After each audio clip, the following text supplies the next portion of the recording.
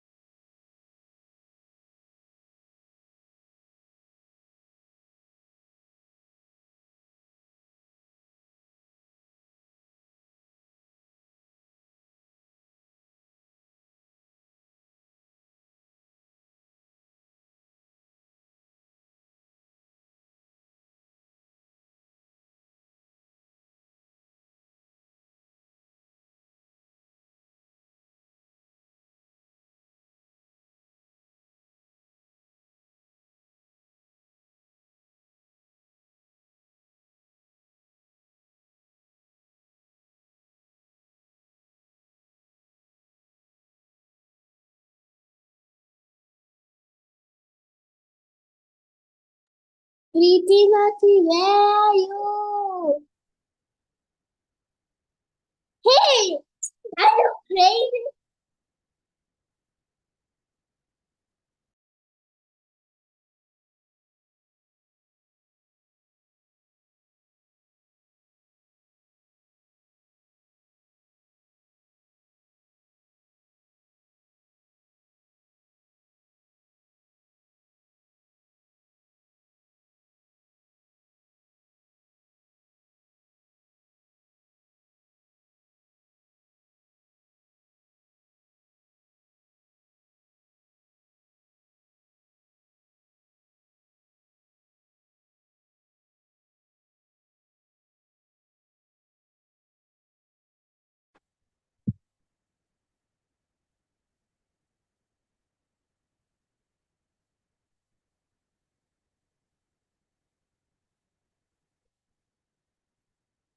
Alex, who's here?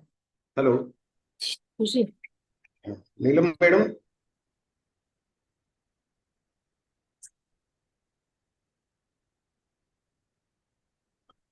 Hello,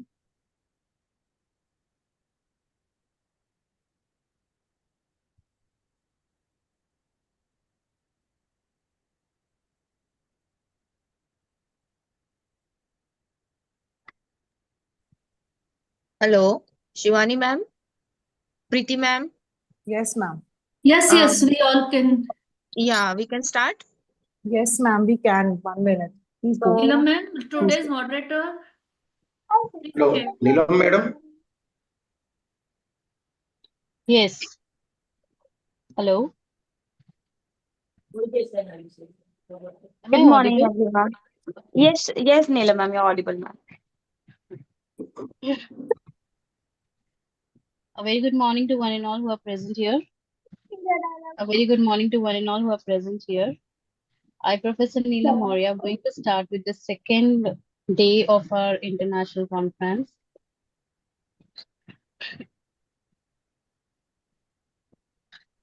This is our second day international online conference, Global Insight, Geopolitics, Commerce and Humanities. We have also collaborated with the LRMC, Rabindranath Tagore University, C.V. Raman University, BCG Commerce College, Singhad College of Commerce, and R.D. Shah Arts and B.D. Shah Commerce College from Dholka. So we welcome you all. So here we are going to start with our day two session with the 1 minute. All right. Just a minute. Hmm? We're at technical session 5, Philosophy and Changing World Order. So we welcome our chairperson, Dr. Amish Patel, sir, and co-chairperson, Dr. Shelja Tiwari. Am I audible, sir? Yes, ma'am. Sir, we Yes, ma'am. welcome you all, and I request Dr. Amish Patel, sir, to introduce yourself.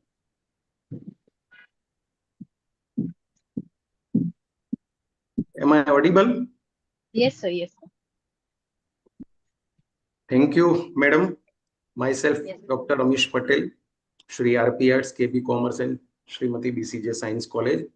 I here very pleased to to be honored by CAP, and I thank I welcome all the participants and all the best for their presentations. Thank you very much.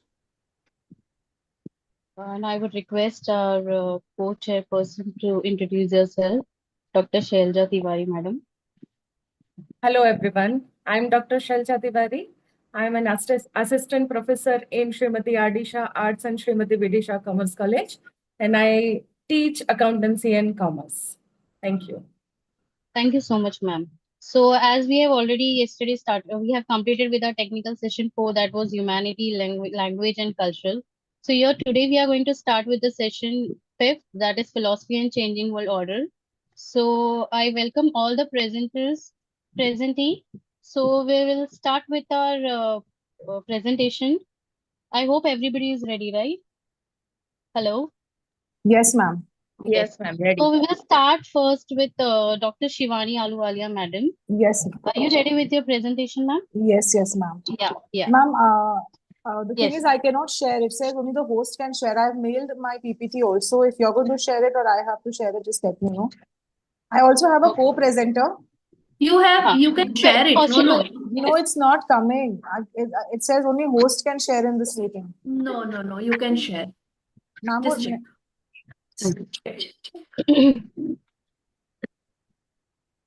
should I try? Yes, please. Yes.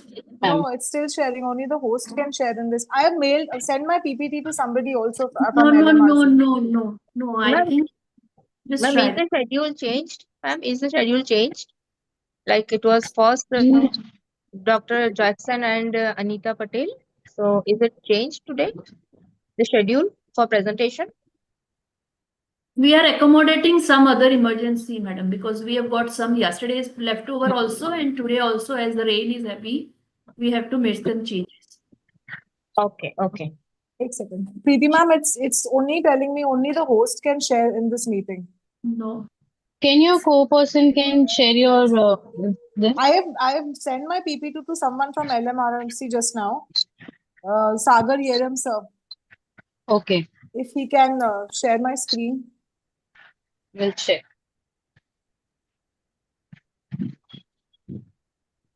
Sir, this is allowed. I know, ma'am, but this is, I don't know. Host side is allowed already. I want to see Kitty. But I want to see Kitty. Meow meow. Meow. Okay, Share.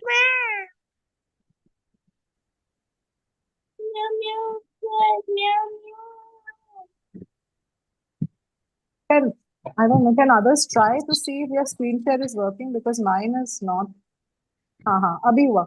Just try. Abhi hua. Okay. Yes. Yes. Okay, so good morning, everybody. I'm Dr. Shivani Aluwalia from Siyangar College of Commerce, and today I'm going to share my research with you. It's titled Words That Shape Wars. When we think of wars, we usually picture weapons, armies, battles, but in reality, wars are shaped by words. The speeches of leaders can inspire, divide, and even justify conflicts. That is what motivated me to take up this research.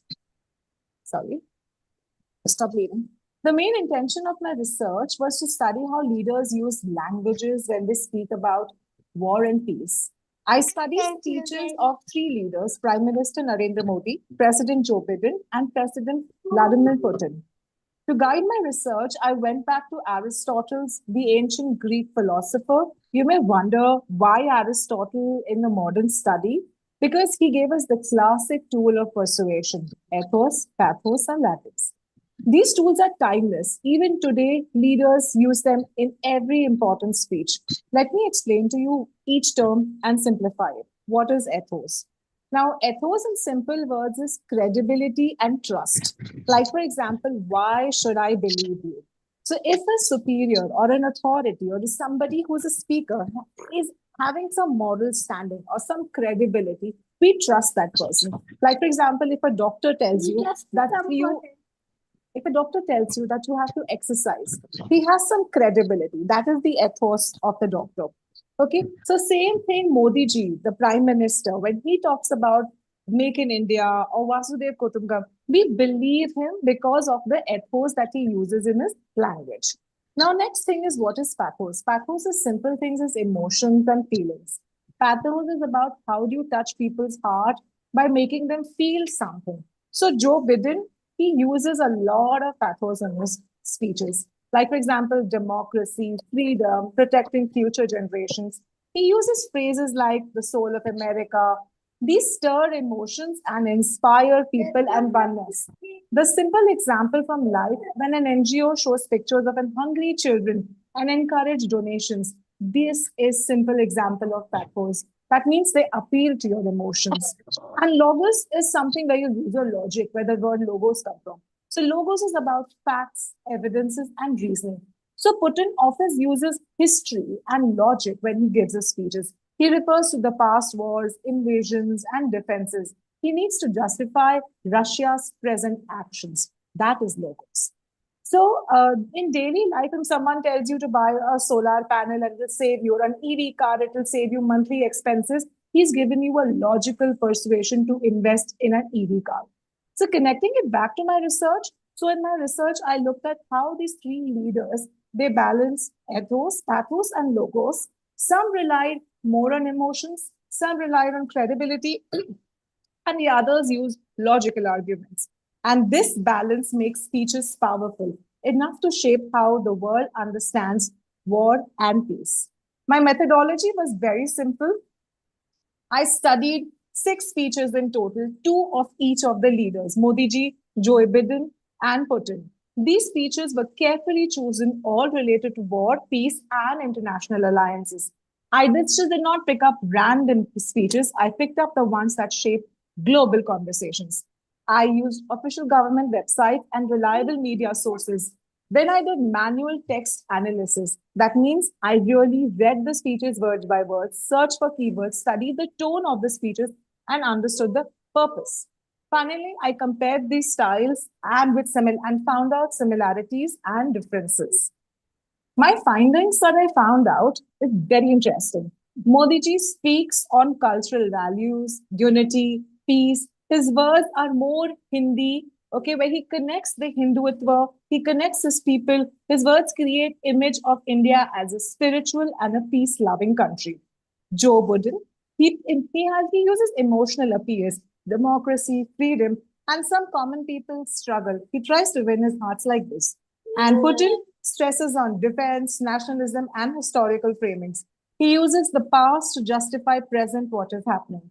One key takeaway, words are just not for communication. They are powerful tools of our action. And in today's world, media and social media amplify these words. A single speech can go viral in seconds because of the influence of global opinions. My conclusion is, so what does all this mean? That leaders just don't fight with weapons, they fight with words. Their speeches shape the narratives of war and peace. They influence emotions, identities, and actions of millions. That's why we as citizens must listen carefully. We should ask in speeches, is it emotions, logic, or credibility? What is the hidden message in the speeches that we listen to the speakers? How are they trying to influence us? Because in the end, words have the power to unite the world or divide the world. This is the heart of my research, understanding the power of languages in shaping conflicts and peace. Thank you. I did my presentation with my daughter, who was fully involved in listening to me, and I hope she's learned something from me as well. Nothing. Nothing? Okay, fine. Yes, ma'am. That's the end. This was such an interesting topic. Yes. Very into, very into. Okay. Eva, please, I want to listen to the feedback. Yes, sir. Yes, ma'am. Hello. Yes, sir. I have a question. Yes, sir. Can you give me an example? Mm-hmm. How can a speech of a political leader Mm-hmm. divide One second, Eva. I want to listen to the. people? How can they divide people? People, yes. So, Into categories. as in For categories. example, religion or anything else. So I wouldn't want to take up this issue personally here, but yes, I would like to give something like in Maharashtra, we have Raj Thackeray, okay, where in most of his speeches, he is pro Maharashtrian, and where he had, he wanted to remove the Biharis from India once, from Maharashtra once, and he did have a strong statement then, which did create a lot of conflicts between the religion here, sir. So, from my experience, it was Raj Thakray's speeches that I remember of. Thank you very much. Thank you. One question from my side, Shalini ma'am. Yes, ma'am. What do you think? Which words are really responsible for what? Ma'am, when you use sentiments like religion or maybe caste or Hindutva, I think these something when you sentimentally connect people, it could, Right. where they get, where that's when they, it can get influenced to a war-like situation. So certain things that's very close to people emotionally, it tends to, spark up the sentimental value, which may create wars. Fine, fine. Yeah. Presentation is very nice. Thank you, ma'am. Thank you, ma'am. Thank you. Thank you, Dr. Shivani, madam. Thank you. So now I'd like to call out second presenter, Dr. Jackson Juden Fernandez and Dr. Anita Patel, madam. Are you here? Yes, ma'am. Yes, ma'am. Yes. Yes. Very good morning. And myself, Dr. Anita Patel, Associate Professor at Arts, Commerce and Science College, Khambat. And we are jointly prepared the paper on Dr. Jackson Judan Fernandez and Dr. Anita Patel. And the topic of my presentation today is Post-Humanism and AI Ethics, a philosophical and empirical inquiry. The digital revolution has ushered in a transformative era in which human and technological systems are no longer distinct, but rather coexist in increasingly complex and interdependent ways, from artificial intelligence to robotics, machine learning, and data-driven technologies, the digital landscape is reshaping not only the way we communicate and make decisions, but also the very nature of what it means to be human. Amidst among this ongoing transition, two critical intellectual movements, post-humanism and AI ethics, have emerged as foundational frameworks for understanding the moral, social, and philosophical implications of AI and related technologies. These movements offer a critique of traditional views on human agency, identity, and ethics, while also providing innovative perspectives on how to navigate the complexities of a technological integrated future by Bingo 2020. This paper has examined the intricate convergence of post-humanist philosophy and AI ethics, offering both a philosophical and empirical inquiry into how moral frameworks must adapt in the age of rapidly advancing artificial intelligence. Posthumanism challenges the anthropometric assumption embedded in which in much of the Western thought, replacing the notion of human explanation, explananism, which a vision of interdependent with a vision of interdependent relational agency in which human, machines, and environments co-shape each other realities. The perspective also resonates strongly with the ethical challenges presented by contemporary AI systems, whose autonomy, unpredictability, and distributed nature often defy traditional models of moral responsibility. Our analysis, rooted in a combination of textual examination of key post-humanist thinkers and empirical interviews with AI researchers, ethicists, and designers, has revealed that ethical dilemmas in AI cannot be adequately cannot be adequately addressed through purely human-centered frameworks.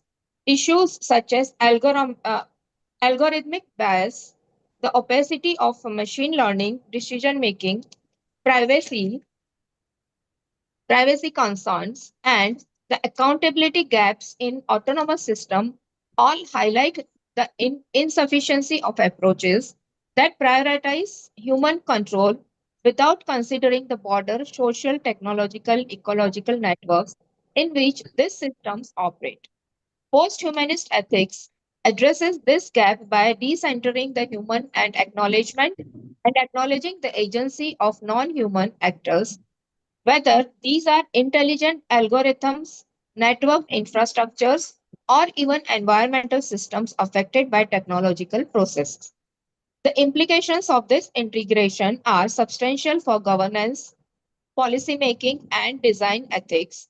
Policymakers informed by post-humanist ethics may move beyond reactive regulatory approaches towards more anticipated adaptive governance structures that incorporate distributed responsibility, transparency mechanisms, and ecological awareness.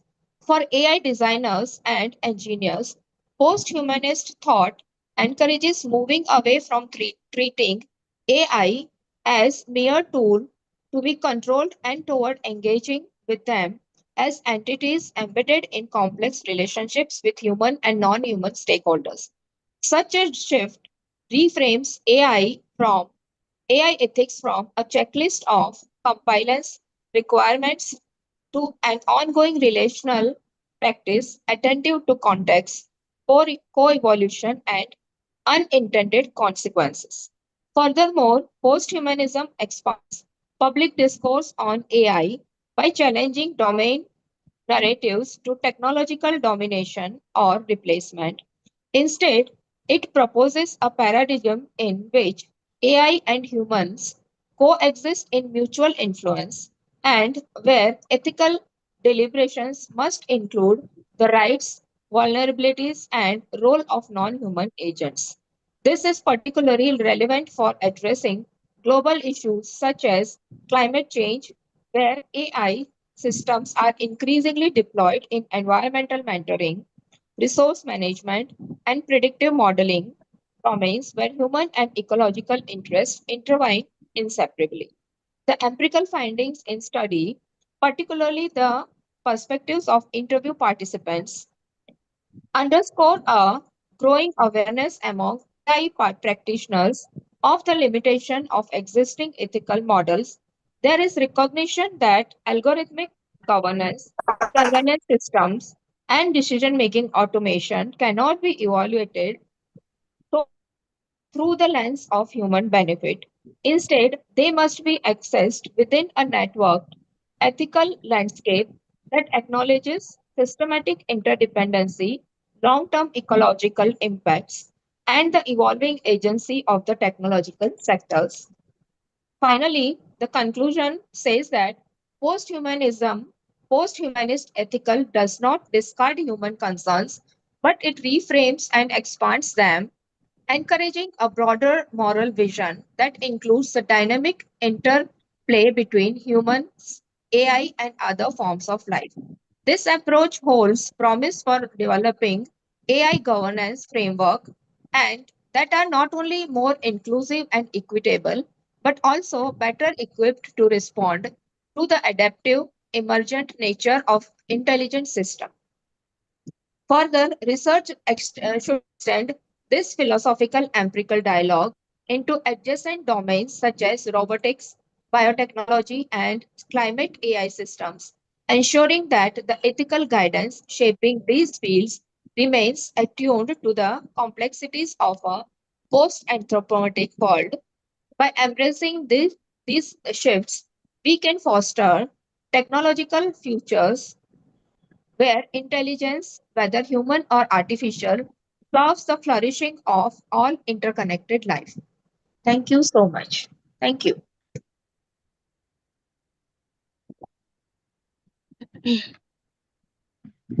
Thank you, ma'am.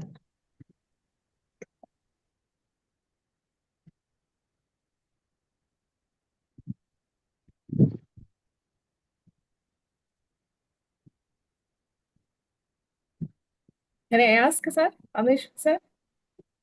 No question. Okay. Yes. I want to ask, ma'am, can a machine be considered a moral agent from a post-humanist perspective? If yes, then what criteria would be used to make this determination? Ma'am, as far as machine is concerned, machine is means it is operated by man, right? So we Right. cannot compare man and machine. Machine is always whatever the data we feed in, it will work on the basis of that. So it cannot replace human beings. So human beings are always means they are must for operating the machine and whatever the software or whatever the data input in the in the machine, it is always operated by human beings. So the importance of human being is never going to be less. Okay. Okay. So is there any regulation for AI development Any regulation regarding what, ma'am? Like regarding research? Is your regarding research? criteria moral agent? Yes, ma'am. Yes, of course, there is a regulation that it can be distributed within the agency or ecological responsibility, or it can be under the non-human entities' rights, algorithm basis, and machine learning automation. So these are all the regulations which regulates its dependency. Okay, fine, ma'am. Thank you. Thank you. Any other question? No, ma'am. Thank you. Thank you. I think that is why we call it alternative intelligence and not artificial intelligence. Yes, yes, Correct, ma'am. correct, Now, correct, ma'am, correct. even the creator of AI, he himself has said this is not artificial, this is alternative, and this is where the entire understanding of using it judiciously come into picture. But Anita ma'am, I agree with you that it is never going to surpass human nature and human intelligence. Good paper, ma'am. Thank you. Thank you so much. A big thanks goes to Jackson sir also because it is a joint effort. And I think he might have joined also with us. Thank you, Dr. Anita, madam. Now I will request to next presenter to present the paper, Dr. Nilesh Bhai Makwan. Are you here, sir? Yes. Dr. Nilesh, sir? Yes. Yes, So yes, I you am. can share your screen, sir. Yes. Is it Thank visible? you. Yeah. Yes, Yes. sir. Yes, sir. You can start with your presentation. Yeah, yeah. Hmm. So, good morning, everybody. I Good am morning. Dr. Nilesh Mekwan. Am I audible? Selja, madam? Yes, sir. Yes, sir. Yes, Yes, sir. yes, yes. Okay, okay. The purpose of presenting this paper is I want to examine the impact of global capitalism on Indian society, economy, and democracy through the lens of Arundhati Roy's writings and activism.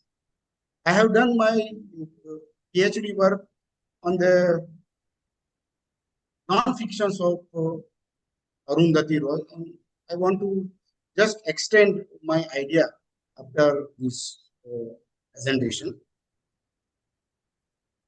Introduction. Global capitalism, fueled by free market ideologies and transnational economies networks, has increasingly come to define the political economies of developing countries. India, especially since its 1991 economic liberalization, has become a major participant in the global capitalist economy. Integrating into its system has developed GDP and urbanized cities, but also raised socio-economic disparities and driven rural communities off their land. Roy, the Booker Prize winning novelist and vociferous critic, has emerged as one of the sharpest critics of these processes in India.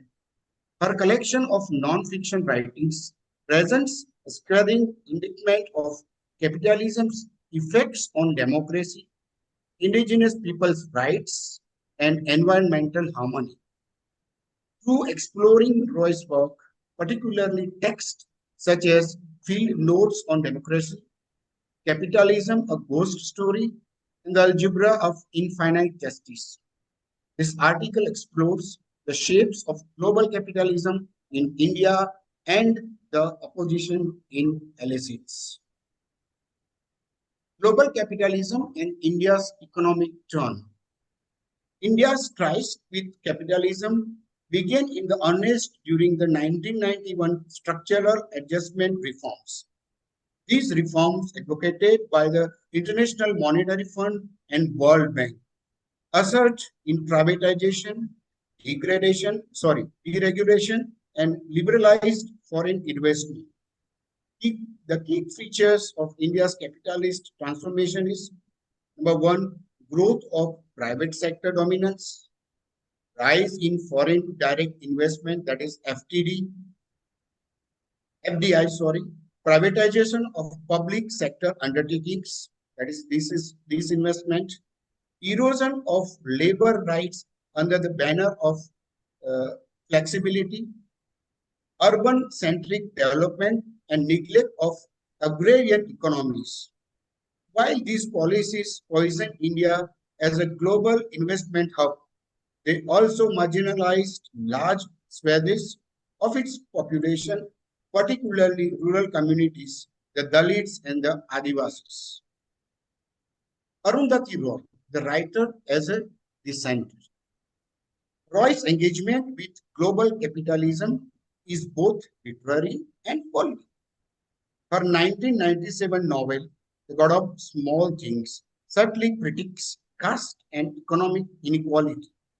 However, her direct confrontation with global capital begins with her activism against the Narmada Dam project and grows through a series of essays and public interventions.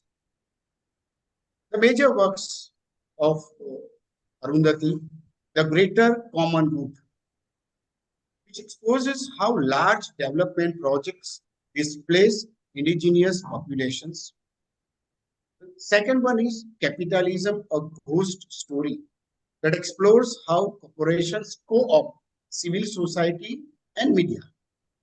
Working with the Comrades, that documents Roy's journey with Maoist rebels, critiquing the militarization of resource-rich tribal areas. Roy uses narrative journalism to unveil the consequences of global capitalism on India's marginalized. Her writings serve as vital records of resistance and critique.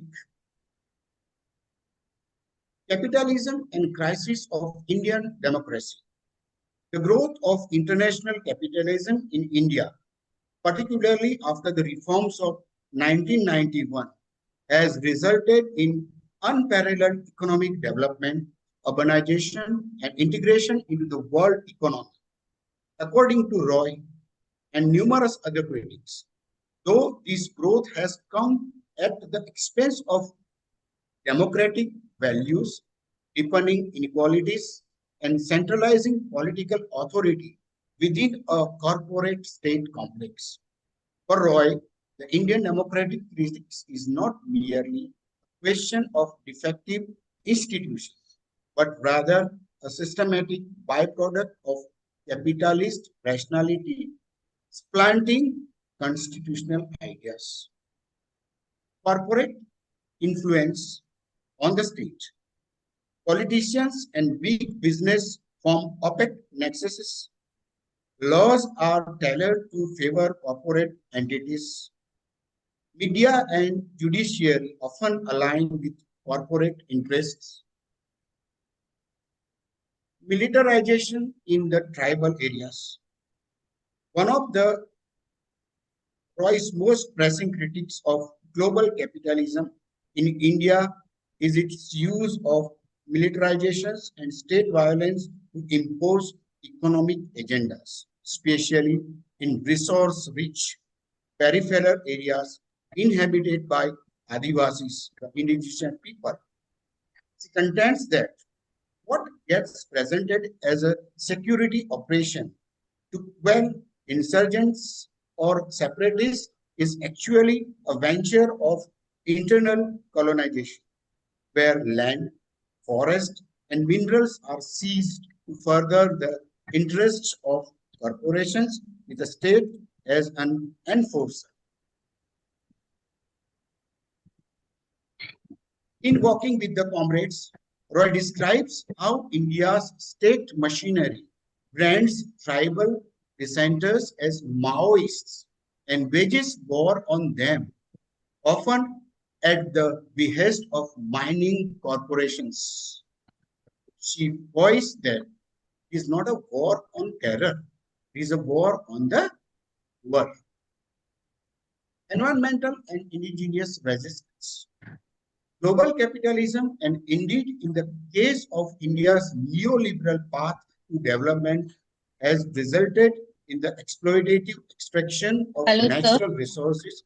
Yes, sir. Yes, ma'am. Sir, sorry for the interruption, but we also have to take care of the timing, sir. Okay? You can Should continue. I go to the last one? I won't Shelja, be ma'am. giving justice to my paper. So please conclude the paper as soon as possible. Yes. Please make conclusion now. Thank you, sir. Okay. Let me complete this one. Okay, sir, you can Global continue it. capital, Sir, you can continue. It's okay. and indeed, in the case of India's neoliberal path of development, has resulted in the exploitative extraction and natural resources and the displacement of native peoples. Such impositions have, however, been contested intensely, most notably the indigenous peoples who not only defend their territories but also question the validity of the capitalist development paradigm. Roy has categorically underscored and defended such resistance and articulated them as ecological as well as ideological struggles. There I have taken deforestation and mining in tribal belts, industrial pollution in river and groundwater, mega dams displacing millions without adequate rehabilitation.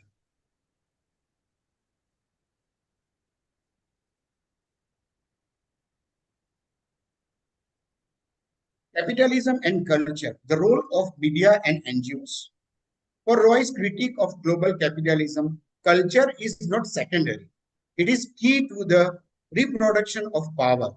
The pressures of global capital in India are not just economic policy or militarized development, but also cultural production, media, civil society, NGOs, and academia. I will just go to the last part of the paper.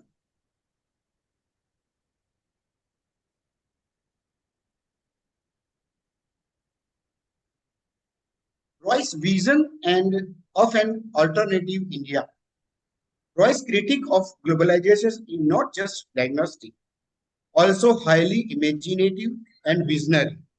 At the center of her writing is a vision of a different India, one that respects the dignity of all citizens, particularly the most oppressed, and in which the calculus of profit is superseded by the ethics of solidarity, sustainability, and democratic citizenship.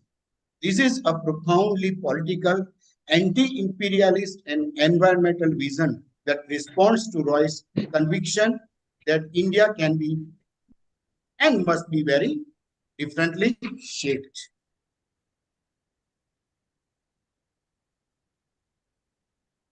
Roy's critique of transnational capitalism is an urgent intervention in current political debate.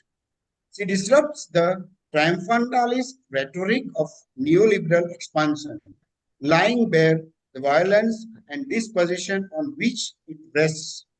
In her essays, Activism and Advocacy, Roy invites a reconsideration of what progress, democracy, and justice might mean in India. This paper argues that her vision is neither oppositional nor merely descriptive, but visionary, glimpsing of how just the future. Thank you. Hello. Can you give me an example of a country with 100% capitalism? Is it possible? No, sir. How Hello? can a country can be 100% possible? 100% capitalist? Is it possible? No, sir. No, it's not possible. But we find this in many of the areas. Then give me an example of mixed economics. Mixed economy. Pardon? Mixed economy countries. I don't get you, sir. What? Mixed economy countries. Most countries are mixed economy countries. Most of the countries are mixed economies. Yes, true.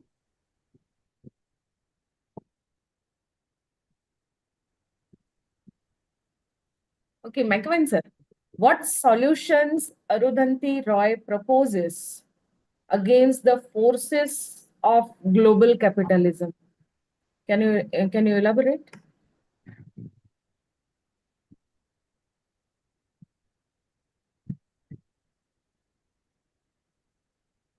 Or is there any Recent, this, Oh yes, no, yes. I'm giving you your answer.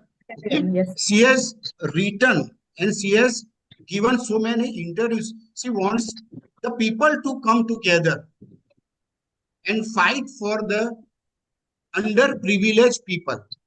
She alone cannot do anything, but the awareness among the people, how these corporates suppress the Adivasis, indigenous people, but she alone cannot do. Just by her writings and her interviews, uh, she tries to reach to the people. Okay, sir. Fine, sir. Thank you. There is one Thank you. interesting comment in the chat box. Madam Chair, can I just talk about it? Amish sir, can I talk about it? Yes, madam, please go ahead. See, Naresh sir has put this basic question why Arundhati Roy is being discussed in economics when she has no expertise in the subject due to the likes of her India's development stalled for many years in the name of human rights. Her God of Small Things promotes incest. I don't understand why she gets this kind of importance. And I think this is precisely what we are talking about, that this is not only about economics or businesses or the corporate houses. There are some writers, influencers in today's words, or maybe thinkers or philosophers. They are also influencing in a very big way what happens across. Say, for example, like because of Arundhati Roy. Right, madam. Very much right. You're very And much. I think because of not only Arundhati Roy, but because of many other, consolidated efforts, for so many years in India, we could not make some, or maybe we could not construct some dams and some roads and some constructions and all.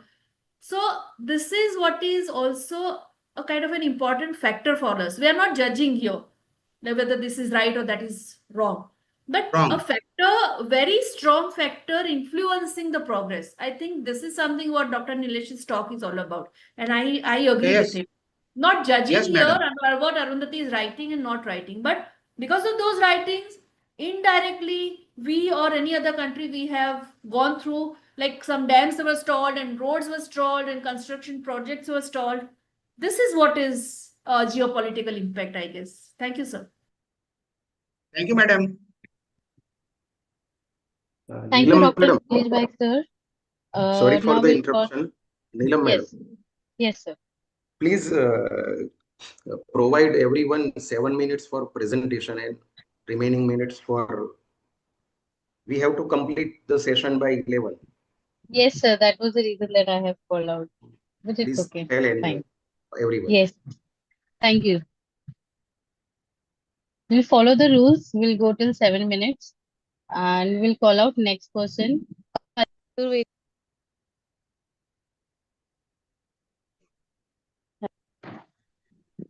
Yes, Miss ma'am. Pallavi, madam, are you here? I'm here. I'm here. Should I share this? Yes. Yes, yes. You can start with your presentation. Is my screen visible? Yes, it's visible. You can start.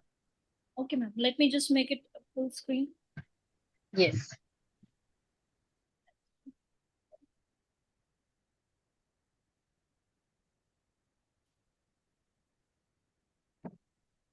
It's not going on full screen. Is it visible clearly right It's now? okay. It's okay. You can start. You can start.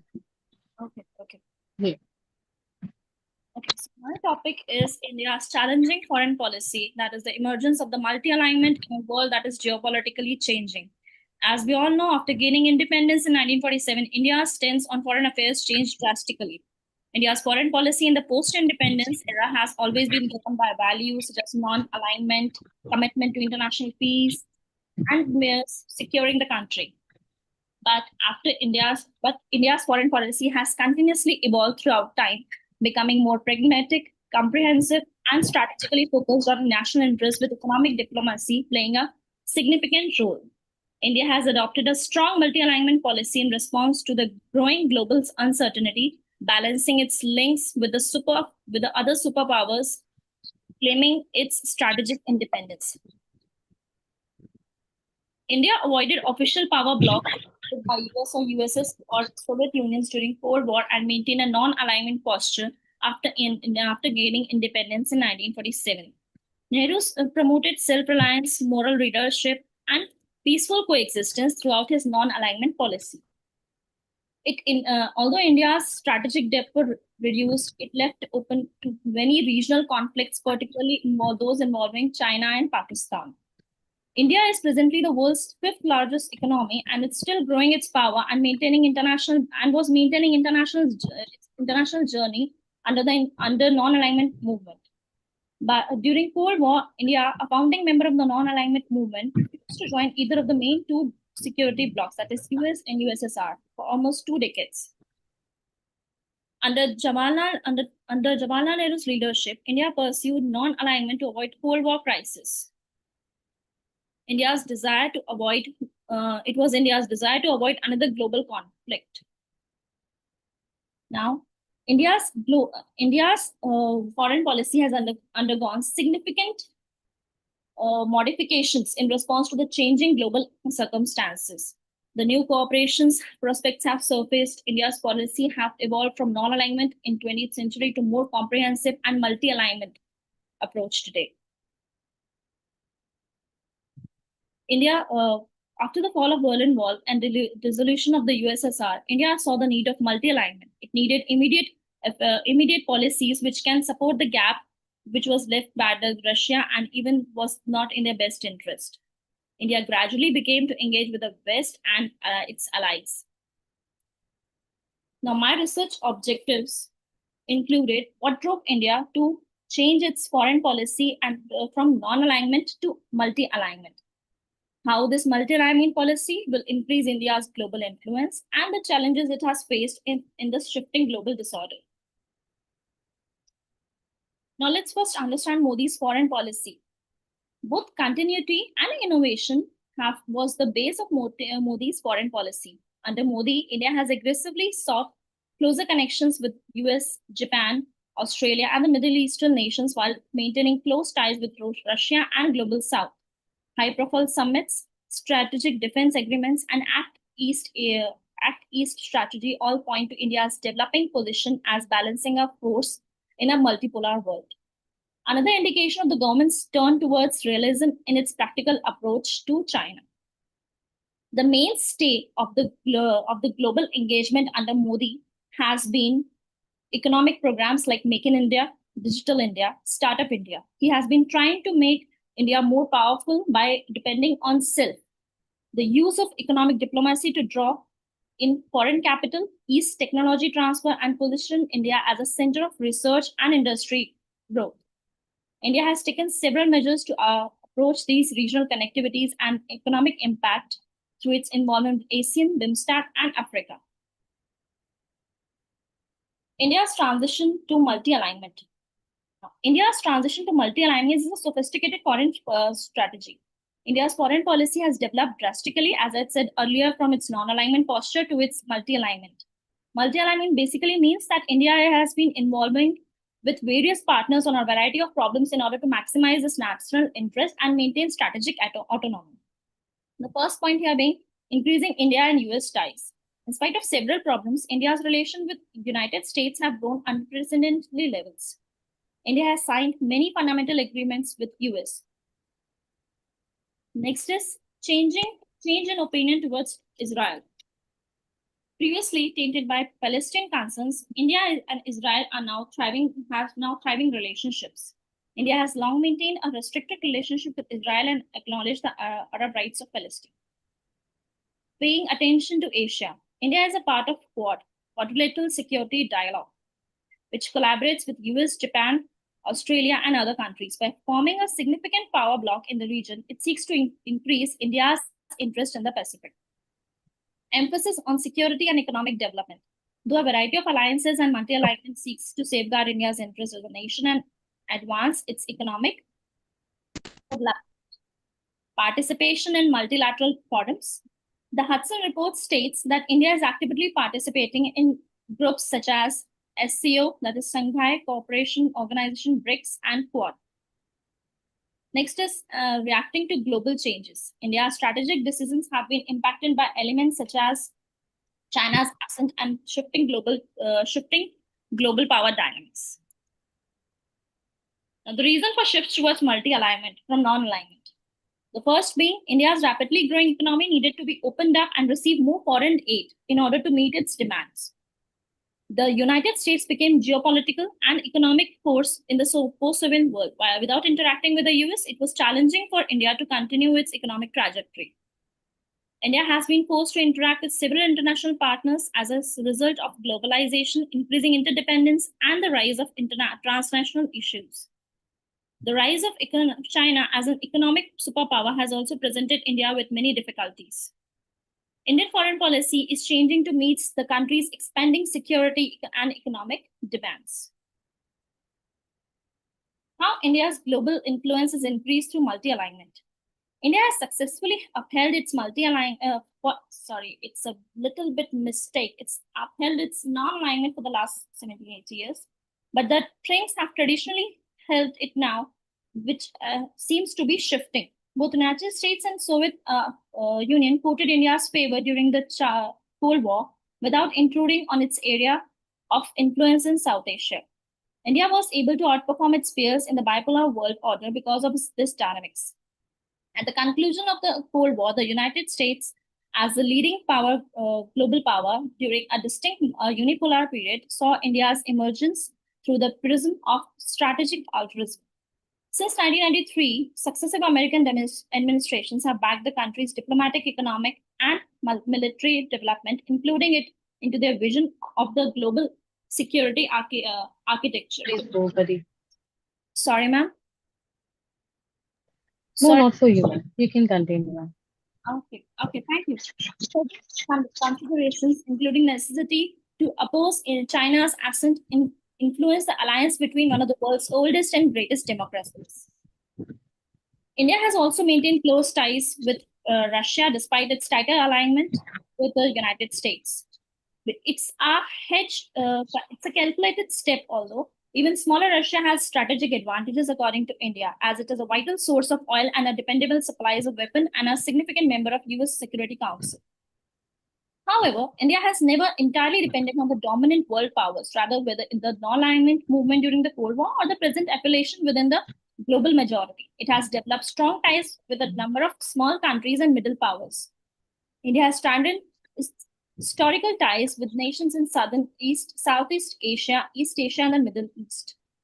The collaboration expanded in the areas of economic, energy, technology, and security. Advantages of the multi-alignment. Flexibility and global position optimization. Multi-alignment enables India to interact with many partners on particular problems and maximize its place in the changing global environment. India's strategy has assisted it in navigating the geopolitical and geoeconomic obstacles of growing protectionism and ambiguous foreign policies. Maximizing strategic advantages, India has more alternatives and influence to pursue its goal when it works with various partners now. The challenges it has been facing in shifting the global disorder. Although India has benefited a lot in a number of ways in the post-Cold War, which was headed by self-assured United States with unparalleled military and economic might and with no true rival, it created an environment that was favorable to globalization, which enabled the economic growth of a number of... Pallavi, ma'am. Yes, ma'am. Your time is already up. Should I conclude it? This was the second last slide. Should I conclude? Okay. So go ahead. Okay, ma'am. I'll finish it within 2 minutes. I will make it fast. Yes. Okay. The multipolar global order has been goal of the Indian state since achieving independence in 1947. India has successfully maintains its crucial middle power despite the challenges it has been faced in accomplishing this objective. In the past, its capacity to handle world and oil depended on an active United States, a strong Soviet Russia, and a comparatively weaker China. With a disengaged America and a weakened Russia and a stronger China, India now faces significant problems in maintaining its strategic autonomy, safeguarding its border, and continuing its climb. The main danger now India is facing for the first 8 years is its odd over territory with China, one of the two superpowers in the world. Now I'll not take much time and let's conclude my presentation. The hard realities of the world moved India away from the non-alignment to the alignment strategy. India required assistance, and in order to do so, it had to join forces with the more powerful nations. From the start, India was wrong. I personally believe from the start it was wrong for India to adopt an idealistic stance, and it should have slowly changed. It should have earlier changes to multi-alignment. Under Narendra Modi's leadership, India's influence in the global order has only increased by actively seeking out partners who may otherwise be at odds with one another and working with them to further its interests and ideas. India is moving away from non-alignment towards multi-alignment. Additionally, multi-alignment strategy has given India a new assertive phase in terms of national interest. Thank you. That's it. Thank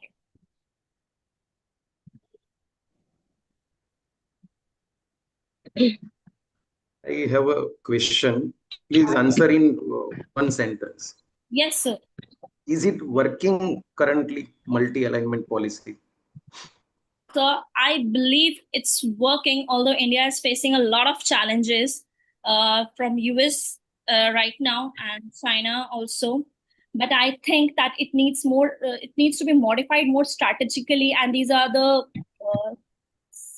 things that we should take into consideration. But I think in the future, long run, this multi-alignment will definitely be a better strategy for India. Thank you very much. Satisfied with your answer. Thank you. Thank you, sir. Although I don't know what happened. I laptop has hanged. I am not able to see anyone. So do we have any more questions? Do I have any more questions? No, ma'am. Your presentation is very good, very precise. We don't have any question to ask. Do Thank you you. have any sort of any changes that I should make in this? This was the first time that I have made it under my guidance. He guided me a lot. Dr. Niket Shukla, sir, Professor and Dean from Department of Management and Commerce, C.V. Raman University. But Okay. still, is there any changes that needs to be made, or is there any drawback? Is there any problems with the presentation? No, you may add implementable suggestions for the India's policy of multi-alignment in your research. I think so. No, There ma'am. should be implementable suggestions. No, ma'am. I will definitely consider it for the next time.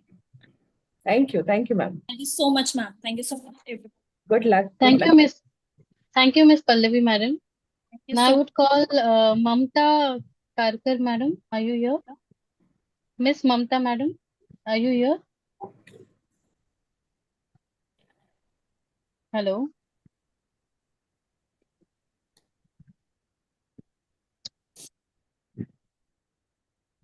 Miss Mamta, madam, are you here?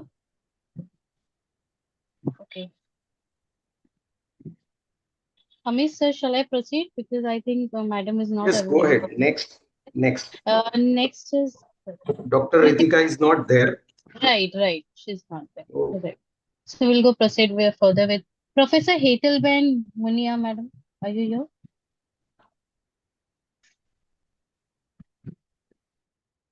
Professor Hetalben Munia. Yes, ma'am. I am here. Ma'am, you can start with your presentation, ma'am. Okay.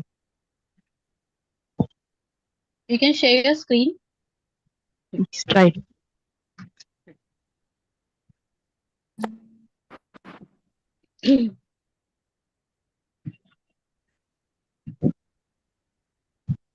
हो नहीं रहा है, share में से ही करना है ना, ये शेयर का ऑप्शन Yes, है इसमें ma'am. Document. You have to share your screen.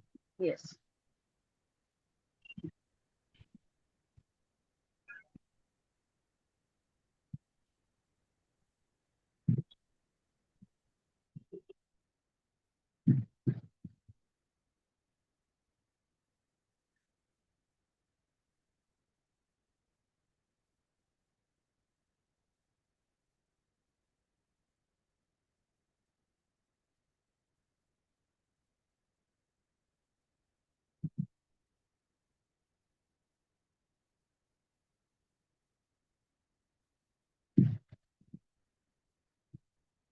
Ketal, ma'am, all okay?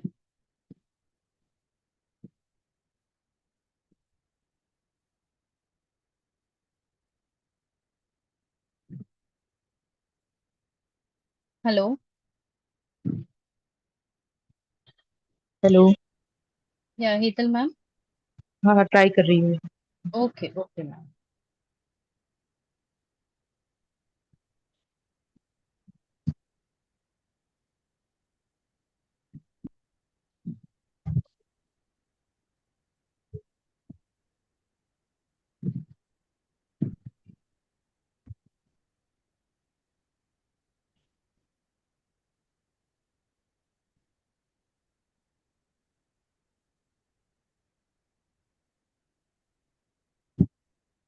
We not supported document दिखाई दे रहे हैं. और शेयर बटन पे आप जाके जब शेयर करेंगे तो वो हो जाएगा मैम। हाँ हाँ, लेकिन ये मैं टैबलेट यूज कर रही हूँ ना, उसमें तो नॉट सपोर्टेड डॉक्यूमेंट दिखाई दे रहा है। Okay, so you need time. हाँ हाँ, मैं किसी और फिर I call the next presenter. Okay. Do we have Miss Priya Pandey madam over here? Hello. Ma'am. Huh. Can we start with your presentation? Yes, ma'am. Yeah, you can share your screen. Okay, ma'am. नहीं सकती।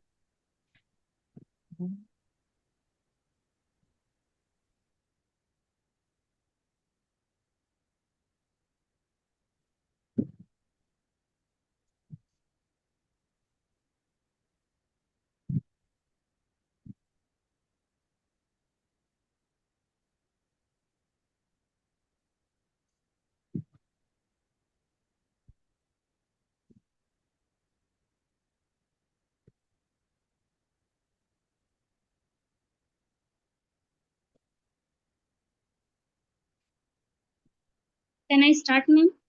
Yes, yes. Okay. Good morning to all of you. My name is Priya Pandey. I am C.V. Raman.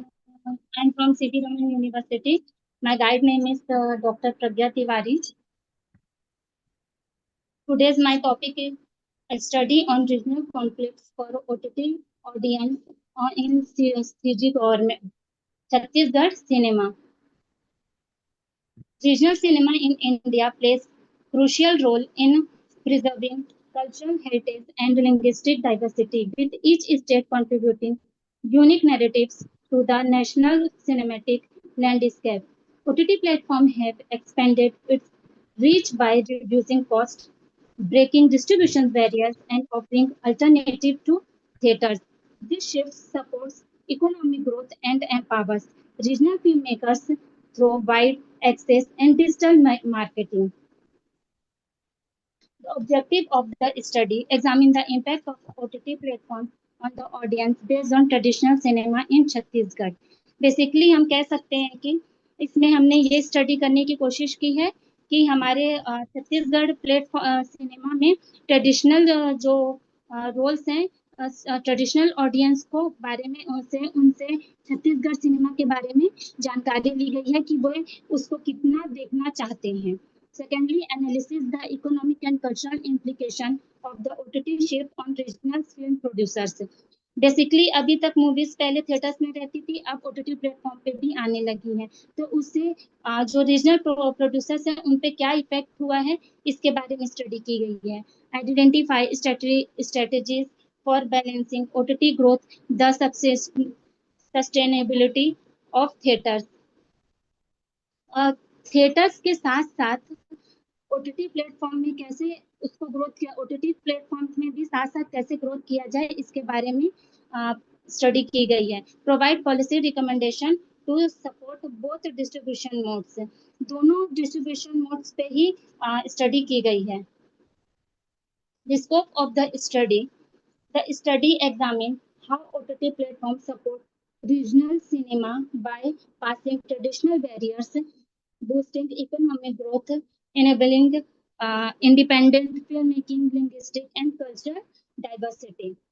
After the reviews, I found OTT platforms have boosted regional cinema by promoting indigenous stories, regional languages, and underrepresented communities. They provide wider reach, cost effectiveness, and audience demands compared to traditional theaters. Overall, OTT offers strong opportunities for regional filmmakers to present culture,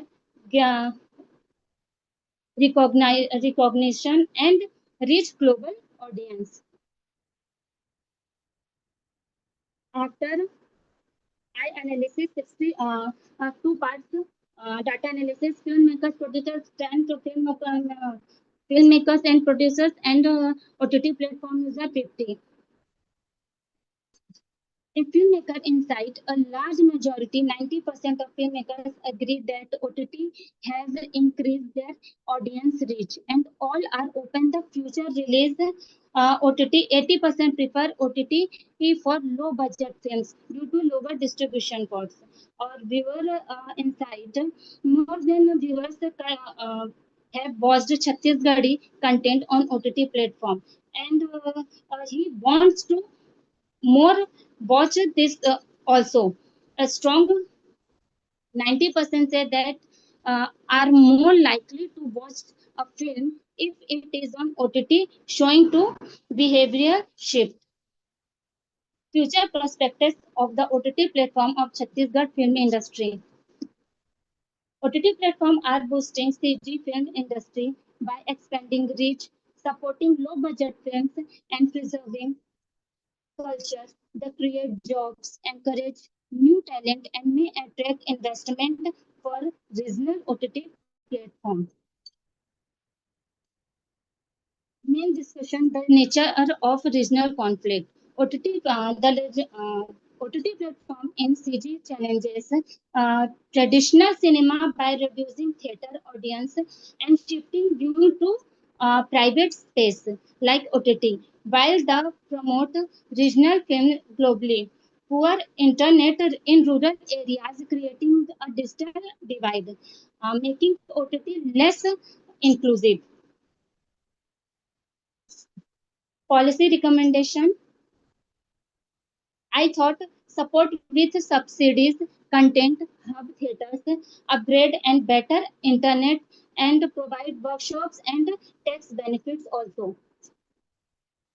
Last conclusion: OTT gives filmmakers new opportunities but create competition for theaters to preserve culture. Both platforms should coexist through policies, collaboration, and better infrastructure.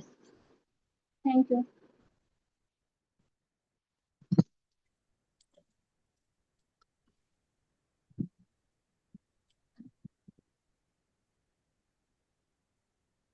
Thank you, ma'am.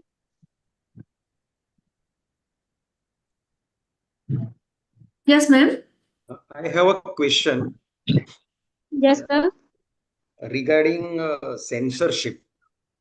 Yes, sir. Please describe about censorship on the content displayed on OTT. Sir normally अभी Chhattisgarh cinema में ऐसा कुछ vulgarity आती ही नहीं है, अभी तक नहीं देखने को मिली है कि जिसकी वजह से सेंसरशिप में प्रॉब्लम हो। और अभी ये मेरा रिसर्च का फर्स्ट स्टेज है, मैं मुझे ज्यादा समय नहीं हुआ है तो इस बारे में ज्यादा जानकारी अभी नहीं रखती हूँ। Thank you very much. Thank you. Thank you. No questions from my side. Thank yes you. Ma'am. Okay, so shall I proceed? Thank you so much, Ms. Priya Pandey, madam. Thank you, Professor ma'am. Hekar, madam, your problem have resolved? Yes, ma'am. I will try. I will try. Okay. Yes, ma'am. You can present the.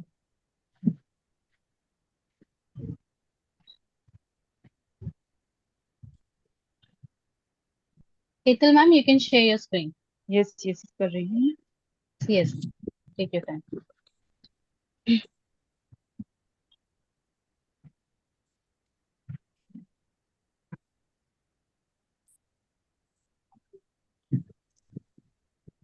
हो रहा है। हो रहा है visible, ma'am? No, ma'am. It's not visible. Neelam madam last one ले लीजिए, थोड़ा उनको और टाइम दे दीजिए। Okay, okay, ma'am. Fine. Neelam ma'am, there is a message from Hansa ma'am. Okay. He has requested us to follow to allow Dr. Narendra Kshatriya sir also for their joint presentation. So can we give access to Kshatriya sir also for screen sharing? Yes, yes. Yes, ma'am. Okay. You can go ahead with that. So now I would like to call Professor Hansa, madam, Hansa Chauhan, ma'am, to present the presentation. Do we have Professor Hansa, ma'am, here? Hello. Hello? Yes, sir. Hello, this is Dr. Narendra Yes. Singh. Yes, sir. Yes, sir. Okay.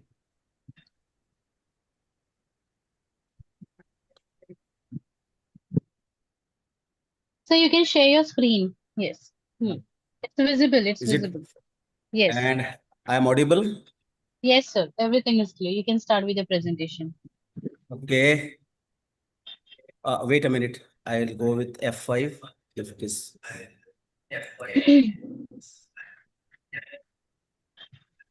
Okay. Good morning, everyone.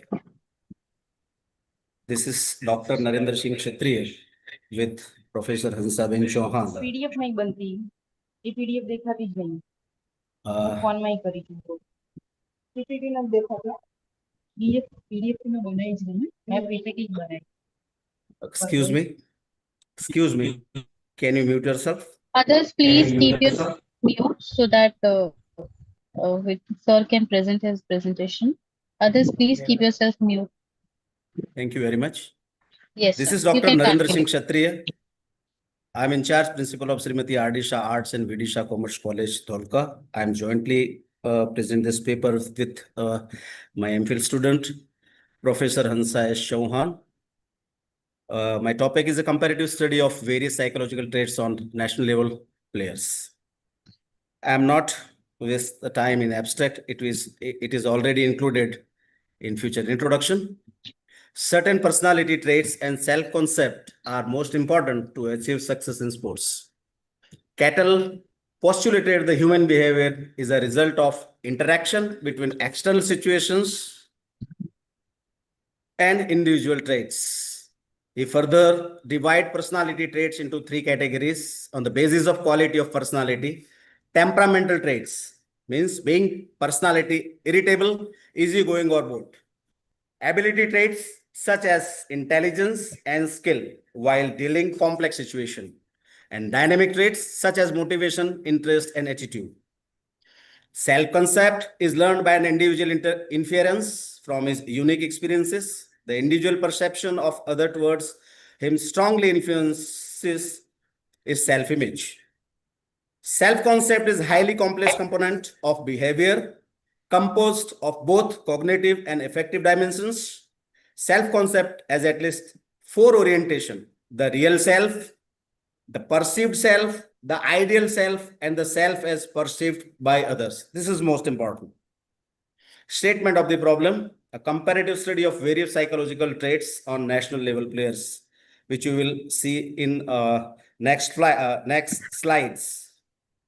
The objective of the study were to compare and find the differences among team game and individual game players of Gujarat in context of self-concept and various personality traits in the female athletes. Sample. For the purpose of the study, 50 female players of school game national participation of Gujarat state from the individual sports, athletics, table tennis, badminton, lawn tennis, and gymnastics, and team games, volleyball, handball, softball, kho-kho, and kabaddi. The samples were further divided into two groups, namely individual and team games, based on their participation at national school games as their sports.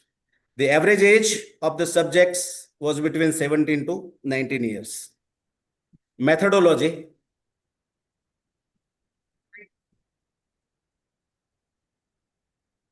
All the necessary instructions were given to the subjects before the subjects were requested to respond the statements in the questionnaire.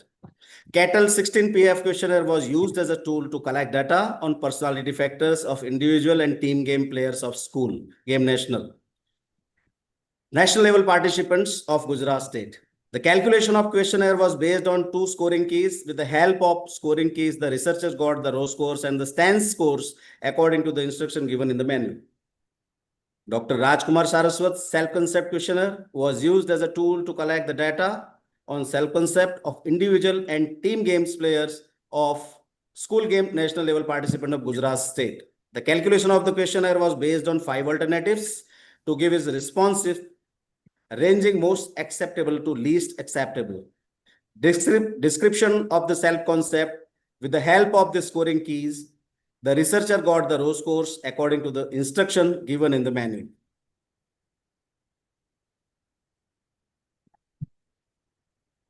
Hello. What was the problem?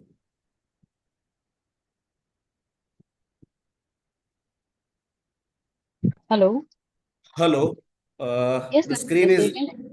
no problem. I will try my level best. It is only Screen because is visible. Your screen screen is is visible. not screen is visible but not moving. No Okay, problem. okay. You can continue. I can continue by my Yes, own. yes. Okay. Discussion of finding. The t-test showed that there was no significant differences were found. Mean difference among the individual and team games in relation to personality traits. Example, factor A to N, there is no significant difference is found in my research. Moreover, there was significant difference in case of personality traits. मेरे मुंह में सरस्वती बैठती है ऐसे पाप मेरे लिए तो मत निकाला कर मुंह से 8 है नंबर आपका Please हाँ मेरी mute बात your अभी screen. लगा मैं जल्दी खा के बोल पाप है करके I request, please mute your mic. Factor O, placid versus apprehensive. Factor Q1, comprehensive versus experimenting. Factor Q2, group dependent versus self-sufficient. Factor Q4, relax versus tense among the individual and team games, as t-value was found significant at 2.967, 2.098, 3.275, and 2.95, whereas significant t is 2.021. Actually, you can see these four personality traits are dominating factors for the performance of sports.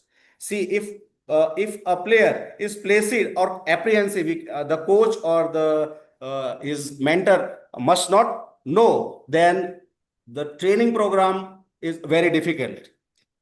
Conservative versus experimenting means a player is always ready to improvise his skills during the game, before the game, or after the game. If they are not able to improvise their game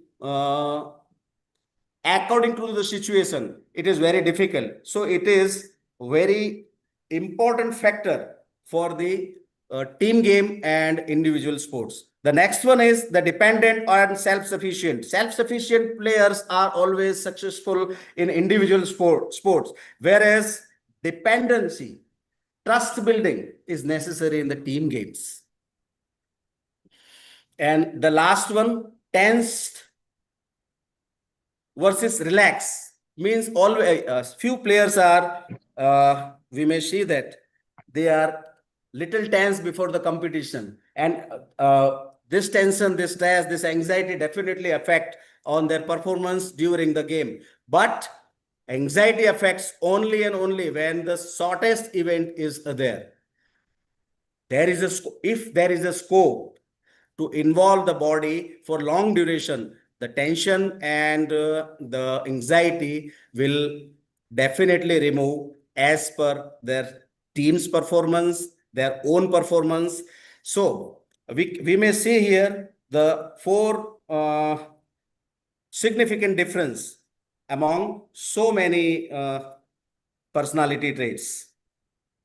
Table number 2, significant difference of mean scores of self-concept between the individual and team game players. The t-test showed that there was no significant difference was found in mean difference among the individual and team games in relation to self-concept, as t-value was not found to be sufficient at 0.953, whereas required value was 2.021 at 0.05 levels. Discussion of finding and conclusion. Within the limitation of the present study, the following conclusion may be drawn. Whereas no significant difference was found in personality traits from factor A to factor N, reserved versus outgoing, less intelligent versus more intelligent, affected feeling versus emotional stable, humble versus aggressive, sober versus happy-go-lucky, expedient versus conscientious, shy versus venturesome, tough-minded versus tender-minded, and factor L, trusting and mistrusting. Whereas the significant difference was found in personality trait factor O to Q4 that I have already discussed in detail. In relation to self-concept, the t-test was not found to be significant at 0.05 levels. So direct shortcut of your medical bill is regular, systematic, and scientific exercise. Thank you very much for your patience listening. Here I have complete this paper and I open the platform for the Q&A. Just a question, sir. Yeah. Please briefly tell me about anxiety level of national players. See, anxiety is not my subject, but you asked on this platform, so I will let you know. Anxiety deals with, actually in the sports, anxiety affect when the same level of player are there in the final or in the competition, or whatever your performance, whatever your preparation, and you find the competitors are much better than you are, or they are recognized. Definitely it will affect before the competition. If competition is shortened, like 100-meter, 50-meter swimming, and 100-meter swimming, this kind of event, if you are tense, as a player you are tense, as an athlete you are not relaxed, definitely it will affect. Only you do not have much time to react. Okay, but you have a time more than a 1 minute, more than a 2 minute for any competition. Definitely your limber is going up, your blood pressure is going high, your breathing system, your temperature is going high. So many, what I said, hormones release in the brain, which is relax your tension and you will be join the team. I will give, if a player definitely tense for the 5,000-meter run, half marathon, volleyball, football. These all events are time taking. Okay, 5,000 meter event, minimum 15 minutes, and the marathon, half marathon, 1 hour and more than 2 hours like event, and same as the football and volleyball. So it depends upon the performance of the team. It depends upon the involvement of an athlete during the game. Okay. And this way, anxiety affects the various level during the competition of an athlete. Thank you very much. Okay. Anyone else? No, sir. Thank you. Thank you very much for your patience listening and give the opportunity to talk with this great. Thank you, very Dr. much. Narendra, sir. Thank you very much. Thank you. Thank you so much. Now, the last participant, Professor Hetelben, madam, will you be able to present now? Yes, we can see. Yeah. The screen is visible, madam. You can start with your presentation.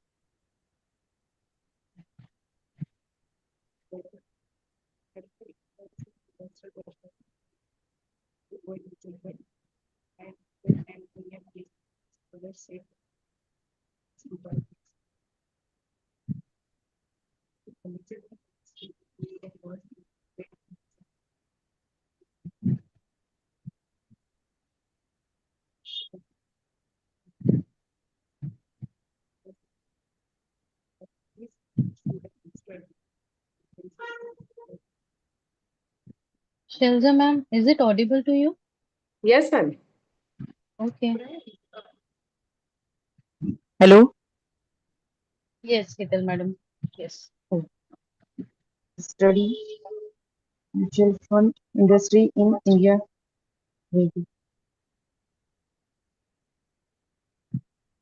Is visible, madam. Please go ahead. In India has vital significant growth growth in recent years, largest drive by increasing awareness, digital accessibility, and investor interest in diversified financial products. This study aimed to analyze the key factors that shape investor perception and decision making regarding mutual fund investment. The research also investigates the relationship between the demographic profile in investor and the factor influencing their investment behavior. Using a structured closed-ended questionnaire designed on Likert scale, primary data was collected from sample of 211 investors resident in Ahmedabad city. The study examined elements such as the awareness, risk perception, return expectation, convenience of systematic investment plan, influence of investor advisor, regulatory confidence, and technological test.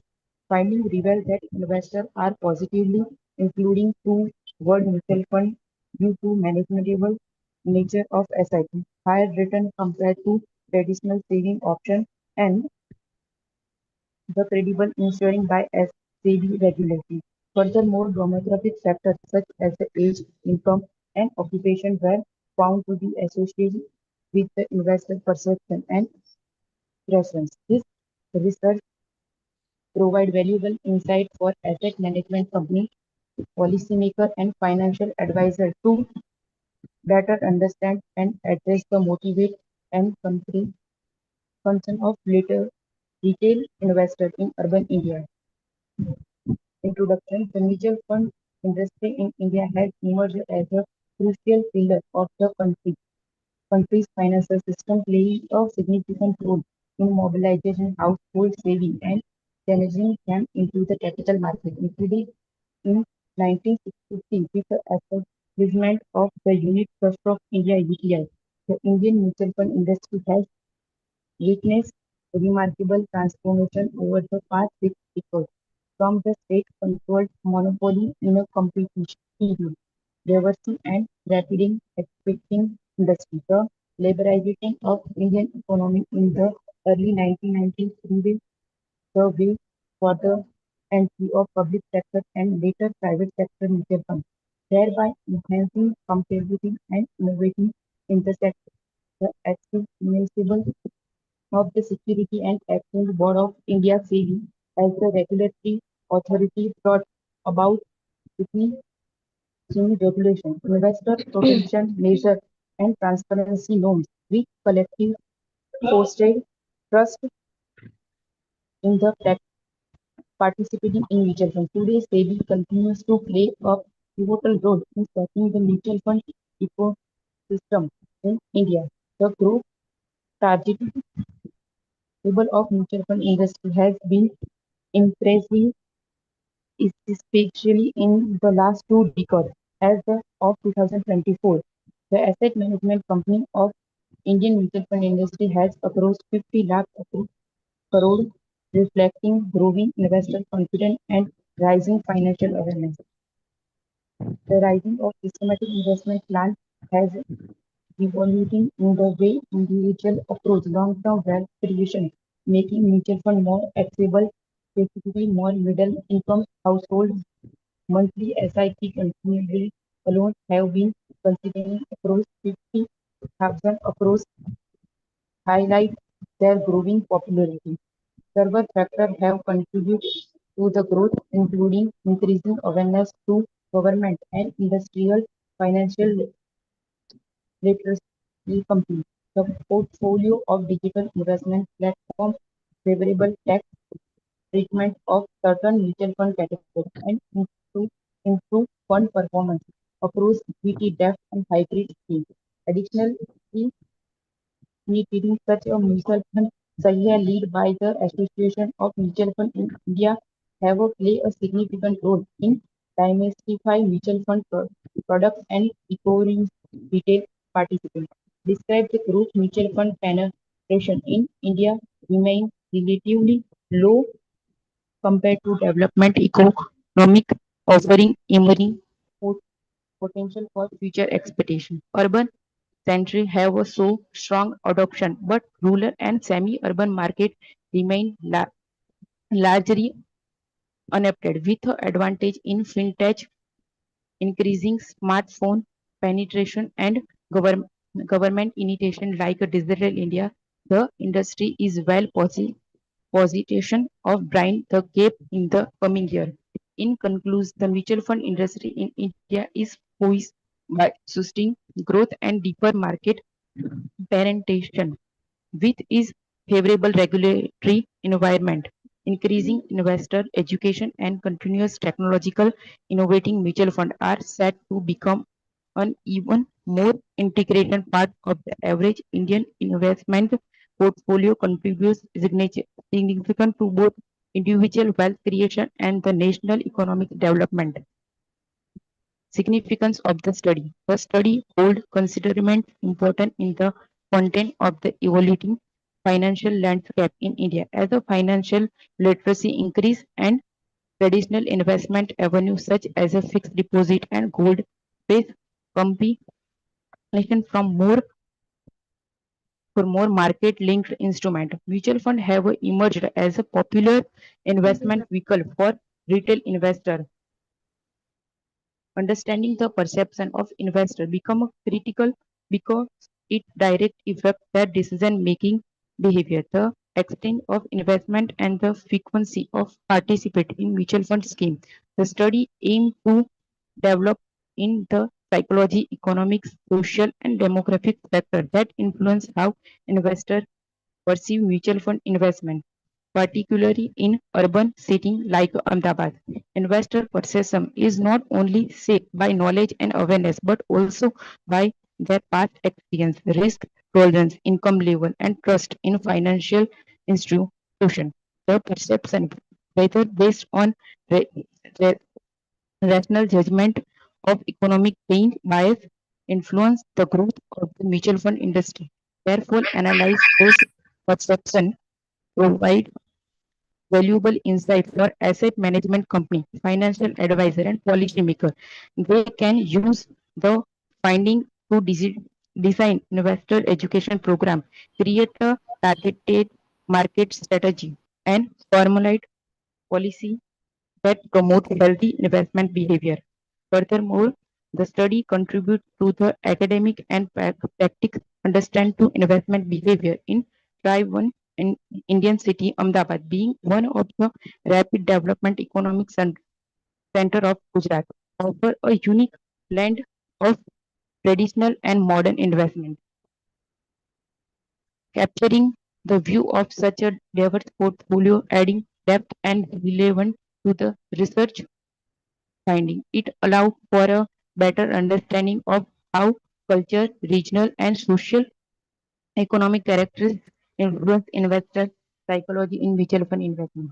The finding of the study can also serve as a benchmark of comparative research in other region or with different investment product in open up opportunity for the future researcher to explore investor behavior from various dimensions such as a behavior financial technological adoption in investment platform and the role of social media in shaping financial opinion. Lastly, the investors themselves, the study may serve as a reflecting tool to evaluating their investment decision and develop a more structured approach toward mutual fund investment. Literature review. Isha Malhotra 2029 by Madam, Dr. madam, please conclude in a minute. Please Okay. come to the conclusion. Yes, ma'am. Its time is up. Research objective. The analysis of factor Please influencing come to investor the to please okay. come to the conclusion.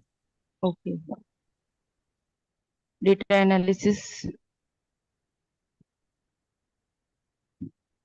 There is a conclusion design of finding its evidence that investor exhibits the strong positive perception to mutual fund investment, particularly in the convert to accessible regulatory assistance and return expectation. One of the key Ma'am, takeaways. am I Okay. audible to you, ma'am? Hetal, ma'am, I'm Uh-huh. really sorry to bother you in between. Please don't read up the slides because the chairpersons will have their schedules. Okay. Can we please have you telling the conclusion? What is your research concluding? Conclusion में ऐसा है कि जो भी है evidence exhibits जो positively हमको जो भी स्ट्रांगली पॉजिटिवली म्यूचुअल फंड जो भी इन्वेस्टर का हमने किया है वो कह रहे हैं कि उनको take away from the investor.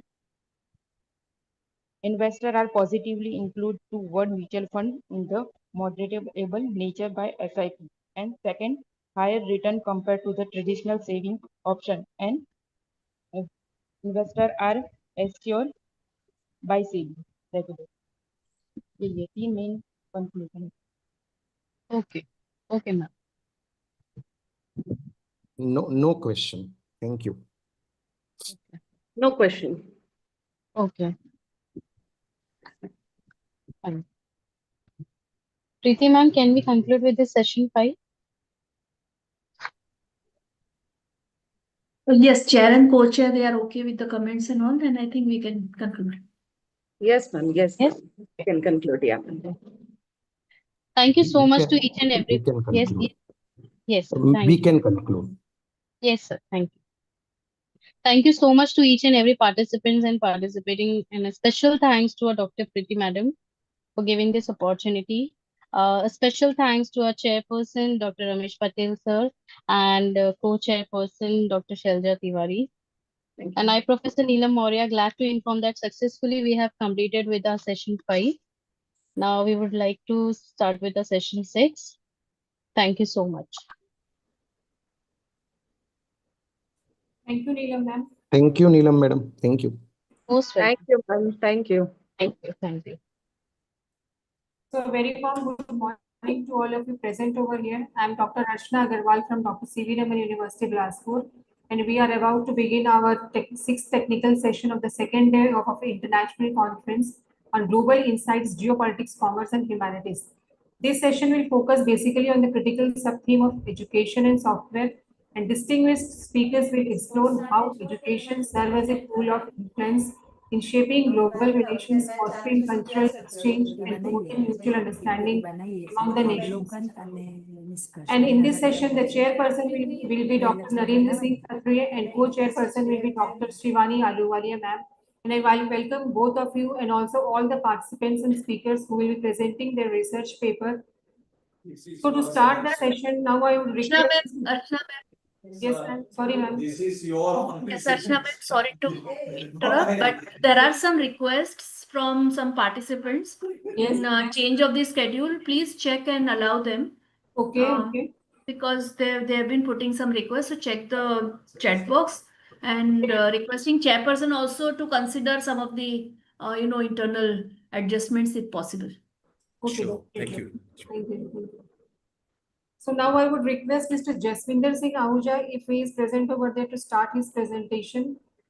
Yes, madam, I'm present. I am just sharing my screen. Okay.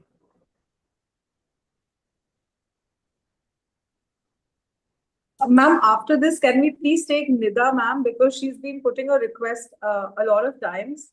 Sure, ma'am, we will take her. We will take her. We will take her. I hope my slide is visible. Yes, sir, your slide is visible. Rani, are you okay with it? Mr. Dr. Yogesh? Okay. Shall I start? Yes, sir. Okay. Good morning, everyone. I'm presenting my research titled on empirical study on the impact of real interest rate and stock market volatility on gold prices in the US. Gold has always been a fascinating investment.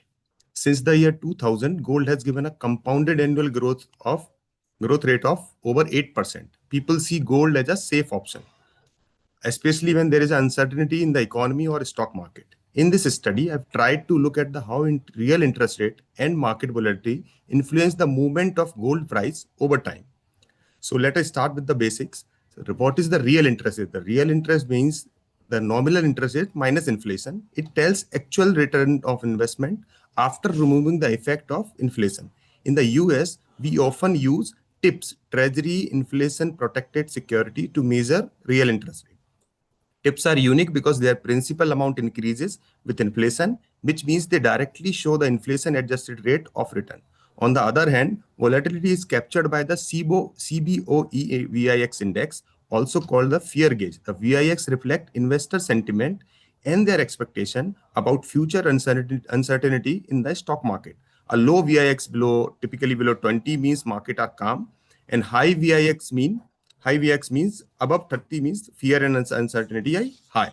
So traditionally, gold prices are expected to fall when real interest rate rises or to increase when volatility rises, as people run to safe haven investment like gold. The objective of the study is to analyze whether real interest rate affect gold prices and to what extent do they rise or fall when interest rate change, to check if stock market volatility leads to higher gold prices, meaning when does gold really act as a hedge during turbulent time. The focus of the study is unique. Instead of using theoretical interest rate, we use traded instrument like TIPS and VIX, which already capture market expectation and investor behavior. Comes to the research design. This is a quantitative study where we have used 27 years of data from January to 1997 to July 2024. For gold prices, we have taken data from Bloomberg. And then for real interest rate, we have taken monthly closing data on US 10-year TIPS. For volatility, monthly closing value of CBOE, VIX we have taken. This period cover major event like other collapse, dot-com bubble, global financial crisis, and the COVID-19 pandemic also. To analyze the data, we have checked some stationary during the using the augmented Dicker-Fuller test, and after that, multiple regression analysis was done. Comes to the hypothesis. These are the hypotheses where we have seen this one first hypothesis, null hypothesis, real interest rate do not have a significant relationship with gold price. And second hypothesis related to volatility. The VIX does not have a significant relationship with gold prices. And then 5% level of significance was tested. The result is as given below. The coefficient for TIPS is 1 minus 104.33. It means the TIPS real interest rate increase by 1%. The prices of gold falls by 104 US dollar per ounce. This relationship is highly significant because P value is less than 0.05. The coefficient for VIX, on the other hand, is 0.1152, which is very small and statistically not significant. Overall, the relationship is about 4.41, showing a moderate relationship between these variables, means volatility and real interest rate, and the gold price. Comes to the interpretation. Interpretation shows few important things. Real interest rate have a strong negative impact on the gold. This is because when real interest rises, the bonds and fixed income investment become more attractive and demand for gold falls. Gold role as an inflation hedge is intact. When real rate fall, it often signals that inflation is rising, and at such time, people buy gold to protect inflation. However, on volatility is not a strong predictor of gold prices, even though theory suggests that higher volatility pushes investor toward gold. In reality, the effect is weak and inconsistent. This may because central bank policy and global liquidity often play a bigger role in influencing gold. So now these are the challenges were related to our research. Because of inflation reporting lag, so tips are tied by inflation expectation. When inflation data itself come with a lag, which can create a noise in the analysis. US Federal Reserve forward guidance market really react instantly to the Fed announcement, but gold sometimes reacts slowly. And on the other hand, when you see, just a minute. Then term structure issues will be there, term structure issues is sometimes short-term yield are higher than in long-term yield, making it harder to interpret the rate. Then volatility effect by non-linear. Volatility maybe non-linear some relations are there. And it comes to the conclusion. To conclude, I will just say real interest are the main driver of the gold prices. When the rise, gold falls, and when they fall, gold rises. Gold remain as effective hedge against inflation. Stock market is less important than expected, at least in direct sense. This is from my side, and any other question I would like to have answered, please. Thank you. Nareen sir, is there any questions? Shivani ma'am? I invite all the question from this entire platform. Do you have any question? I don't have any question on this.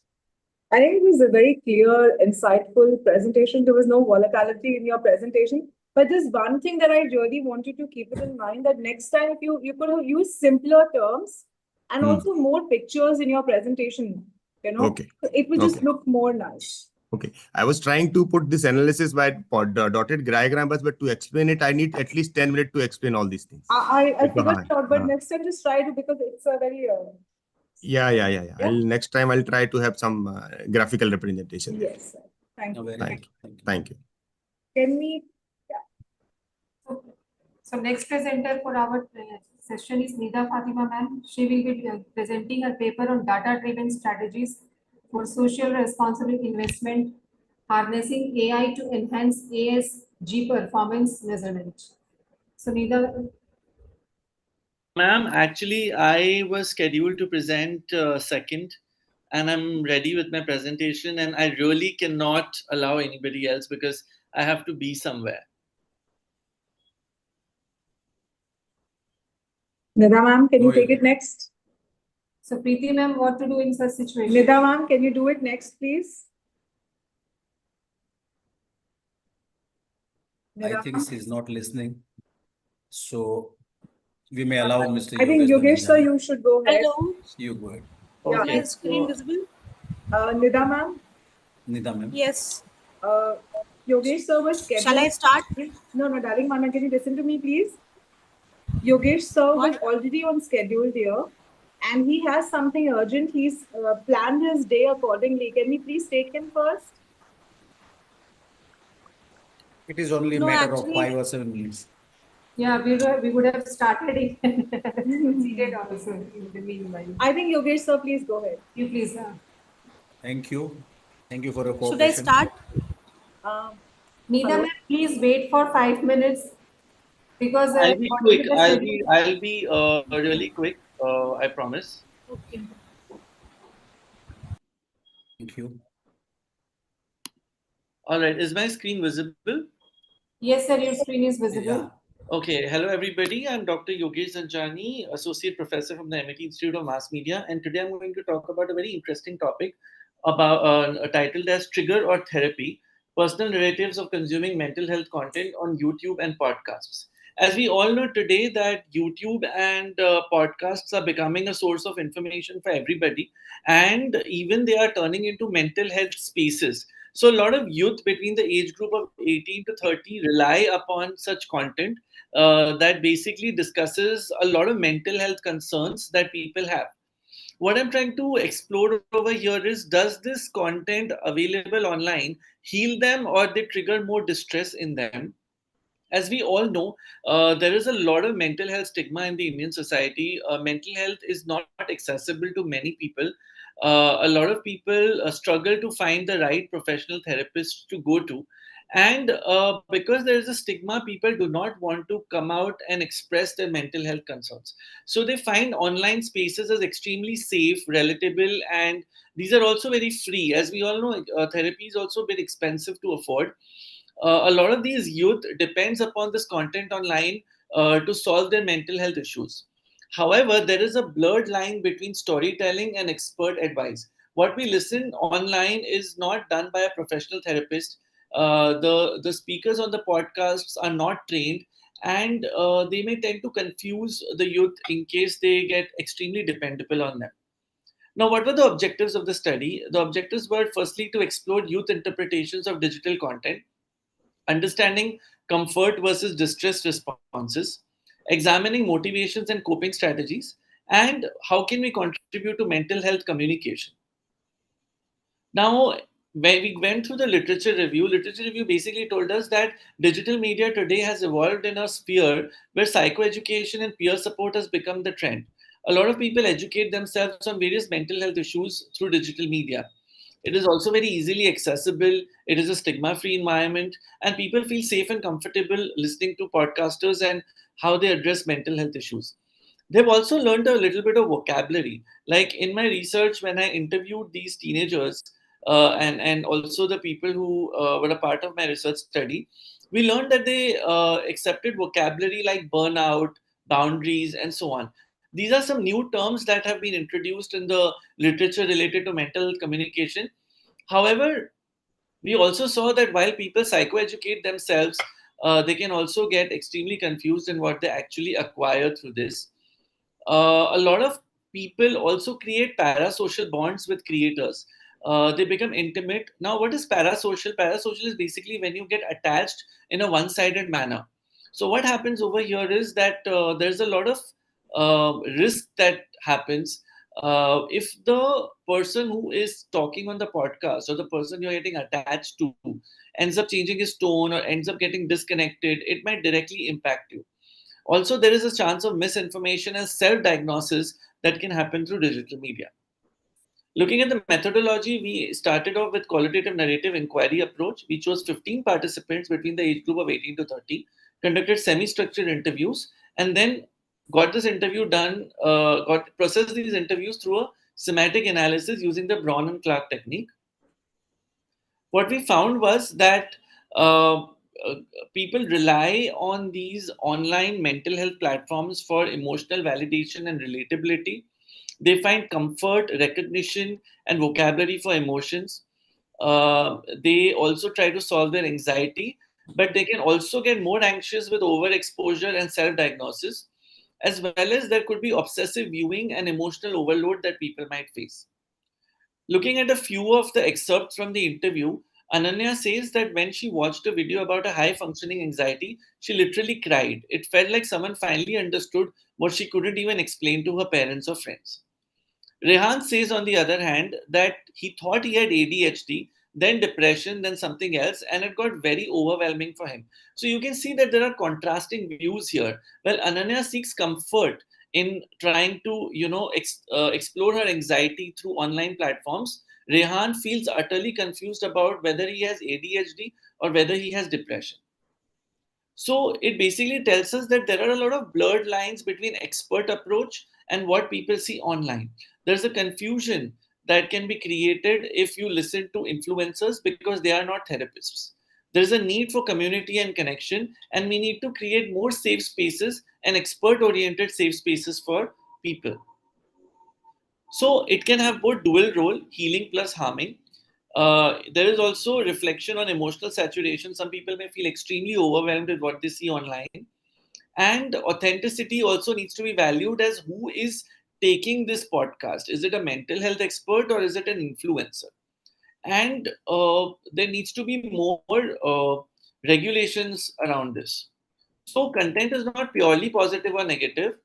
How people view the content, how much in limitations they view, and how concerned they are about authenticity is also very, very necessary.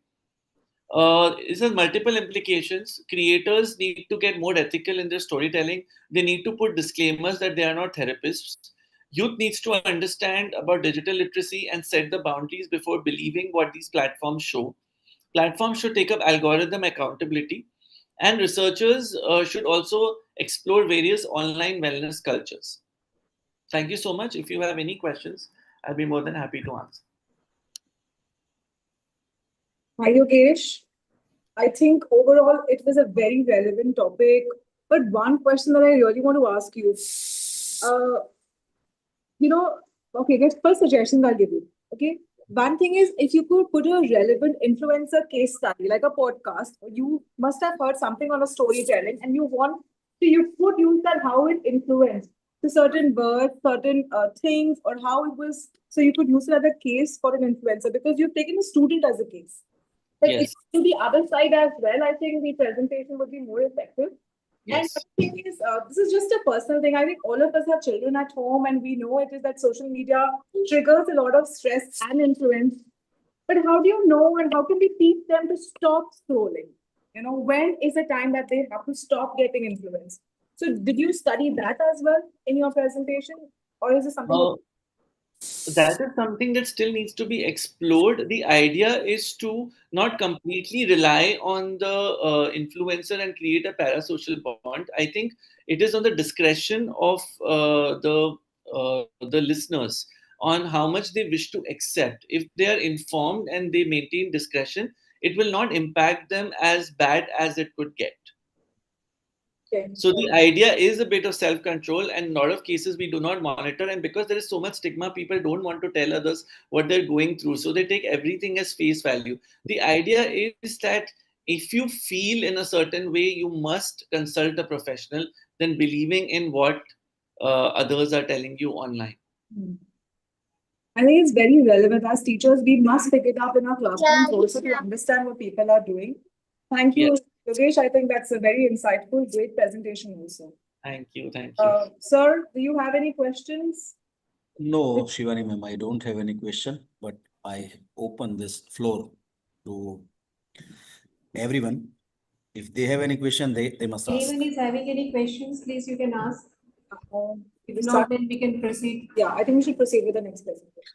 Okay, Okay. thank you, Sonia. So next is Thank you. Nida Fatima ma'am. Are you ready, ma'am, with your presentation? Please start it. Yes, ma'am, I'm ready.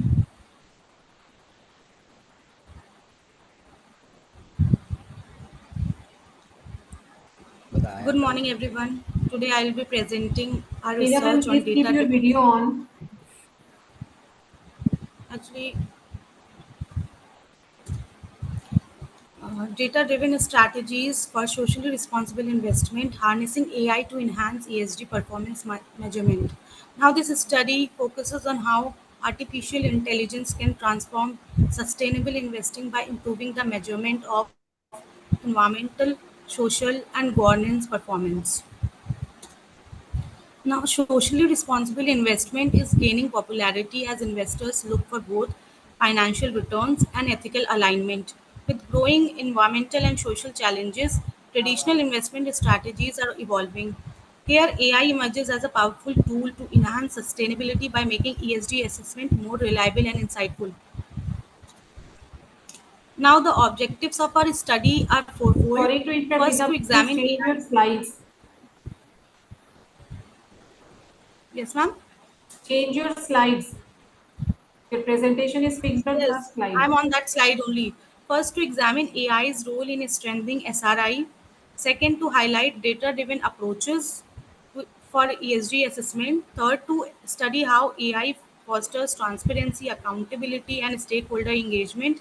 And finally, to analyze how this integration can deliver not only financial but also social and environmental value. Now, AI is already reshaping SRI in many ways. Machine learning can detect hidden patterns in financial and ESG data.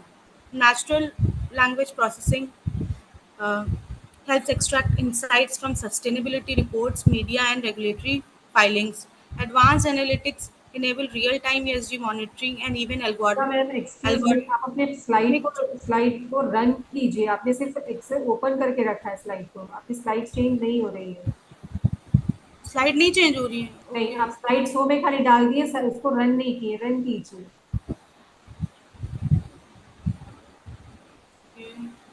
I'll just check if there is an issue.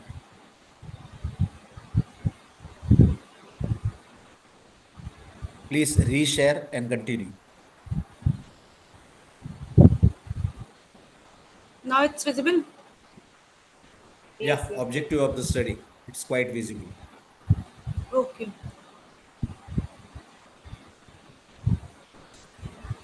Now AI is already reshaping SRI in many ways. Machine learning detects hidden patterns in financial and ESG data. Natural learning language processing helps extract insights from sustainability reports, media, and regulatory filings. Advanced analytics enable real-time ESG monitoring, and even algorithmic trading can incorporate ESG factors, aligning financial decisions with ethical goals. Now, AI-driven analytics handle both structured and unstructured data, overcoming the complexity of ESG reporting. This helps identify risks such as regulatory violations or reputational issues. At the same time, it highlights opportunities. For example, companies showing leadership in sustainability.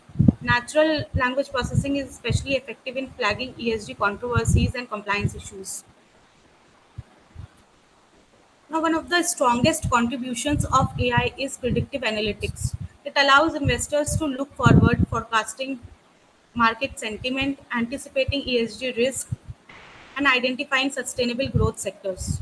This foresight helps investors optimize portfolios for better risk adjusted returns while staying aligned with ESG values. Now, these are not just theoretical ideas, real world applications prove their value. For instance, asset managers have used AI to to outperform in renewable energy investments. Pension funds integrating AI-driven ESG analysis achieved higher risk-adjusted returns. Similarly, fixed income portfolios benefited by avoiding credit downgrades linked to poor ESG practices. Now, beyond finance, AI also supports broader social and environmental goals. It enhances impact measurement, ensures more targeted interventions, and power innovative solutions like smart agriculture, renewable energy optimization, and financial inclusion. This shows that AI can create both investor value and societal value. However,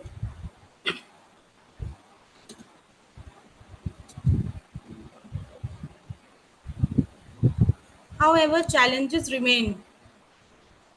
Data quality issues, technological barriers, and lack of standardization often limit effectiveness. Algorithmic bias can create unfair outcomes. Many AI models lack transparency, reducing trust. There is also risk of over reliance on AI, while ethical concerns, data privacy, and regulatory compliance must be carefully managed. Now, to conclude, our study highlights that AI significantly enhance ESG performance measurement within socially responsible investment.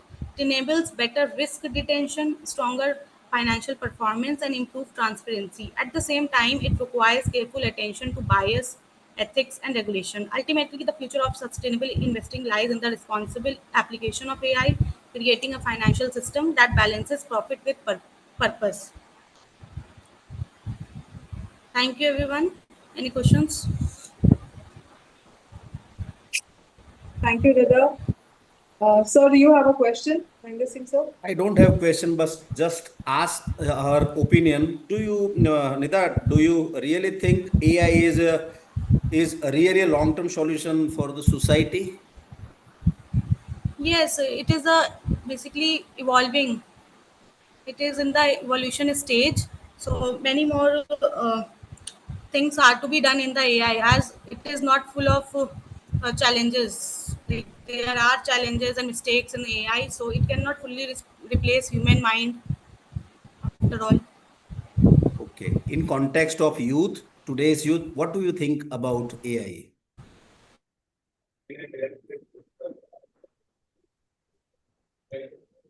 Maybe she is not able to listen me.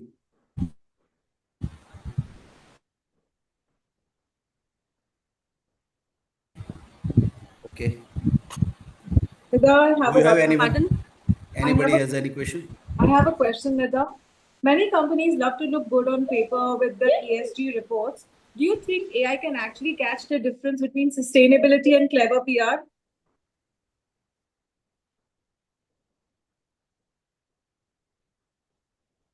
I think, ma'am, she is not able to listen us. She is not there.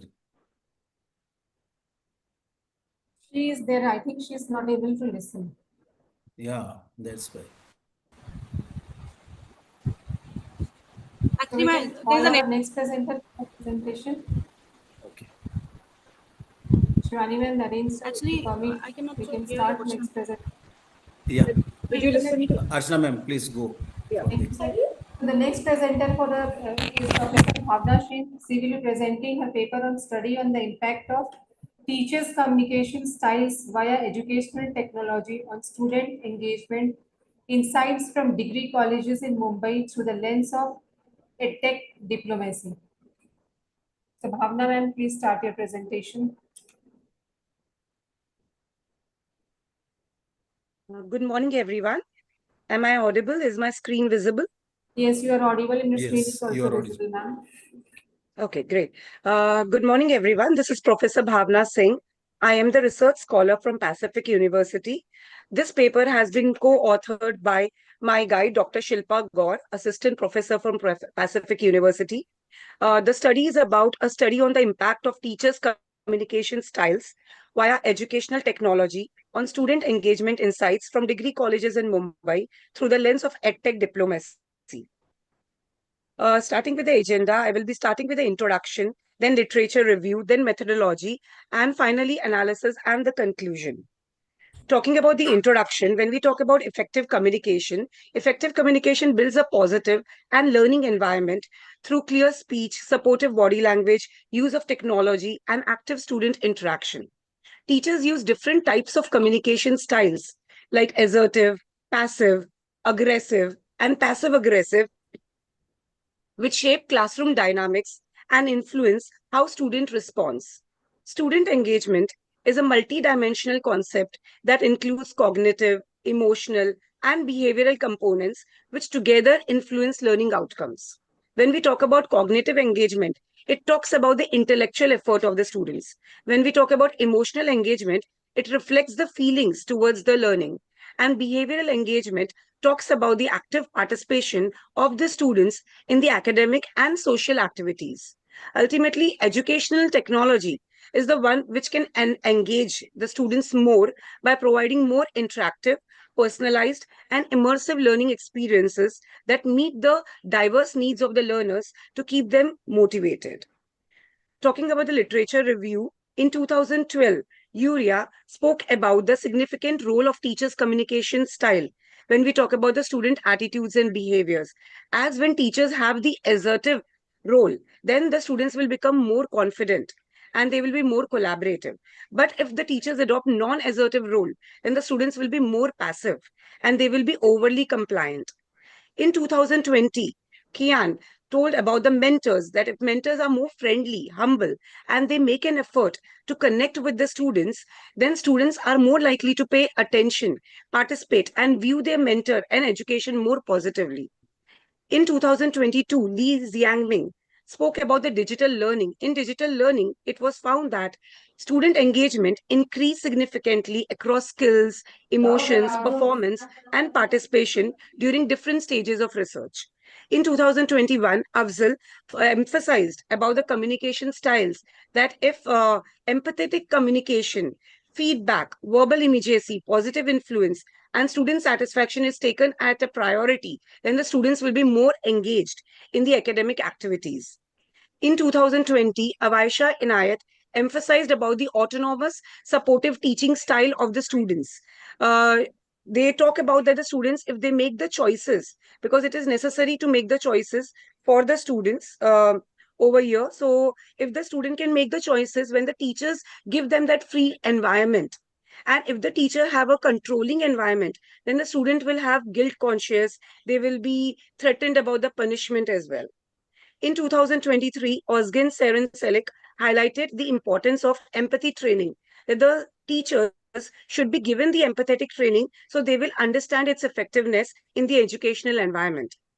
In 2019, Erkan reported that there should be effective use of technological tools by teachers and students because this will give overall satisfaction to the students.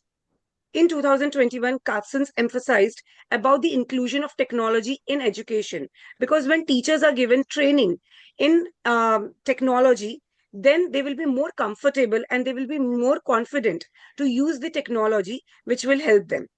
In 2019, Bednelier spoke about the technology that is meaningful in real life situations because it will reduce stress of the students and encourage active participation from the students. Lastly, in 2024, Atri highlighted about the technology, how it helps in the transformation of the educational practices, improves the learning outcomes, and give equal benefits to all the students and help them engage. Talking about the methodology, the objectives of the study were to identify and categorize the different communication styles teachers use in Mumbai degree colleges when using educational technology. The second objective was to assess how various communication styles impact student understanding and interaction. Third, to gauge student engagement during lectures and other classroom activities. Fourth, to explore the factors that contribute to high or low student engagement in different communication contexts in this digital environment. Lastly, to assess how different communication styles correlate with varying levels of student engagement with this blended learning strategies. Bhavna ma'am, I request you to consider the time also of the presentation, please. Yes, ma'am, I'll complete this in 10 minutes. Try keeping it as crisp. Yes, ma'am. Talking about the hypothesis, the first alternative hypothesis speaks about the relationship between the teacher communication styles and the level of student engagement based on EdTech. And the second hypothesis talks about the clarity and comprehensibility of teachers' communication, which positively correlates with student engagement and understanding.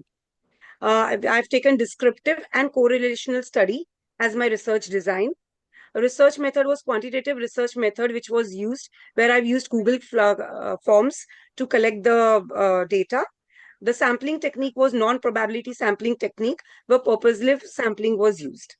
Talking about the analysis, I've taken the survey for 100 participants, and the maximum were under 20 years of age. 55 males and 45 females had participated in the survey. 43 participants from first-year degree colleges and rest from others. 51 participants were from the arts section, and rest were from commerce and science and other sections. The first analysis was on teacher communication styles. 70 participants did believe that teacher consistently uses clear and understandable language during the lectures because of the edtech tools like Google Docs and Grammarly and YouTube. 63 participants believe that teacher strongly encourages participation.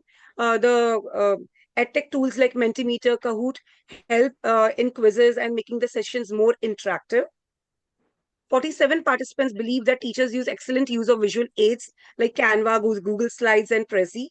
63 participants believe that teachers provide consistent feedback through Google Classroom and Microsoft Teams. 69 participants talks about the teachers adapting the communication style through tools like Class Dojo and Remind. Lastly, talking about student engagement level, for 54 participants do believe that they actively participate in class discussion and activities because there are many tools like Kahoot, Padlet, Google Classroom, and Edmodo, which encourage more participation of the students.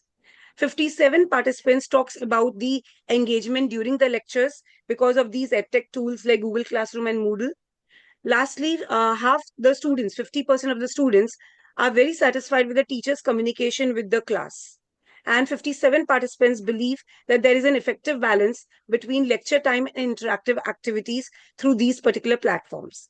To conclude with the presentation, there is a strong correlation between teachers' communication approaches and student engagement through digital teaching learning platforms. If the teachers are interactive and uses participatory styles like questioning, discussions, and feedback, then there are more higher engagement levels among the students. When we combine all these approaches with edtech tools like Zoom, Google Meet, Padlet, and interactive whiteboards, then there is more student-centered learning environment. So effective communication styles do promote engagement of the students with the complement of educational technology because it makes it more engaging, inclusive, and impactful learning experience. Thank you so much. Any questions? Nareen sir, Kaushik, Sivani ma'am, any questions? Let Rajesh sir ask. Let him ask first, then I will. Sir, do you have a question, Narendra sir?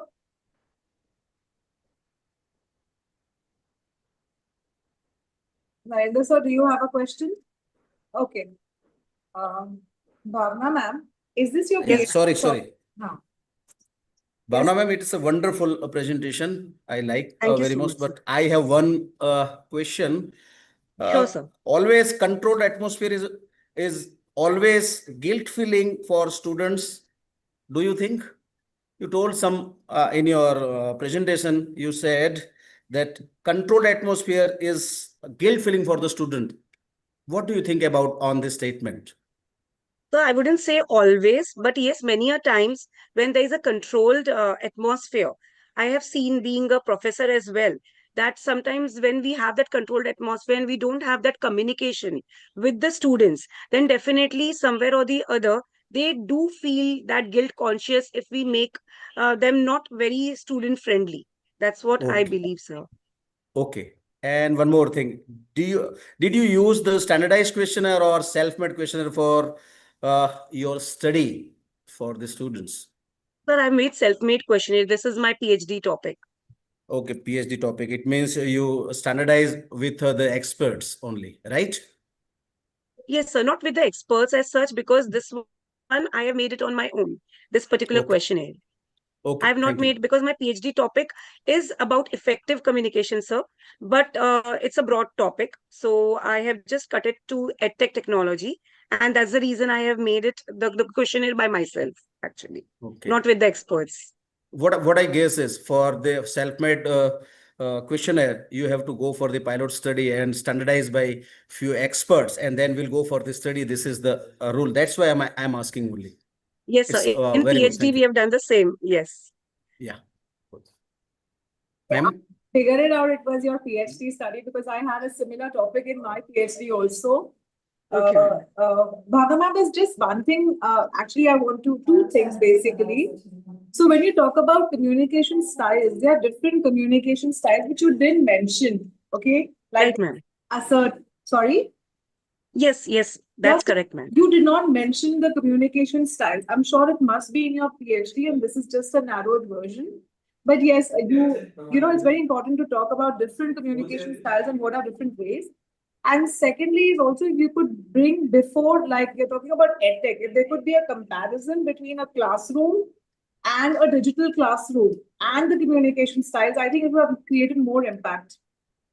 Yes, ma'am, definitely. Actually, in my research paper, which I have given for publication, over there, I have mentioned all the details about different types of communication styles, how Okay. does it work, and the comparison. But I thought just to limit the presentation for just 10 minutes, that's the reason I've not included everything in my presentation today. But in my research Yeah, communication paper, is my forte, so I can keep talking on it as long as you yes, ma'am. want.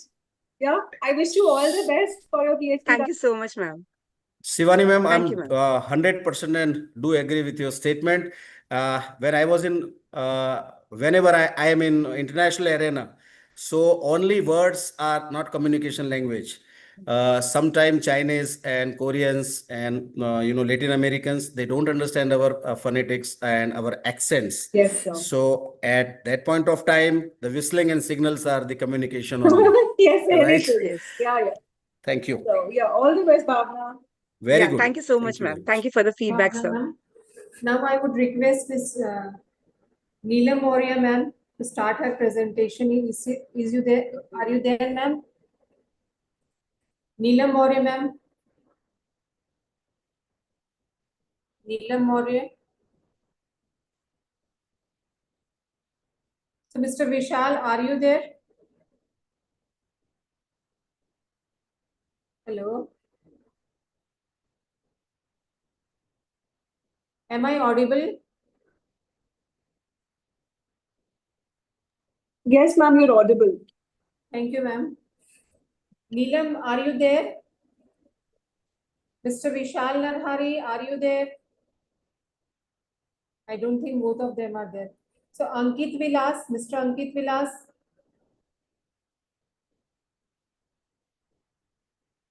Kritika Shrivani. Nobody is available. Hi, I'm there. I'm there. I was just Kritika. on. Okay, Yeah. okay. So you please start your presentation, and she will be presenting a research work on gamification as a catalyst for enhancing employee engagement in IT firms. So please start your presentation. Yes, I'll just take a moment.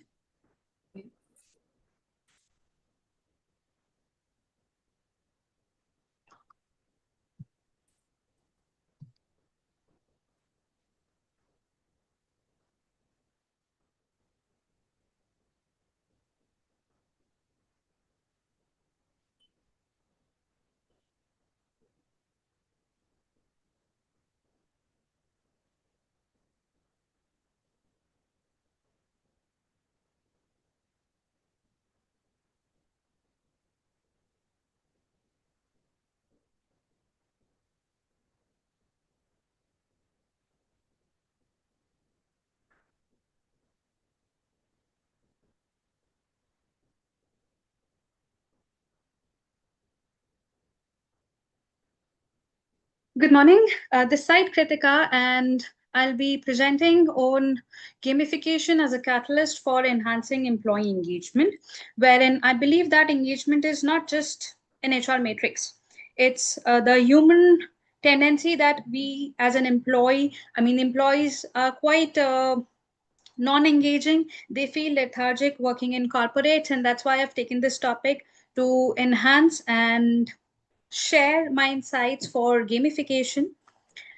As in, with gamification is the process where the game elements, game dynamics are used for engaging the employees in an organization. There are, the environment is created in such a way that employees are motivated to participate, thus creating the leaderboards, points, badges, so that they feel more engaged and motivated to work in an organization. The implementation of gamification elements, particularly I've taken here, that leads to statistically significant improvement in the employee engagement. I've taken it in the IT sector.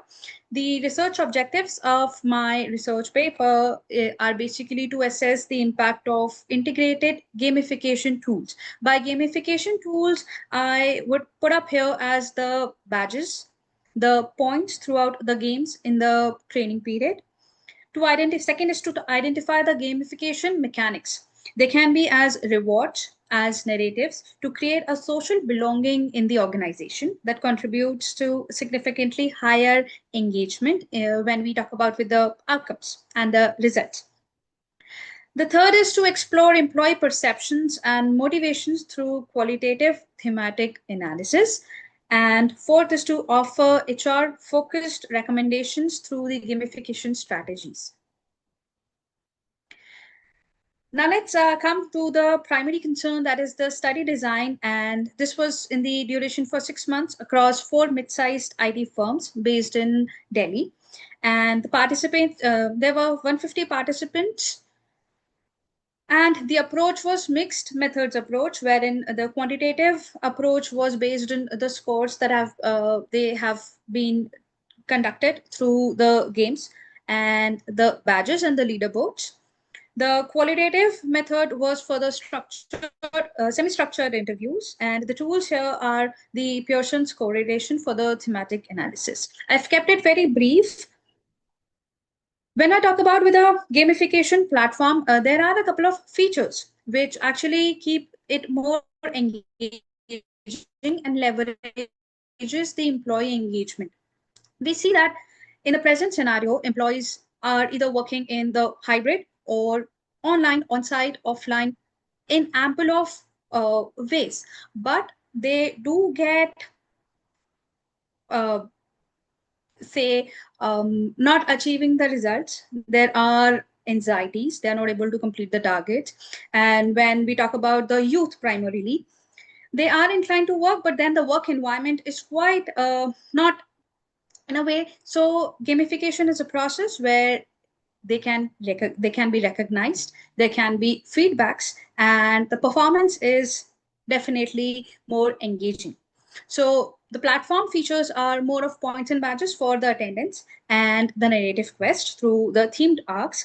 Later I'll be showing through the pictorial as well, and the social guides, which is based on team-based challenges.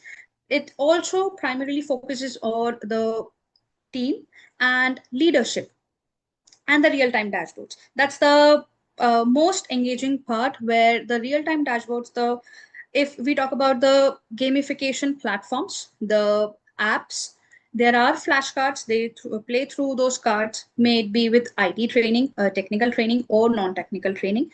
It may be with management, leadership approaches, communication, etc.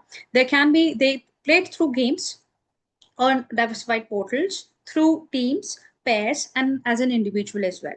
And then the leaderboards are created throughout the gamification. The entire room is created in such a way that it creates that kind of environment where it is more of outcome related. And this is the statistical finding with correlation in employee engagement, that yes, it has been creating a greater number of engagement, leveraging more of interaction between the employees with leaderboards, guilds, badges, and narrative quest. In larger organizations, what happens is people are not aware that they are working in the same organization. But through these kind of training mechanisms and apps, we are in the e-learning, and with AI, there are a lot of games being created. Each day, the HR team works on making the employees more engaging. And that's how this has been a conveniently better approach. Now, the thematic insights from the interviews is the tasks felt more purposeful. If the training is the major insight is if the task is related to the training program, it is more of the purpose. Second, there are collaborative dynamics wherein there is social belonging. They work in groups, it builds the bond and the transparent rewards. Since there's no biasness, we can say that yes, it also boosts trust and fairness because there are real-time dashboards through the points they've been earning throughout the training sessions. These training sessions can be, as we all know, trainings happen in a month or maybe 2 months of training or even 2 weeks of training. Gamification can be implied in any of the context to make it more engaging. And yes, then it also prevents boredom and sustained engagement. Since there is no boredom, throughout the traditional modes of training, we see that it's all just training happens to be in traditional form, wherein there's a trainer and the people, the employees, the mid-level, the senior level employees are being trained. But with the engaging protocols, this has prevented boredom and sustained engagement between the entire organization. Lastly, talking about the practical implications and the HR professionals. So when there are long-term goals and the HR team has to work on the derivation of certain targets, there are real-time business goals for story-driven tasks. They allow self-formed peer guilds for collaboration since the activities are moreover in the collaborative form. And third, it also defines and publishes point badges criteria. So clear distinction of what has to be achieved and where we are today in terms of the training. And fourth, it talks about planning fresh rollouts quarterly to avoid fatigue. And lastly, as in with the future scope, how do we see by integrating AI, ChatGPT, the future scope of employees through gamification? So it is more of engagement, as I've been already saying, that building collaborative efforts, strong statistical correlation between self-driven techniques as the self-engagement techniques are being inculcated, and the future, that is AR, VR, longitudinal studies, and industry-wide replication. Lastly, I'd like to conclude as the gamification, it's the HR asset. How do we manage the gamification? Entire process is being planned through flashcard leaderboards and not just a trend. So employees are being trained, and throughout the research process, it has been, I myself have seen that employees are being more engaging and the resultant outcome is positive. Thank you. Any questions, Shivani ma'am, Narendra sir? I don't have questions. I just want to ask one key suggestion from Kritika.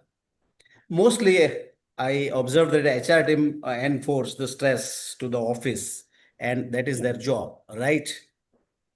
If office or atmosphere like backbiters and toxic, what is your key suggestion in this condition? Okay, What do you think? You mentioned, sir, that their main primary role is to create that stress, but they don't create the stress. Primarily, the image of the HR team is created in such a way that they are just to focus on the targets. But the HR team focuses to motivate the employees, and that's why there are new training outcomes, new techniques being created, and we have a lot of elements throughout the training and employee retention as well, so that it's more engaging. For stress, again, there are fun elements being created, fun Fridays or say weekend activities, and so that the employees are not lethargic and they keep it engaging throughout the working hours as well. As we talk about with online and offline mechanism of working mode, but then yes, stress is created, it can be taken as a positive outcome as well throughout these activities. Okay. Do you ever listen about interwoven technique in office? Not yet. Okay, no problem. Thank you. Thank Nice you. presentation. Thank you. Thank you. So the next part is. Archana ma'am, Yes, sir. Yes, sir. please go ahead. Thank you. Okay, thank you, sir. Thank you, sir. So Sadhana Ranchod, are you there? Sadhana Ranchod, are you there? Okay. So Siddharth Srinivas. Hello, Siddharth Srinivas, are you there?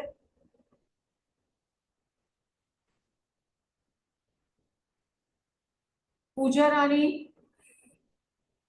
Pooja Rani. Yes, ma'am. Please start your presentation. And Okay, okay, ma'am. Just a try minute. to wind up your presentation within 6 to 7 minutes. Don't take too much time, okay? Okay, okay, ma'am.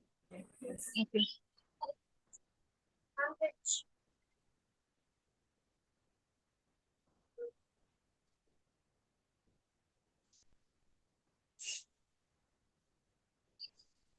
And all the participants, if you are listening to me, please be ready with your presentation so that the moment we schedule, you can start it. It's a request to all.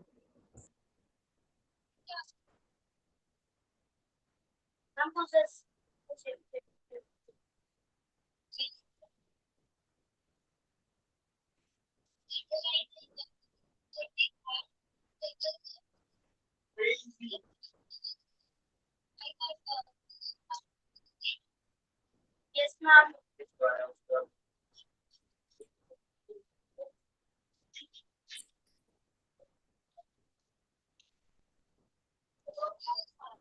Hello ma'am.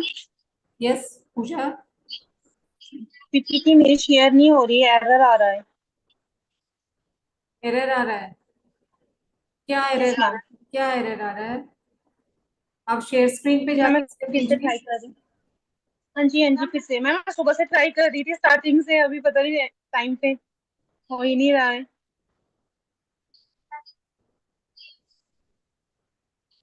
So Mr. Pranab, you are ready with the presentation.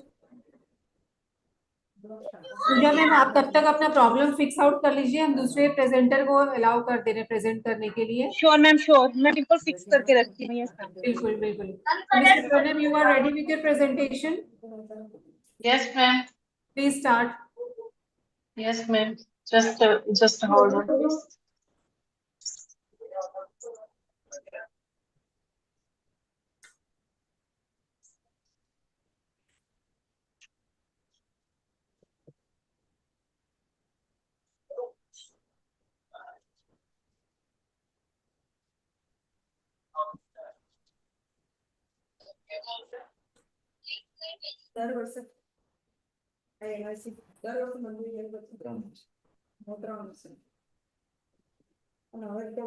Hello ma'am, मेरी screen visible है क्या?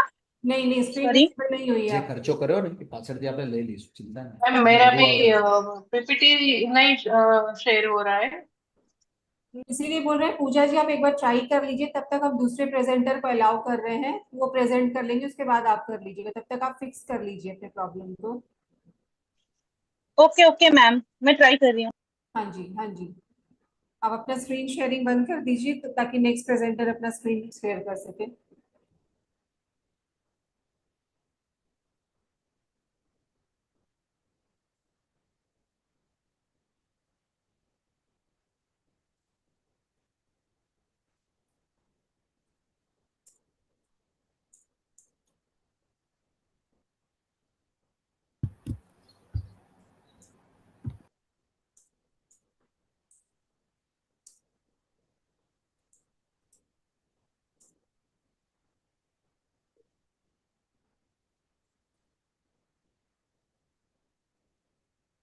Archana ma'am, can we move forward with Dr. Pannaba Bhasia? Is it possible? Yes sir. Or... Yes sir. I asked Mr. Pranab to start the presentation. Okay. Mr. Pranab. Thank you. Yes, ma'am. Please start your presentation. Please share your screen. Yes, ma'am. Ma'am actually screen share हो रहा है लेकिन PPT open नहीं हो रही है। कैसे? आप मोबाइल से कर रहे हैं, लैपटॉप से कर रहे हैं? मैं मोबाइल से कर रही हूँ। मोबाइल से इंटरनेट कनेक्शन पुअर कनेक्टिविटी की वजह से हो रहा होगा। हाँ, मैं पीपीटी सेंड कर दूं मेल पे और प्रेजेंटेशन स्टार्ट कर दूं मैं। इस पे हम क्या बोले सर, व्हाट डू यू से Narendra sir? if internet problem is there, and so we can allow, no problem. Let her send. You made your PPT and please start the presentation then. Yes, ma'am. Yes, ma'am. Thank you, ma'am. Okay, you open your camera and orally start. you can go with your presentation Yes, ma'am. and send your PPT to. Yes, sir. Good morning, respected chairperson, dear colleagues and participants. My name is Dr. Panna Babasia, SB Kotak Law College, Amreli, Saurashtra University, Gujarat. आज मेरा जो paper presentation है उनका जो subject title है वो है edtech diplomacy and virtual learning, remaining global education in conflict zone. First of all, my PPT is introduction. Introduction में मैंने मेंशन किया है कि एजुकेशन जो है वो सिर्फ टेक्स्ट बुक तक लिमिटेड नहीं है।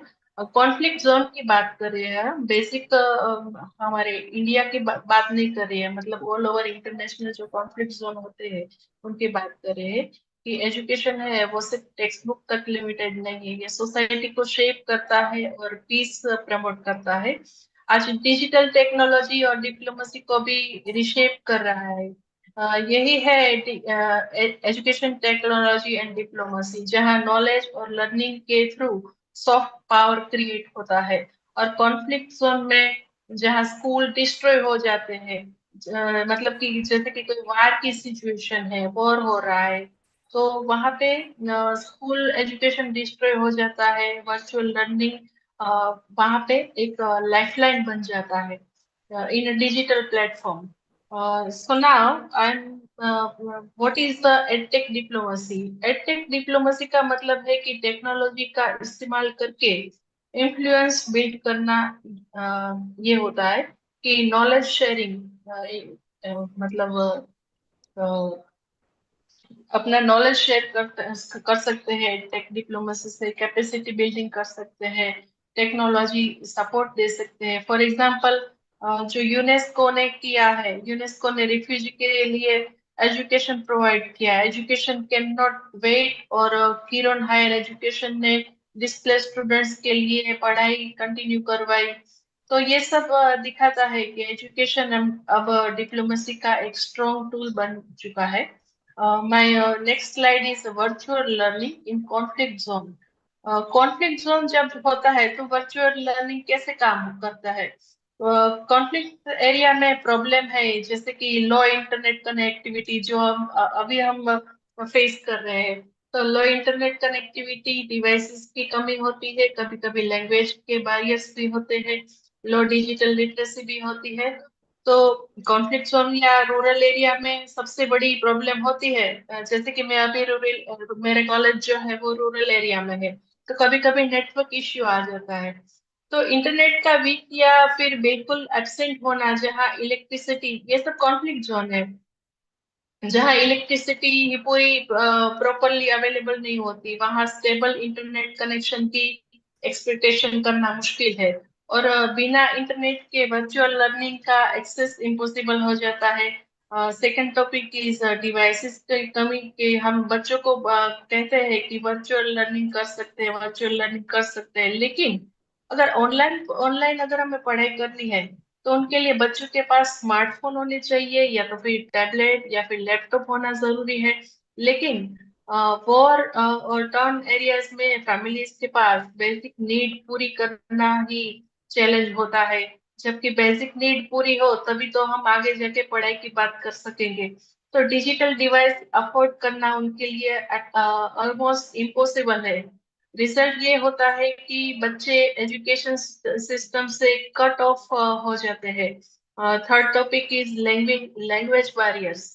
Most of the edtech platforms English language में अवेलेबल होते हैं, लेकिन कॉन्फ्लिक्ट जोन के बच्चे अक्सर अपनी लोकल भाषा में कंफर्टेबल होते हैं।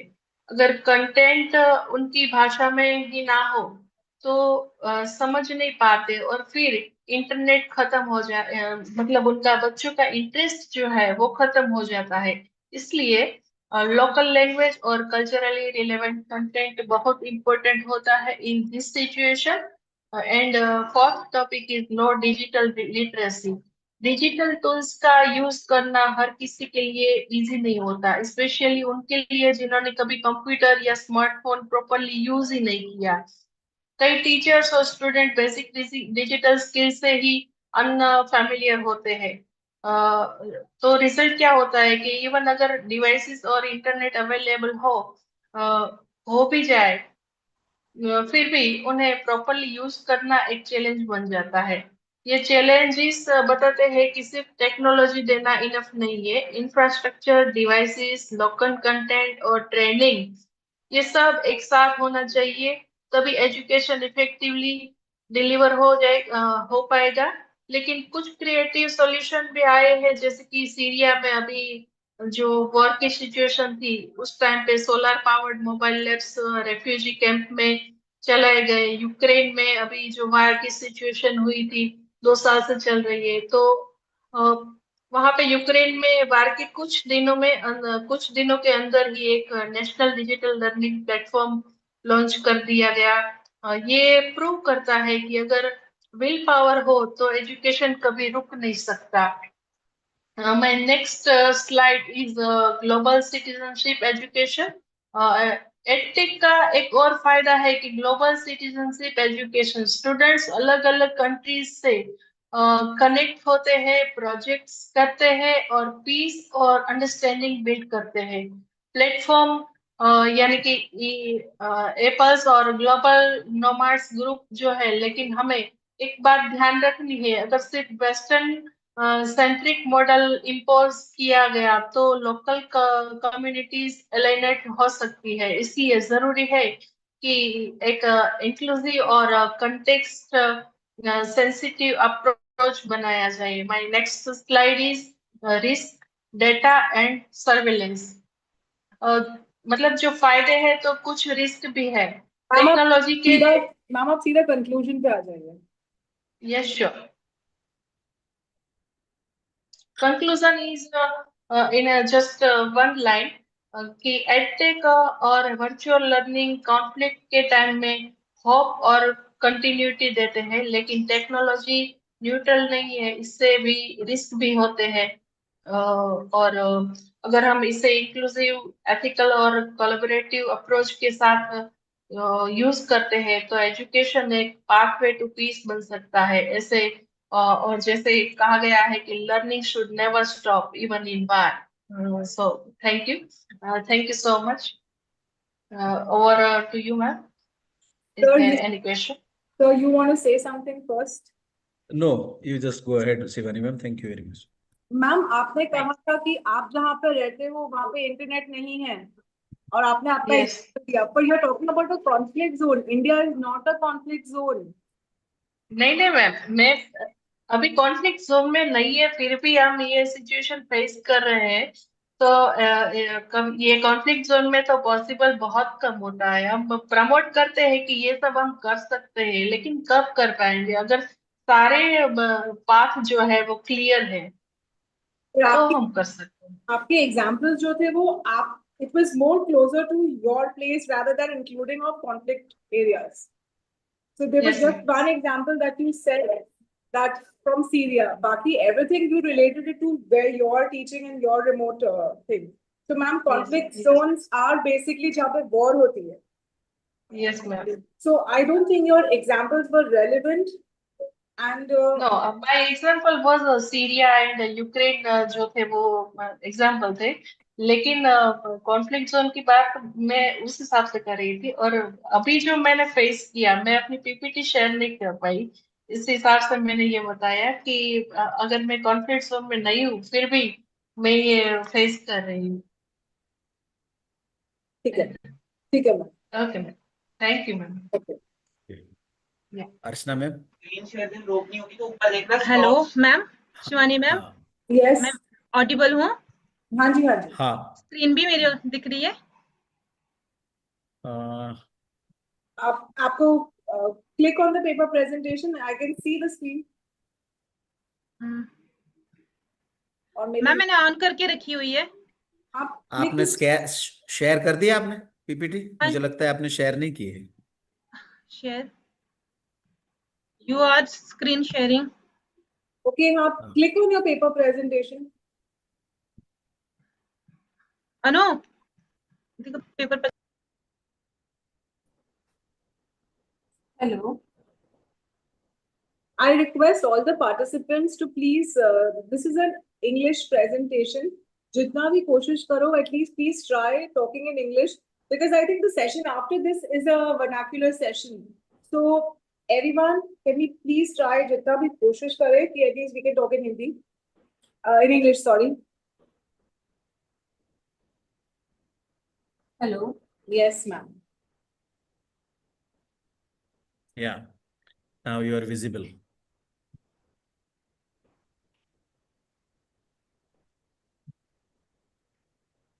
Now I am visible, ma'am? Yes, yes, ma'am. Yes. You're visible. Okay, good afternoon. I am Pooja, research scholar from Department of Education, Deshbhakt University, Mandi Govindgarh. Today my research topic is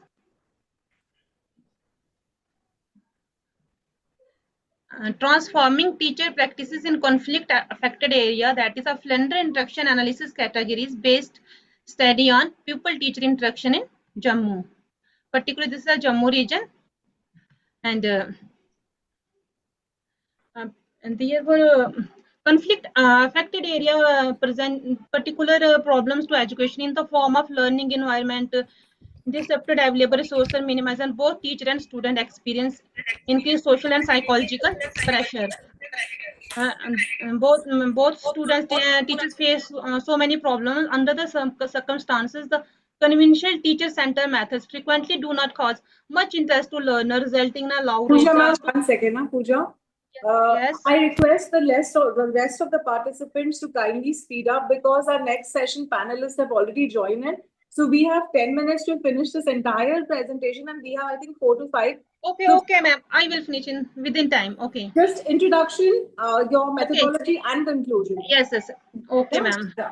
So, need of the study improving in teaching quality in conflict zone, encourage participation of student center strategy, and preserve indigenous languages through effective pedagogy.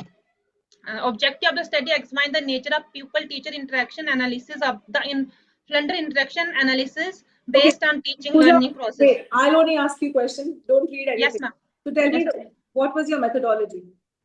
Methodology.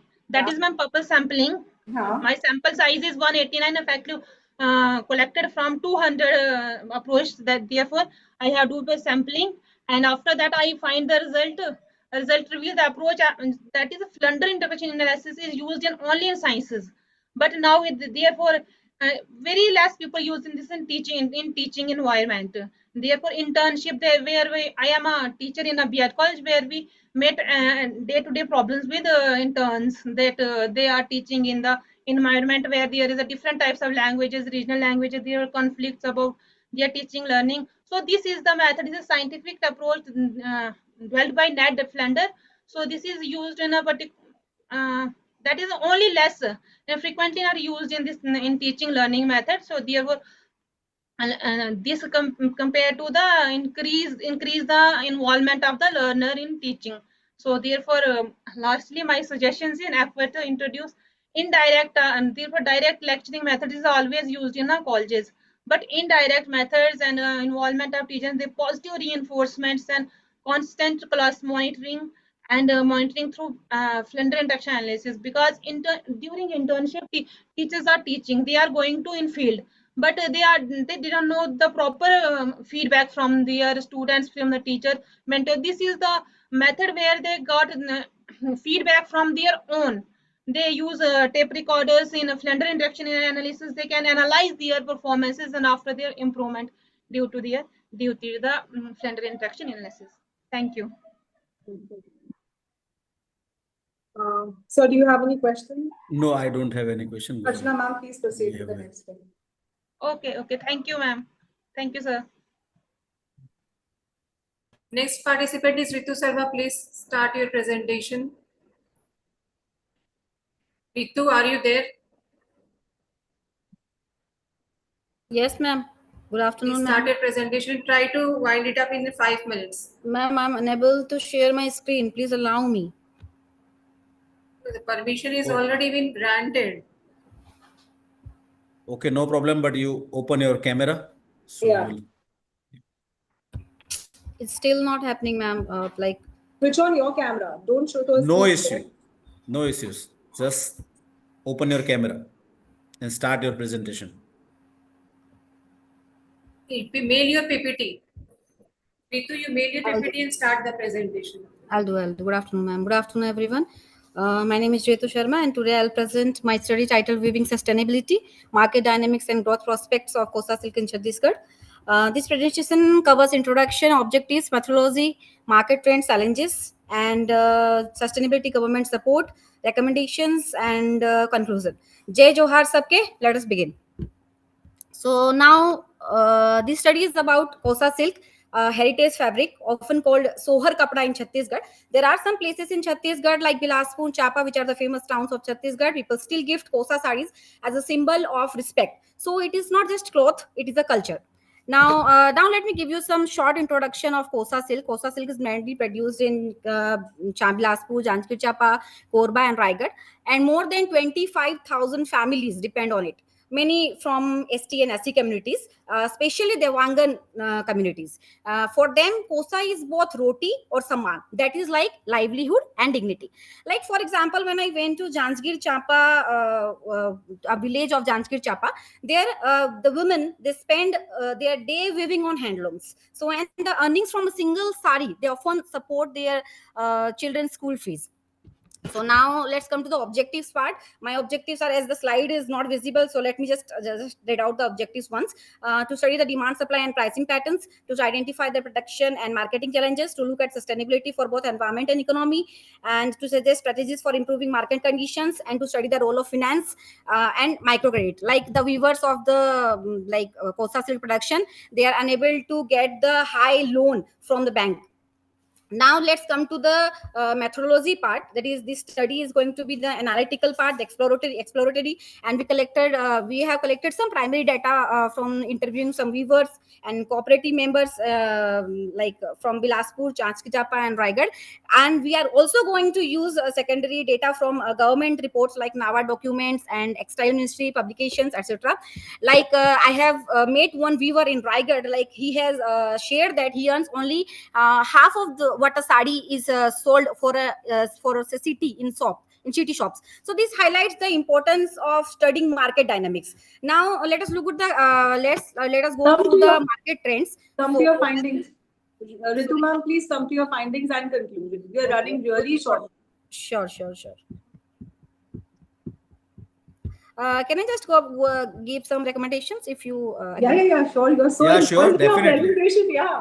Okay. So my recommendations are to promote the online platforms so weavers can sell directly to customers, and develop Kosa clusters with design studios and testing labs, and collaborate with fashion brands for modern yet traditional products, and train artisans in modern methods, but preserve traditional skills, like adopt some eco-friendly certifications to attract global buyers. There is an account in Instagram, Kosa Silk Cluster. It's a small group of Kosa Silk Craft. There's a small group of weavers in Champa. They recently started selling through Instagram, and their sales doubled compared to local fairs. Now the conclusion of this is Kosa silk is not just a fabric, it is the culture and economic backbone of Chhattisgarh. So to ensure growth, artisans, governments, NGOs and private sector must work together. If we combine tradition with innovation, Hamar Kosa, that is Hamar Kosa, can become a global sustainable textile brand. So thank you very much. Jai Johar, Jai Chhattisgarh. Any questions? No. We are just running short of time. We are very sorry for the researchers that, because of the time. But I think it's overall a good presentation. You were very involved. Thank you, ma'am. Thank you so much. Thank you, Archana. So the next speaker is Manoj Mishra. Are you there, Manoj? Mr. Manoj? Yes, ma'am. Good afternoon. I am there. I'm audible? Please start your presentation and try to finish it quickly. Okay, ma'am. Okay. Please share your presentation. My screen is visible, sir? Yes, your screen is visible. Yes. Okay. So good afternoon to all the dignitaries, research scholars and all faculty members. Myself, Manoj Mishra, and I'm a part-time faculty in Ladi Devi Ramdar Maheshwari Knight College of Commerce. Today's my topic is critical analysis of contemporary education with respect to employability skills. And my total study is based on the secondary data, means I have opted secondary methodology. What induced me to research on this topic is that in the last year, we have organized a placement activity for our students, and various companies have visited to our college, and they were having some 20 to 25 places, but they have appointed only 4 to 5 students and rest were gone unplaced. So that forced me that where we are lacking as an education institution, what we are providing to our students, and why they are unable to get that employment, or what the things that companies are asking from the students, which we are unable to provide them. These are my objectives, that what skills they need, what extent of the curriculum or teaching methods we need to develop, and what governance ecosystem currently we are working, and we have to connect them with the industry. My methodology was secondary method, and the data sources from where I have collected is like peer-reviewed academic studies, reputed public policy briefs, and extensive employer surveys. Next is I have find out that my findings were that employers prioritize soft skill, communication, problem solving, and teamwork. One famous case which I remember, that 7 to 8 years earlier, Infosys had hired around top 10 CAs of India, and within the period of 6 to 7 months, they have fired out of them 6 out of them. From top 10, they have fired the 6, and they have wrote a letter to ICAI that you are just developing a robots, not a persons, or not skilled employees, because they don't ever know basic skill how to communicate with the clients or how to gain the contracts. So the first thing is that 60% of graduate feels that they are prepared, but employers perceive a significant readiness gap. Means the students are thinking that we are prepared, we can get the employment, but from the employer's perspective, they are lacking behind. 82% experiential learning strongly correlates and improved job readiness, and 90% equity in access of high education quality, and work integrated learning is a critical policy imperative. What are the recommendations? There are 3 levels of recommendation. The first is policy level. We have to establish a national framework for employability skills. Means currently the government is focusing on employability skills. The government had started the programs, government is financing, but to the some extent we can say that it is unable to reach to the student. Like somewhere students are not interested to get that skills or to gain that knowledge, because they have to sit extra beyond that their regular curriculum, and somewhere those who are providing them, they just need that fund by showing the education data, which the educators data, which my study has found. Second, implementation outcome based accountability for higher education, and developing standardized recognition for micro credentials. Now, institute level recommendations are that integrate employability skills into all curriculum mapping process. Means now the government has brought OJT in NEP, but somewhere it needs more attention. We just can't say that taking an experience of 6 months or 3 months is enough for the student to be ready for the job. Reform assessment to evaluate applied and socio-economic emotional skills, and incentivize faculty engagement. There are also pedagogical level embedded project based and experiential learning. These are the things that NEP has, but I think there is some short span, like they also have field project, and for the field project they are giving just 3 months to the students, and still there is not a clear cut guidance to the student that what they have to do and what will be the level to find them or to show it. So this is my study. For there is lot of needed for us, for institute, for the policy creators, and for students, to make our students to employability ready, and so that they can be secure economically, socially, and financially. Thank you. Sir, any suggestions or query, ma'am? There is a scope to discuss your topic, Dr. Manoj, but Yes, we sir. do not have more time to discuss the things. I just want to ask only one thing. You just inform this platform that what is the secondary data collection technique? You just inform this platform. So the secondary data collection technique was I have visited to various websites and various research paper. I have studied them, and from there I have taken the data. It means indirect data collection resources, right?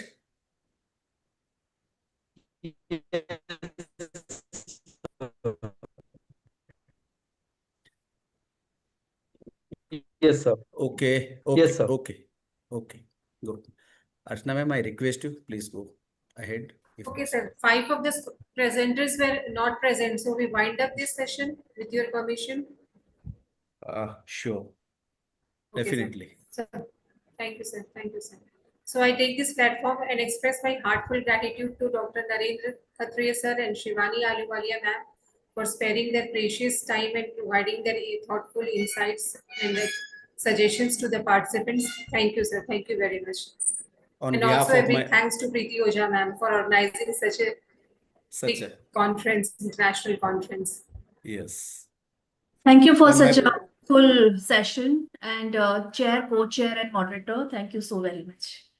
Thank you very much, Preeti Ojha ma'am. On my personal behalf and the team of Education Soft Power Technical Session, I really, from the bottom of my heart, say only a thank you to my team and entire platform, especially Preeti Ojha ma'am and Gurdat Jappi. Thank you very much for Totally perfect session. Thank you. Thank you. Thank you, sir. Thank you, Shivani ma'am. So now time to go for the expert panel session number 2. Yesterday we had a very wonderful international panel. Today having one more panel with us, and I request the moderators of this panel to please start, introduce, and just check all these panelists. On my personal behalf, I invite all my good friends, Dr. David Palmer joining us right now from France. Professor David, welcome to our Hello, Preeti. today's How international nice to see conference. you. Professor David, basically from Hong Kong, but right now in France, and it's a globetrotter, and always a kind of it's always my pleasure to connect with you, Sir David, on any and every capacity. I have another very dear friend, Professor Dr. Manjula Srinivas. Madam, always nice to see you online or offline, wherever we see.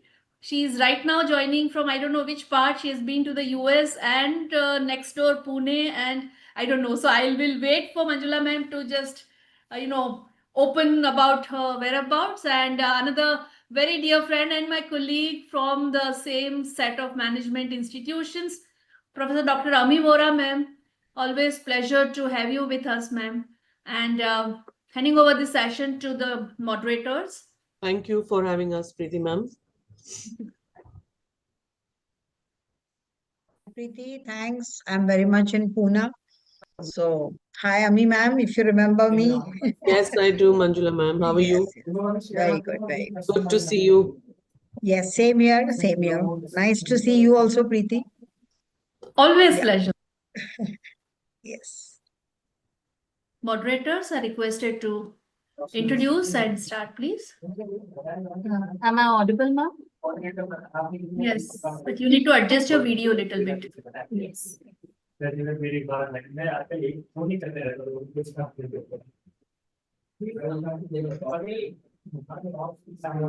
you, ma'am. Good afternoon to everyone present here. It gives me immense pleasure to once again welcome you all to Expert Panel 2 of the International Online Conference on Global Insights, Geopolitics, Commerce and Humanities. This prestigious conference is being jointly organized by the Grand Academic Portal, LRMC, Ladi Devi Ramdar Maheshwari Knight College of Commerce, University of Mumbai, Rabindranath Tagore University, Bhopal, C.V. Raman University, Bilaspur, Chhattisgarh, BCJ Commerce College, Kambad, Singard College of Commerce, Mumbai, and Srimati R.D. Shah Arts and Srimati V.D. Shah Commerce College, Dholka. With great anticipation, let us begin the session. Our first expert speaker for the day is Professor David A. Palmer, PhD, Practical School of Advanced Studies, Paris, who will be speaking on the thought-provoking topic, civilization in the singular or in the plural, rethinking civilization in a multipolar world. Professor Palmer is a distinguished professor of anthropology, jointly appointed at the Hong Kong Institute for the Humanities and Social Sciences and the Department of Sociology, University of Hong Kong. He is the author of several award-winning books, including Qigong Fever, Body, Science, and Utopia in China, and The Religious Question in Modern China with Vincent Gossart, and Dream Tippers, Global Taoism and the Predicament of Modern Spirituality with Elijah Sagler. His research spans the sociology and anthropology of religion and spirituality, community development, and transnational interactions between China and the global South. We are honored to have him with us today. Handing over the session to you, sir. Okay, hello, Dr. Jacob and Professor Oza. So nice to see you, and thank you all for the opportunity to share some of my thoughts here at this conference. So let me share my PowerPoint here. Just one second.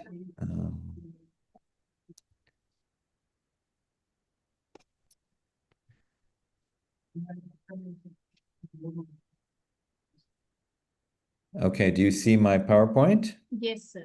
Yes, all right.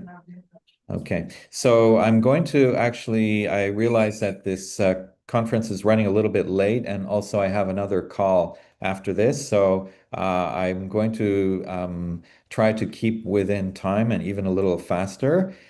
What I'm going to be sharing today is, in a sense, the outcome of a number of conversations and conferences and discourses that I've been involved in the past several years in Hong Kong and in other parts of China, and also in some international contexts, notably a conference that I was involved in organizing in Kathmandu almost a year ago, which involved some scholars from China, India, Nepal, Pakistan, and the United Arab Emirates, in which we had discussed the topic of what is civilization, envisioning the future of humanity.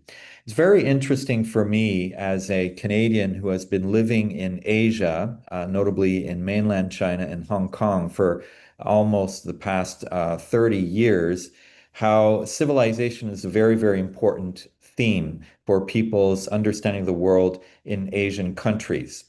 And it's very nice to learn that nowadays, in the past few months, China and India are getting along a little bit better. I had a number of exchanges with India, and so met Dr. Preeti several years ago, and I had gone to several workshops and conferences. That was before the pandemic. And then at one point, I did go to a conference in Siliguri. No, I couldn't. Did I go? Yes, I did go the year right after the pandemic. But my students who were Chinese citizens, some of my doctoral students were actually unable to go because there were no visas being issued in either direction. So this is now being solved. But what's really interesting is that we are we're dealing with two very ancient and very proud civilizations. So last year in Kathmandu, we were talking with some scholars from both China and India and other countries about this. And so first, let me just talk about actually, it's actually very important to think about the significance and the meaning of what civilization is. Where now the whole world is undergoing profound transformations and increasing instability. And one can say that we're in the process of a transition between a world of multiple civilizations into a single united world in which there is a global civilization. But this is a process that is extremely difficult, in which there are many, many resistances. In the academic traditions that I'm a part of, in anthropology and critical sociology, to talk of civilization is actually something that is not considered to be a good thing. It's considered to be bad. Civilization is, or the notion or concept of civilization is associated with colonialism, and so with oppressing and destroying cultures that have been colonized, and so on. However, if we come to Asian countries, we do find that people are interested in the notion of civilization, and civilization is deeply associated with the narratives of the revival of and the coming back to the fore of national cultures and the civilizations of our national cultures, whether they be Chinese or Indian or Islamic or so on. And so the question that I and others of us have been reflecting on is, how can this increasing interest in civilization really help us to go to a more to transcend the greatnesses of our individual collective civilizations into something that we all share as human beings. So what I'm going to be talking about is three different aspects of the question. One is, I'm just going to go through an overview of all kinds of different competing discourses on civilization. Then I'll go to the topic, which is the center of the title of this talk, which is, what is the relationship between plural civilization and singular civilization? Or another way of putting it is civilizations with a small c and civilization with a capital C. And finally, thinking about what would be some elements of a future global civilizational consciousness. So right now, I'm just going to very briefly, and I won't spend very much time, going through 8 different frameworks, 8 different theoretical frameworks for looking at civilization. So in a sense, the very first one, and that's in a sense it's a dichotomy between the civilization and barbarism. That's a dichotomy that really is at the origin of the notion of civilization. The idea that we are civilized in opposition to the barbaric other. And this comes from the Greek notion, the Greek distinction between the polis, the civilized city-state, and the people who speak unintelligible languages in other countries. So this is the notion, the origin of the notion of barbarians. We have something similar in China with the concept of the Huai. On the one hand, the Chinese, the culturally refined central states of China, in ancient China, and who are seen as surrounded by all these barbarian tribes all around it. I'm sure that I haven't looked into it, but there must have been something similar in India. As everywhere in the world, there are similar types of dichotomies between the civilized and the barbarian. And so what we have here is undeniable consciousness of certain peoples who do have refined arts and culture, and who look at other cultures around them and see a difference. And so there's an undeniable difference there, but also at the same time, which masks power dynamics and ethnocentrism. So one of the core notions that underlies this notion of civilization is moral cultivation. So, for example, in Chinese, we have the notion of wen, which is the literary, the civilized, and it emphasizes cultural refinement, moral cultivation, and the transformative power of ritual as the foundation of civilization.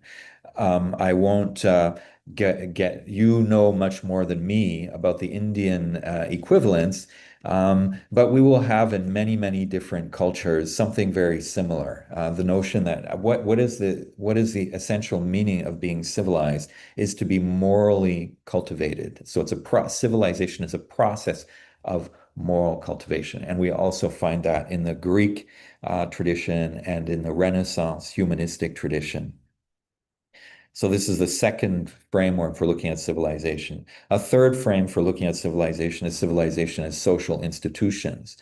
So when we see societies that have started to establish legal systems and political governance institutions, more sophisticated architectural achievements, which are related to the existence of social institutions that can build such monuments, economic complexity and division of labor, various forms of civic engagement and citizenship practices.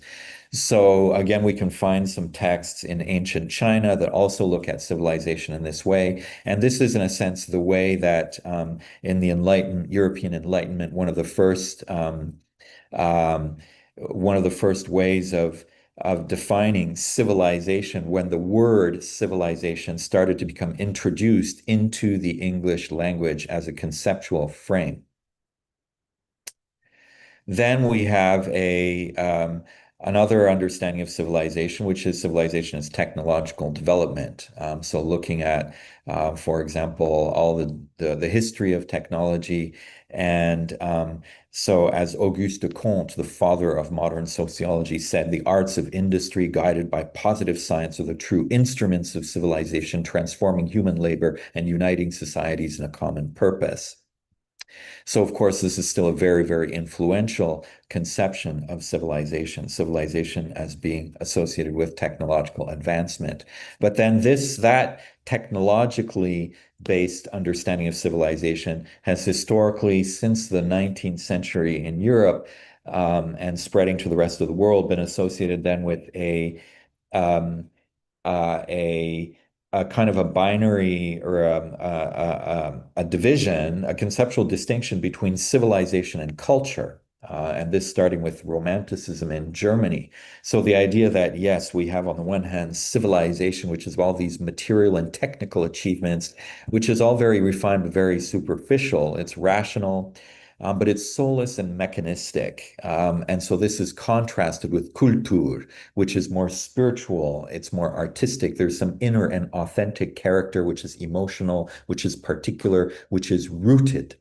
And so it's seen as more deeper, more meaningful. So this distinction between civilization and culture was developed by the German thinker Johann Herder, in which we started to look at, in a sense, a distinction between a universal, technologically scientific, rational civilization on the one hand, and particularistic, emotionally bounded groups that have their own culture. And this was further developed by Oswald Spengler, who said that actually there's a temporal progression between culture and civilization, where cultures start off as these organic groups of people with feeling, with soul, but then they might evolve into soulless civilizations. And so with that notion of Kultur, though we have the notion of the plurality of cultures arising, which then also then leads to the notion of the plurality of multiple different civilizations. So by the end of the 19th century, we started to move from the notion that there is one, i.e. Western, or one universal civilization that is characterized by highly developed social institutions in science and technology, to the recognition that there are multiple civilizations around the world, the Chinese, the Indian, the Arabic, the Islamic, and so on and so forth. So then this leads us to another conception of civilization, which makes a distinction between the material and spiritual civilization, and often posits kind of the notion that Western civilization is material and Eastern civilization is spiritual. And I think this is a notion that actually has been influential in India in particular, as well as some other parts of the world, including in the West. So I've just gone through a number of different frames through which people tend to understand the notion of civilization. So, and in these different conceptions of civilization, sorry, just 1 second, please.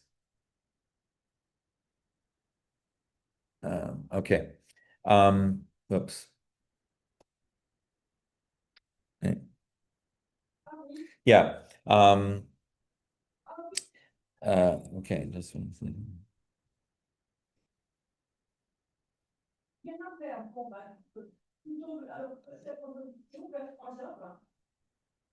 Sorry, 1 second. 1 second.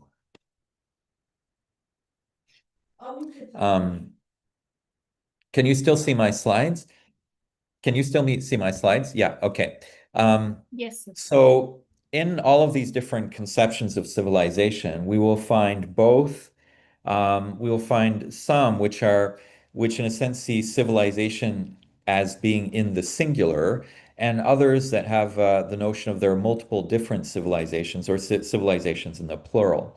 And when we have conferences and academic discussions on civilization, we also end up moving back and forth between those two. Nowadays, the emphasis is primarily on the civilizations in the plural. It's actually not politically correct almost anywhere in the world to talk about civilization in the singular with a capital C, but I'm going to advocate that we actually should do that. So basically what we have is, on the one hand, we have a plurality of multiple distinct civilizations with a small c, we might say, so that exist, that this is true across geography and history in different parts of the world. There are different traditions with unique cultural expressions, institutional arrangements, and developmental trajectories.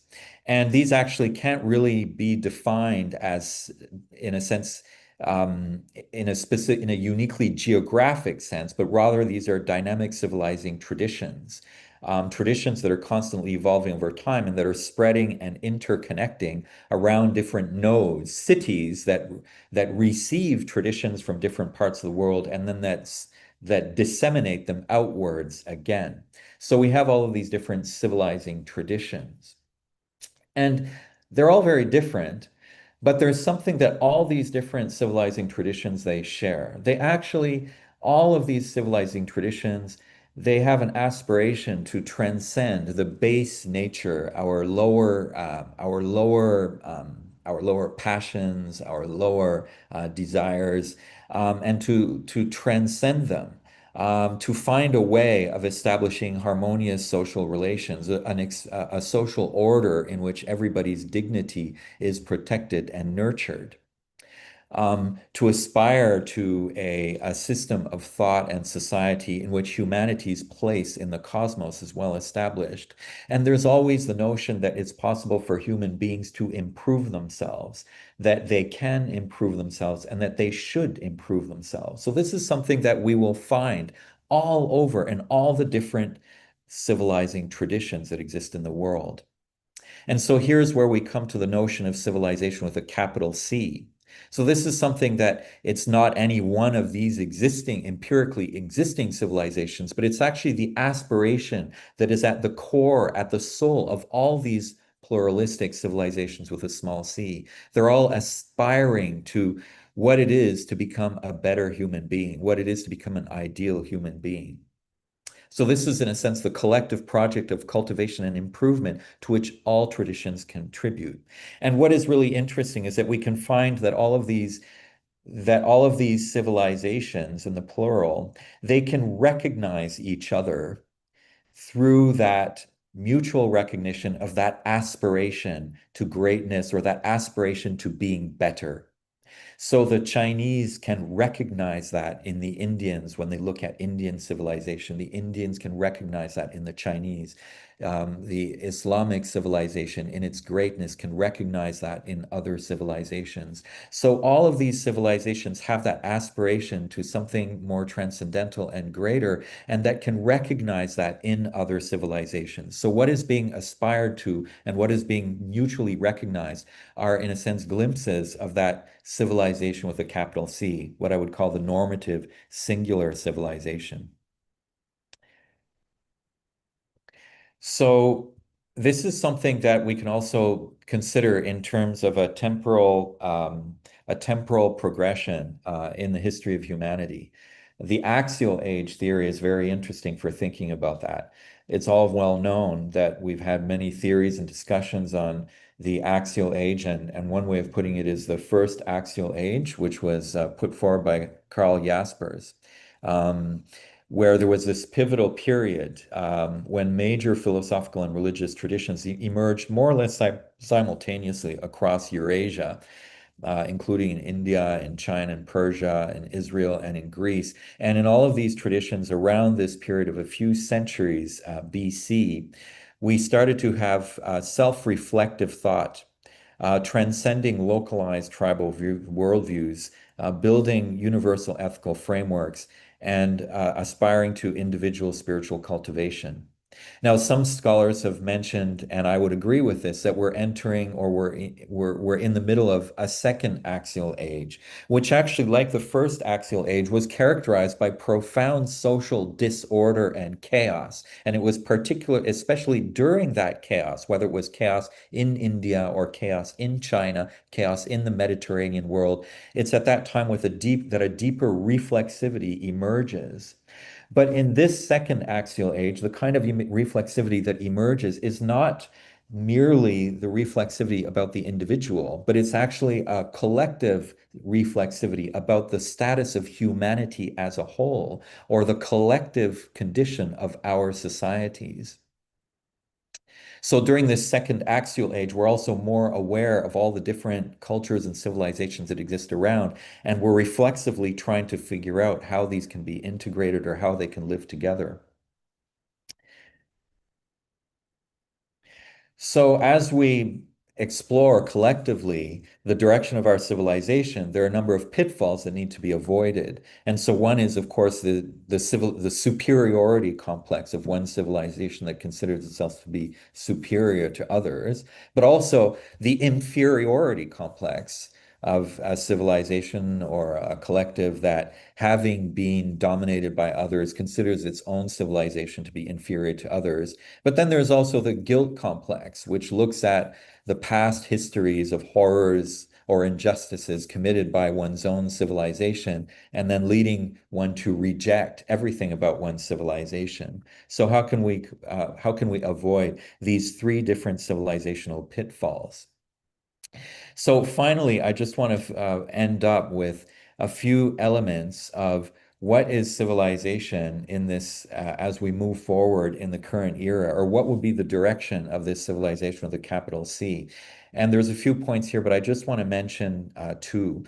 The notion of, first of all, the universality of civilization. And here what I mean is that in past history, civilization wasn't universal. And here I'm not speaking of a geographic universality, but actually civilization was something that was being done by tiny elites in various different societies.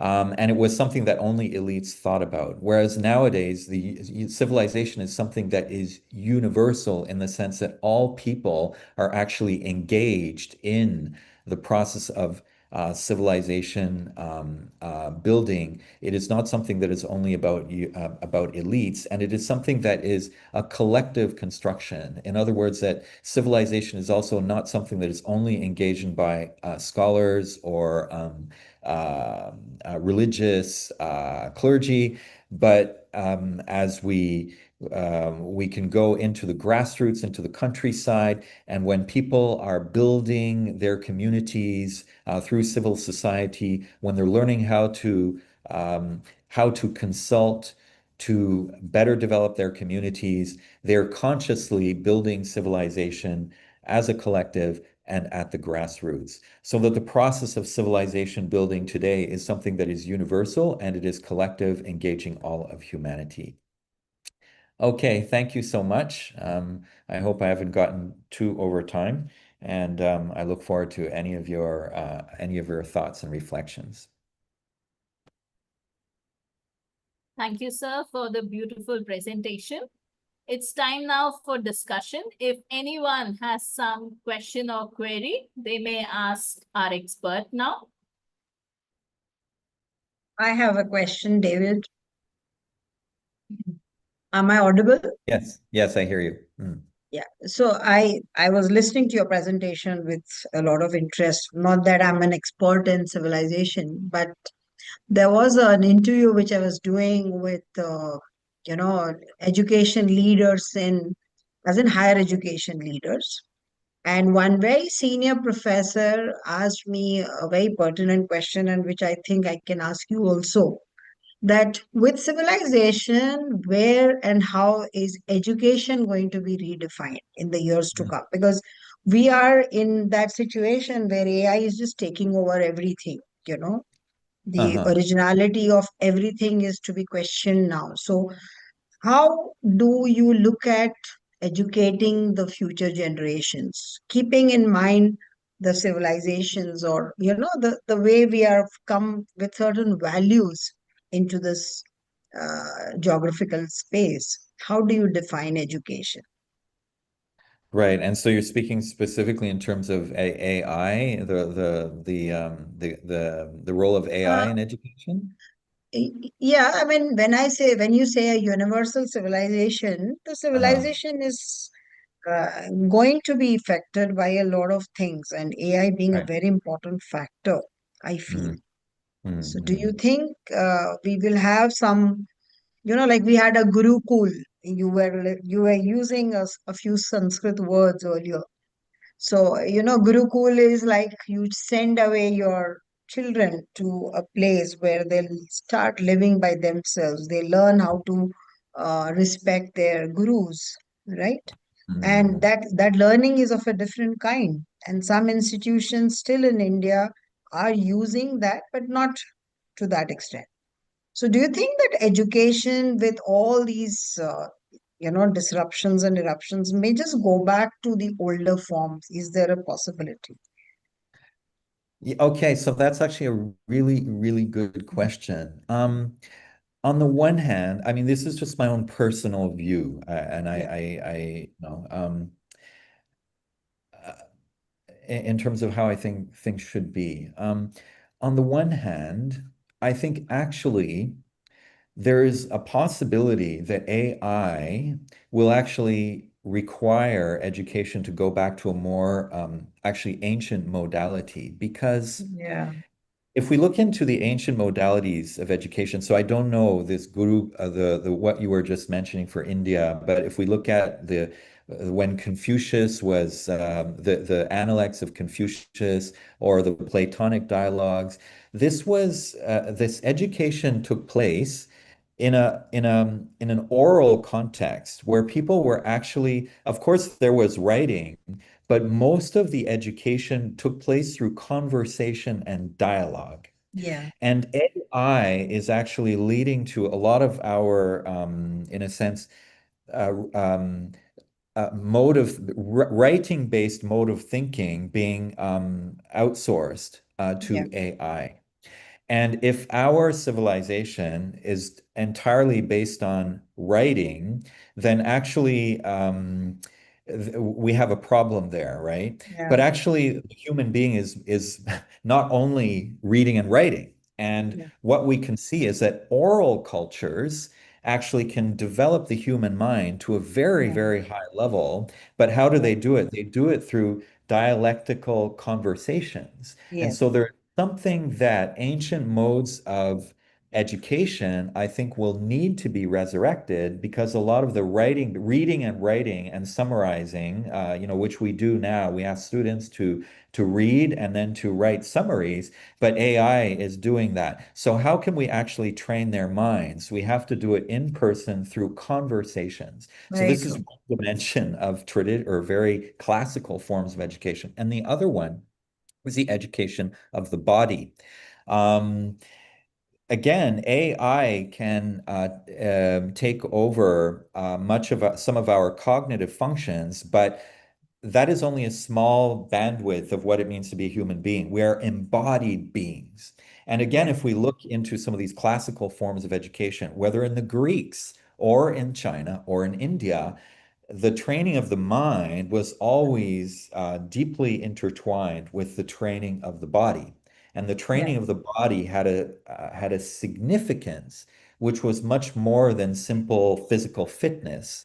So I was just reading Plato 2 weeks ago, and he was talking about how it's important to train the body in order to train the mind, and it's important to train the mind in order to train the body. So he saw these as being completely intertwined.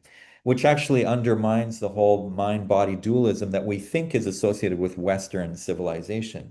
So this is the dimension of the body. Then the other dimension that we will find in a lot of classical civilizations is the cultivation of the spirit, the spiritual dimension. So again, this is one that AI cannot, will never be able to be a substitute for our spiritual life. So as human beings, we are embodied, we are spiritual, and we do have a cognitive intellectual level that helps us to actualize and go back and forth between these. But in our modern civilization, we kind of fell into the trap of thinking that that intellectual cognition is really the core and the center of it all. And it is really important. There's no doubt about it. And I don't want to get into anti-intellectualism, but it's actually only one piece of who we are. So I think this is one thing that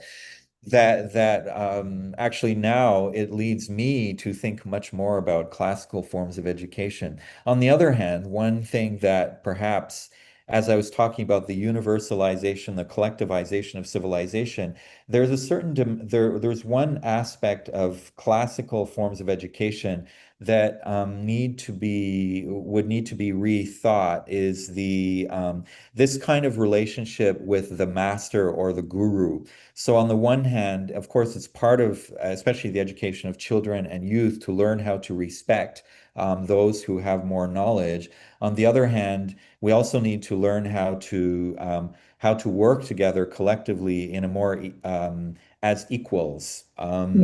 That's something that classical forms of education don't really prepare people well for, because they are highly hierarchical modes of sociology. Very true. Very true. Yeah. Yeah. Yeah. Thank you. Yeah. Thank you so much. I think we could take it to another level sometime else. Sorry for David, putting this that is kind of. wonderful. And I mean, this is just a narrow part of whatever you've been working on, as I have fairly enough idea about your work all these years. So maybe one very query, not a question, but how do we connect your talk on civilization and different types, and where do we stand today with reference to just one element of civilization, that is religion? And what is your take on how religion can impact or influence the whole, volatility of the geopolitics? Do you think religion is only volatile when it comes to intranational, like we have a lot of volatility in India with reference to religion, or not only intranational but at international level also religion plays an important role in the geopolitics and the supremacy of the civilization, or the way you have used it, inferior or maybe superior? So what is your take on that? Right. So I guess I guess I would look at this in a dynamic sense. What I mean by that is that within different traditions, because all different traditions of course, they have multiple. They're always evolving and always reflecting, and they can't just be boiled down to one very static entity. And so within different traditions, I think it's important that there be a process in which, no matter what the tradition is, that it explores how it can become part of this greater whole of human civilization. And I think that, so that's one thing. Within the traditions, there needs to be this dynamic view of engagement or transcending into the global. But also we need to kind of get out of or avoid this secular religious struggle, which actually leads to a distortion of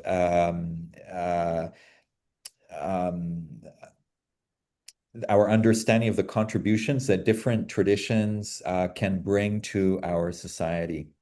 So I think what's interesting, and this is one thing that I discovered when we had this conference on civilization in Kathmandu with members of different countries, is that every civilization has a religious dimension.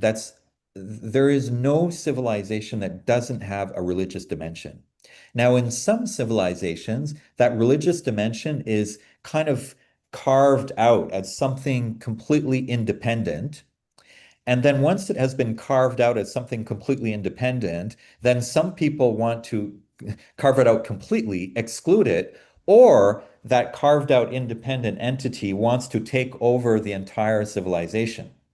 But this carving out of religion as something independent is also a process of modernity, colonial modernity, and so on. And so for example, religion is a highly sensitive topic in China, and now you can hardly talk about religion anymore. But then when we are talking about civilization, then everybody's talking, all the Chinese scholars and intellectual, they're talking about the sacred dimensions, heaven, the Confucian and Taoist dimensions that are really at the core of Chinese civilization, but it's not using the word religion.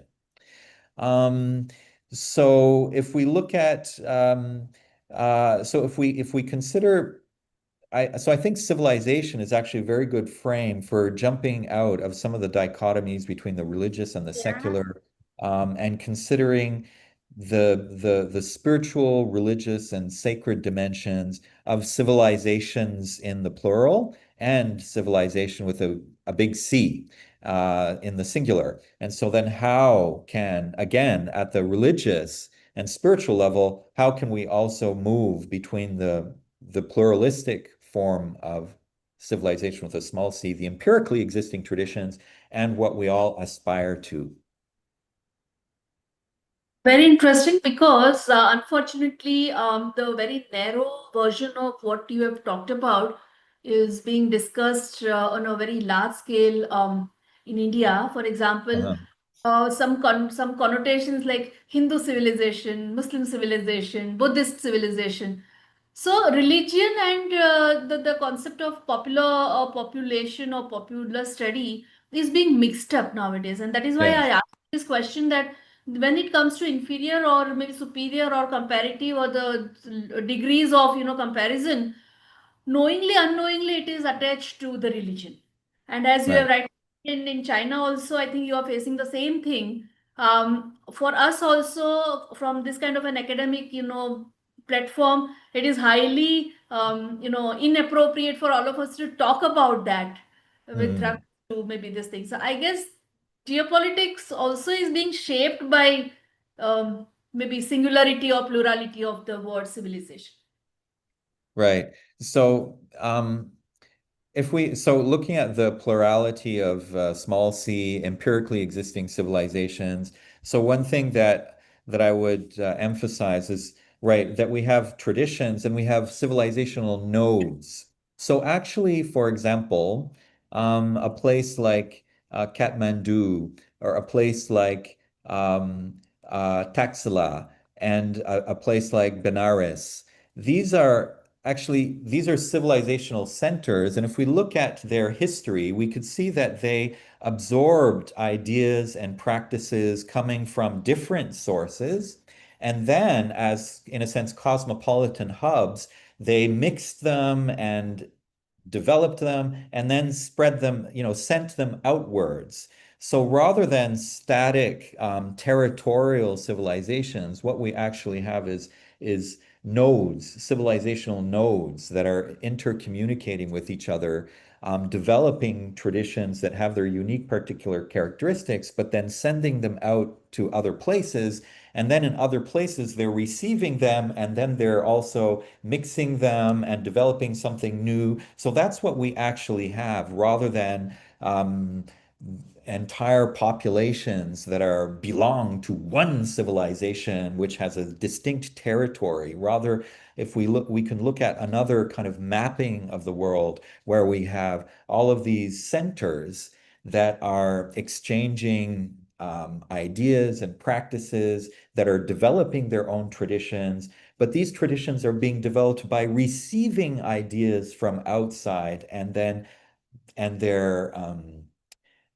shining because they're inspiring people, and people from other places are going there, learning, taking ideas, but then mixing them up. And again, so this is this whole process of mutual circulation and learning that leads to the formation of distinct civilizational traditions that are always intertwined with each other. Amazing. Thank you so very much. Thank you, sir. Thank you so much, Professor David A. Palmer, for your insightful and thought-provoking. Just a one small comment, Ms. Dr. Jeannie, I'm so sorry to interrupt, but I think Dr. Manjula, this is a kind of a platform we can share with David that how Dr. Ganesh Devi has started Center for Civilization. David, sir, in Mumbai. When I referred to the interview on civilization, it was Devi sir who gave me that input. So we both are alma maters of MS University of Baroda, and we have a very renowned professor, Dr. Ganesh Devi. He has started his very first Center for Civilization in a university context in Mumbai. And let us see how we can connect. And Manjula ma'am, let us just work on it and have Definitely. Because this is where this connects very well. The first of its kind of a Center for Civilization Studies in Mumbai and maybe in India across universities. And he has a team working. I met that team also. He has a team which is seriously working on it. So, you know, and he's the one who brought this into my mind. How does education fit into the universal civilization? Thank So you so much, Preeti, David. please put us in touch. I run an Institute for Global Civilization, so we can certainly have more dialogue. Definitely. Yeah. Thank you. Perfect. Thank you. Thank you, sir, for the insightful and thought-provoking presentation.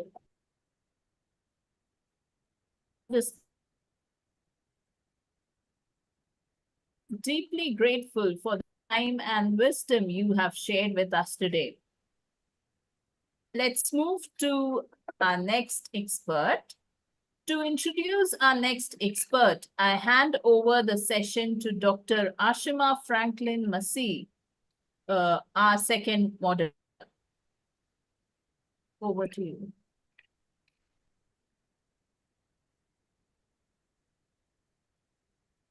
A very fanatic good afternoon.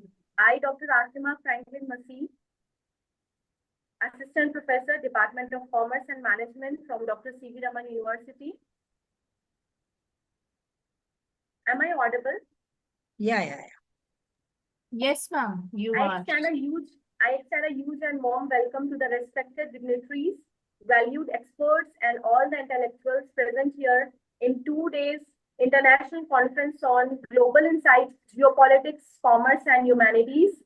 And today we have expert Dr. Manjula Srinivas ma'am.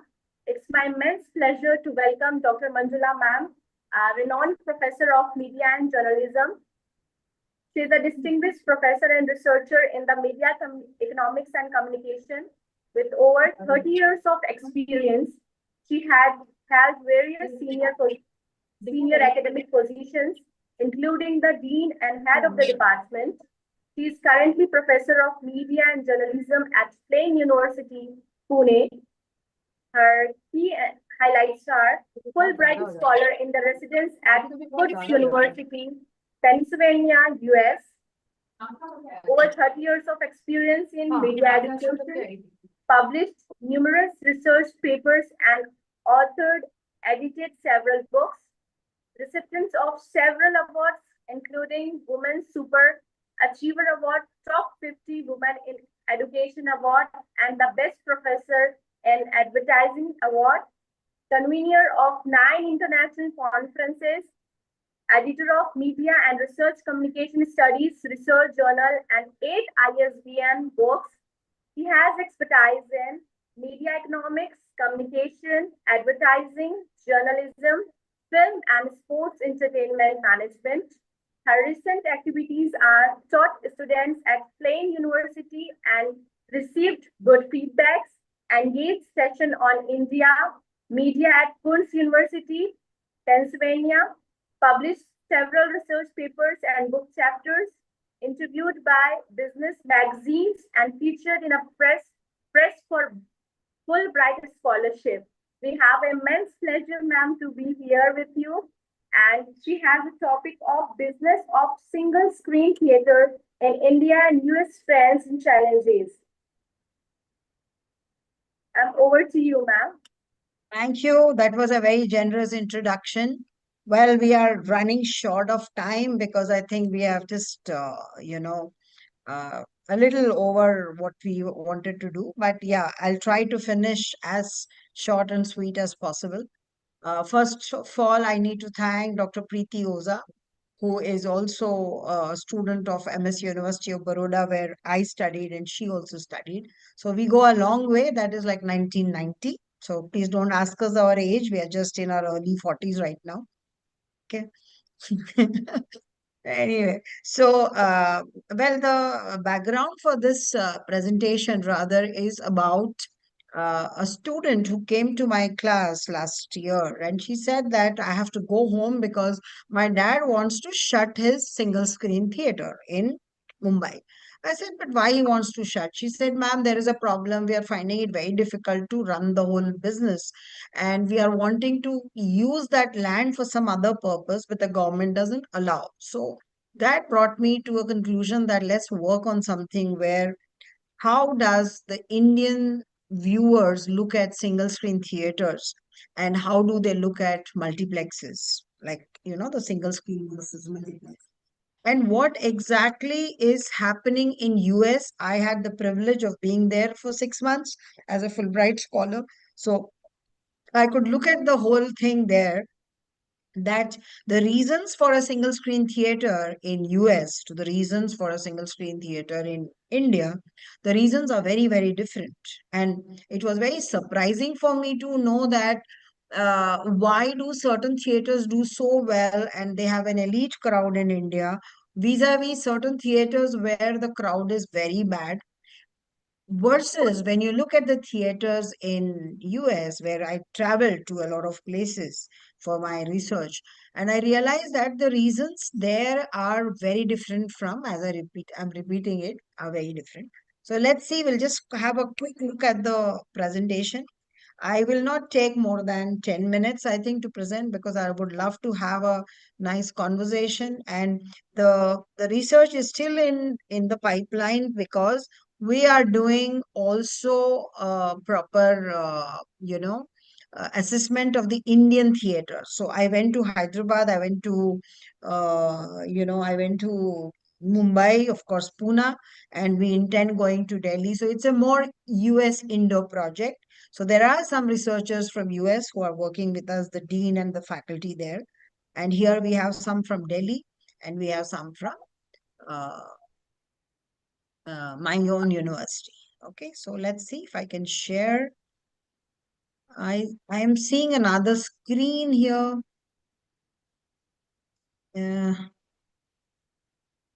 Actually, as you have said, Miss Ashima is trying to share, but I guess Miss Ashima, Manjula may be sharing, so you let it be here. Yeah, yeah, I'll try to share, because then I can move the slides Yes, faster. Manjula ma'am, you try. Yeah. If it is not happening, then Miss Ashima will share. Perfect. Perfect. Thank you.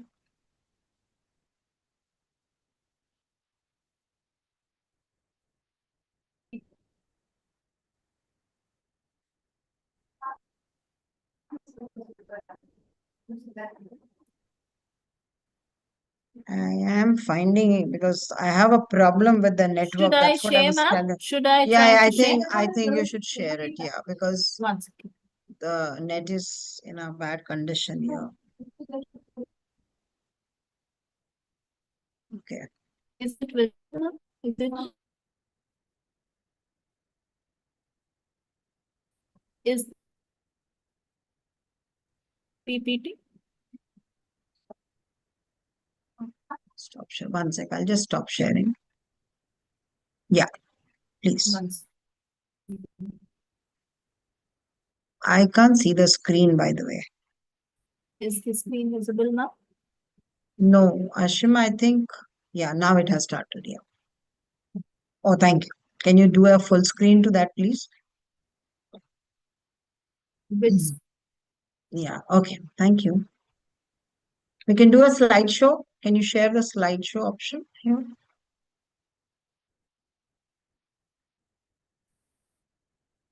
No? Which third slide?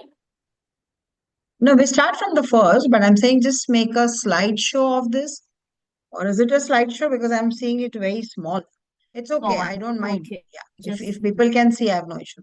So basically, what I did was I understood the single screens in US, which obviously we are not aware of. For our generation, theaters, watching movies was all about single screens. Okay. So when I went there, I was pretty, wanting to know how do the people see their films there. So it was very surprising that the films which are shown there are of a different kind. Okay.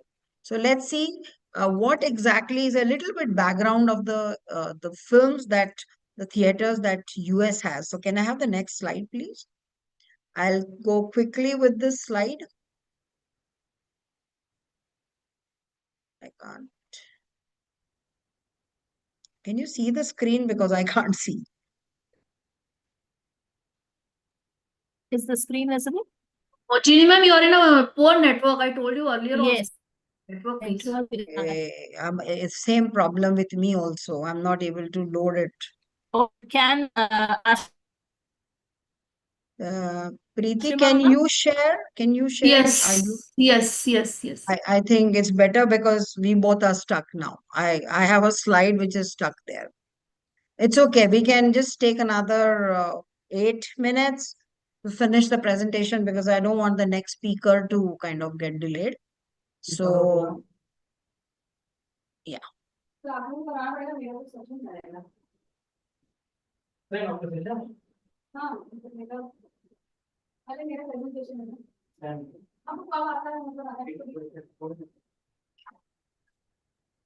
That was the reason I had asked her also because it's pouring very heavily outside and we are in a very, very poor network right now. I'm not able to share my screen at all. I'm not happening as yours is in, I think this one, not in regular Microsoft version. Okay. So we'll try. Let me try again. Let me try again. Yeah.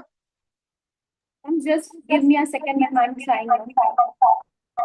Okay.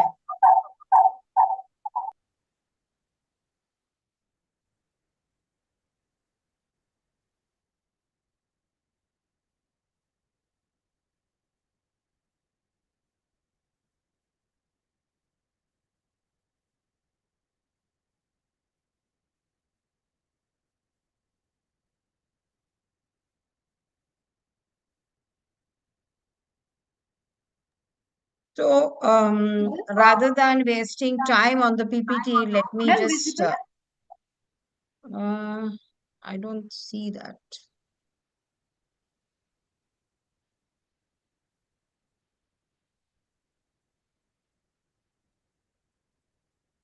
No, it's not loading, I guess.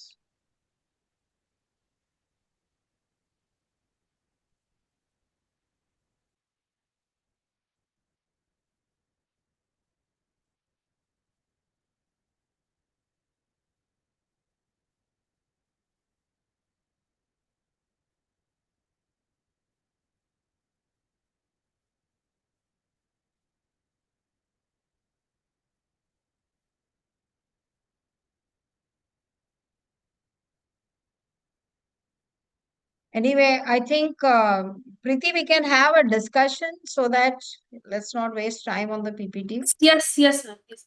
I think there is somebody who's trying to share the screen. Let's see if we are, oh yes, we are lucky. Great. Can we quickly go to the next slide, please?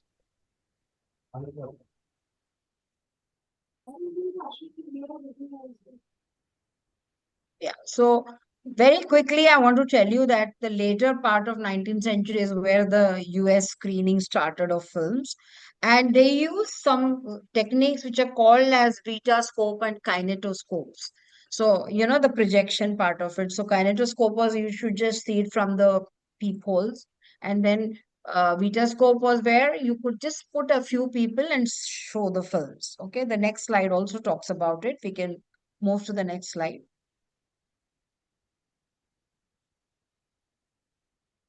Yeah, so this is how the theater looked. Absolutely, you know, black and white pictures, whatever I could find from the net. And I did try to go and visit a few theaters in New York, where some of the oldest of the old theaters are still up and running. Yeah, next slide, please. And there are some very important theaters worldwide which I wasn't aware of. It's only the the research which helped me that there are some very important theaters which are still having a capacity of 25,000 audience. I mean, I cannot think of a multiplex today which has about 100 seater. You know, that's what we are used to. So just imagine the preservation of that kind of buildings is amazing. You know, next slide, please. So these are some of the theaters. We can skip this. Next. Some of them are in France, some of them are in US, some of them are still holding on to the essence of single screen theaters, which is not easy in today's times. So let's look at what is happening in India. Next slide. In India, if you see, the theaters have a very interesting history, and you know that we are multilingual. We have a lot of interest in our films. I happened to go to Hyderabad and I saw at 10 in the morning still people queuing to take tickets and watch the first show. So that's not something which we are used to in Mumbai or in Pune. Like, हमारे पास time नहीं है. We don't have the time. Okay. So this is one of the oldest theaters in Calcutta, which is in 1910 or something. Yeah, next please. And these are some of the other theaters of which I'm sure people who are in Mumbai know that, the theaters are like Regal or, Eros or, Chaplin in Calcutta, some of the theaters. I thought I'll just share the look of them. Like, it's not easy to continue with such, arrangements. Next. Yeah, so this is where my research comes, that how does the single screen in US survive? How does the single screen in India survive? And the biggest challenge which the countries are facing is the multiplexes. So let's say I go to a mall here and I go to the first 5 floors, and then I go to the food court, and then I go to the theater. Okay. Vis-a-vis forget multiplex in US, the mall culture is dying. So you can imagine that if a family of 4 does not want to go and hang around in a mall, which we still do in India, that means gradually that can move to our country also, where the newest of the new generation, the millennials or the whatever you call them, they may just stop looking at theaters as the best source of entertainment, because there are so many other ways in which they want to spend their weekends, right? They don't want to shop in the malls. And that means what? If you don't want to shop in the malls, what will the mall shops do? And how does the multiplex survive in these malls when footfall starts reducing? So you cannot have every film being a hit for a multiplex even to survive. So just imagine single screen has given up on that, what you call competition. What they do in US is they have re-releases of old films. They try to bring the community together.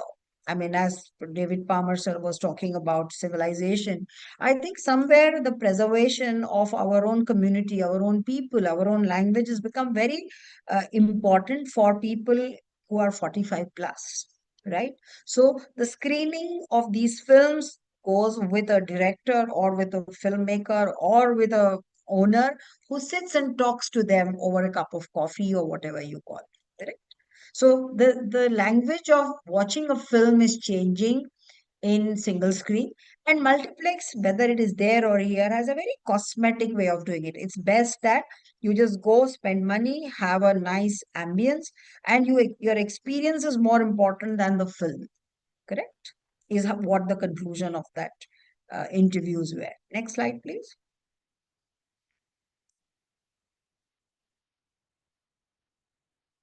So what exactly are the challenges that the single screen theaters in India? When I say India, please don't think of Mumbai and Delhi. I'm talking about up north where Mithun Chakravarti dances with a 18-year-old girl and the theater has made money for a week. They're waiting for the next release, right? So the quality of films are not up to the quality of films which single screen theaters in US does, where they are more independent filmmakers. It's an arty thing. You are discussing a good film. It could be a re-release of a film. But here, a lot of theaters are having that business because the films are absolutely average with not a great story, and it's just for the front benchers. Hence, the theaters do not invest a lot of money in making those theaters very expensive, which means people like you and me may not go to those theaters because we think it's not meant for people like us. Hence, a lot of families in India have reduced watching films on single screen theaters. They prefer the multiplex. Next.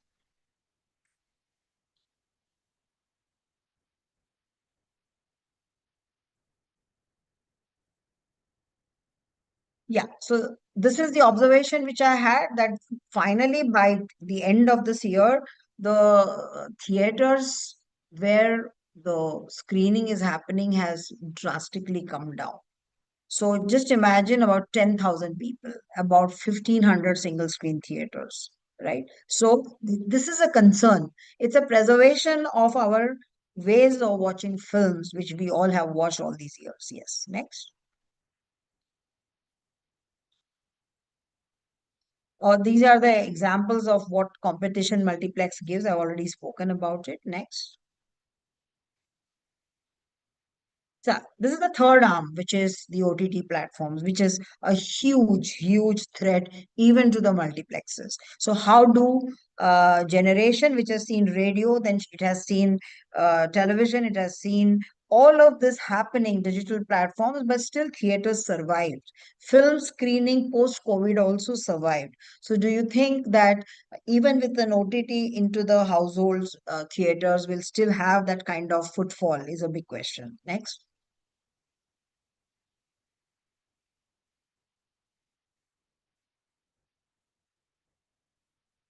And this is a very interesting slide, that how do you have a behavioral pattern?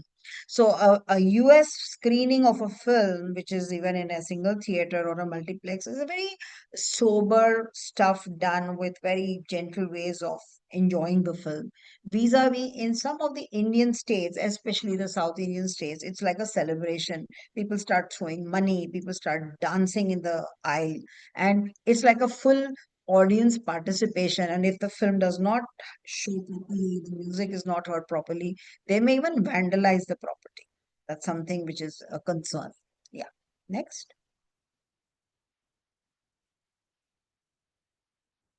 So what are the recommendations then? I think that would be my second last slide to talk about, that we need to preserve these theaters. I mean, there is something called as conglomerates, right? The ownership is of a lot of these multiplexes are with these businessmen who are running multiplex as also one of their business. So the approach towards the multiplex business is very aggressive, whereas in the single screen theater, the owner and his family is just trying to make the whole show being there together for 3 generations. Even the latest of the latest generation is still trying to survive those theaters because they don't want to, stop that kind of experience for some viewers. So I had the privilege of meeting a lot of people who came to watch films, and they say this is a different experience. Multiplex is not the same. Second, the tickets are cheaper. The food inside the theater is much, much cheaper than what we pay for the multiplex, right? So, well, I think the support has to come from very generous, people who could make these community processes survive in the era of multiplex and OTT. Yeah, next. I think that's what the recommendations are. The last slide. Well, so though I have done a proper research and there are a lot of findings and all, I will not conclude this, but the whole idea is sometimes reasons for watching films in multiplex to watching films in a single screen theaters are very, very different. So if you go to Churchgate and you see a Eros or you see a Regal or you see a Maratha Mandir, the films, the latest films are still being released there. So there are audiences. It's not that people are not there to watch those films. Yeah. And the last three slides are a few pictures of mine with some of the owners of independent film screening theaters there, who kind of gave me a better input of why this will survive and it will not go away. Yeah. This is a single screen theater where the gentleman was trying to make it more community centric, culturally bringing people closer to the theater. And he sends WhatsApp, he sends emails, he sends a lot of social media content for people to come and watch films. So it's efforts. It's not easy for any of them. Neither it is easy for multiplex nor it is for the single screen theater. So this is one of the theaters, and she's a lawyer. So don't think that she's just gone to the theater just like that. She's a lawyer. I mean, she consciously went to the theater to see the film because she thinks this is the ambience she wants and not the multiplex. Yeah. I think that's all, I guess. The last slide. Can you just scroll on the 21st slide, Ashima? Yeah, ma'am. Okay. So now this is the time if anybody has query regarding beautiful Yeah. and wonderful presentation given by Dr. Manjula Srinivas ma'am. I'm very sorry about the technical glitch because I could foresee that I was not able to connect earlier. So I'm sorry about that. We also apologize, ma'am, for the technical glitch. No problem. We take care. Yes.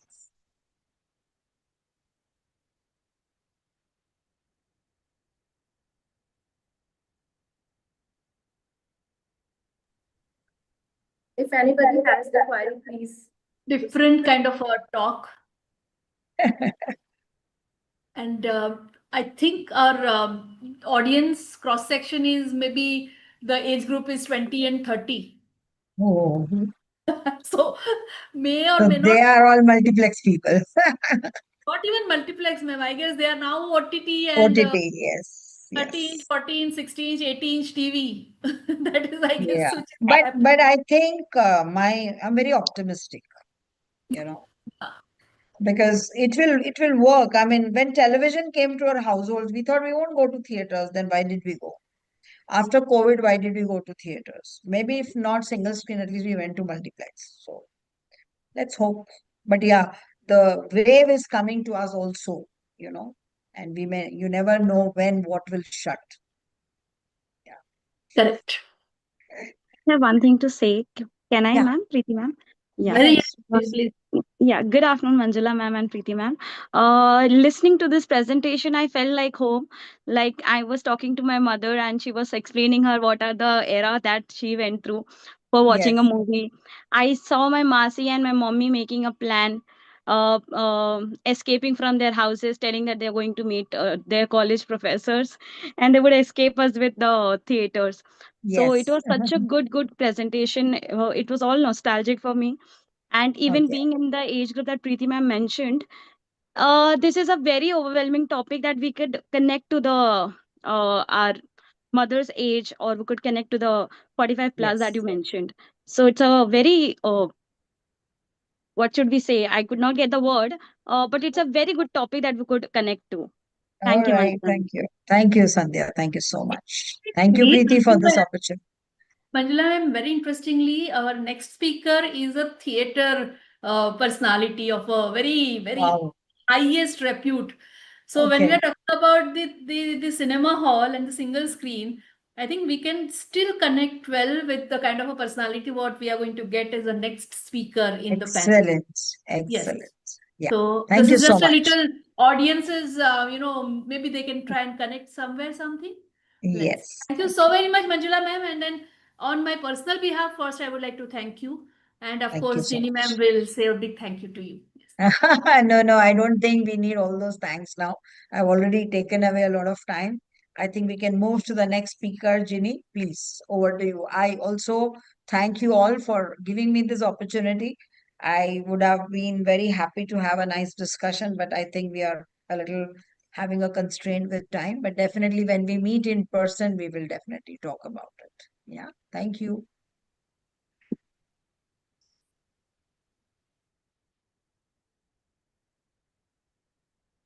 Ma'am, you are on mute. Ashima, ma'am?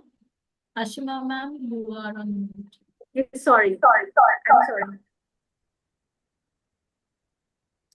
I would like to extend our heartfelt gratitude to Dr. Manjula ma'am for this outstanding presentation. It's very interactive and informative, and sharing your experience, a real life experience with the pictures, and making this presentation more effective and more interactive with us, ma'am. And we feel privileged to have had the opportunity to learn from you again, ma'am.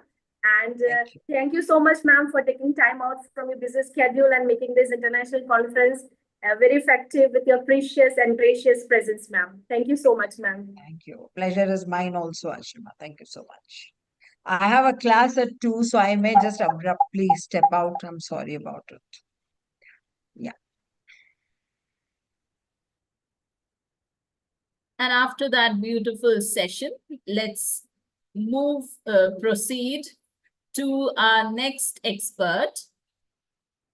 Our next expert is Dr. Amy Vora, speaking on the theme, Media and Society Under Changing Geopolitics. Dr. Amy is the principal of Devi Prasad Management College of Media Studies, Mumbai, where she has successfully led the institution accreditation and achieved autonomous status from the University of Mumbai. With over 3 decades of academic experience, including her long tenure at Narsi Munji College, she is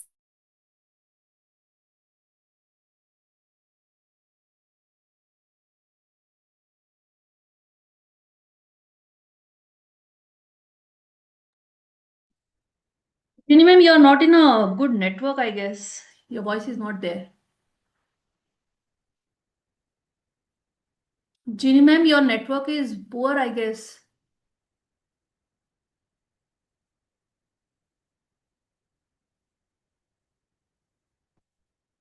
Ami ma'am, we can start with your talk and I will introduce you after your talk with your kind permission. No. Thank you.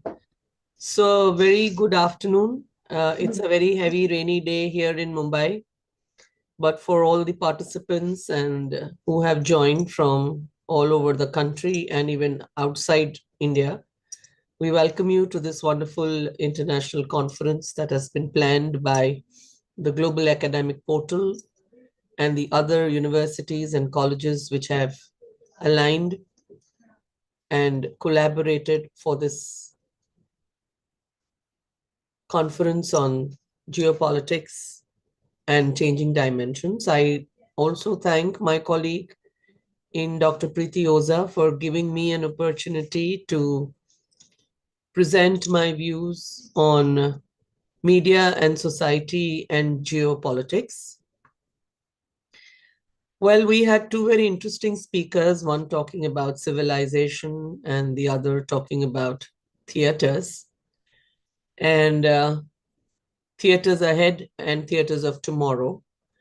And now I come back and bring you all back to what geopolitics is and how media and society are interacting.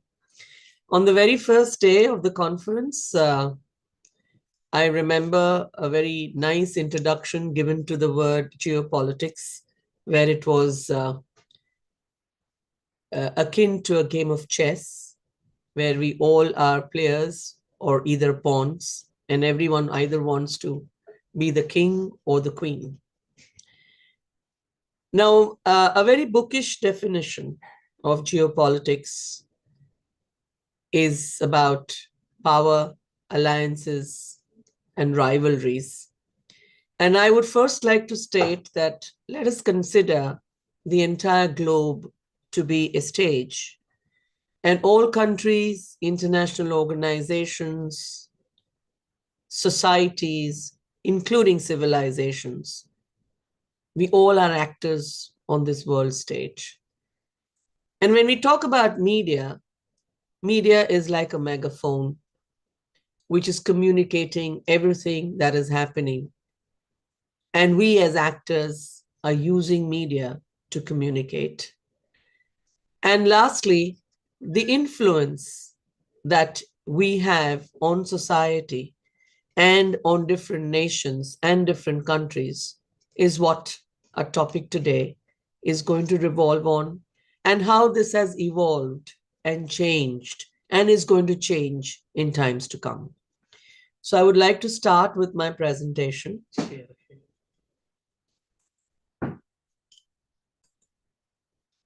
Please let me know if you can see my presentation.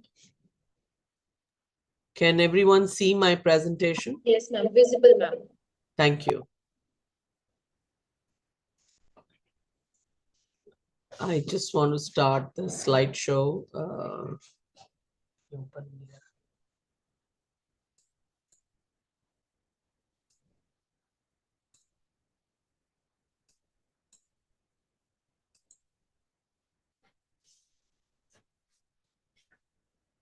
Yeah. So is it visible to all of us? Yes, ma'am. Visible. So before I begin, I would just like to say I'll have to rush through this entire presentation because there's a lot that we can speak on media and society. But given the time constraints that we have, we will be running through this, but I hope that I can do justice. So first, let us understand geopolitics with power relations, alliances, rivalries between nations.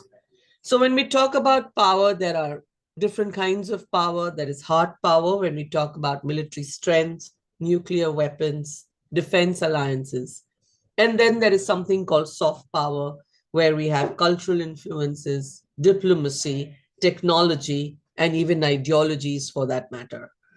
And the last and the most important power is that of the economic power, where we are talking trade dominance, trade routes, control over resources that could be oil, natural gas, minerals, rare earth metals, etc.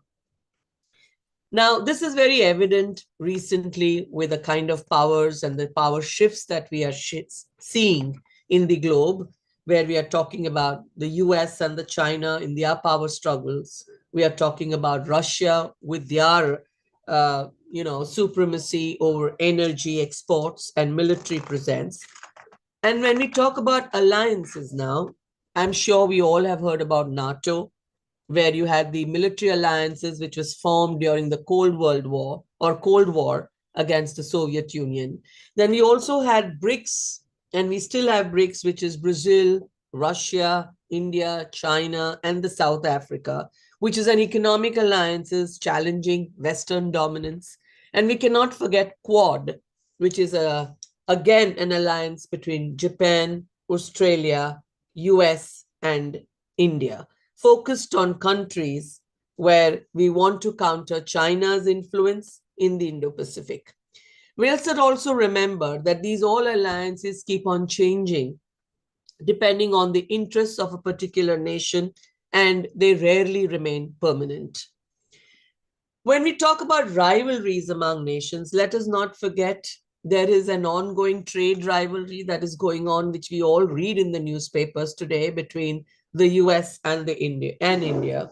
We have rivalry on territorial disputes, and we also have rivalry that talks about Russia's dispute with the NATO, with the Middle East having unrest within themselves and amongst their nations, and also always US wanting to be a supremacy and contesting China, because China is rising technologically and even in terms of economy and military areas. Now, why does all this matter? It matters because when geopolitical rivalries they determine war or peace, they determine trade routes, and they determine global economy. Alliances can shift the balance of power, And small countries often choose that which side they should be on, from where they can get maximum benefits. Coming on to the historical context, or if I want to talk about media and traditional medias, we had, the television and the newspapers playing a vital role. And the news or information really used to take time from it used to come to the desk, it used to be vetted before it could be made public.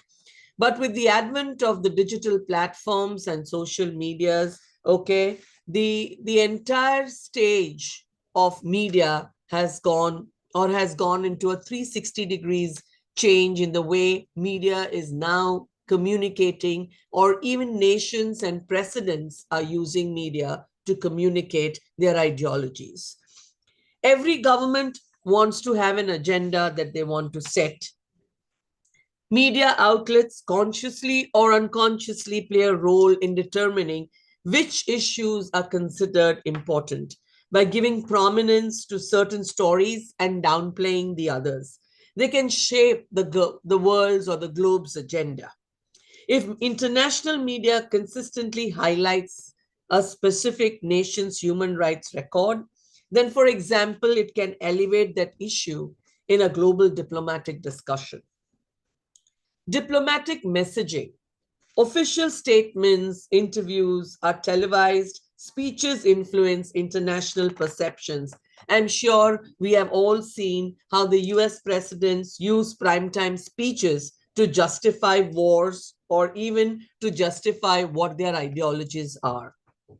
The new social media, of course, are talking about information warfare, where platforms like Twitter, X now, of course, it's now called as X, Facebook, TikTok, and YouTube spread political propaganda, disinformation, or even cyber activism.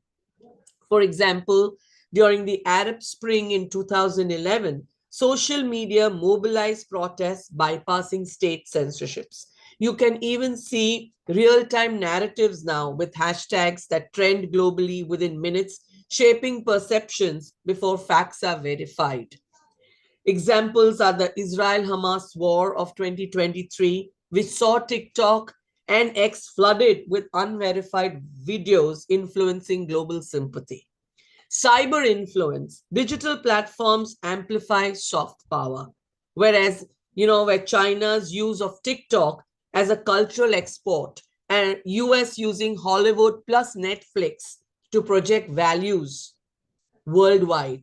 So these were all soft powers that media uses, and they have their own influences on society.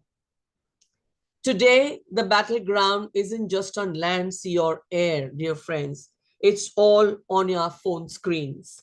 Disinformation campaigns. That's how Russia accused of meddling in US elections in 2016 via social media bots. Digital nationalism, where countries banning apps, including India when it banned TikTok post the Galvin clashes with China. And then narrative wars, where competing versions of reality spread online. Ukraine war, Russian aggression versus Western provocation. I'm sure we all are exposed to this day in and day out. Coming to our my next slide is about the historical concept of context about Cold War, about propaganda, and how this was used at that time.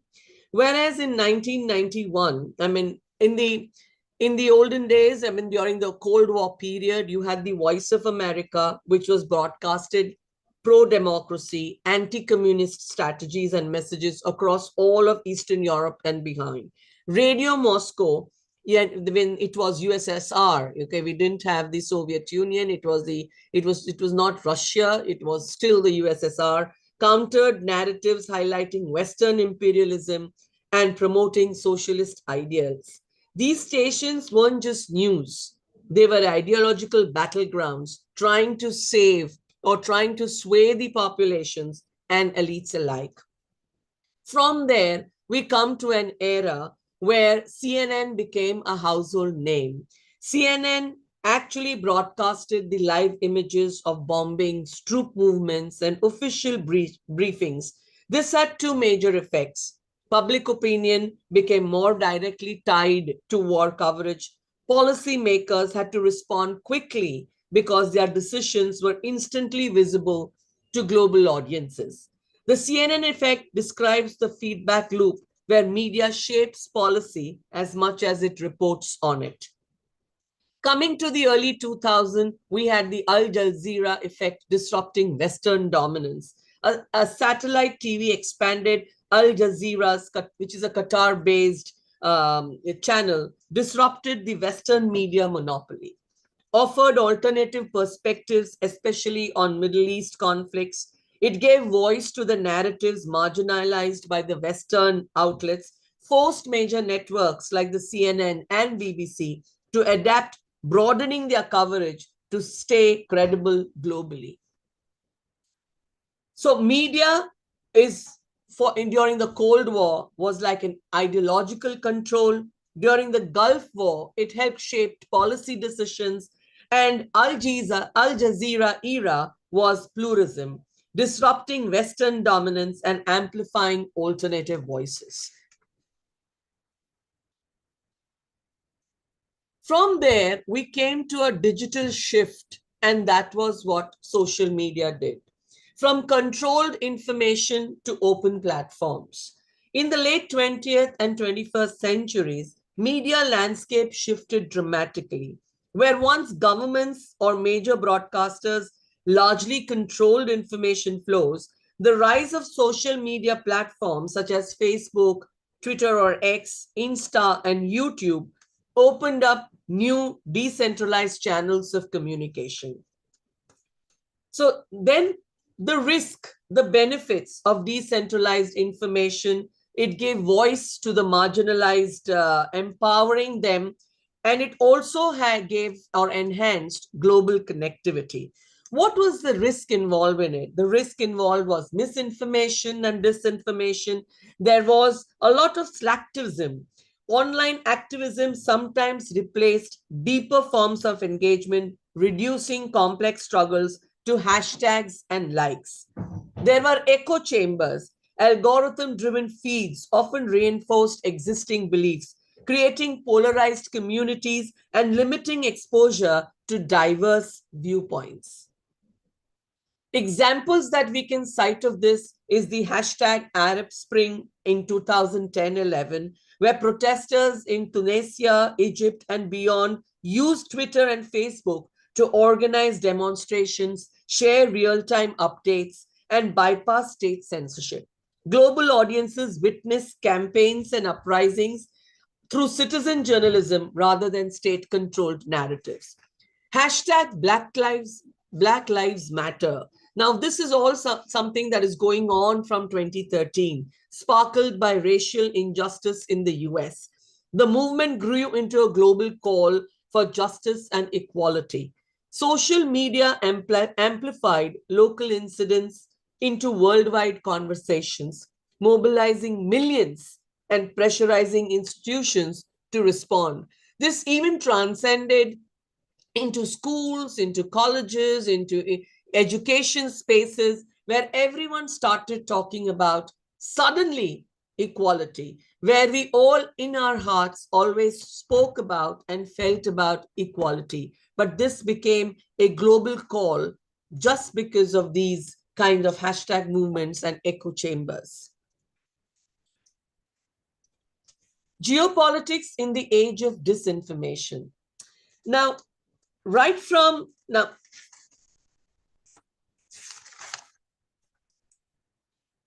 if you look at misinformation, you have Russia, which is known for disinformation campaigns targeting elections abroad.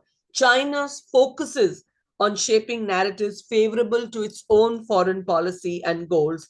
And Iran uses fake news networks and unauthentic social media accounts to influence narratives in the entire Middle East and undermine rivals like Saudi Arabia and the US. AI-generated fake news and deep fakes. Now, this is something that we all are very worried about. and we all are also very deeply concerned about, because deep fakes is also going forward till deep nude fakes, where you have AI generated, which can generate convincing text articles at scale, blending truth with falsehood to confuse all the readers. GPT-like models are increasingly leveraged to spread propaganda. Hyper-realistic videos or audio recordings that fabricate statements or actions. For example, fake videos of politicians making inflammatory remarks can sway public opinion or spark unrest. What is the impact that is having on, negotiations, on elections, and on conflict? False narratives can suppress voter turnout, deepen polarization, or discredit democratic processes. Negotiations, deepfake leaks of secret talks, or doctored diplomatic statements can derail peace processes or trade agreements. Even AI tools have accelerated the production of fake battlefield reports and propaganda videos. The effects of disinformation on society cannot be undermined, where there is a lot of mistrust, polarization, manipulation, radicalization, unrest, uncertainty, violence, ignorance, alienation, and instability. A simple thing like, I can just talk about, the floods and water clogging that is happening in Mumbai. And I'm sure AI would have generated so many videos, and it would be just gone viral on the Insta and on the, on social media platforms, that everybody would be very worried that this is the condition of the floods, where in reality, it may not be as flooded or as waterlogged as the social media platforms or narratives are showing. So this leads to a lot of miscommunication that really happens in society, which and then there's a lot of talk and there's a lot of grapevine that just goes on, and people make up their own stories, and it is all blown out of proportion. And we really are at a crossroad to find out what is right, how much of it is true, how much of it is, believable, and how much we take it with a pinch of salt. Media is also a very powerful soft power tool. Now, when we talk about soft power, we refer to ability of a nation to shape the preferences, perceptions, and behaviors of others through culture, values, and ideas, rather than coercion or force. Unlike military or economic power, which is called as hard power, soft power subtly influences societies from within by appealing to what they admire, aspire, or want to consume. Media, if you look at Hollywood, K-pop, and Turkish dramas, modern media, both traditional outlets and digital platforms, serve as the primary channel through which soft power travels. It enables not just the circulation of domestic narratives, but also the projection of influence beyond national borders, allowing states to cultivate favorable images abroad. Whereas Hollywood movies have long promoted American ideals of freedom, democracy, consumerism, shaping perceptions of the American dream worldwide. K-pop, that is the South Korean platforms, rise of the BTS, Blackpink, and other K-pop groups illustrates how cultural exports translate into economic benefits, tourism growth, and geopolitical goodwill. Turkish dramas, TV series have gained massive popularity across the Middle East, South Asia, and Latin America, reinforcing Turkey's cultural and historical ties. In the era of digital diplomacy, you have there are no longer closed door negotiations. It all unfolds to us real time on global platforms. We have our own Honorable Prime Minister addressing the Indian audience and Indian population through Man Ki Baat. He talks to students when they are appearing in their exams. He gives them their blessings. He connects with everybody on the social media. He is very active. I think he's the most techno-savvy Indian minister that we have, who uses social media to communicate and connect with his own lovely citizens. Mr. Trump uses it as a megaphone for foreign policy. He talks about it day in and day out, which we read about in the newspapers. Even Mr. Zelensky of Ukraine leveraged social media during Russia-Ukraine war to rally international support, mobilize aid, and appeal directly to global citizens and governments. This digital diplomacy humanizes leaders, enhances transparency, but also risks oversimplifying complex issues into sound bites. Cultural exports are also shaping global alliances.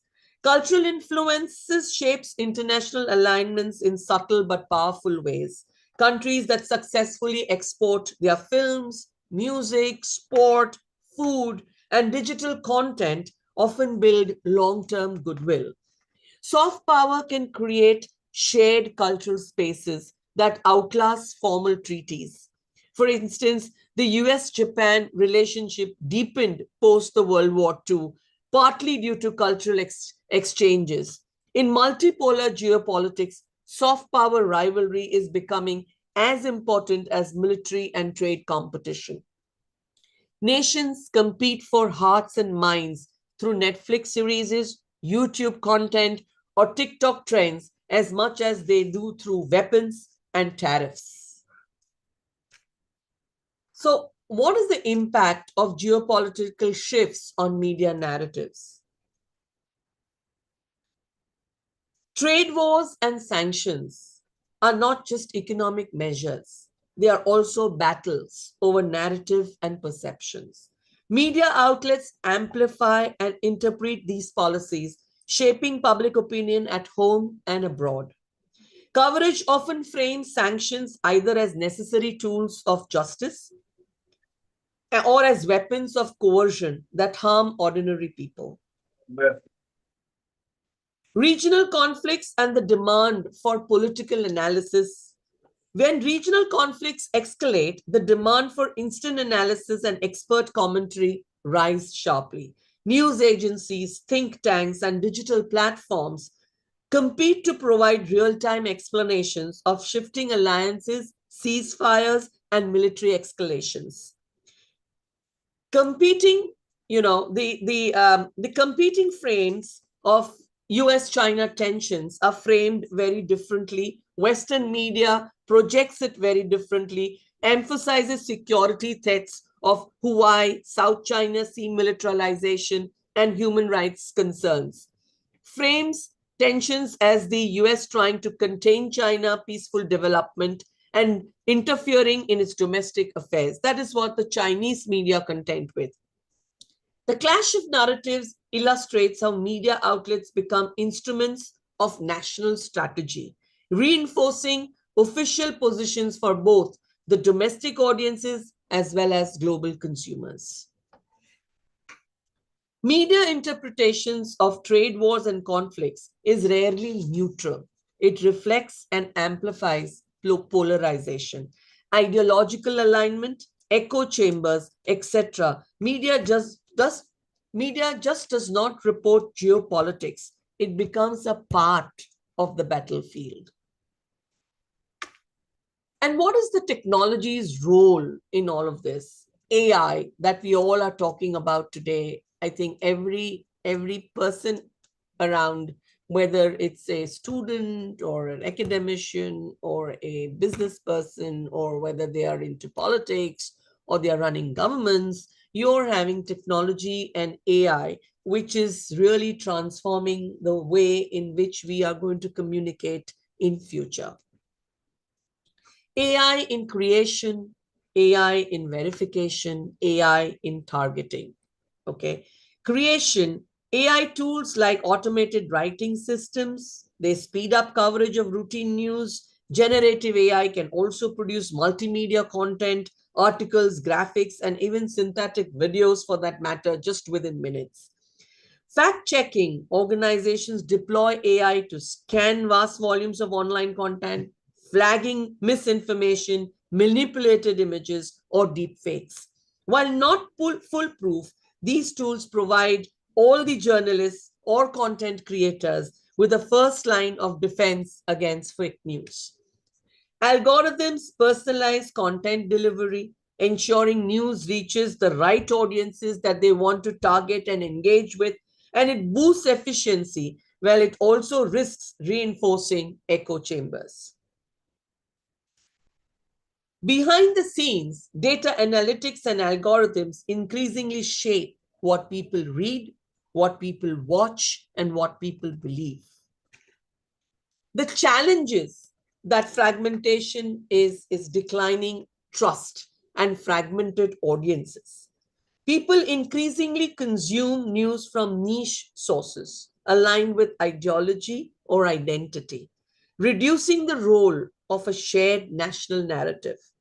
It is a declining of trust. Audiences struggle to distinguish between professional reporting, opinion, and misinformation. Surveys have shown that trust in media institutions is at a historic low level in many democracies. Ethical concerns, over-reliance on AI risks depersonalizing journalism, eroding accountability, and prioritizing speed over truth. What is the future outlook?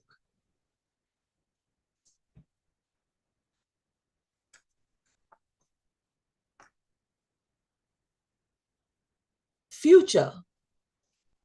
In the 21st century, media is just not a channel for reporting geopolitics.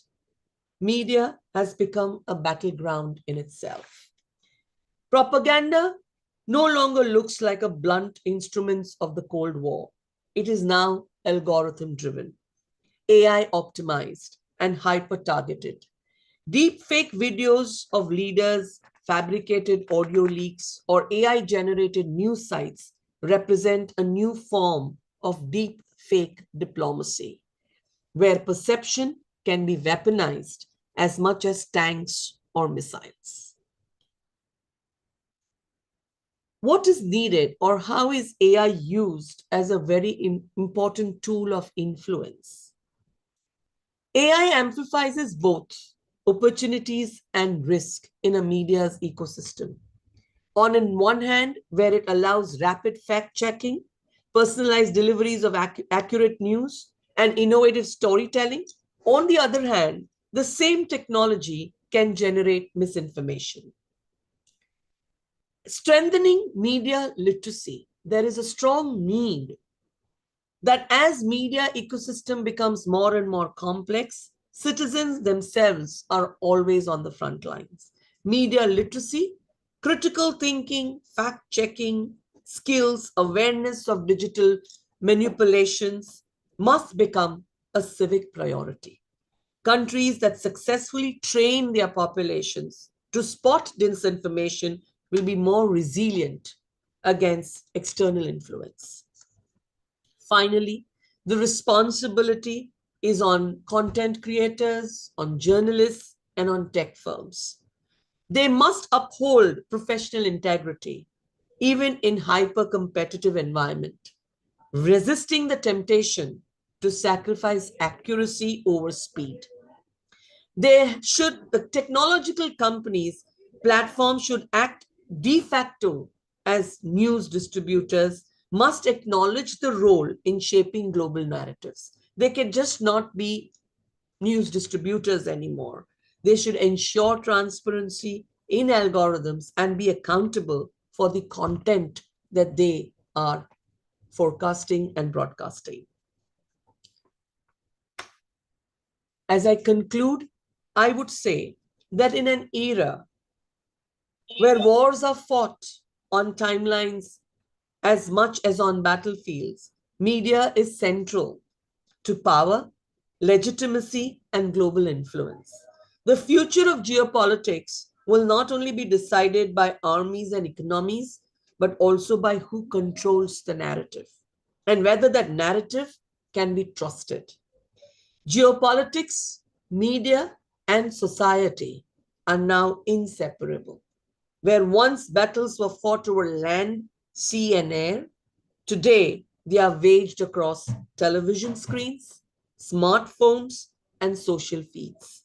Media has become both a weapon and a shield, spreading culture and values through soft power, shaping narratives of trade, wars, and sanctions, amplifying misinformation and propaganda, and redefining journalism itself through AI. The competition is not just about territory or resources anymore, but it is about controlling perceptions and briefs. Leaders, corporations, and even ordinary citizens are part of this struggle. Each tweet, post, or video capable of influencing political decisions and shifting global algorithms and alignments. As the lines blur between truth and fabrication, the greatest challenge ahead is not merely technological, but ethical and civic, ensuring that societies can tell facts from fiction and that media remains a force for understanding rather than manipulation. The next World War, dear friends, may not be fought with missiles, but with messages. Thank you.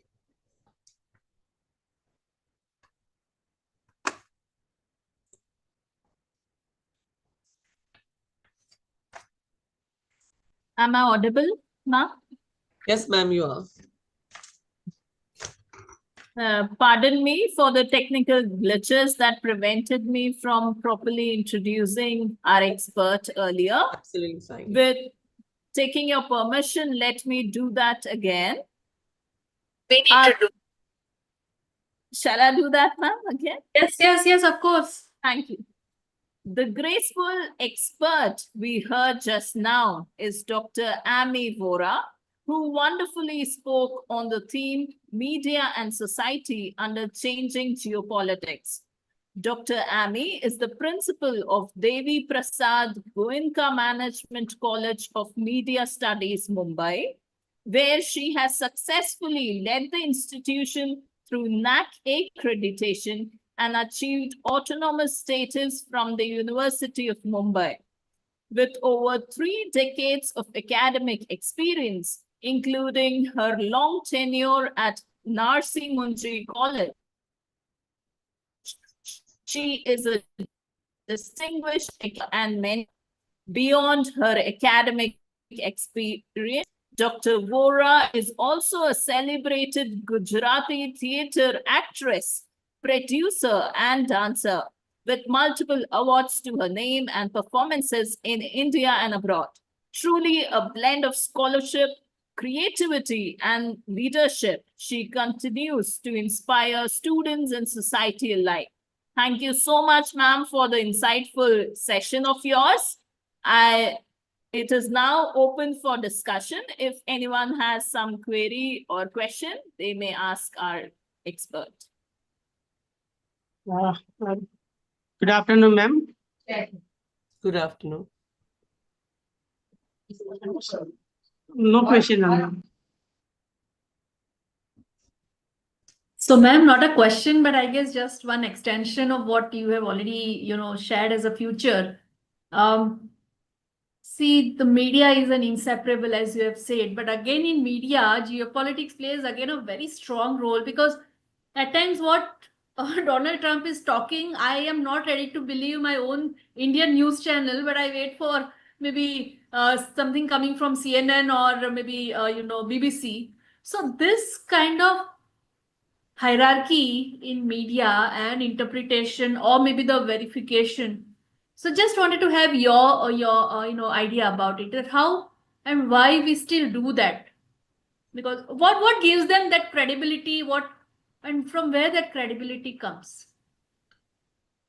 I don't know. I could be wrong in my belief in that, but the CNN effect, if we want to see and talk about, how were news reported in the historical era or during Cold War was, you got the images, you wrote about it, and then you would publish it in a newspaper, which would be like, 1 or maybe 2 or maybe 3 days later, CNN brought news directly and stories directly into our households when the war broke out. So they were the leaders, and we saw it firsthand, and that itself lended a lot of credibility, because we could see live of what the troops were doing and what were the struggles and what was the war like, and all this itself gave CNN and its reporting a kind of a faith, a trust. After that, you have in 2000, like I mentioned, Al Jazeera, which had a different narrative, which broke the Western dominance. Now, when it comes to the Indian channels, I yet have to find, or I think we really have to still identify which is that channel which will go directly and report to us first. Because if I see an Indian channel and parallelly also start a CNN would be much ahead, a BBC would be much ahead, और उसके बाद हमारे TV पर वही pictures आएंगे, वही images आएंगी, तो the belief factor automatically leans as a viewer to them, because we feel that they reach the sites faster, their accessibility is much faster. Though I must say that India is really improving on these grounds, but I think we still have a mile to go. So CNN factor stays. Yes, I think the CNN factor still stays in every household across the globe. Thank you, ma'am. Thank you so much, ma'am, for sharing your valuable insights. I should thank you for having me on this wonderful 2-day event, and thank you, Preeti ma'am, for considering me. Always a pleasure. So, Ginny ma'am, we can announce the closure of the expert panel. Okay. For the vote of thanks, I hand over the session to Dr. Rashima. Thank you so much, ma'am, for your splendid presentation and interactive presentation. And I would like to extend our heartfelt gratitude for sharing your valuable insights on media and society under changing geopolitics, ma'am, and your expertise and knowledge in the field have provided us with a deeper understanding of complex global landscape. And we feel privileged to have had the opportunity to learn from you, ma'am, to hear from you, ma'am. It's a wonderful experience we had today here through this international conference, ma'am. Thank you so much, ma'am, from taking time out from your busy schedule, ma'am, and making this international conference gracious with your precious presence, ma'am. Thank you so much, ma'am. So I guess with this, our expert panel comes to an end with stalwarts like Dr. David Park, Dr. Srinivas, and Dr. Ami. Thank you so very much.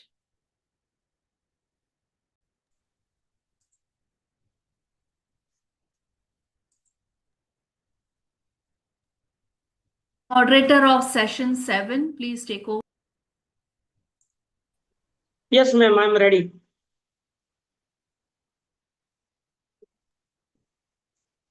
Chair and co-chair, and we can start now. Okay, ma'am. Good afternoon, everyone. This is the technical 7. I invite Dr. Anita Patel, ma'am, as a chairperson, and co-chair Professor Jitendra Gupta. I heartily welcome to all the participants and presenter of this session of technical. Now, as you know that there is a time constraint. So in this session, we have a total 17 presenters, and each presenter have a time to present all the paper. We allow to 4 to 5 minutes only. 4 minutes for the presentation and 1 minute for the question and answer. So without wasting time, I invite Chairperson Dr. Anita Patel, madam, to introduce herself. Very good afternoon, all. Myself, Dr. Anita Patel. Gap Life member and Associate Professor at Arts, Commerce and Science College, Khambat. I welcome all the presenters over here today in the technical session 7. And the title of the session is Geopolitics and Changes Through the Lens of Regional Analysis. I also request all the participants to maintain the time limit, 4 minutes of presentation and 1 minute for discussion. Thank you so much, sir. Thank you, ma'am. I request to all the participants, please on your video so I can take a screenshot. And I invite to Professor Jitendra Gupta, sir, to introduce themselves. Am I audible to everyone?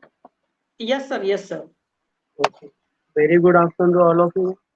This is Jitendra Dharamdas Gupta. So I am a commerce teacher from LRMC College. Okay. So welcome to all the presentations. They can start their presentation. Thank you, sir.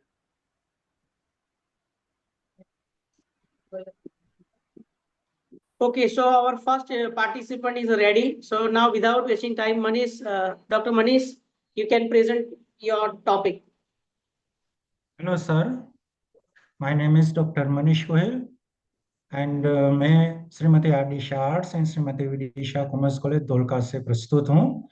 मेरा विषय जो है वो media युद्ध प्रतिस्पर्धात्मक परिवेश को लेकर है। इस प्रेजेंटेशन में मैंने जो बातें कही है वो ज्यादातर न्यूज़ को लेकर है, जिसमें डिजिटल प्लेटफॉर्म और print media and electronics media को लेकर है। क्योंकि कहा जाता है कि हमारा जो मीडिया बाग है वो Dr. समाज का Manish, जो स्तंभ। जी, open your video, on your video, sir.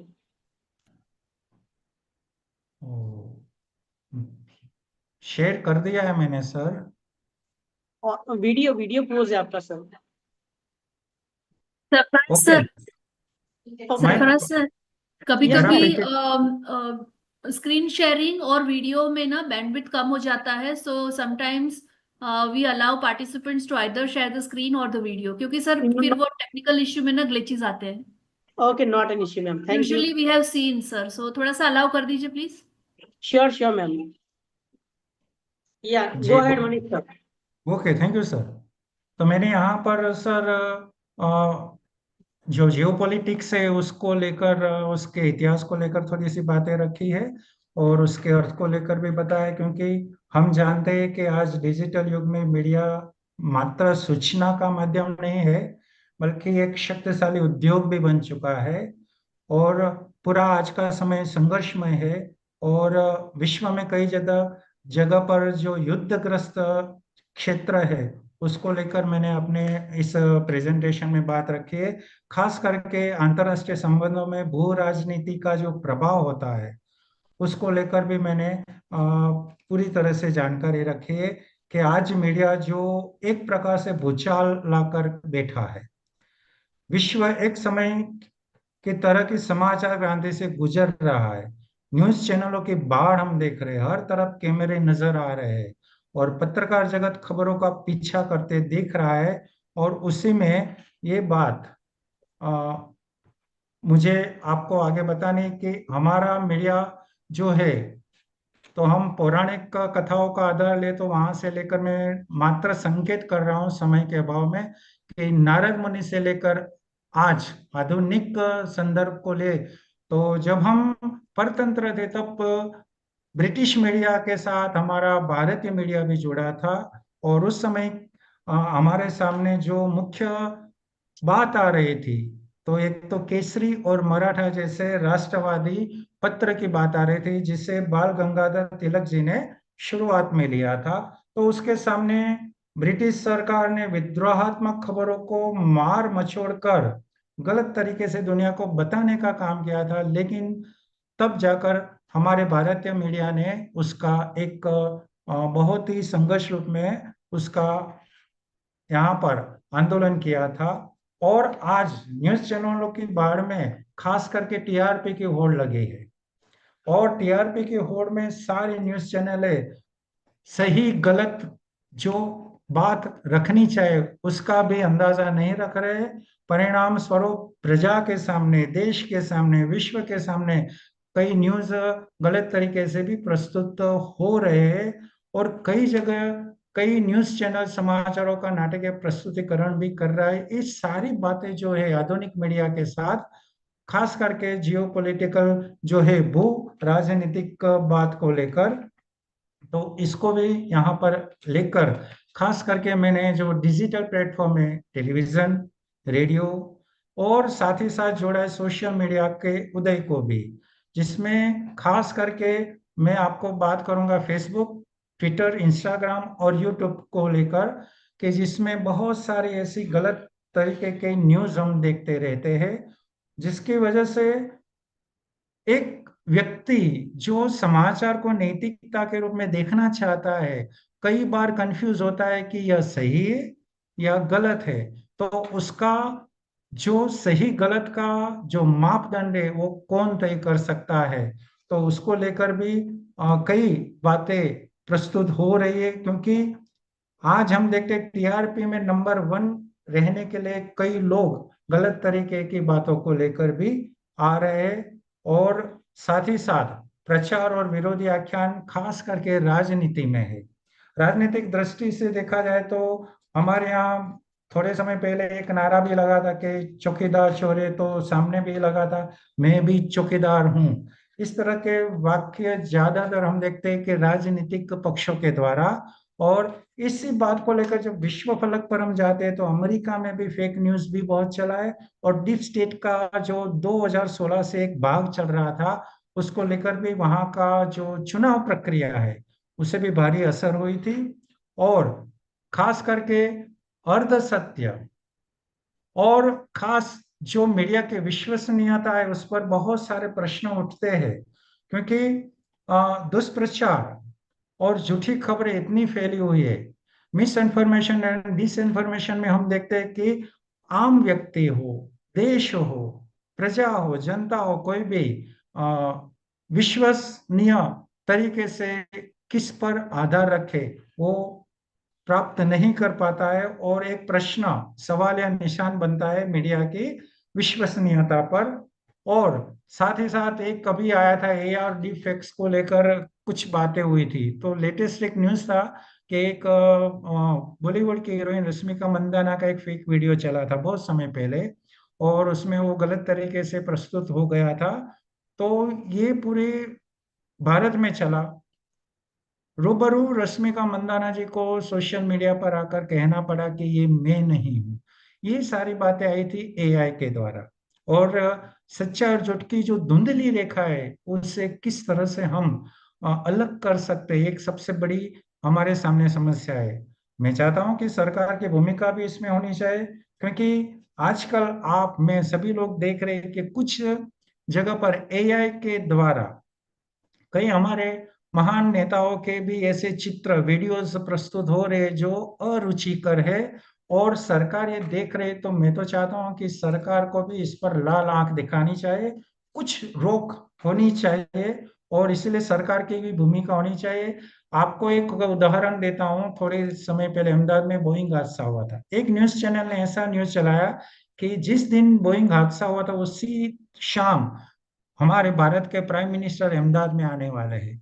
ये समाचार लगातार शाम तक चलता रहा। उस न्यूज चैनल ने इतना भी विवेक नहीं रखा कि वो ऑथेंटिक सरकार के अधिकारियों के पोर्टल से जानकारी लेके सही में प्राइम मिनिस्टर अहमदाबाद में पधार रहे, लेकिन ऐसा कोई न्यूज सरकारी एजेंसियों के द्वारा नहीं हुआ था, पर मात्र अपने चैनल के व्यूअर्स को बढ़ाने के लिए उन्होंने गलत तरीके से सूचना बहुत समय तक फैलाई हुई थी। ये सूचना बिना पुष्टि की थी।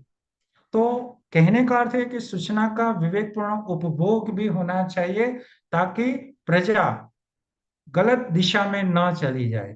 और इसी तरह से अंतरराष्ट्रीय प्लेटफॉर्म पर भी हम देखें तो आज रूस है या यूक्रेन, इजराइल है, गाजा है, ये तमाम जो खबरें हमारे सामने आ रही है, खास करके मैं भारतीय मीडिया को लेकर कुछ बात करूं तो मुझे कई जगह बहुत आश्चर्य होता है कि भले विदेशों में युद्ध चलता है लेकिन उनका खुद का मीडिया रूम एक युद्धग्रस्त बना हो ऐसा लगता है कई बार। तो हम जानते हैं कि यूक्रेन रूस जो चल रही है वो कई गलत खबरें हमारे सामने भी आती है। चीन का बेल्ट एंड रोड इनिशिएट बहुत चला है, वो मीडिया में आजकल बहुत चला है। तो मीडिया का वैश्विक युद्ध इस आधार पर भी चल रहा है। और खास करके मुझे एक प्रश्न ये भी है कि सिविल सोसाइटी और बुद्धिजीवियों की भूमिका इसमें क्या रहेगी, क्योंकि हम लोग चारों से गिरफ्त हैं गलत तरीके के न्यूज के साथ। तो स्वतंत्र पत्रकारिता और फैक्ट चेकिंग होनी ही चाहिए, क्योंकि बुद्धिजीवी जो लोग हैं जो आज के जियोपॉलिटिकल मंच पर मीडिया को आईना दिखाने का काम कर सकते हैं, और अपना दायित्व अगर मीडिया भूलता है तो उसको सही रास्ता दिखाने का काम भी कर सकते हैं। ऐसे बुद्धिजीवी हो, पत्रकार हो, शिक्षक हो, प्रोफेसर हो, समाज सेवी हो, सभी लोगों को अपना ये दायित्व निभाना भी चाहिए, क्योंकि मीडिया युद्ध में मध्यस्थ की भूमिका निभा सकता है। और इसीलिए हम जानते हैं कि आज कुछ ऐसी संस्थाएं भी है जो सही न्यूज भी प्रस्तुत करती है। जैसे मैं 2-3 नाम आपके सामने रख रहा हूँ। ऑल्ट न्यूज है, द वायर है, बूम है, Sir, न्यूज़लैंड है sir, आदि। sorry to interrupt you. Can you बिल्कुल। please directly come to the conclusion point because the time is already up 4 minutes. Okay, thank you Sorry ma'am. for that. तो मैं यही कहना चाहूंगा अंत में कि अगर जियोपॉलिटिकल में मीडिया को तटस्थ रूप में अगर रहना है तो मीडिया की साक्षरता का भी आवश्यकता होनी चाहिए। कई जगह मीडिया को लेकर बहुत सारे कोर्सेस है जहाँ ये प्रामाणिकता से और प्रामाणिक ईमानदारी से वो बात भी होनी चाहिए। हम लोगों को सजग नागरिक बन के जिम्मेदार मीडिया बनाने की कोशिश भी करनी चाहिए। विवेक संपूर्ण होना चाहिए समाज की दिशा में। और इसीलिए मैं अंत में यही कहूंगा कि आज का युग जो मीडिया युद्ध का युग बन चुका है, जहाँ सत्य और असत्य, सूचना और भ्रम, विचार और प्रचार के बीच युद्ध चल रहा है। और इसीलिए हमें एक सजग नागरिक, जिम्मेदार मीडिया और सशक्त सिविल सोसाइटी ही इस संकट का समाधान प्रस्तुत कर सकती है। Thank you very much. आप सभी लोगों का, समय के अभाव में मैं बहुत कुछ बातें नहीं बता सकता हूँ। Yes, sir. Yes, sir. Sorry for that. Thank you so much.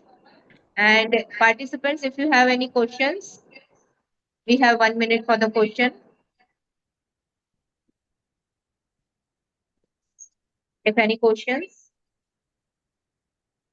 okay, then we can forward to next participant. Second participant,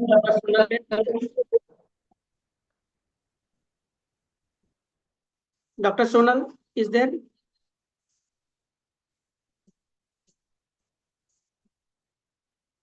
Okay. The next is Dr. Poonam Prajapati. Okay, okay, sorry. Dr. Yes, sir, Sonal is there. present. Okay, continue.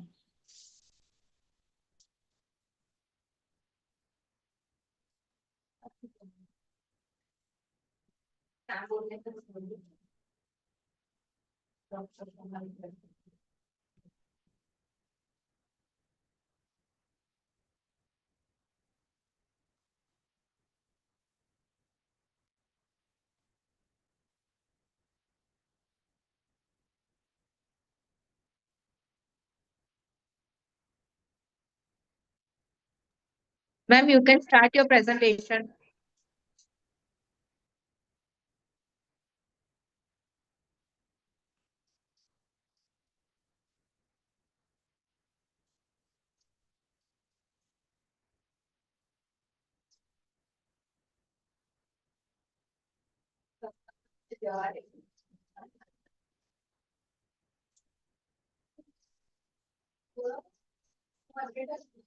Ma'am, your voice is not there.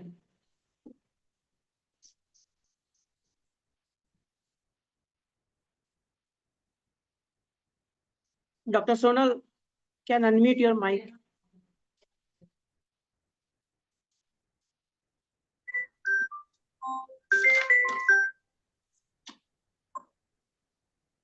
Hello.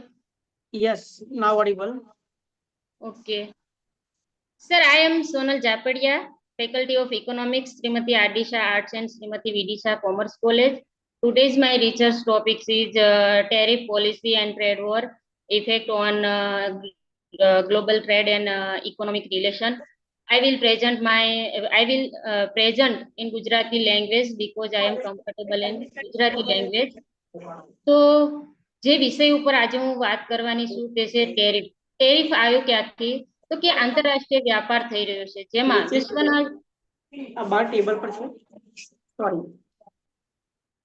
વિશ્વના જુદા જુદા દેશો આંતરરાષ્ટ્રીય વ્યાપારથી જોડાયેલા છે જેમાં વસ્તી, સંસાધન, ટેકનોલોજી ઘણા બધા એવા જવાબદાર પરિબળો છે કે જેના લીધે આંતરરાષ્ટ્રીય વ્યાપાર છે તે થઈ રહ્યો છે. તો ટેરિફ એટલે શું? તો કે કોઈ પણ દેશની સરકાર છે એ બીજા દેશથી જે વસ્તુ આયાત થાય છે તેના ઉપર જે વધારાની આયાત જકાત નાખે છે તેને ટેરિફ કહેવામાં આવે છે. અને ટેરિફ છે એ જે તે દેશની સરકાર છે તેના કસ્ટમ અધિકારીઓ દ્વારા કલેક્ટ કરવામાં આવે છે અને એ પણ વસ્તુનો પ્રકાર, વસ્તુનું મૂલ્ય અને જે તે દેશની જે નીતિ છે એને અનુરૂપ ટેરિફ છે તે વસૂલ કરવામાં આવે છે. તો આ ટેરિફની આંતરરાષ્ટ્રીય વ્યાપાર અને આર્થિક સંબંધો ઉપર કેવી અસરો થઈ રહી છે તેના માટેના કેટલાક હિસ્ટોરિકલ અને લેટેસ્ટ એક્ઝામ્પલ આપી અને હું એની અસરોને સમજાવવાનો પ્રયાસ કરીશ. તો સૌથી પહેલા આંતરરાષ્ટ્રીય વ્યાપાર ની શરૂઆત અને 1930માં જે અમેરિકામાં મહામંદી આવી એ વખતે સ્મૂથ હોલી ટેરિફ એક્ટ પસાર થયો હતો અને એ સમયે અમેરિકામાં 40% જે ટેરિફ હતો એ વધારીને 47% અને 1932 સુધીમાં જે ટેરિફનું પ્રમાણ 40% હતું એ 60% સુધી થઈ ગયું હતું. તેના કારણે અમેરિકાની જે આંતરિક ઇકોનોમી હતી એના ઉપર બહુ મોટી અસર થઈ હતી અને એના કારણે ત્યાંની જીડીપી છે એમાં 25%નો ઘટાડો થયો હતો અને બેરોજગારીમાં 20%નો વધારો થયો હતો અને એના કારણે વિશ્વના જુદા જુદા દેશો આર્થિક મંદીમાં પણ સપડાયા હતા. તો ઘણા બધા અર્થશાસ્ત્રીઓ એવું કહે છે કે 1929માં જે અમેરિકામાં મહામંદી આવી અને એ મહામંદી વિશ્વમાં પ્રસરી એના માટે જવાબદાર છે જે હોલી નો ટેરિફ પ્રસ્તાવ છે તે છે. પરંતુ ઘણા બધા અર્થશાસ્ત્રીઓ તેને સ્વીકારતા નથી. એમાંના એક છે પોલ ક્રુગમેન કે જેઓ કહે છે કે જો ટેરિફ નાખવામાં આવશે તો આયાતો ઊંચી કિંમતે પ્રાપ્ત થશે આયાત થતી વસ્તુઓ. તો દેશના લોકો છે આયાત થતી વસ્તુઓ ઊંચી કિંમતે પ્રાપ્ત થશે એના કારણે વિદેશી વસ્તુ નહીં ખરીદે અને દેશની વસ્તુનો વપરાશ થશે. તો દેશની વસ્તુનો વપરાશ થશે એના કારણે નિકાસો ઘટી જશે. તો જે આયાતમાં ઘટાડો થાય છે એ નિકાસોના ઘટાડા દ્વારા સરભર થઈ જશે. એના કારણે જે સ્મૂથ હોલી ટેરિફ એક્ટ હતો એ આંતરરાષ્ટ્રીય લેવલે જે આર્થિક મંદી આવે છે તેના માટે એને આભારી ગણતા નથી અને એના કારણે ઘણી બધી વિશ્વના જુદા જુદા દેશના અર્થતંત્રો ઉપર પણ અસર થઈ હતી. ઘણા બધા એવા લેટેસ્ટ એક્ઝામ્પલ છે જેમાં સ્વિટ્ઝરલેન્ડ. તો સ્વિટ્ઝરલેન્ડ છે એ એક એવો દેશ છે કે જે વર્તમાન સમયમાં આર્થિક વિકાસમાં અગ્રેસર પોતાનું સ્થાન ધરાવે છે અને વિશ્વના જે જુદા જુદા દેશો છે એમાંની સ્પર્ધાઓમાં સાથે રહીને સ્પર્ધામાં ઉતરેલો પણ એક દેશ છે જેને 1 જાન્યુઆરી 2024ના રોજ કૃષિ ઉત્પાદનો, ખોરાક અને પાણી સિવાયના જે પીણા છે તેના ઉપર આયાત ટેરિફ છે તે નાબૂદ કર્યો અને એના બદલામાં ત્યાંની સરકાર કહે છે કે જે સ્થાનિક ઉત્પાદકો છે એની હરીફાઈમાં વધારો થશે કારણ કે વિદેશી વસ્તુઓ દેશના બજારમાં આવશે એટલે સ્થાનિક ઉત્પાદકોને વિદેશી ઉત્પાદકો સાથે હરીફાઈમાં ઉતરવું પડશે. આ ઉપરાંત ત્યાંના જે કસ્ટમર છે એને બેનિફિટ થશે કેમ કે કસ્ટમરને હાઈ ક્વોલિટી વાળી વસ્તુ ઓછી કિંમતે છે તે પ્રાપ્ત થશે. એટલે સ્વિટ્ઝરલેન્ડની જે સરકાર છે એ આંતરરાષ્ટ્રીય વ્યાપારમાં જેને આયાત મુક્ત કર્યો છે જે વસ્તુની બાબતમાં એના કારણે આંતરરાષ્ટ્રીય વ્યાપારમાં વધારો થશે અને વિશ્વના જે સંબંધો છે એ મજબૂત બનશે. આ ઉપરાંત સૌથી વધુ ચર્ચામાં રહેલો જે અત્યારે મુદ્દો છે યુએસ જે અમેરિકાએ ત્યાંની સરકારે જે આયાત થતી વસ્તુઓ ઉપર 10% વધારાની જે આયાત જકાત નાખી છે તે અને જેને આપણે યુનિવર્સલ ટેરિફ તરીકે પણ ઓળખીએ છીએ અને અમુક દેશો જેમાં ચીન, વિયેતનામ છે, યુરોપિયન યુનિયન છે એવા દેશો ઉપર 50% જેટલી પણ ટેરિફ નાખવામાં આવી છે. તો અમેરિકાનો જે વર્તમાનમાં જે ટેરિફ નાખવામાં આવ્યો છે એનો સરેરાશ દર 22.5% છે. તો એ 1909 પછીનો સૌથી વધુ કહેવાય ને કે સૌથી વધારે આયાત જકાત નાખવામાં આવી છે તેવું માનવામાં આવે છે. આ ઉપરાંત અમેરિકામાં જે ટેરિફ જકાત નાખવામાં આવી છે એના કારણે ત્યાંના અર્થતંત્ર ઉપર અને વિશ્વના અર્થતંત્ર ઉપર લાંબા ગાળાની અને ટૂંકા ગાળાની ઘણી બધી અસરો જોવા મળશે. ટૂંકા ગાળે પુરવઠામાં ફેરફાર થશે, ત્યાંના લોકોને ઊંચી કિંમતે વસ્તુઓ પ્રાપ્ત થશે. આ ઉપરાંત ઊંચી કિંમતે વસ્તુઓ તો પ્રાપ્ત થશે, તેની સાથે સાથે બજારની અનિશ્ચિતતાઓ પણ ઊભી થશે અને લાંબા ગાળે પણ પુરવઠામાં પરિવર્તન આવશે, આંતરરાષ્ટ્રીય સહયોગમાં ઘટાડો થશે અને દેશના અર્થતંત્રમાં અને વિશ્વની આર્થિક વૃદ્ધિમાં પણ ક્યાંક ને ક્યાંક એની અસર થવાની સંભાવના રહેલી છે. આ ઉપરાંત ચીને માંગ વધારવા માટે, ખર્ચને ઘટાડવા માટે અને ઇનોવેશનને પ્રોત્સાહન આપવા માટે જે ચીન છે એને 935 વસ્તુઓ ઉપર ટેરિફમાં ઘટાડો કર્યો છે અને 34 એવા દેશો છે કે જેને પ્રેફરન્શિયલ રેટ છે એ ઓફર કર્યો છે. આ ઉપરાંત 43 જે અલ્પ વિકસિત દેશો છે તેના ઉપર શૂન્ય ટેરિફ નાખ્યો છે કે જેના કારણે વિશ્વના દેશો વચ્ચેના જે આર્થિક સંબંધો છે તે મજબૂત બનશે. આ ઉપરાંત 24 જુલાઈ 2025 ના રોજ ભારતે પણ યુકે સાથે એક વ્યાપક આર્થિક વ્યાપાર કરાર કર્યો છે કે જે સૌથી મહત્વપૂર્ણ માનવામાં આવે છે અને જેમાં 26 જેટલી બાબતોનો સમાવેશ થાય છે. આ ઉપરાંત વૈશ્વિક વ્યાપાર ઉપર એની જે અસરો છે એમાં સૌથી વધુ અસર કે જો ટેરિફમાં વધારો કરવામાં આવશે તો જે દેશમાં વસ્તુની આયાત થાય છે તે આયાતી માલના ખર્ચમાં વધારો થશે. ખાસ કરીને જે દેશમાં વસ્તુઓ અવેલેબલ નથી અને અમુક દેશો એવા હશે કે જ્યાં વસ્તીના પ્રમાણમાં પુરવઠો ઓછો હશે, તો આવા દેશોમાં આયાત ઉપર જો ટેરિફ નાખવામાં આવશે તો તે દેશના લોકોને એના માટે ઊંચી કિંમતો છે તે ચૂકવવી પડશે. આ ઉપરાંત અમુક વસ્તુઓ એવી હશે કે એના માટેનો જે કાચો માલ છે એ વિદેશથી આયાત થતો હશે, તો કાચા માલ ઉપર પણ જો ટેરિફ નાખવામાં આવશે તો એ કાચો માલ દેશના બજારમાં આવશે અને દેશમાં તે વસ્તુનું ઉત્પાદન થશે અને એના કારણે તે વસ્તુનું ઉત્પાદન ખર્ચ છે તે વધારે આવશે અને ઉત્પાદન ખર્ચ ઊંચો આવશે તેના કારણે તે વસ્તુની કિંમતો પણ ઊંચી નક્કી થશે. Madam, please come directly to conclusion.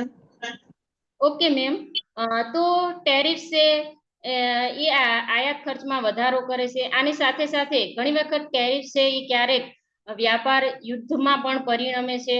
એટલે ક્યાંક છે ટેરિફ કોઈ દેશની સરકાર છે એ પોતાના દેશના ઉદ્યોગોને રક્ષણ આપવા માટે, સ્થાનિક ઉત્પાદનને પ્રોત્સાહન આપવા માટે અને દેશના વિકાસ માટે આ ટેરિફ છે એનો ઉપયોગ કરે છે. તો ક્યાંક બદલાની ભાવનાથી પણ આ ટેરિફનો છે તે ઉપયોગ થતો હોય છે. આ ઉપરાંત ટેરિફની આર્થિક સંબંધ પર જે અસર છે એમાં નવા વેપાર કરારનું નિર્માણ થશે અને વ્યાપાર ભાગીદારીનું વૈવિધ્યકરણ થશે. જેમ કે આજે કોઈ દેશ ટેરિફમાં વધારો કરે છે અને કોઈ દેશ એવો છે કે એ દેશમાં નિકાસ કરે છે, તો એને એ દેશમાં નિકાસ કરવાની તક નથી મળતી, માટે બીજા દેશમાં નવું બજાર શોધે છે અને નવા દેશ સાથે નવા વેપાર કરાર કરે છે.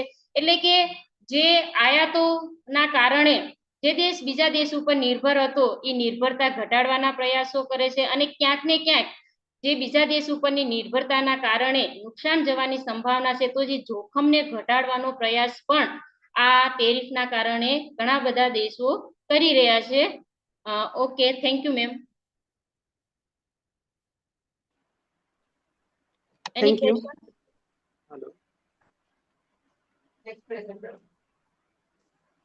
Thank you, ma'am. No question. Now, next presentation, Dr. Poonam Prajapati. Yes. Yeah, ma'am, please stick with time. You have 4 minutes. So go with the title, methodology, findings, and conclusion. Okay, sir.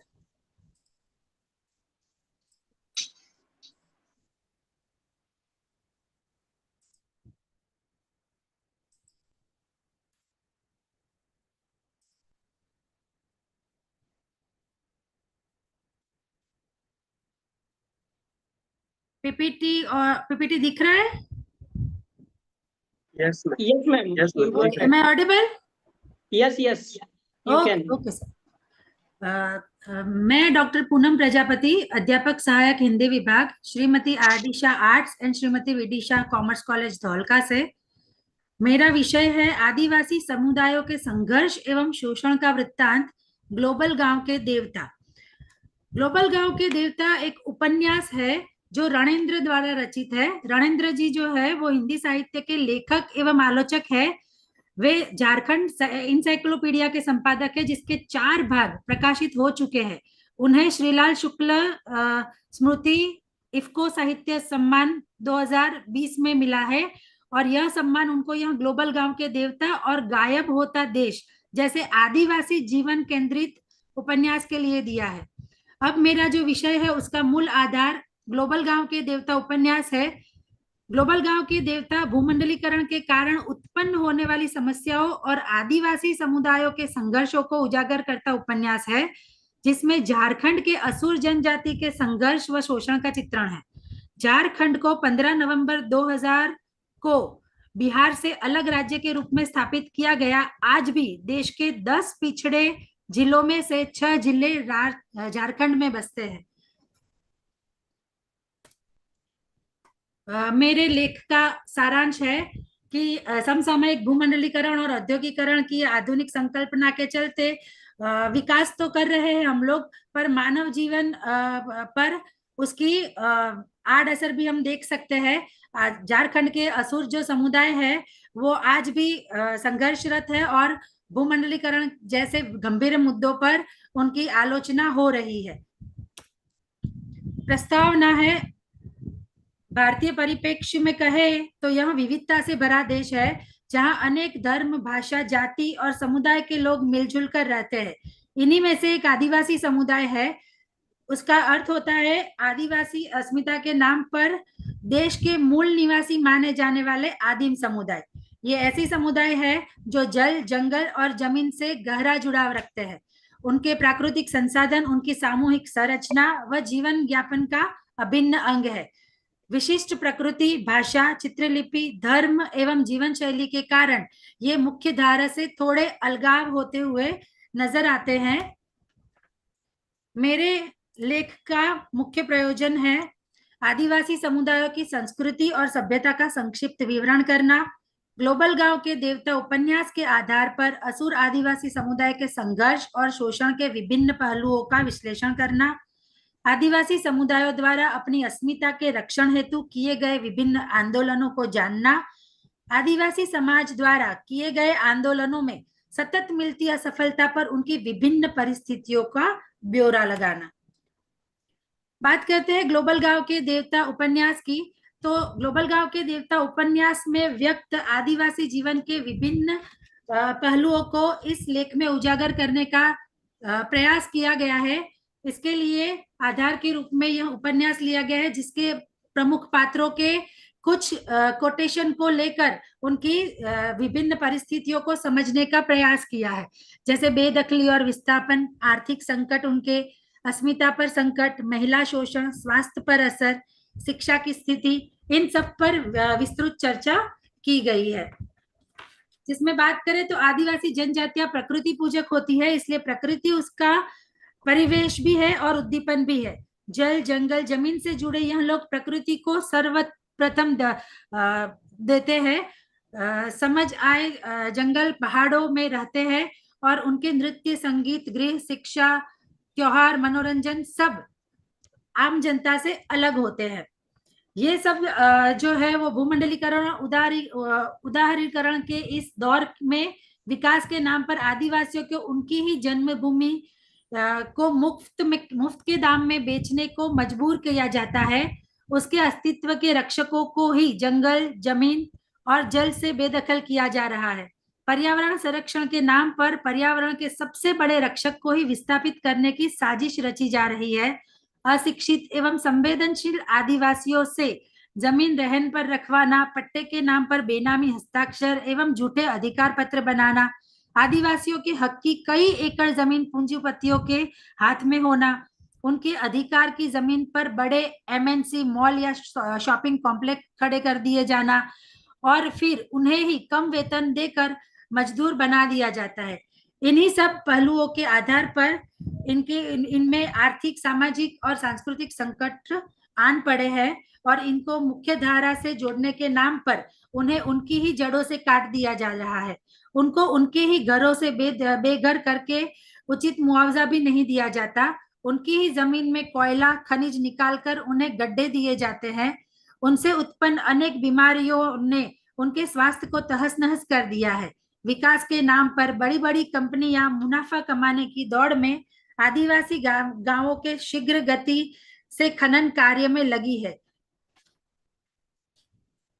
गरीबी और अशिक्षा के कारण आदिवासी महिलाएं उस क्षेत्र की स्थानिक कंपनियों के अधिकारियों के घरों पर काम करने के लिए विवश होते हैं।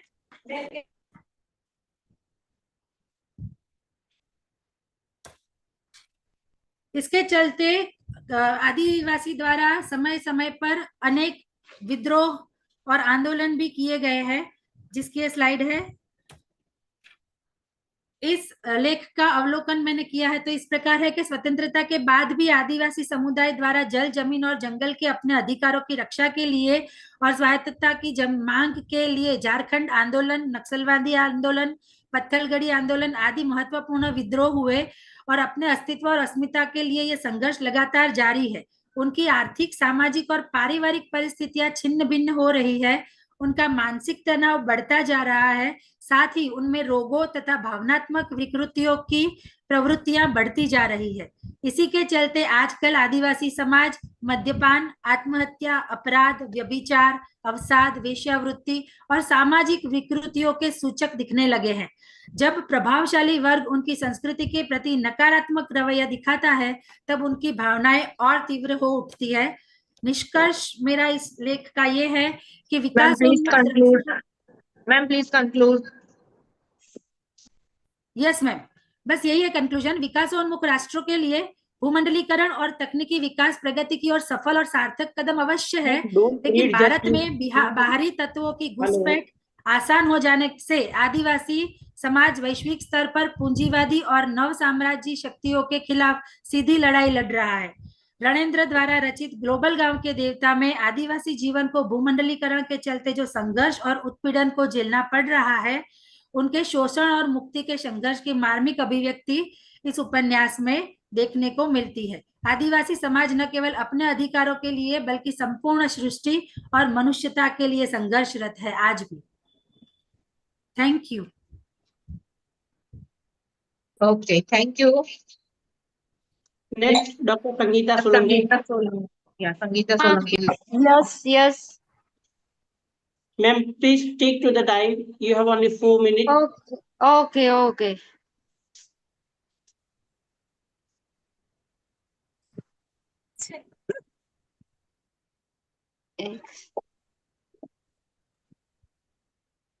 PPT sir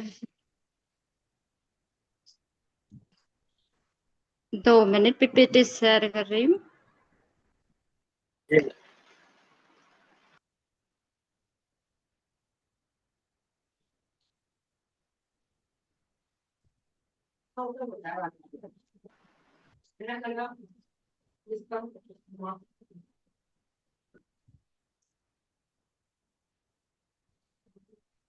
And then next, Dr. Naresh Kumar will ready.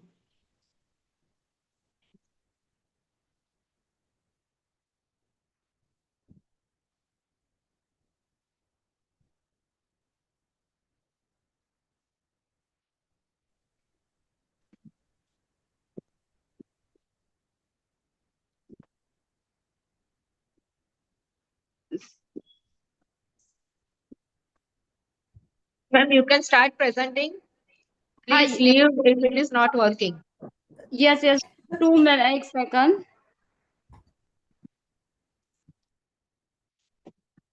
Okay. PPT दिख रहा है मेरा? Yes, ma'am. Yes. Continue. Please continue. Okay. Good evening, everyone. मैं संगीता। मेरा आज का जो विषय है मॉरिशस का हिंदी कहानी प्रवासी साहित्य, अस्मिता, संस्कृति और संघर्ष की अभिव्यक्ति। 1 second.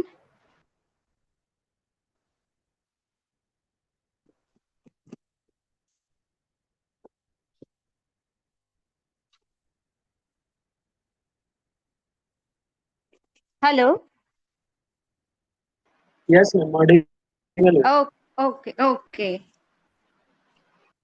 जो मेरा आज विषय है मॉरिशस का प्रवासी साहित्य, कि भारत के बाहर जो रहते हैं, जिनके मूल जो है या उनका जन्म जो भारत में हुआ था या उनके दादा परदादा भी भारत थे, पर जो बाहर जाकर बसे, वैसे प्रवासी भारतीयों की बात है।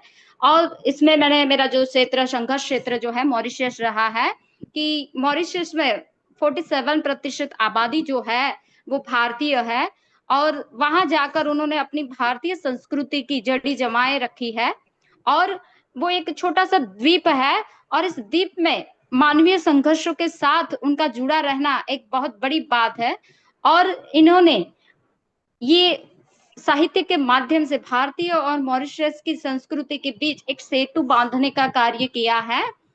अब आप देखिए कि भारत से गिरमिटिया प्रथा के रूप में 1834 से लेकर 1920 तक लाखों मजदूर जो है वहां ब्रिटिश उपनिवेश के तहत लिए जाए गए। हालांकि वो मजदूर नहीं थे, पर एक ब्रिटिश उपनिवेश के तहत गिरमिटिया, जिसे हम ये नाम हम सबने सुना है, कि वहां गिरमिटिया प्रथा के तहत लिए जाए गए। और उन्हें एक बात बताई गई कि वहां पत्थर उलटने से सोना मिलेगा आप सबको। पर वहां पत्थर उलटने से सोना मिलने की एक चाह लेकर जो भारतीय मजदूर वहां गए, वहां उनके जो सपने थे वो चूर चूर हो गए, और साथ में उनके साथ कई सारे ऐसे संघर्ष का सामना करना पड़ा, और उनका जीवन जो है नर्क से बदतर, उनकी जो भी जीवन था, उस जीवन को साहित्य के माध्यम से दर्शाने का कार्य किया है मॉरिशस साहित्य में। और ये साहित्य जो है बहुत अमूल्य रहा है। और इसमें जो है, अगर आप देखिए कि वहां जाकर सबसे बड़ी बात होती है कि भारतीयों की अस्मिता का प्रश्न उठता है कि मैं कौन हूँ। ये सवाल भारतीय लोगों के लिए सबसे बड़ा रहा, क्योंकि वहां जाकर न वो पूरे भारतीय रहे, न पूरे मॉरिशस बन पाए, और इसी द्वैत के बीच वो झूलते रहे।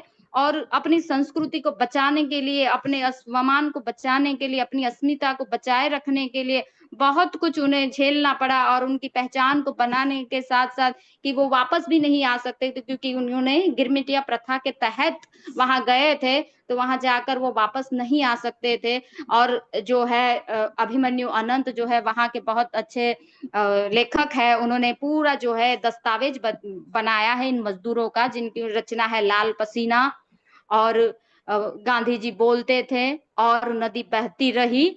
इन सारे जो है ये तीनों उपन्यास जो है वहां के भारतीय लोगों की एक दस्तावेज है कि उनका जीवन कहाँ कैसा रहा, कि यहाँ से उन्हें वहां ले जाया गया समुद्र के मार्ग से, और समुद्र के 1 महीने के सफर में उनको कितने सड़े हुए चावल देने पड़े, कितने लोग वहां उस सफर में मारे गए, कितने लोग बीमारी का भोग बने, और अंत में जाकर वो एक सहनशीलता के साथ मॉरिशस की धरती पर पहुंचे। और वहां भी पहुंचने के बाद उनके न रहने की स्थिति थी, न खाने की स्थिति कोई थी, मतलब एक मनुष्य जैसा व्यवहार ही नहीं होता था उनके लिए। और ये सारी जो घटनाएं हैं, और उनको वहां जाने के बाद भी अपनी अस्मिता को बचाए रखने के लिए उन्होंने कई सारे संघर्ष किए। और उन संघर्षों का वर्णन जो है, और एक थोड़ी कहानी के बारे में बता दूं कि उनके साथ कैसा व्यवहार होता था। अभिमन्यु अनंत की एक कहानी है रंग कहानी। तो रंग कहानी में जो उसका नायक जो है स्वतंत्रता दिन की तैयारी करने के लिए जाता है घर, तो किसी फ्रांसिस के खेत में से होकर वो जाता है, तो वही उस फ्रांसिस के खेत का जो रक्षक था उसे पकड़ लेता है, और पकड़कर उसको चोर घोषित कर देता है। और चोर घोषित करने का एक ही कारण था कि उसका रंग जो है काला था, वो फ्रांसिस नहीं था, और उसी के आधार पर उसे चोर घोषित कर दिया जाता है। तो ये उसकी एक अस्मिता पर कई सारे प्रश्न उठते थे कि एक रंग के कारण यहाँ तक भी कई सारे बच्चों के साथ रंग भेद के कारण उनके साथ ये फ्रांसिस बच्चे जो है उनके साथ खेलते थे कि हाँ ये खिलौना है प्रकार से। तो इस प्रकार से मैडम ओके कंक्लूजन ओके पर आइए मिस करते हो। हाँ हाँ चलिए। फिर वहां जाकर संस्कृति और संस्कृति की परंपराओं को बनाए रखने के लिए भारतीय जो प्रवासी थे उन्होंने बैठक अपने लिए कई सारे उन्होंने आंदोलन किए और आंदोलनों के साथ साथ अपनी जड़ी बनाए रखने के लिए उन्होंने बहुत सारे संघर्ष किए, आजाद उनको वोट के लिए संघर्ष किए उन्होंने। बहुत सारी चीजें जो है कि अपना अस्तित्व टकाए रखने के लिए बहुत सारी चीजों के साथ संघर्ष किया। वहां श्रमिकों का संघर्ष रहा, स्त्रियों को भी संघर्षरत रहना पड़ा और इन सारे संघर्षों में वो कहीं ना कहीं आज भी लड़ रहे हैं। केवल एक जगह के कारण, एक भारतीय होने के कारण वो अपने आप को इस स्थिति को रूप में पाए रहे हैं और आज कहीं ना कहीं उन्हें वोट देने का अधिकार वहां मिला है और कहीं ना कहीं वो भारत की उन्नति में भी अपना योगदान दे रहे हैं। और साथ साथ में जो वहाँ भारतीय जो है वो भारतीय प्रवासी साहित्य जो है आज पूरे प्रवासी साहित्य के माध्यम से ये केवल साहित्य न होकर वहाँ की संस्कृति, अस्मिता और संघर्ष को अभिव्यक्त करता है और वहाँ अपने देश, स्वदेश प्रेम और समाज और आत्मसम्मान को एक साहित्य के माध्यम से बताया गया है। और जो है ये केवल एक प्रवासी साहित्य न रहकर विश्व साहित्य के रूप में हमारे सामने आता है और विश्व में भारतीयों के साथ जो भी हो रहे अन्याय अत्याचार है केवल एक जगह के माध्यम से, क्योंकि वहाँ ब्रिटिश सरकार का राज था और उसी के आधार पर उनके साथ जो भेदभाव हो रहे थे तो उन भेदभावों के सामने जो वो स्थिति बनाए रखी और भारतीयों ने जो भारत के विकास में भी उनका हिस्सा रहा उस बारे में पूरे साहित्य में बताया गया है कि किस प्रकार साहित्य में उन्होंने जो जो योगदान दिए हैं वो दिया गया है। बस यही है। Thank you ma'am. Thank you. Now next doctor Naresh Kumar.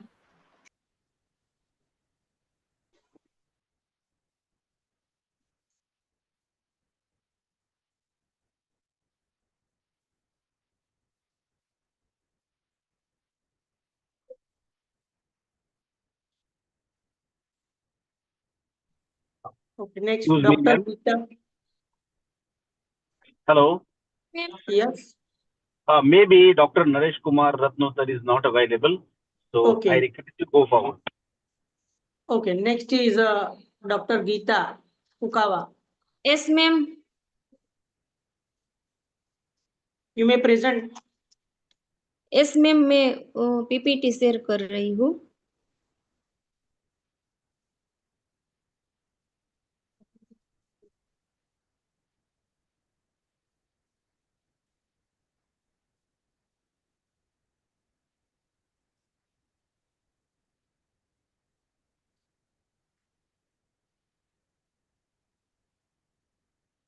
Hello Yes. Madam, મારી પીપીટી દેખાય છે? No. Okay ma'am. Presentation by Kukava Geeta. મારો રિસર્ચનો ટોપિક છે આર્થિક વિકાસમાં આંતરરાષ્ટ્રીય નાણાં ભંડોળની. It's not visible. You're directly present. Ma'am, મારી પીપીટી શેર નહીં થાતી. Okay, you can present. Gitaben તમારો ઓપન કરી દો અને પ્રેઝન્ટ કરો.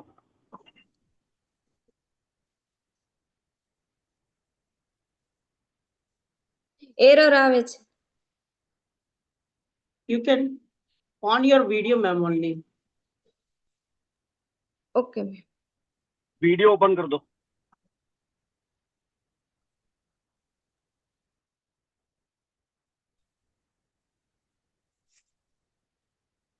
Presentation by Kukava Geeta. મારો રિસર્ચનો ટોપિક છે આર્થિક વિકાસમાં આંતરરાષ્ટ્રીય નાણાં ભંડોળની ભૂમિકા ભારતના સંદર્ભમાં. તો આ પેપરમાં આપણે આઈએમએફ શું છે, આઈએમએફ શું કામ કરે છે તેનું વર્ણન કરવામાં આવ્યું છે. આઈએમએફ એ આંતરરાષ્ટ્રીય આર્થિક મંચ કે નીતિઓ આંતરરાષ્ટ્રીય નાણાકીય સિસ્ટમમાં જેવા સક્રિય સંવાદોનું સમાવેશ થાય છે. આમ જ્યારે કોઈ દેશ ગંભીર નાણાકીય સમસ્યા અને દેશ પાસે પૈસા ઉધાર લે છે અને ગરીબ દેશ માટે IMF નાદાન થઈ જાય છે, ત્યારે IMF એક વહીવટી એકમ છે, આંતરરાષ્ટ્રીય છે અને પ્રકૃતિમાં અને નિયમન કરવામાં આવે છે. વિકાસ માટે વિશ્વની નાણાકીય વ્યવસ્થામાં સંચાલન કરવાની મહત્વની ફરજો પાડે છે. આથી IMF તેના સભ્ય દેશો માટે ટકાઉ વૃદ્ધિ અને સમૃદ્ધિ પ્રાપ્ત કરવા માટે કામ કરે છે. આર્થિક સ્થિરતા અને નાણાકીય સહકારને પ્રોત્સાહન આપી ઉત્પાદકતા અને રોજગારીનું સર્જન અને આર્થિક સુખાકારી માટે જરૂરી નીતિઓનો આધાર પૂરો પાડે છે. આમ આંતરરાષ્ટ્રીય નાણાકીય સ્થિરતાનો હેતુ નીતિ સલાહ અને નાણાકીય સહાય અને ક્ષમતા વિકાસ પર કાર્ય કરે છે. આ અભ્યાસના હેતુ કે IMF થી આર્થિક વિકાસની ક્ષમતા જાળવવી, આર્થિક વિકાસ દ્વારા મજબૂત વપરાશ GDP ને વેગ મળશે, ચલણી ફેરફારના આંતરરાષ્ટ્રીય નાણાં ભંડોળની ભૂમિકા જાળવવી, આર્થિક વિકાસને પ્રોત્સાહન આપવા માટે IMF ની ભૂમિકા, આંતરરાષ્ટ્રીય નાણાં ભંડોળના જે હેતુઓ છે તો એમાં પહેલો હેતુ કે આંતરરાષ્ટ્રીય નાણાકીય સહયોગમાં વધારો કરશે, આંતરરાષ્ટ્રીય વેપાર માટે સુવિધા ઊભી કરશે, સતત આર્થિક વૃદ્ધિમાં વધારો કરશે, લેણદેણની સમતુલાને સંકટ સામનો કરી રહેલા સભ્ય દેશને સંકટની બહાર લાવવાના સ્ત્રોતો ઉપલબ્ધ કરવામાં આવશે. એક કાયમી સંસ્થા ઊભી કરી આંતરરાષ્ટ્રીય સહકાર સ્થાપના કરવી, સમય અનુસાર બદલાયેલા સંજોગો અનુસાર નીતિ ઘડી શકાય તે માટે કાયમી સંસ્થાની સ્થાપના તે ફરજિયાત બનાવી, આંતરરાષ્ટ્રીય વેપારમાં સમતોલ વિકાસની પ્રક્રિયા સરળ બનાવી, વિદેશી વેચાણ પર ખરીદી તથા વેચાણ પર અંકુશો નાબૂદ કરવા, લાંબા ગાળે સભ્ય રાષ્ટ્રો વચ્ચે નિયમન અને અંકુશો નાબૂદ કરી બહુમુખી વેપારની સગવડો ઊભી કરવી, સભ્ય દેશની લેણદેણ તુલા ખાધ તેના આર્થિક વિકાસને ભોગ આપ્યા સિવાય દૂર થાય છે તે માટેની મદદ કરવી અને આંતરરાષ્ટ્રીય પ્રશ્નો હલ કરવા યોગ્ય માર્ગદર્શન આપવું. હવે આર્થિક વિકાસને પ્રોત્સાહન આપવા માટે IMF ની શું ભૂમિકા રહેલી છે તો એમાં વિકાસ પ્રોત્સાહન માટે નાણાકીય સહાય પૂરી પાડવી અને વિશ્વ બેંક માળખાગત સુવિધા, શિક્ષણ, આરોગ્ય, કૃષિ, પર્યાવરણીય સંરક્ષણ જેવા ક્ષેત્રોમાં વિકાસ પ્રોત્સાહનની વિશાળ શ્રેણીનો ટેકો આપવા માટે ગ્રાન્ટ અને અન્ય નાણાકીય પ્રદાન કરે છે. આર્થિક અને માનવ વિકાસની જરૂરી ભૌતિક, સામાજિક, માળખાકીય સુવિધાનો નિર્ણય માટે આ રોકાણો મહત્વપૂર્ણ છે. ટેકનિકલ સહાય અંગે સહકારી સેવાઓ અને પ્રદાન કરવામાં આવે છે. IMF બે દેશો તેમની નીતિ, સંસ્થાઓ અને વિકાસ કાર્યક્રમને અસરકારક રીતે અમલમાં મૂકવાની ક્ષમતા મજબૂત બનાવે છે. મદદ કરવા માટે નિષ્ણાત સલાહ અને give your conclusion. Yes, ma'am. What you find from this paper? Yes, ma'am.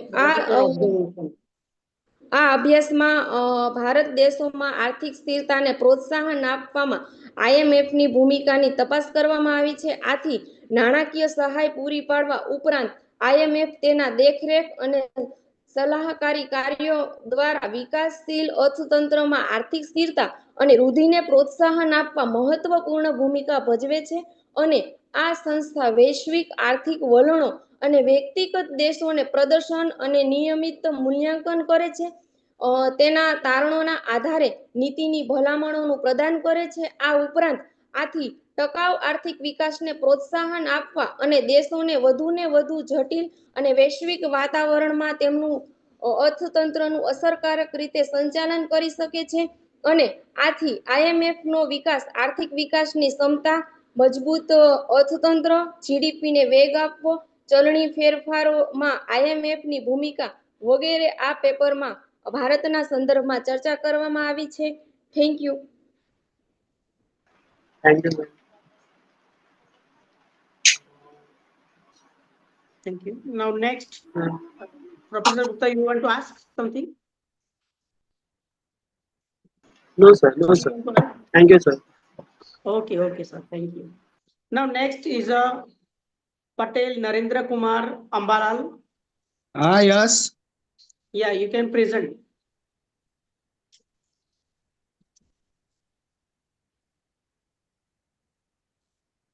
અરે જો પડે છે શેર કરવામાં ડોક્યુમેન્ટ 1 મિનિટ મેં એરર બતાવે છે પીડીએફ માં સાહેબ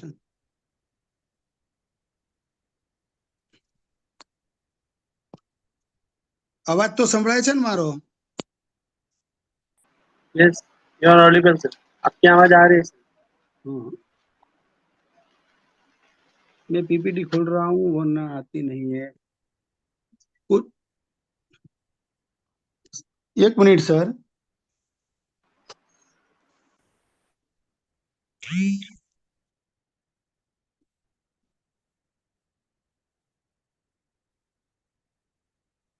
સ્ક્રીન આવે છે સાહેબ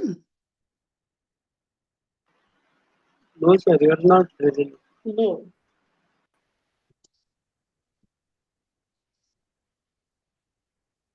સ્ક્રીન શેર નથી થતી સાહેબ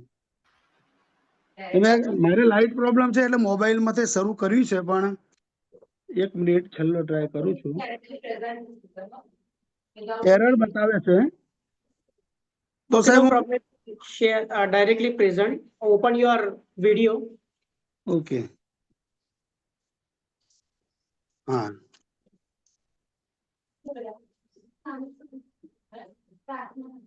હું Narendra Patel arts and commerce college Dholka આજનો મારો વિષય છે ભૂ રાજનીતિ અને વિસ્થાપિતોની સમસ્યા ભૂ રાજનીતિ એટલે ખાસ કરીને સીમાઓ કે નકશા નહીં પણ દેશમાં ઉર્જા ખાદ્ય પાણી સુરક્ષા વેપાર અને વૈશ્વિક ઉભરતા વિષયો પર ભૂગોળ આધારિત નાટકીય નિર્ણય લેવો વિસ્થાપિતો એટલે કે જેઓને તેમના મૂળ નિવાસસ્થાન પરથી બહાર કાઢવામાં આવ્યા છે અને અન્ય જગ્યાએ વસવાટ કરવા માટે મજબૂર કરવામાં આવ્યા છે એ વિષયને અનુસંધાને જે દેશ વિદેશમાં જીઓપોલિટિક્સ અને વિસ્થાપિતોનો ગાઢ સંબંધ છે અને વિવાદો સંઘર્ષો યુદ્ધ ને કારણે ઘણી બધા લોકોને પોતાનું ઘર છોડવા માટે મજબૂર કરવામાં આવ્યા છે અને એ મજબૂરીમાં ઘણી બધી સમસ્યાઓ જે ઊભી થઈ છે એ તરફ મારો થોડો દ્રષ્ટિકોણ છે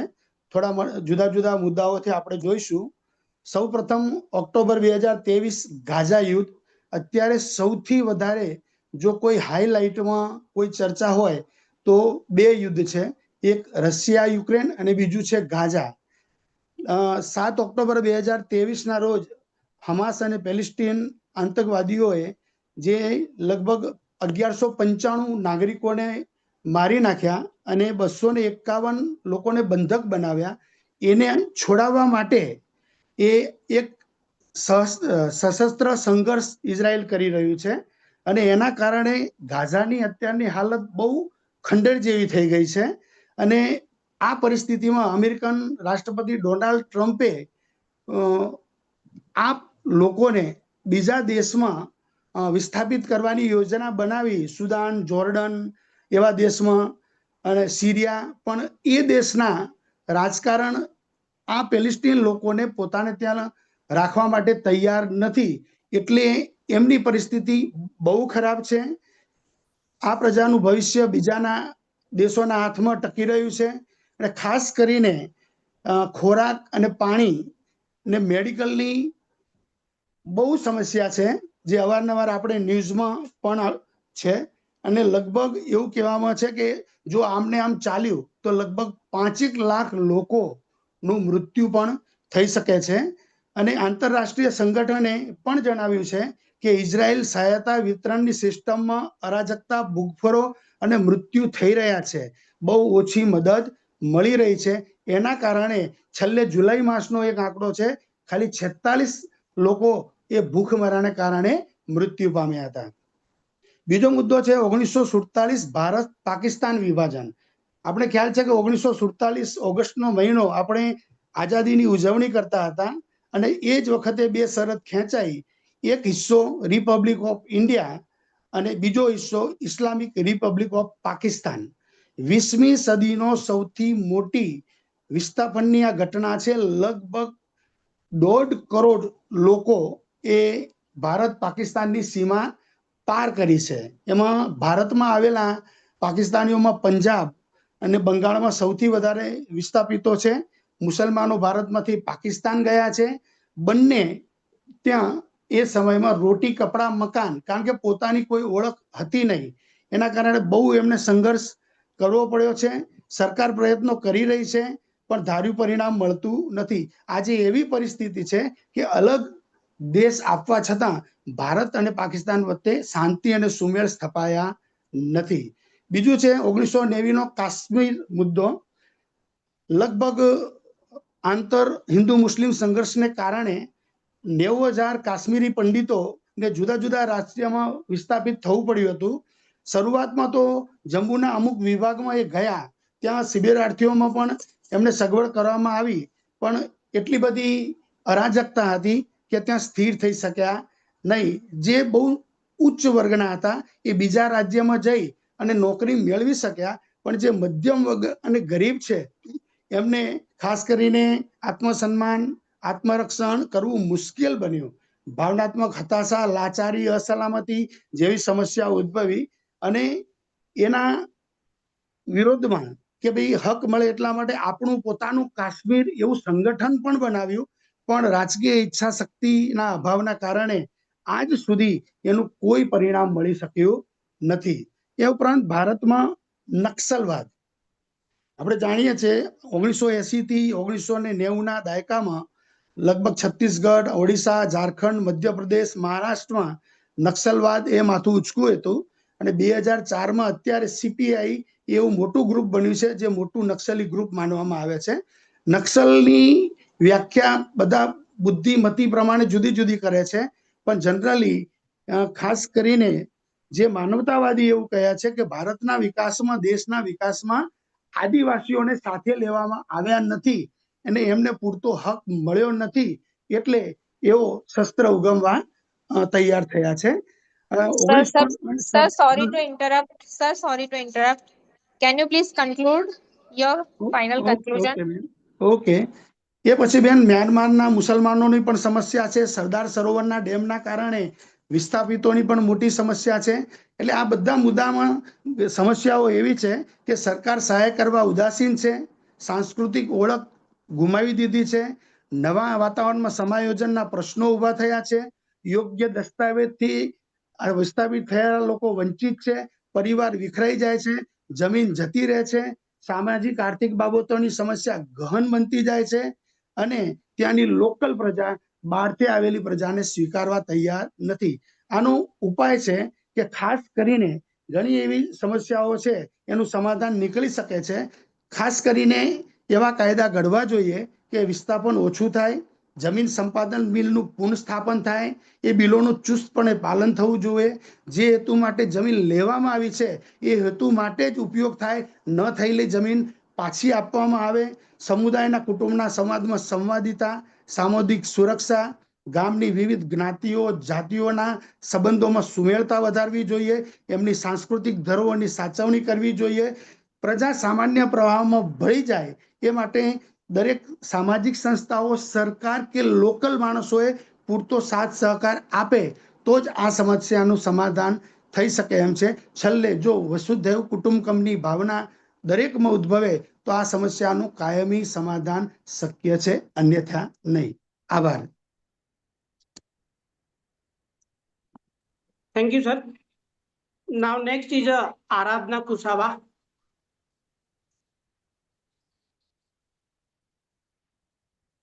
Yes, sir. Okay, present Sir. here. जी सर. सर बिना पीपीटी के कर सकती हूँ? Do you have presentation? Then you can present. जी सर. मेरा नाम आराधना कुशवाहा, यूनिवर्सिटी भोपाल. मेरा टॉपिक है मनरेगा से श्रमिकों को रोजगार एवं विकास पर प्रभाव का अध्ययन. भारत गांवों का देश है. भारत की 70% जनसंख्या में रहते ग्रामीण क्षेत्र का सर्वांगीण पंचवर्षीय योजनाओं में ग्रामीण विकास को प्राथमिकता दी गई. वर्ष 2011 की जनगणना के अनुसार भारत की जनसंख्या 122 करोड़ में 83.4 करोड़ गांव विकास निवास करती है. मनरेगा ग्रामीण परिवारों को रोजगार प्रदान करने एवं उन्हें अतिरिक्त आय प्रदान करने, उन्हें सामाजिक आर्थिक सशक्तिकरण के साथ साथ स्वास्थ्य शिक्षा में मजबूती प्रदान किया है। यह ग्रामीण परिवारों को 100 दिन का निश्चित रोजगार का अधिकार देता है। मनरेगा महात्मा गांधी राष्ट्रीय रोजगार गारंटी योजना मनरेगा केंद्र सरकार की महत्वपूर्ण योजना है। मनरेगा पहला राष्ट्र कानून है जिसके तहत रोजगार की अभूतपूर्व व्यवस्था है। मनरेगा का मुख्य उद्देश्य रोजगार के लिए पूरक अवसर उपलब्ध कराना है। ग्रामीण श्रमिकों की कुशल तथा अकुशल को उनके स्थान से 1 किलोमीटर के अंदर ही रोजगार उपलब्ध कराया जाता है। 2 फरवरी 2006 में यूपीए सरकार द्वारा देश के प्रधानमंत्री डॉक्टर मनमोहन सिंह द्वारा आंध्र प्रदेश के बंदोपल्ली से Hello, ma'am. Don't read, please. You just what you have done. What is your methodology? What is your analysis and what is your conclusion? And can you please pardon your title? What is the exact title? It's a Manrega or Marega? MNREGA Manrega. की Okay. के उद्देश्य मनरेगा रोजगार पर प्रभाव का अध्ययन, मनरेगा का सामाजिक सशक्तिकरण पर प्रभाव का अध्ययन, मनरेगा का गांवों में स्थायी परिसंपत्तियों के निर्माण पर प्रभाव का अध्ययन।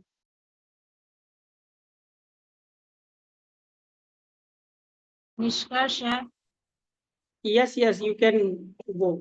कोरोना काल में लॉकडाउन के दौरान जब उद्योग धंधे, बाजार, दुकानें और काम सब बंद हो गए थे, करोड़ों कामगार मजदूर परिवार मायूस होकर अपने गांव और घरों की ओर लौटे, शहरों में कमाई कर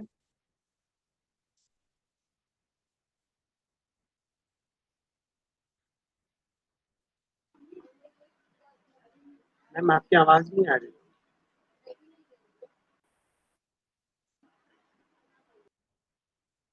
हेलो, आवाज आ रही सर? हाँ मैम अभी आ रही। Now you are audible. Corona काल के संकट के कठिन समय महात्मा गांधी नरेगा न उनके व उनके परिवार के लिए रोजगार और कमाई का जरिया बना। मनरेगा देश के कमजोर और गरीब परिवारों की आय और उपभोग को बेहतर बनाया है। Thank you sir.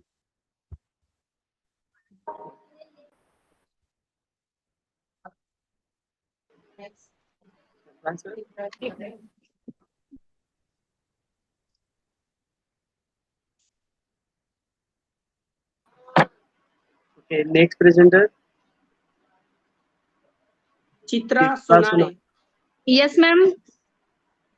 You present? Yes, sir. Good afternoon, sir.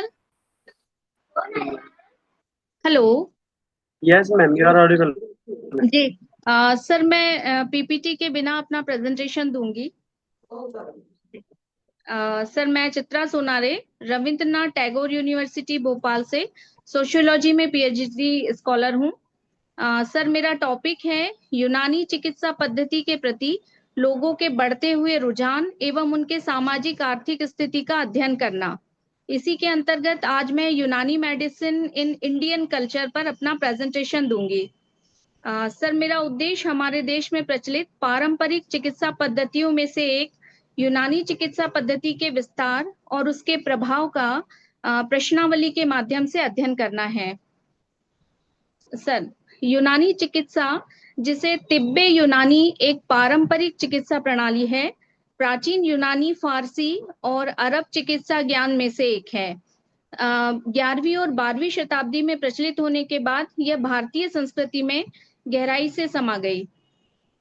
Sir, Delhi सल्तनत और मुगल साम्राज्य के दौरान फलती फूलती यह चिकित्सा पद्धति समग्र स्वास्थ्य, प्राकृतिक उपचार और जीवन शैली, आहार संबंधी आदतों के अनुरूप निवारक देखभाल पर, मतलब प्रिवेंटिव केयर पर जोर देती है।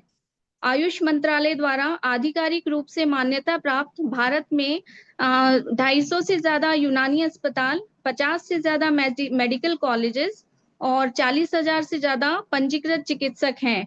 NIUM और अजमत खान तिब्बिया कॉलेज जैसे संस्थान शिक्षा और अनुसंधान का नेतृत्व करते हैं, जबकि CCRUM वैज्ञानिक सत्यापन और सूत्रीकरण, मानकीकरण को आगे बढ़ाते हैं। सर, 2021 में यूनानी सुविधाओं में लगभग 82 लाख से ज्यादा मरीजों का इलाज किया गया।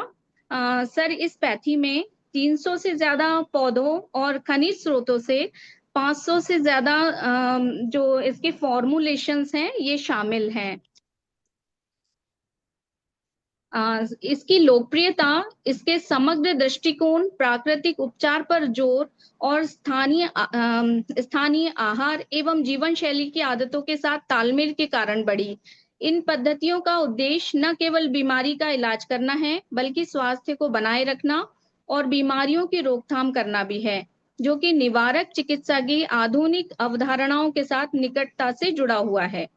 भारत में यूनानी चिकित्सा पद्धति की संस्थागत उपस्थिति लंबे समय से रही।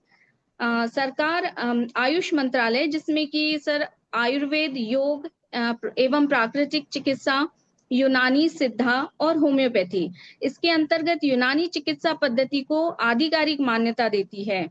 2023 तक भारत में 250 से ज्यादा यूनानी अस्पताल, 50 से ज्यादा मान्यता प्राप्त यूनानी चिकित्सा महाविद्यालय हैं। बेंगलुरु स्थित राष्ट्रीय यूनानी चिकित्सा संस्थान NIUN और अलीगढ़ मुस्लिम विश्वविद्यालय स्थित अजमत खान तिब्बिया कॉलेज यूनानी चिकित्सा पद्धति में शिक्षा और अनुसंधान प्रदान करने वाले प्रमुख संस्थानों में से एक है। सर जो यूनानी चिकित्सा पद्धति है, इसमें गठिया, पाचन विकार, दमा, यकृत रोग, मधुमेह और त्वचा संबंधी समस्याओं जैसी दीर्घकालिक बीमारियां, इनके प्रबंधन में आशाजनक परिणाम दिखाए हैं। इसकी कुछ मेडिसिन के नाम मैं ले रही हूँ सर। जवारी शामला, पुर्स तबाशीर और हब्बे बुखार जैसे विभिन्न जो शास्त्रीय योग हैं इनके एंटीऑक्सीडेंट जो लीवर से संबंधित या डायबिटिक की जो मतलब पेशेंट्स हैं उनकी प्रतिरक्षा संचालन गुणों के लिए अध्ययन किया गया है। ये निष्कर्ष यूनानी सिद्धांतों को वैज्ञानिक समर्थन प्रदान करते हैं और एकीकृत चिकित्सा पद्धतियों में इसकी स्वीकार्यता को बढ़ाते हैं। अपनी खूबियों के बावजूद यूनानी चिकित्सा कई चुनौतियों का सामना कर रही है। इसमें पारंपरिक उपचारों के अधिक वैज्ञानिक सत्यापन, फॉर्मुलेशन के मानकीकरण, पाठ्यक्रम के आधुनिकीकरण और आधुनिक स्वास्थ्य सेवा प्रणालियों के साथ एकीकरण की आवश्यकता शामिल है। सर ये जो हमारी यूनानी चिकित्सा पद्धति है, ये एक पारंपरिक चिकित्सा पद्धति है जिसमें कि लॉन्ग टर्म जो डिजीजेस होती हैं उन पर मतलब उनका इलाज किया जाता है, उपचार किया जाता है। तो सर लास्ट में मैं कंक्लूजन पे आऊंगी। यूनानी चिकित्सा भारत के सांस्कृतिक और स्वास्थ्य सेवा परिदृश्य का अभिन्न अंग बनी हुई है। ये पारंपरिक ज्ञान और वैज्ञानिक तर्क का एक अनूठा मिश्रण प्रस्तुत करती है, जिसमें निवारक और एकीकृत स्वास्थ्य सेवा की अपार संभावनाएं हैं। इसका समृद्ध औषध कोश दार्शनिक गहराई और सांस्कृतिक रूप से संवेदनशील है। निरंतर अनुसंधान, नीतिगत सहयोग और जन जागरूकता के साथ यूनानी चिकित्सा स्वास्थ्य स्थिरता और व्यक्तिगत देखभाल पर केंद्रित वैश्विक स्वास्थ्य सेवा प्रणालियों में महत्वपूर्ण योगदान दे सकती है। Thank you sir. Nice presentation. Thank you, sir. Next is Pooja.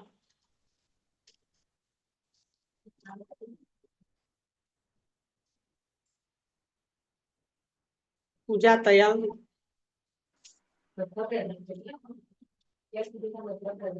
नमस्कार sir.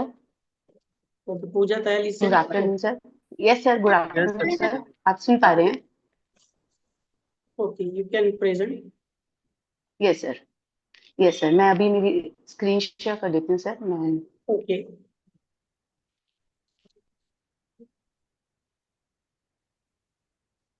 What's your pronunciation? Pooja? Yes, sir. Name. Full Pooja. name. P-double-O-J-A. It's a P-double-O-J-A. Okay. जी sir. Yeah, you can start. Yes sir. बस I'm sharing my screen sir. You have 4 minutes, ma'am. Please. Yes sir. Sir मैं वो screen share नहीं कर पा रही तो मैं प्रेजेंट कर सकती हूँ अपना ऐसे ही? Sure. यस सर, धन्यवाद सर। सर मेरा टॉपिक है भारतीय बैंकों में एसेट्स लायबिलिटी मैनेजमेंट पर एक सजेशन कि हम एसेट्स लायबिलिटी मैनेजमेंट में हम क्या सजेशंस दे सकते हैं। इंट्रोडक्शन, परिचय। एसेट्स लायबिलिटी मैनेजमेंट बैंकों के लिए केंद्रीय वित्त प्रबंधन तकनीक है जिसका उद्देश्य बैंक अपने ऋण, निवेश, जमा, उधार के बीच इष्टतम संतुलन स्थापित करता है। एसेट्स लायबिलिटी मैनेजमेंट का मुख्य लक्ष्य बैंक की लाभप्रदता को बनाए रखते हुए जोखिमों को न्यूनतम करना है। भारतीय बैंकिंग प्रणाली में एसेट्स लायबिलिटी मैनेजमेंट का महत्व 1990 के दशक में आर्थिक सुधारों के बाद बढ़ा। आरबीआई ने बैंकों के yes sir, Can you repeat your title? Yes sir, भारतीय बैंकों में एसेट्स लायबिलिटी मैनेजमेंट सुझावों पर एक अध्ययन। Okay. Yes, Go sir. ahead. Yeah, thank you, sir. RBI ने बैंकों के लिए ALM assets liability management framework को अनिवार्य किया। आज प्राइवेट बैंक और पब्लिक बैंक और फॉरेन बैंक सभी में एसेट्स लायबिलिटी मैनेजमेंट प्रक्रियाओं का पालन किया जाता है जिसमें हम विभिन्न चुनौतियों का सामना कर रहे हैं। रिसर्च ऑब्जेक्टिव, भारतीय बैंकों में एएलएम की वर्तमान स्थिति का विश्लेषण करना, एएलएम से जुड़े प्रमुख ब्याज दर जोखिम, तरलता जोखिम, क्रेडिट जोखिम की पहचान करना, एएलएम प्रक्रियाओं में सुधारों के लिए प्रस्तुत करना। रिसर्च मेथोडोलॉजी, डेटा स्रोतों में आरबीआई की वार्षिक रिपोर्ट, बैंकों की वित्तीय विवरणियां और विभिन्न शोध पत्र शामिल है। ALM concept and importance, definition of ALM. ALM एक व्यवस्थित दृष्टिकोण है जिसके माध्यम से बैंक अपनी एसेट्स और लायबिलिटी का मैनेजमेंट करते हैं ताकि नकदी प्रवाह, लाभ और जोखिम के बीच संतुलन बना रहे। Recommendations for improvement, assets liability management एक महत्वपूर्ण प्रक्रिया है जो बैंकों को उनकी वित्तीय स्थिरता बनाए रखने में मदद करती है। डिजिटलाइजेशन ने एएलएम को अधिक सटीक, पारदर्शी और कुशल बनाया है। Data analysis, artificial intelligence, blockchain, cloud computing जैसी तकनीकों ने बैंकों को उनकी एसेट्स और लायबिलिटीज का बेहतर प्रबंधन करने में सक्षम बनाया है। Role of digitalization in ALM, real time data analysis, automatic risk assessment, improved decision making. Digitalization कैसे एएलएम में मदद करता है? Real time data management and विश्लेषण, पारंपरिक एएलएम प्रणालियों में डाटा मैनुअल रूप से एकत्रित किया जाता था जिसमें समय अत्यधिक लगता था और त्रुटियां होने की ज्यादा संभावना रहती थी। डिजिटल तकनीकों के माध्यम से बैंक वास्तविक समय में डाटा प्राप्त कर सकते हैं जिनसे हमें निम्नलिखित लाभ प्राप्त है। लिक्विडिटी मैनेजमेंट इंप्रूव होगी, रिस्क टेकिंग कैपेसिटी इंप्रूव होगी और फ्रॉड डिटेक्शन का हमें पता लगेगा। एआई और एमएल का उपयोग, ML stand for machine learning. AI और एमएल एल्गोरिदम बैंक के भविष्य के जोखिमों का पूर्वानुमान लगाने में मदद करते हैं। क्रेडिट रिस्क मैनेजमेंट, जिसमें हम एनपीए, नॉन परफॉर्मिंग एसेट्स के बारे में पता लगाएंगे, और मार्केट रिस्क एमएल एल्गोरिदम ब्याज की दरों और विदेशी मुद्रा जोखिम का विश्लेषण करते हैं। ब्लॉकचेन तकनीकी का प्रभाव, ब्लॉकचेन एएलएम में पारदर्शिता और सुरक्षा बढ़ाता है। स्मार्ट कॉन्ट्रैक्ट्स के माध्यम से स्वचालित लेन देन करता है। धोखाधड़ी को कम करने में डाटा हैक नहीं किया जा सकता है। क्लाउड कंप्यूटिंग और बिग डाटा, क्लाउड स्टोरेज से बैंक की बड़ी मात्रा में डाटा सुरक्षित रख सकते हैं। बिग डाटा एनालिटिक्स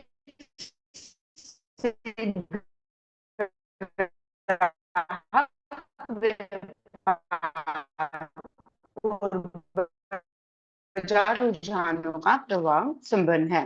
स्टी को सुरक्षित बना दिया है। भारतीय बैंक के अपने एएलएम प्रक्रियाओं को मजबूत जैसी चुनौतियां अभी भी मौजूद हैं जिन्हें सरकार और आरबीआई की नीतियों के माध्यम से हल किया जा सकता है। भविष्य में डिजिटल एएलएम और अधिक उन्नत होगा जिससे बैंकिंग क्षेत्र में अधिक स्थिरता और विस्तार मिलेगा। भारतीय बैंकों में एएलएम एक महत्वपूर्ण प्रक्रिया है लेकिन इसे और अधिक मजबूत बनाने की आवश्यकता है। तकनीकी बेहतर नियामक, अनुपालन, जोखिम प्रबंधन Ma'am, please come to the conclusion. नीतियों के माध्यम से बैंक एएलएम प्रक्रियाओं में आ रहे हैं। धन्यवाद। एसेट्स लायबिलिटी मैनेजमेंट को इम्प्रूव करेंगे जिससे हमारी एसेट्स मैनेजमेंट की, आपकी liquidity credit risk taking capacity को हेल्प मिलेगा, फ्रॉड्स डिडक्ट होंगे, एनपीएज कम हो जाएंगे, non performing assets.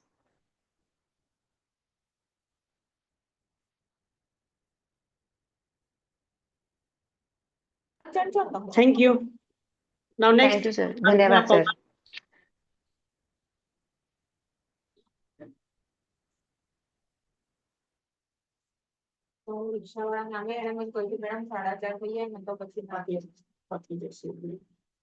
Anjana I Pawar. think Anjana Pawar is not there, sir. Okay. I think. Then news Shiv Barache.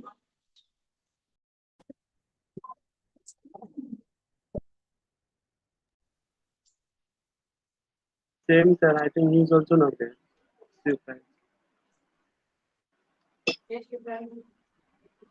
Sarfraz sir, he is not there. Okay. Then Durgesh Dubey. Yes, sir. Next. Yes, sir. Okay. I am audible. Yes, yes. Yes. Thank you. Today international conference में मैं आप सभी guest का, जितने बाहर से जो first day 18 अगस्त को ज्वाइन किए थे, उन सभी का वेलकम करता हूं और थैंक्स भी करता हूं कि इतने अच्छे टॉपिक में उन्होंने इस वेबिनार को आयोजन किया है। तो इसके लिए मेरा नाम दुर्गेश दुबे है। मैं रिसर्च स्कॉलर हूँ doctor CV Raman university Kota Bilaspur Chhattisgarh का। मेरी गाइड डॉक्टर रेणु शरण, सहायक प्राध्यापक राजनीति विज्ञान डॉक्टर सीवी रमन यूनिवर्सिटी करकी कोटा। मेरा विषय है कबीरधाम जिले में नक्सलवाद, वैश्विक भू राजनीतिक, वाणिज्य और मानवीय दृष्टिकोण में अध्ययन। Sir, I am audible? Yes sir please, मेरी पीपीटी नहीं है सर, मैं can you continue presentation? Yes yes जी जी प्लीज, थैंक यू सर।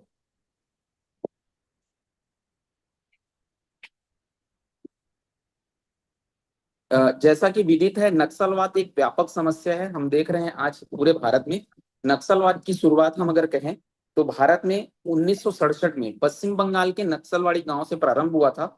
यह एक आंदोलन पूंजीपति वर्गों के विरोध में प्रारंभ हुआ था, जिसे नक्सलवाद का नाम दिया गया। आज यह नक्सलवाद छत्तीसगढ़, झारखंड, ओडिशा, आंध्र प्रदेश होते हुए अन्य क्षेत्रों में विद्यमान है। आगे हिस्सों में देखा जाए, मूलतः नक्सलवाद का उद्देश्य सामाजिक, आर्थिक और राजनीतिक असमानताओं को उग्रवादी आंदोलन के रूप में इसे समाया गया है।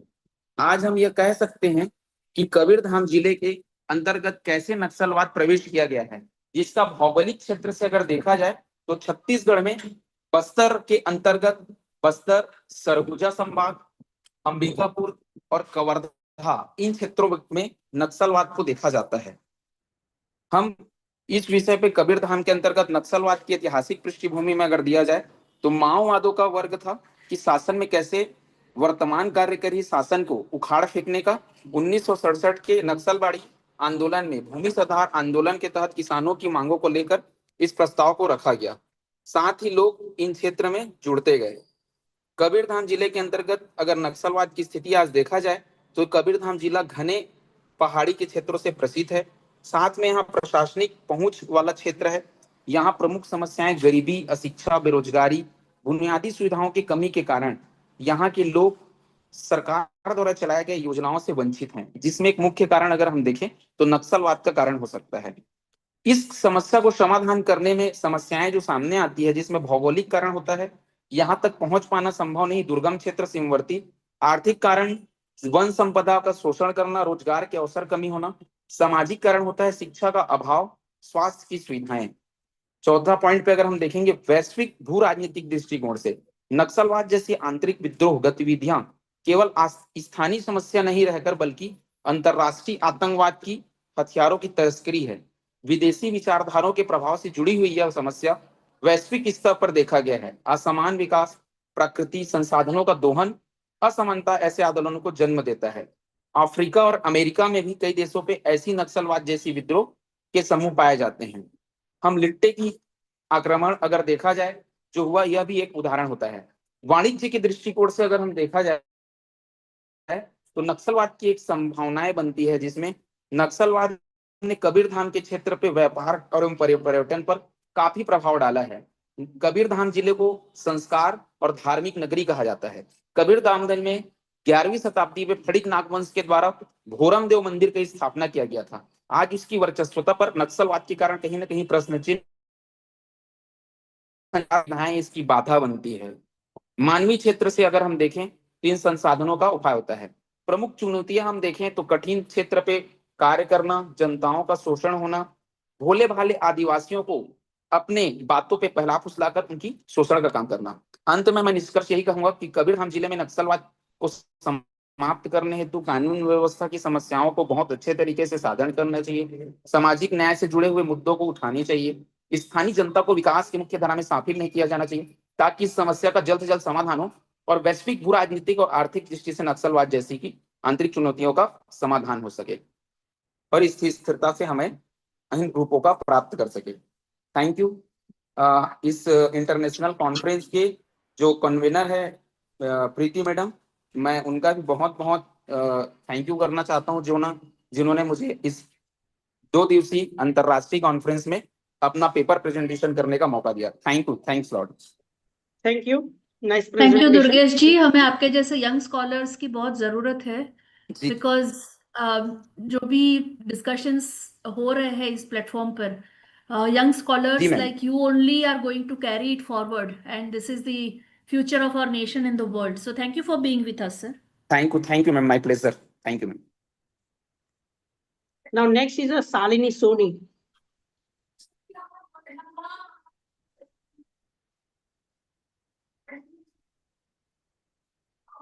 She is not there. Salini Soni is not. Okay, then Vivek Ram. Yes, sir. I am Vivek Ram. Yeah, you Yes, can audible, present. audible. Hello sir, क्या मेरी आवाज आ रही है? मेरा नाम विवेक हेलो राम है। Yes, audible. Yes, हाँ, who? Sir, सर मेरा Salini नाम hello Soni. Vivek. Shalini Soni Sir, sir. Okay, sir, Miss Salini Soni, you can present. Sorry, sir, okay Vivek sir, after this. Yes, yeah, you can audible, please continue. Hello, Vivek मेरी sir, आवाज आ रही है sir? Yes, yes, you are audible. 1 yes minute, sir, please. Sir, okay. Salini madam is also Yes, sir. audible. Yes, जी, Salini Soni is audible, sir. please madam, please continue. Okay. हाँ, okay okay, thank you sir, thank you. आप सभी को मेरा नमस्कार। मेरा शीर्षक है सूचना का अधिकार अधिनियम के तहत प्रशासनिक अभिलेखों का डिजिटल संरक्षण, संकटग्रस्त क्षेत्रों में पारदर्शिता एवं उत्तरदायित्व की संभावनाएं। जी मैं आप लोग को बताना चाहूंगी कि सूचना का अधिकार अधिनियम 2005 नागरिकों को सरकारी संस्थाओं से सूचना प्राप्त करने का कानूनी अधिकार देता है, जिससे प्रशासनिक पारदर्शिता, जवाबदेही और लोकतांत्रिक सहभागिता को प्रोत्साहन मिलता है। संकटग्रस्त और दूरस्थ क्षेत्रों में सूचना तक पहुंच की कमी, कागजी अभिलेखों का नष्ट होने का खतरा, भ्रष्टाचार की संभावनाएं अधिक रहती है। इस संदर्भ में डिजिटलीकरण बहुत अधिक महत्व रखता है। मेरे इस शोध पत्र का विश्लेषण यह कहता है कि डिजिटलीकरण अभिलेखन को आरटीआई से जोड़ना महत्वपूर्ण है, क्योंकि प्रशासन की पारदर्शिता और जवाबदेही इसमें अत्यधिक हो जाती है, जिससे लोगों को इससे सुविधा प्राप्त होती है। सूचना का अधिकार अधिनियम 2005 प्रशासनिक पारदर्शिता और उत्तरदायित्व का महत्वपूर्ण उपकरण है। सूचना का अधिकार नागरिकों को सरकारी संस्थाओं में सूचना उपलब्ध कराना है। 30 दिन के भीतर अगर जवाबदेही नहीं होती है तो हम प्रथम अपीलीय अधिकारी से संपर्क कर सकते हैं। अगर उनसे भी संतुष्ट नहीं होते हैं तो द्वितीय अपीलीय अधिकारी, जो केंद्रीय सूचना आयोग होता है, उनसे हम संपर्क कर सकते हैं। संकटग्रस्त क्षेत्रों में सूचना की पहुंच की चुनौतियां भी है। दस्तावेजों का प्राकृतिक आपदाओं या संघर्ष में नष्ट होना, सूचना का केंद्रीकरण और कागजी स्वरूप, अधिकारियों की जवाबदेही की कमी, इंटरनेट और तकनीकी अवसंरचना का अभाव होता है। इसका महत्व यह है कि सूचना तक त्वरित पहुंच, रिकॉर्ड का दीर्घकालीन संरक्षण, सूचना के अधिकार के तहत उत्तरदायित्व को मजबूत करना, संकटग्रस्त क्षेत्रों में डेटा का बैकअप और पुनः प्राप्ति के लिए हमें डिजिटलीकरण की आवश्यकता अत्यधिक होती है। केस स्टडी में हमने देखा है कि केरल में जो 2018 में बाढ़ आया था उसमें सभी दस्तावेज नष्ट हो गए थे। अगर डिजिटलीकरण के अगर उसका डिजिटलीकरण किया गया होता तो यह नहीं होता और हम पुनः सूचनाओं को प्राप्त कर सकते थे। छत्तीसगढ़ के बस्तर क्षेत्रों में जहां नक्सली क्षेत्र होता है वहां भी क्या बोलते हैं नक्सलियों के द्वारा जो है सभी दस्तावेजों को नष्ट कर दिया जाता है। यदि डिजिटलीकरण के माध्यम से उसको संरक्षित किया जा सकता है तो हम उसे पुनः प्राप्त कर सकते हैं। इसके लाभ भी हैं। आरटीआई आवेदनों के उत्तर की गति गुणवत्ता में सुधार, भ्रष्टाचार में इससे कमी आती है। यदि दस्तावेज नष्ट हो जाते हैं तो नागरिकों को उसकी जानकारी नहीं दी जा सकती, तो ये भ्रष्टाचार का प्रमुख कारण हो सकता है। नागरिकों में विश्वास को बढ़ाना है। प्रमुख चुनौतियां भी है। यदि डिजिटलीकरण भी करते हैं तो इसमें भी हमें बहुत सी चुनौतियां देखने को मिलती है।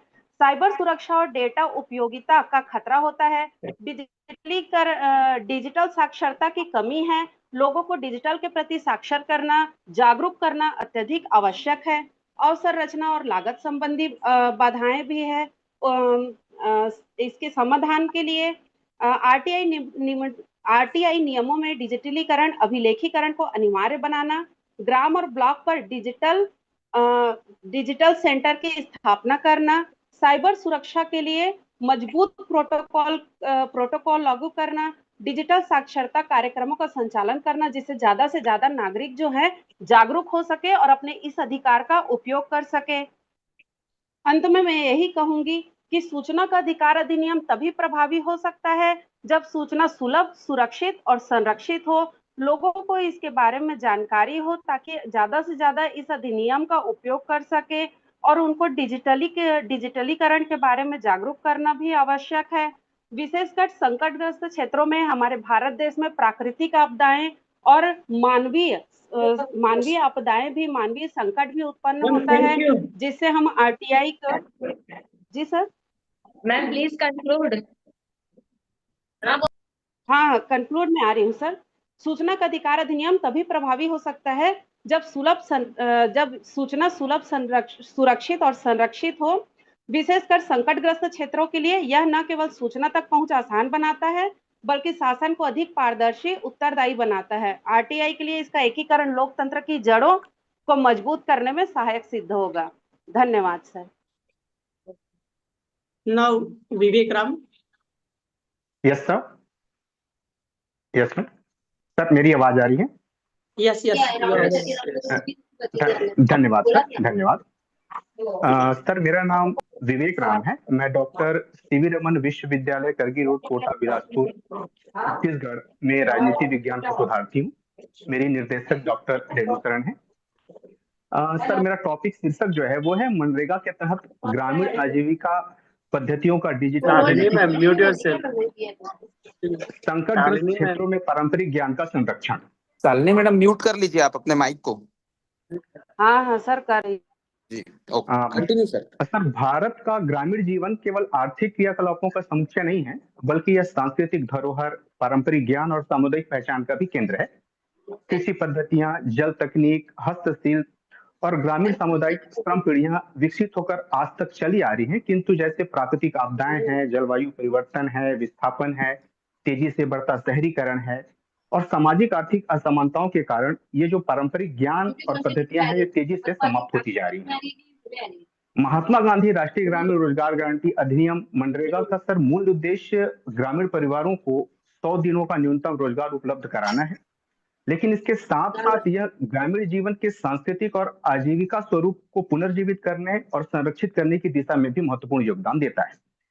सर डिजिटल अभिलेखीकरण की अवधारणा यहाँ अत्यंत महत्वपूर्ण है क्योंकि इसके माध्यम से ग्रामीण आजीविका से जुड़े कार्यों, पारंपरिक तकनीकों, लोक गाथाओं और स्थानीय संसाधन प्रबंधन प्रणालियों का डिजिटल दस्ताकरण जो है वो किया जा सकता है।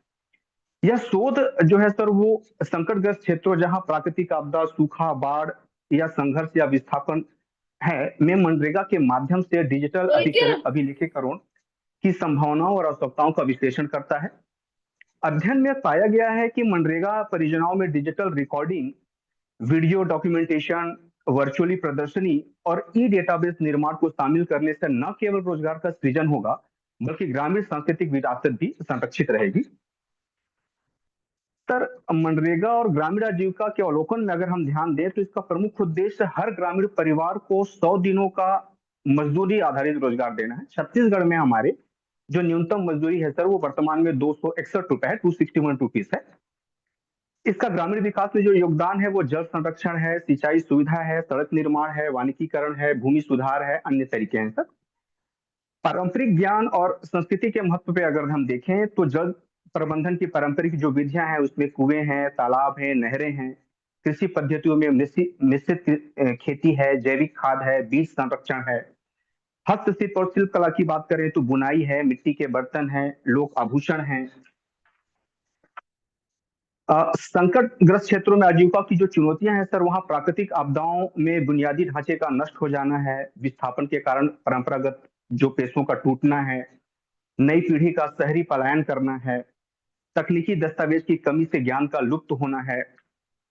इसकी प्रासंगिकता की अगर हम बात करें सर, तो भविष्य के लिए सुरक्षित संग्रह हो सकता है, शोध एवं शिक्षा में इसका उपयोग हो सकता है, वैश्विक स्तर पर हम पहुंच बना सकते हैं। और संभावना की बात करें तो मनरेगा परियोजनाओं के दौरान जो कारीगर हैं, किसान हैं, श्रमिक हैं, के कार्यों का फोटो वीडियो दस्तीकरण किया जा सकता है। पारंपरिक कृषि और जल प्रबंधन वीडियो का डिजिटल डेटाबेस बनाया जा सकता है। वर्चुअल संग्रहालय और डिजिटल प्रदर्शनी का निर्माण किया जा सकता है। मोबाइल ऐप या पोर्टल के माध्यम से गांव-गांव की आजीविका कहानियों को सहेजा रखा जा सकता है। सर, जैसे इसमें केस स्टडी जब हमने किया तो इसमें पाया कि मध्य प्रदेश के झाबुआ जिले में मनरेगा के तहत जल संरक्षण कार्य के दौरान जो पारंपरिक झील है, वहां पर झीरी तालाब के निर्माण की तकनीक को रिकॉर्ड कर डिजिटल संग्रह में जब जोड़ा गया तो इससे रोजगार भी मिला और स्थानीय तकनीक भी संरक्षित हुई। दूसरा जो उदाहरण था सर, वो ओडिशा का कालाहांडी जिला था, जहां मनरेगा के दौरान आदिवासी हस्तशिल्प और बांस शिल्प कला को वीडियो डॉक्यूमेंट्री के रूप में सहेजा गया, जो आज ऑनलाइन प्रदर्शनी का हिस्सा है। कुछ चुनौतियां और सीमाएं भी हैं सर, जैसे डिजिटल तकनीक और इंटरनेट की कमी है, प्रशिक्षित कर्मियों का भी अभाव है, वित्तीय संसाधनों की कमी है, डिजिटल डेटा का दीर्घकालिक संरक्षण नहीं हो रहा है। लेकिन हम अगर समाधान और नीतिगत सुझाव की बात करें तो मनरेगा गाइडलाइनों में डिजिटल अभिकरण को अनिवार्य और प्रावधान किया जाना चाहिए। हर जिला स्तर पर डिजिटल आर्काइव सेल का गठन किया जाना चाहिए। स्थानीय युवाओं को प्रशिक्षण देकर अभिलेखीकरण कार्य में उनको संलिप्त किया जाना चाहिए। Sir, sorry to interrupt. Can you please conclude? Yes ma'am please, yes ma'am.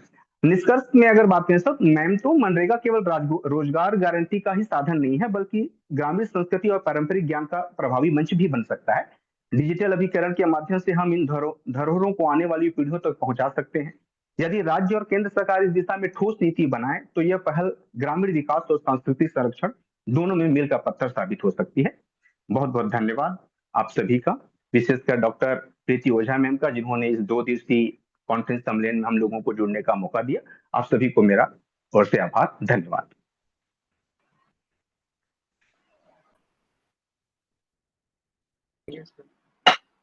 Thank you. Thank you ma'am, thank you. Thank you, sir. Thank you. Hariram Patel.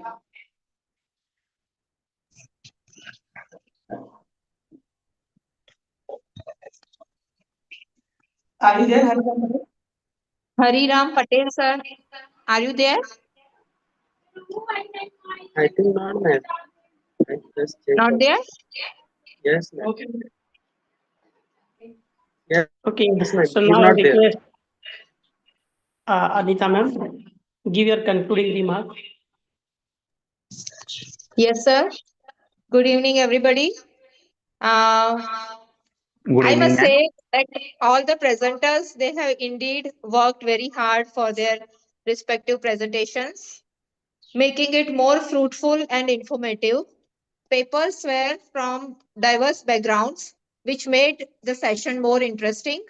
And I extend my heartiest thanks to all the presenters, moderator sir, co-chair, Professor Jitendra Gupta sir, for your cooperation, and GAP and the whole team, Preeti ma'am, as well as the whole team of GAP. I thank you for giving me the opportunity as a chairperson. So, Thank you, ma'am. Thank you, sir. Thank you, ma'am. Now, Gupta sir, please give your concluding remark. Hello. Hello, Anita ma'am. Hello. Yes, sir. Sarfraz. Yes, ma'am. Yes, Anita ma'am. Good afternoon. I'm Dr. Preeti Srivastava from Rabindranath Tagore University. In this session, the Dr. Neeta Gangrekar wants to present her research paper. She left. So can you take it? No, but now the session is over. We Ma'am? will accommodate in the last session. Yeah, yeah. Fine. Thank you. Thank you, Preeti ma'am. Yes. Thank you. Last session में. Last session में हो जाएगा. मतलब इसके बाद वाला है उसमें तो. Sarfaraz sir, Anita ma'am, Thank you very much. and Jitendra sir, please conclude the session. Yes, ma'am. Thank you. First of all, thanks to Preeti ma'am, who give the opportunity as a co-chair. Thank you once again, ma'am. And thank you to Sarfraz sir and Anita ma'am for the cooperation. And once again, thanks to all the presenters who present here, okay, from the diverse topics and the interesting topics from the every fields. So I have learned various things as a co-chairperson, and all the best for the future. Thank you, ma'am. Over to Sarfraz. Thank you, sir. Okay, thank you. Now the technical session is it. I hand over the floor to the chairperson of Professor Ankita and Professor Jackson.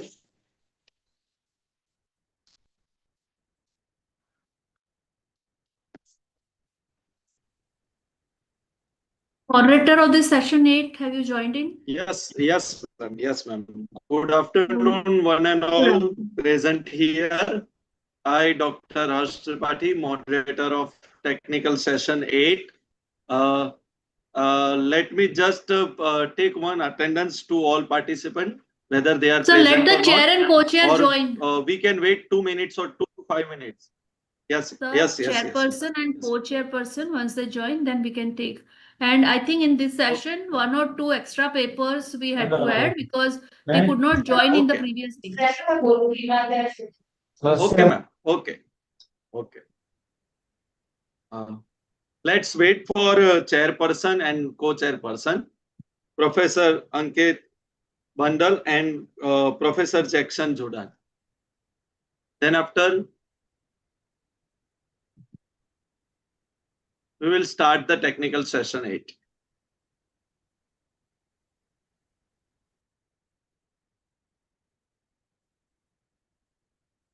Jackson sir, have you joined in?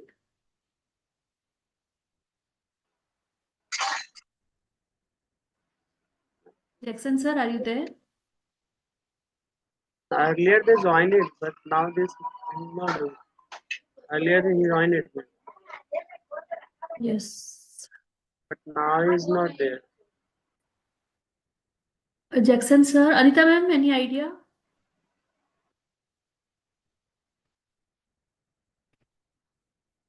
Ankit Bandal sir? Yes, ma'am. Jackson sir was Jackson, there. sir. Okay, he was there in the group? He was, yes, he joined. Yeah. Now. Yeah. Okay. Maybe there might be some technical glitch. Yes. He will be Yes. joining soon. I will message Yes. him. Thank you. Ankit Bandal sir? He's not there, ma'am. I check out the list, ma'am. He's not there. Okay. Can you please check with him, Jitendra sir? Can I contact him, ma'am? Yes, please. Okay, ma'am. Just wait a minute.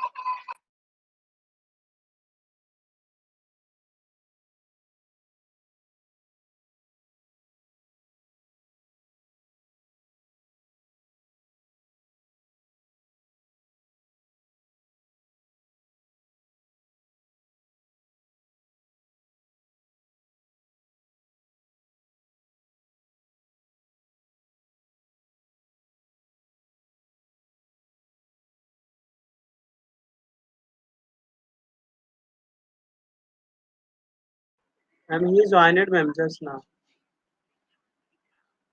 He's joining in? Yes. Yes, ma'am. He joined it just now. I called, but he disconnected. I think he Okay. joined it. I will wait for Jackson sir now. Hello, ma'am. Good afternoon. Good afternoon, Professor Ankit. Jackson sir has joined in. We'll wait. We have to wait. Oh, okay, okay.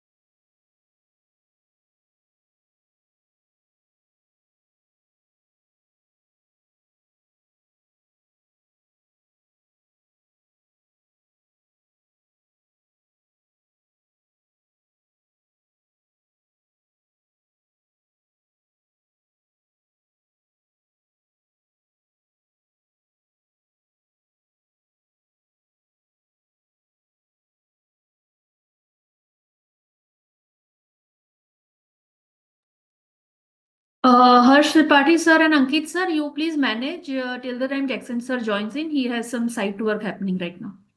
Oh, okay, ma'am. Okay, ma'am. Okay, ma'am. Can we start the session, ma'am? Yes, please. Yes, please. Thank you. Okay. Thank you very much, ma'am. Thank you. Good afternoon, one and all.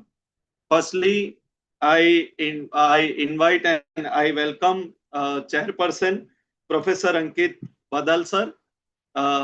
We are heartily welcome you, sir, as a chairperson, and welcome to all participants for technical session 8. Let's take quick attendance of participants who present their paper in technical session 8.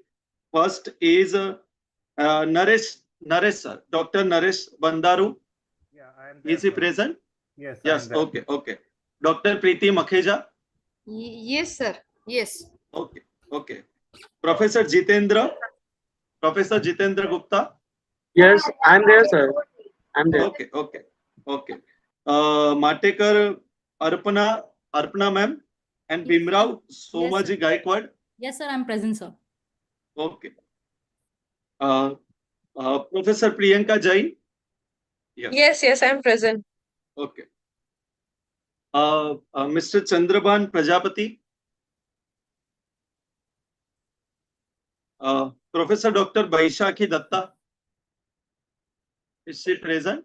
Okay. Dr. Deepna Ravi Rao. Dr. Harshida.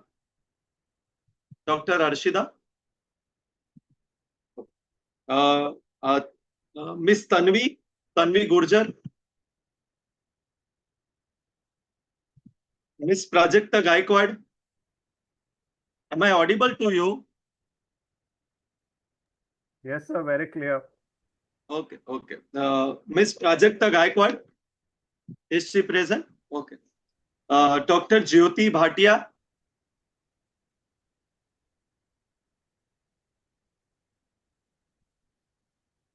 V. Samyukta and Miss M. Rekha. Miss Minu Paul. Miss Vinita Nair. Dr. Neeta. Okay, no problem. With Sir, kind Dr. Neeta permission. is present. Dr. Neeta is present. Okay. Sir, one more ma'am. name. There is Mr. Rajiv Dagar. He'll be there. Rajiv Please. Dagar. Yes. Okay. Somesh Kumar and Rajiv Dagar. Okay, done, ma'am. Okay. Yes. Uh, Thank you. some instruction from our side. That is, please, the whole all researcher and presenter, please focus on your core topic and core study, specifically your analysis and conclusion and your remarks. Okay, please please make it presentation very precisely. And if you want to present with the PPT or not, please convey your message. Okay, sir, can we start, Ankit sir? Hello, with sir. your permission, sir. Hello, sir. Yes, sir. Please, Yes, ma'am. kindly Yes, add one yes, we can name, start. Maharshi Rehavar. Hello. Hello. Maharshi Rehavar. He is present right now. Okay. Thank you so much, sir. Thank you. Okay. Okay. Sir, we can start now. Okay. Okay. So we start with the Naresh, sir. Professor Naresh Bandaru. Yes, sir. Yes, sir. You can start your presentation now, sir.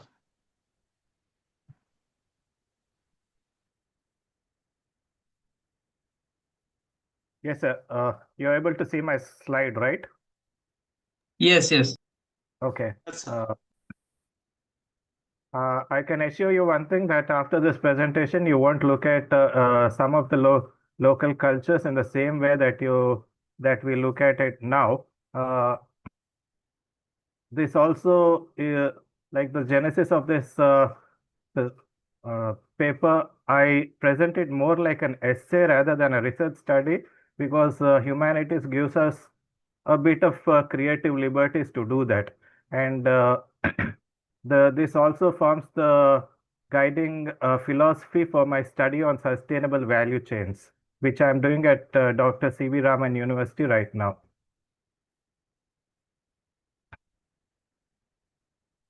Okay.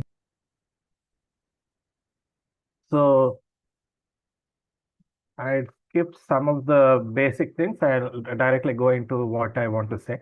So sustainability, as we know, has got three core dimensions. That's economic, environmental, and social dimensions, which which we generally understand. But of late, the cultural dimension has been accepted as a fourth dimension. Earlier, it was considered part of social, and now, in recent times, the spiritual dimension is considered as a fifth dimension of sustainability. And in this direction, there are some contemporary shifts, and then we have the global studies, or the way the world is running has been shifting in this direction. For example, we have the deep resilience framework, which works on the inner community and also planetary interdependence. And the entrepreneurial thought also is changing towards a more intrinsic value, or one value for multi-species thinking. And one of the biggest changes, or biggest things that have come in the recent past are this particular model of economics called donut economics, put forth by Kate Rawat of Oxford University, and which says that whatever human activity should be done should be within the realms of the planetary boundaries and social considerations.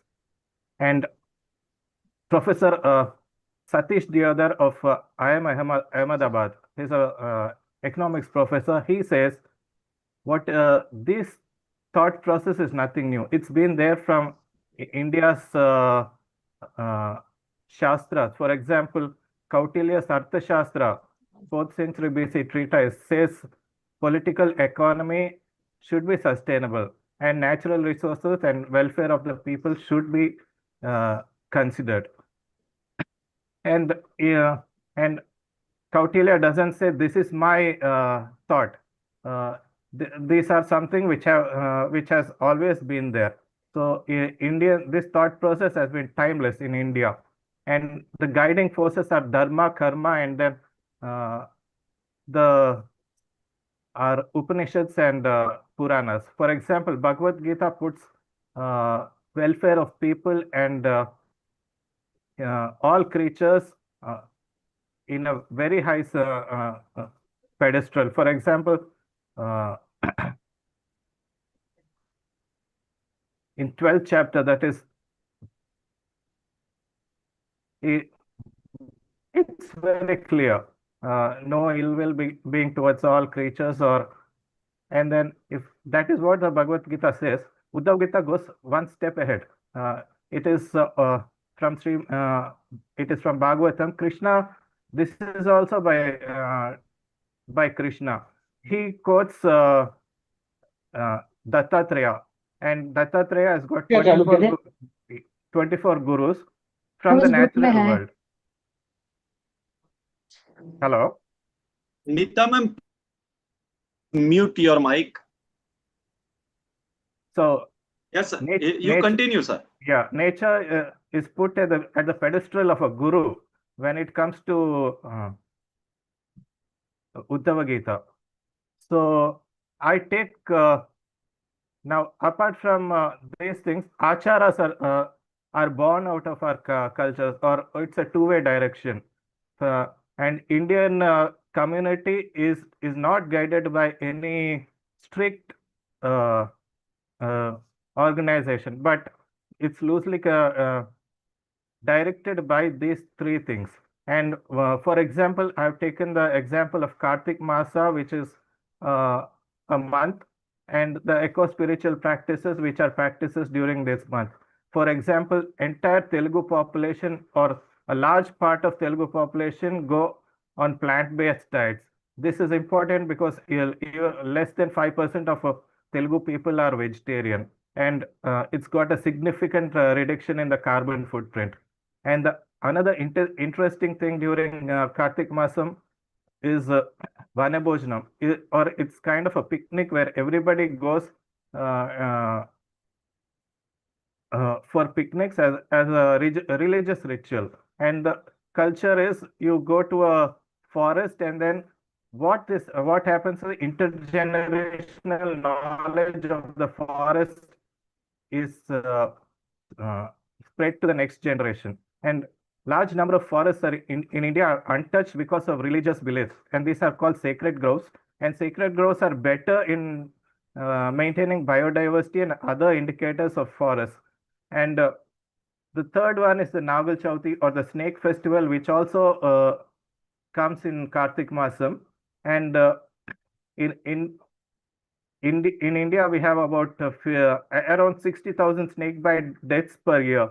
And in this condition, snakes should have gone extinct, but because of our reverence to snakes, snakes are still existent in India. And this part is from gene studies show that the Indian subcontinent has existed from at least 60,000 years, and at least for the last 10 to 30,000 years, the 80% of the population has been indigenous to India. So nothing has come from outside, and this knowledge has always existed with us. And paleobiological studies show that for the last 50,000 years, the animal extinction rate in India has been the lowest in the world, unlike other countries where man enters and the animals go extinct.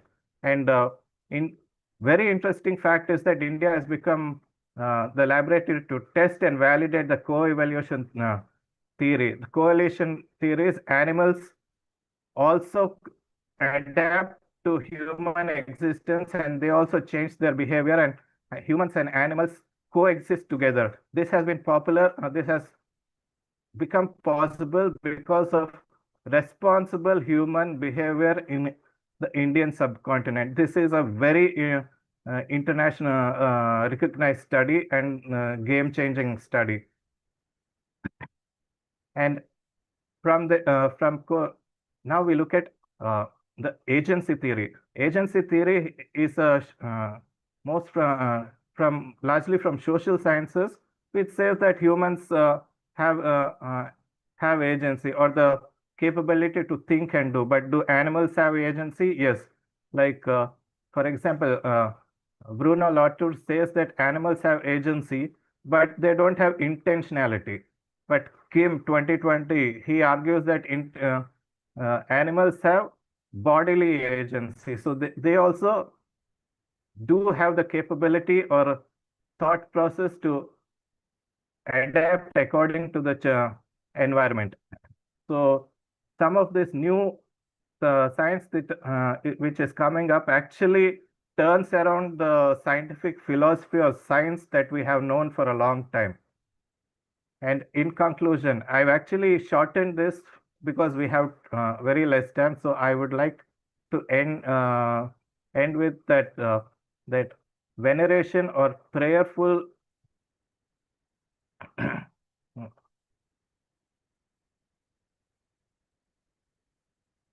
and why I've actually put cows here is because Indians respect cows, and this particular it is considered the Indian cow is considered a pseudo extinction because the actual species of cows has gone extinct, and because of domestication, this particular gene has survived because Indians actually revere science. So veneration enables coevolution. So and then we need to actually reclaim our plural epistemologies, like, and then the final question that we leave here is there an alternate way of doing science, or is there an Indian way of doing science?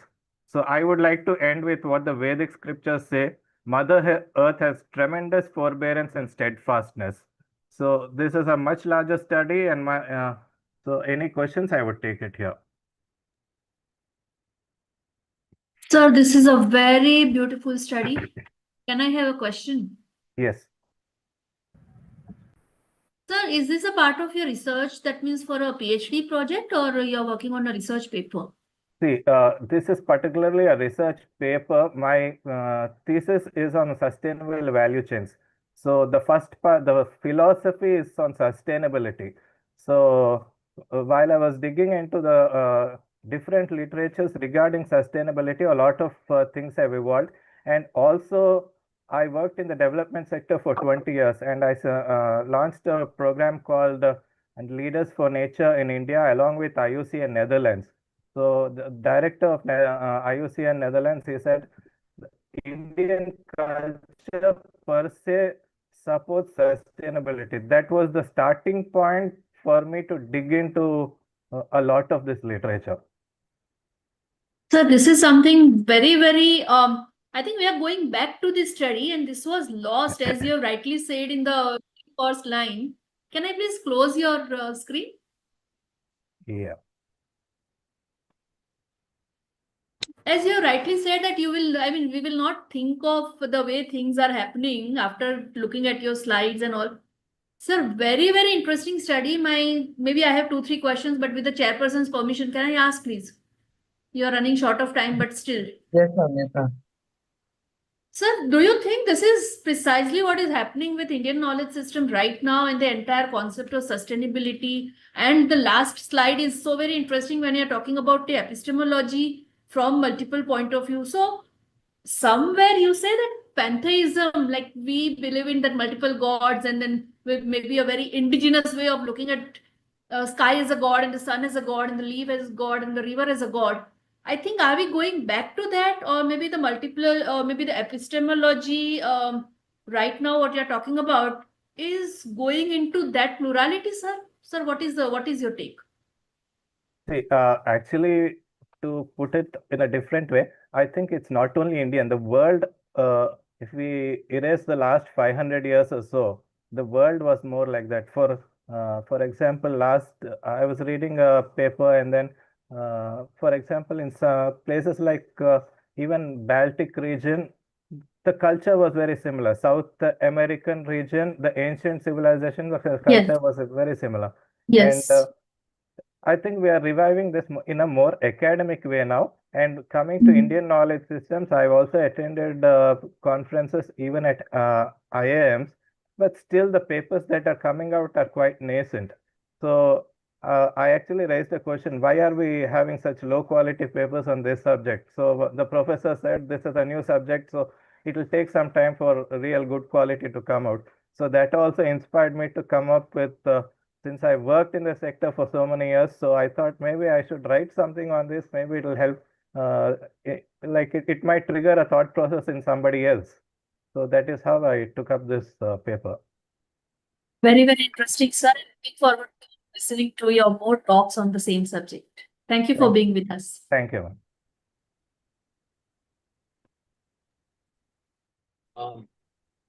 Thank you very much, sir.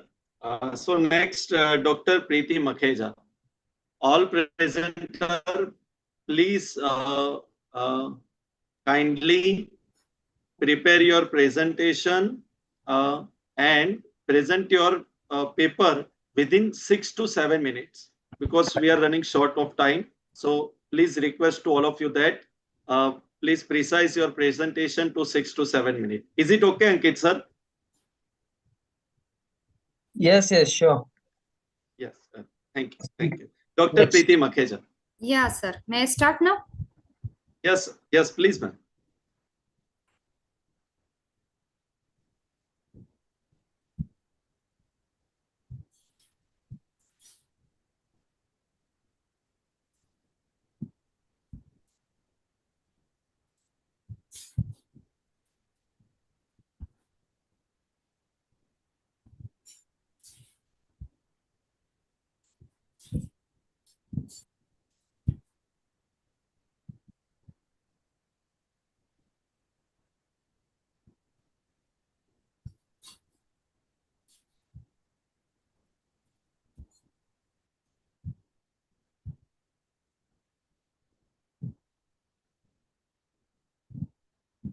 Sir, I'm unable to show my PowerPoint presentation. No, ma'am. No, ma'am. Your screen is not visible, ma'am. Yes, yes. I'm trying.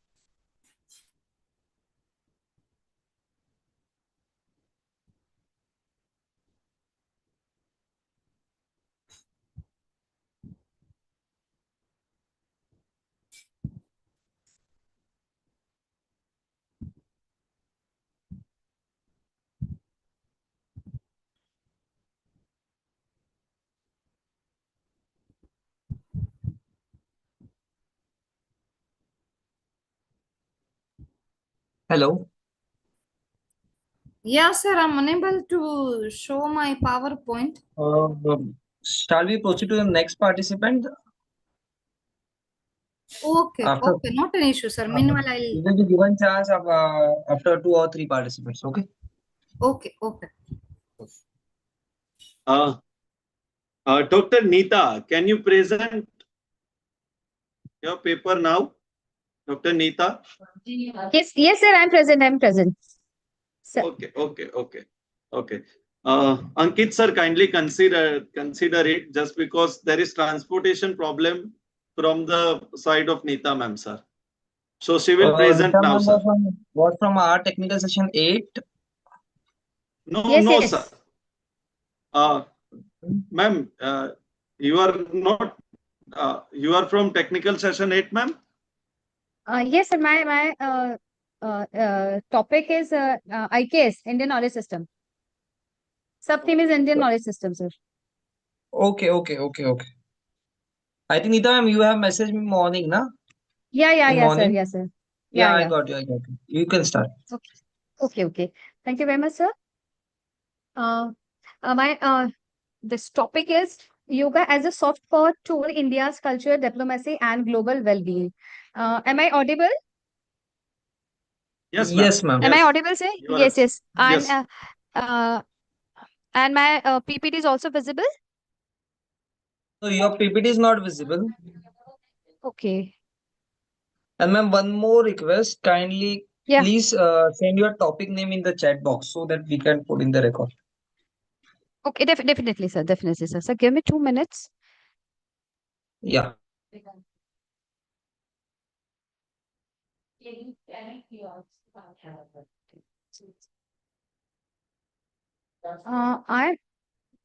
I am just presenting my.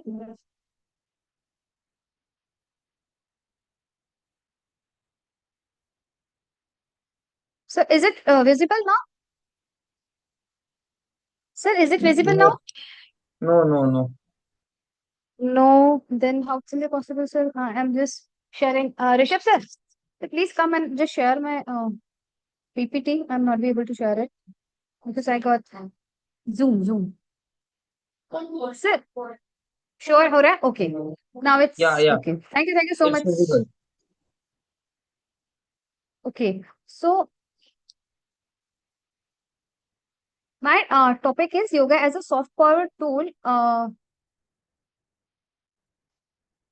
India's culture, diplomacy, and global well-being. I'm Dr. Neeta Khangrekar from Rabindranath Tagore University. Exploring how yoga is a central pillar of Indian knowledge system has evolved into a significant instrument of India's soft power in the global context, fostering health, peace, and unity across culture. I select this topic because I do believe in that. That's yoga as a soft power. We have established ourselves as a well-being ambassador in throughout the world. So, soft power defined concept popularized by Joseph Ney, referring to a nation's ability to influence others through attraction and persuasion rather than caution. Yoga as a soft power for India. Yoga has emerged as a profound source of soft power, aligning ancient wisdom with modern global health concern, which is very important. And after that COVID, we have established all these things very authentically and very you can say forcefully. Beyond physical practice, yoga extended beyond fitness to encompasses spiritual growth also. That's not only about that physical fitness. We are including yoga as a spiritual growth also, because we are having the ashtang yoga and different you can say the dimensions of yoga balance a ethical living within the Indian knowledge system framework. And it's a very good example of that. We are celebrating International Yoga Day, and around 195 countries, 190 countries worldwide are celebrating the same thing. It means that we have conquered that soft power over the world. We can say that globally we have prominently we can show that. Research perspective of yoga diplomacy is a holistic approach, institutional support, and cultural transmission also. My that survey design, I have included that 15 question 15 question questionnaire, and around 50 yoga participants from diverse global locations like India, from Bhopal, USA, New Jersey, Australia, Sydney, Indonesia, Jakarta, from Netherlands, Amsterdam, and Zimbabwe, and Gambia also. Analysis method was with SPSS software. I have just analysis. I put tested t-test for that. And that research objective is to examine yoga's role as a soft power tool in India's culture diplomacy. And second one, to assess the perceived impact of yoga practice on global well-being and interest in Indian tradition. My interest is that people are accepting yoga but only as a fitness tool, or they believe in Indian knowledge system that yoga is a very good part tool for spiritual growth also. My hypothesis, there is a no significant difference in a perception of yoga's impact on well-being between Indian and international participations. And second one is there is a no significance between in participation of yoga as a cultural diplomacy tool between male and female responded. I have these are the my answers of questions. This is the pie chart of that. You can see that along with my questions, most of the people are very much agree. That's a strongly agree. Are we have? I am just showing with purple that I am having 15 questions, and most of the questions I can see that people are more than half people are sometimes agree with that. Okay, we are having a soft policy. People are realizing that it is a fitness tool. Some of regular practitioner are also saying this is a regular tool, and they believe that this yoga comes to them through because of Indian knowledge system. Though it is a very different ideas behind that. People are some people are grateful for the Indian knowledge system. Some people are they are doing practice, but they don't know whether it is comes from India, and uh, what are the actual part of what is the Ashtang Yog. They are treating them, but some of the people they are using, maybe they are from basically from Indian original. They knew the importance of yoga as a fitness tool, and as well as that spiritual growth also. So I've just do the t-test and finding no significant difference between male and female respondents participations of yoga impact, because that value of P is less than 3.60, and main course it is 4.1, standard deviation is 0.62, and female men uska jo hai as a standard deviation is 0.58. Nationality difference we based on male and female, and second one is a nationality significance difference based on nationality. So Indian respondent means the standard deviation is 0.55. International respondents, they have responded as the standard deviation is 0.65. Indian origin respondent emphasized yoga heritage value, while international responses highlighted its health benefit only. So this dual perception demonstrate yoga effectiveness as a both wellness practice and as a soft power instruments, and beyond that it is, you can say that it's a major importance or heritage of Indian national as per Indian knowledge system also.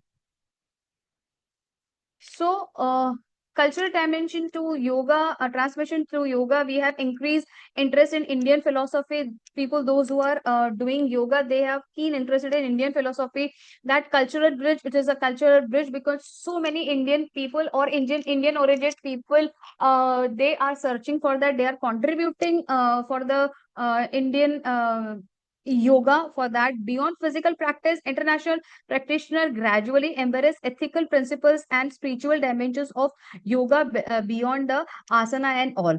Apart from that, institutional support for yoga diplomacy, Minister of Ayush initiative that international yoga teacher certification programs are introduced. Cultural exchange program focuses on international practices are performed globally. Yoga conferences and demonstration at diplomatic events are also taking places nowadays. Collaboration with WHO and other international health organizations are also contributing towards yoga and Ashtang Yoga, and yoga as a not only a physical fitness tool but as a spiritual growth tool also. Yoga blending heritage and modernity, cultural heritage, perceive and promotes India's ancient wisdom, traditional globally, cultural exchange facilities, intercultural dialogues and mutual understanding has developed. Global health, we can say that address contemporary wellness needs across diverse populations, and diplomatic tool definitely creates a very good create a high value goodwill and a strength international relationship that yoga day has played. Yoga represents a dynamic confluence of India's spiritual heritage and contemporary global health discourse, reinforcing India's image as a promoter of peace, balance, and universal well-being. And that's why people are looking towards us as a Vishwaguru. Thank you so much, sir.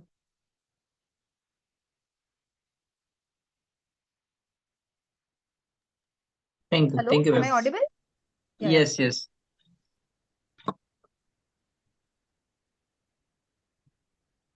Is Any there questions, sir, any please? questions? Ma'am, I would like to ask that in today's busy work life, how can an individual effectively manage to practice yoga on daily basis? Or can an organization or workplace can play any supportive role to encourage this habit? Yes, yes. So many, such very good questions, sir. On day-to-day basis, at least we can do Anulom Vilom or Kapal Bhati. Even that aged people or small people can do. People can do all these things at their own that workplace, right? Their own sitting workplace chair also.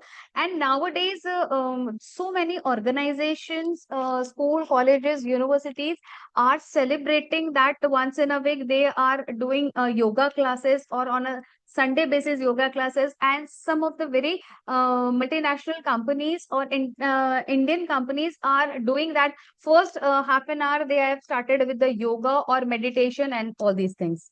So it is now, it's in a trend, sir, actually. Yeah, yeah. Oh, okay, okay, nice. Thank you so much, sir. Is there any question? Oh, thank you.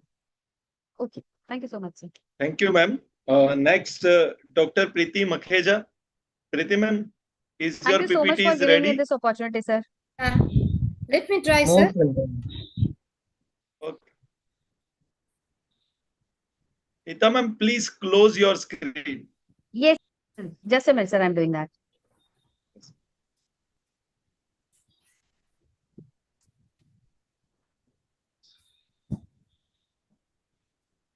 Okay, sir, I've done it.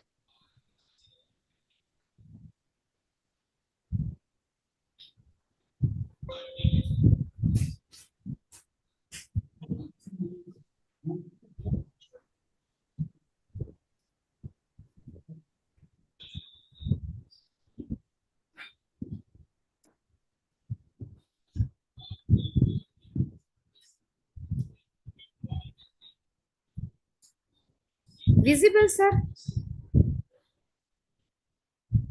Yes, ma'am, Yes, it's ma'am. visible. Yes.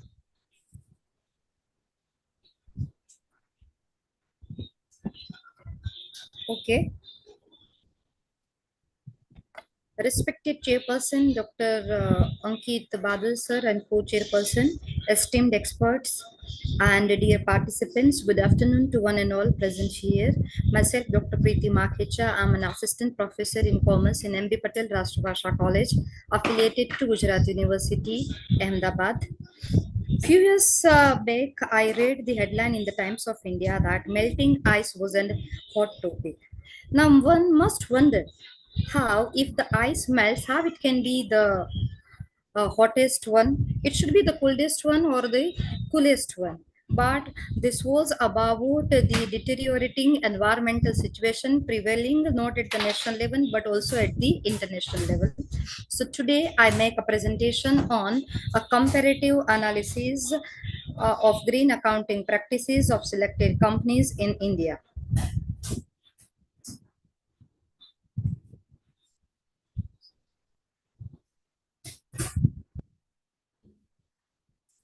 In the recent era, the whole world has been observing unpredictable environmental movement, and due to that, we just observed a cloud burst in northern part of India. Also, few years back, Pakistan was suffering from flood. There was a highest temperature recorded in England. So it is needed to create awareness among the civilians about the safety of the environment.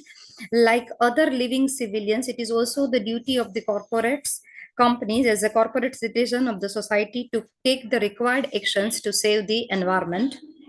For this purpose, many research papers were reviewed, and out of this, few of them are covered here. These papers were written by Anil Kumar, Pranitha, Kiran Kumar, Garg, Luthra, Dr. Minimal and Dr. Makesh, and also Dr. Anita Shukla. Everywhere, the concluding remark from every research paper is to take the initiative for environmental protection. Companies should try to earn the profit, but companies should keep in mind that earning profit should come with the sustainable development.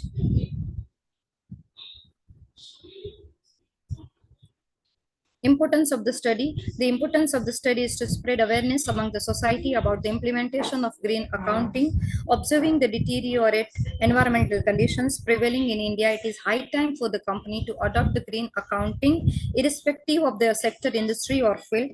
Green accounting adoption by companies should become only the whole and sole criteria for taking an investment decisions by the investors. 4. Scope of the study. Green accounting adoption in India is still in developing stage. So the study focuses on creating awareness among the society and also among the companies and people. The study discusses cost incurred and benefit received from green accounting practices when they are adopted by the companies. Objectives of the studies are: 1. To study the various aspects of green accounting practices and reporting, to examine the green accounting practices followed by selected companies in India, to compare green accounting practices followed by selected companies, to make a comparative analysis of green accounting practices from the perspective of environmental cost and benefit. Hypothesis framed for the study. Alternative hypothesis 1, there is a significant difference in the green accounting practices adopted or followed by selected companies in India. Alternative hypothesis 2, there is a significant correlation observed between the cost incurred and benefit received from green accounting practices of selected companies. Source of the data. The seed research is based on the secondary data, for which the data is collected from the websites, published annual reports of the selected companies. Also, the website of Ministry of Corporate Affairs is referred for the same. Magazines, newspapers, journals, periodicals, and also the previous research findings in form of theses and dissertations are also referred for the same. Sample size. The study is undertaken for the period of 4 years, beginning from 2014-15 to 2017-18. The samples which are selected for the study, they all deal in the oil and gas sector, and they are BSc and NSE listed companies. The following are the samples selected for the study. 1. Oil and Natural Gas Corporation Limited, ONGC. 2. Indian Oil Corporation Limited, IOC. Bharat Petroleum Corporation Limited, BPCL. Hindustan Petroleum Corporation Limited, HPCL. Gas Authority of India Limited, GAS. Limitations of the study. The study is based on the secondary data only. The period considered for the research is only 4 years, beginning from 2014-15 to 2017-18. The company which deals in the oil and gas sector are only selected as the sample, and one-way ANOVA is applied to test the hypothesis. Analysis and interpretation. 5 parameters are considered to observe this green accounting practices followed by the selected companies. 1, net profit. The second is average net profit. The third one is a CSR fund allocation. From this, whatever amount spent for the CSR activities. There are various components available even for CSR. Out of this, how much amount is spent by the selected company for environmental protection. The first table gives us the idea about the net profit. It is nice to see that every company is earning the handsome profit, which is most needed for following and adopting the discharging green accounting practices. The graph talks about the net profit, where the highest net profit is earned by the ONGC. The IOCL has consistent performance so far as net profit is concerned. The other 3 selected units have observed ups and downs. This is the one-way ANOVA result for net profit, where the p-value is more than 0.05. So we fail to accept the alternative hypothesis here. The second parameter considered is average net profit. So every company has also the average net profit during the study period. So you can transfer amount to CSR activities, where ONGC has also the highest average net profit. IOCL is also consistent here, and other companies have witnessed ups and downs. This is also the ANOVA conducted for average net profit, where a p-value is again higher than 0.05. So we have to accept the null hypothesis, means there is no significant difference. in the green accounting practices adopted. The third parameter is CSR fund allocation. We can see that every company is transferring amount for CSR activities where the highest amount is transferred by ONGC followed by the rest. One way ANOVA analysis is again the p value is higher than 0.05, so we failed to reject the null hypothesis here. The fourth parameter is CSR amount spent. It's nice to see that every company, whatever amount transferred to CSR fund, they were also spending CSR amount for CSR activities from this fund.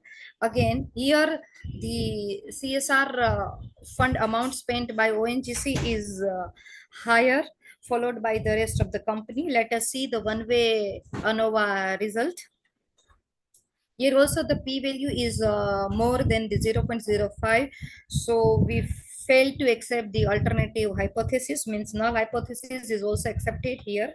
Now we come to the important parameter, which is the amount out of CSR fund spent, how much amount is transferred for the spent for the environmental protection. Again, we can see, and it's nice to see that every company is aware about the environmental protection and spending amount towards it in form of water conservation, energy conservation, recycling of the material, and also using the renewable energy sources.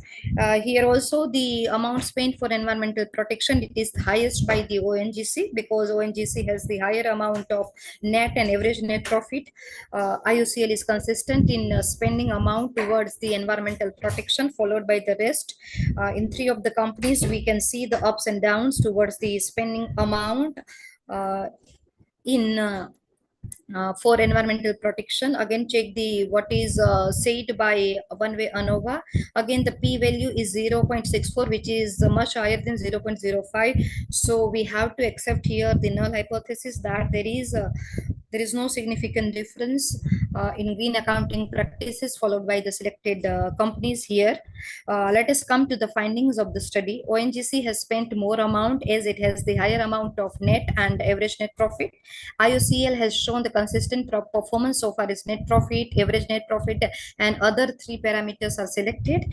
For BPCL, HPCL, and GAIL, they are discharging their duties, but the amount is much less compared to first two companies. Except IOCL, other companies have fluctuated trends for amount allotted for environmental safety and security. All the selected companies use natural resources to avail the profit, but they all are very conscious about the protection and safety and security of the environment. So they have adopted the green accounting practices for giving better and healthy life to people, including their stakeholders. Let us come to the conclusions.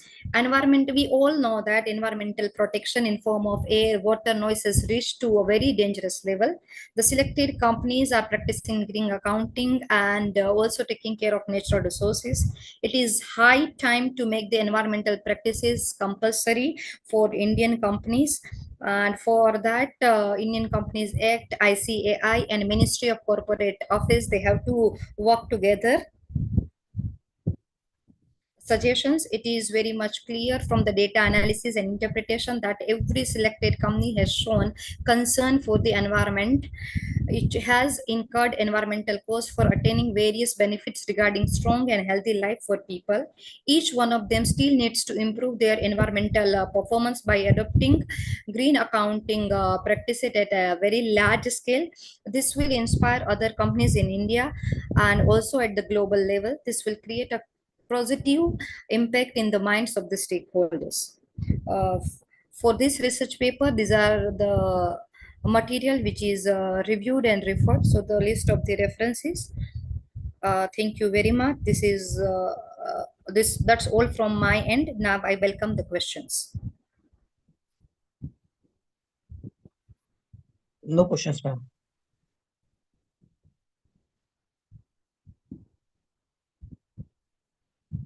Thank you very much, Dr. Preeti. Ankit sir, can we consider Priyanka ma'am's presentation now, sir, as she requested us in message? Yeah, we can. Okay. Priyanka Jain, no? Yeah. Yes. Dr. Priyanka, Thank you so please, Miss Priyanka, please Sir, present your topic. Sir, hello, I am Aparna Matekar. I was before her, sir. I Yes, am yes, also sir. waiting for my turn, sir. Okay, okay, ma'am. There is some emergency from Priyanka ma'am sides, ma'am. That's why. It's okay, sir. It's okay, sir. Aparna ma'am को continue करने दीजिए. It's okay. Okay, okay, okay. Better sir, you go with the sequence. Next is Jitendra Gupta, correct? Yes, yes, sir. Yes, sir. Okay. Professor Jitendra Gupta. Sir, are you ready, sir? Jitendra Yes, sir? sir. Yes, sir. I'm here, sir. Yes, I'm Okay. ready, sir. Okay. Yes. Please start your presentation, sir. Shall I start now? Chapter number. Yes, yes, sir. Okay, so just wait.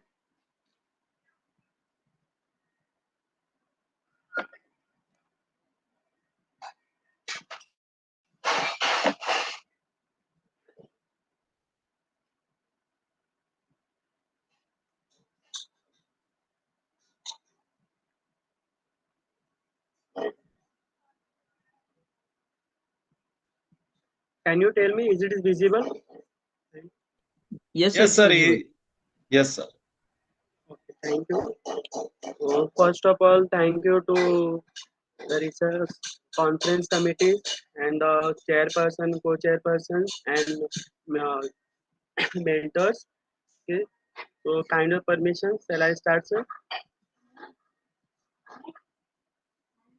Yes, sir. Yes. Let's start. Okay. So thank you. So this is Jitendra Dharamdas Gupta, Assistant Professor, Department of Commerce, Ladi Devi Ramdar Maheshwari Night College from the Mumbai University, that is Mumbai. My research title is that a study of the impact of geopolitical events on India's international trades. So in these research papers, so I find out that and studies that the means what is the impact of geopolitical events on the Indians international trade. So now in the 21st century, if you said that the trades of the India increased drastically. Okay, the main thing is that the of geopolitical event is that the lots of impact on the Indians international trade. Like the example is that if you say that China war is there, Galwan is there, and Ukraine and Russia war is there, Gaza was there. So this kind of the events that totally and drastically impact on the India's international trades. Okay, so the my objective of this paper is that to first of all to understand the various geopolitical events. What are the events that influence the international trade of the India? The second objective is to see, evaluate and find out the trade impact of specific geopolitical events. And the third one is that the analysis shift in India's trade partners, dependencies, and the diversification strategies. The last objective is that to assess the effectiveness of Indian trade policies responses is there. So for this research paper, my research methodology is that I have collected the data especially from the secondary data in that quantity and quality wide is there. So for this research paper, I have studied the many papers and the reports of the Ministry of the Commerce and Industries and also apart from this, I also studied various geopolitical events like that Hindu Business Line newspaper, event Economics Times, and governments with the papers WTO submissions. These are the certain examples for my research papers. And then I use these analytical tools for the find out the data. I use the trend analysis to understand how the trades means fluctuates import and export volumes before, during, and after the geopolitical events. Like say the example, if you said the India and China wars, okay, China's geopolitical events like Galwan Ghati. When that was happening, earlier we are more using the Chinese apps and others materials. Once these economic geopolitical events happen, like war. So drastically, India has denied the use of these things. But what happened that India's basically totally depend upon the China. So we face the lots of thing is there. So for that we had to first of all go for the our own self there. That is Atmanirbhar is there. Okay. After that, next analyze the comparative analysis studies like US sanction on Iran's Galvan Valley seismics and the 2022 Russian-Ukraine conflicts and then 2021 COVID's pandemic disruptions. Okay, so these are the certain events of geopolitical which affect the Indians' international trades. The finding is that the first finding is that geopolitical events that is causing immediate trade disruption, like block the trades, okay, stop it for the certain times periods, and then get it again impact on the Indian trades. The second finding is that 2022, 2020, 20 Galvan class that significant reduction in Chinese imports, particularly in electronics and others mobile apps, with the imports volume declined by the 16% in the following years. Next finding of that the Russian-Ukraine wars.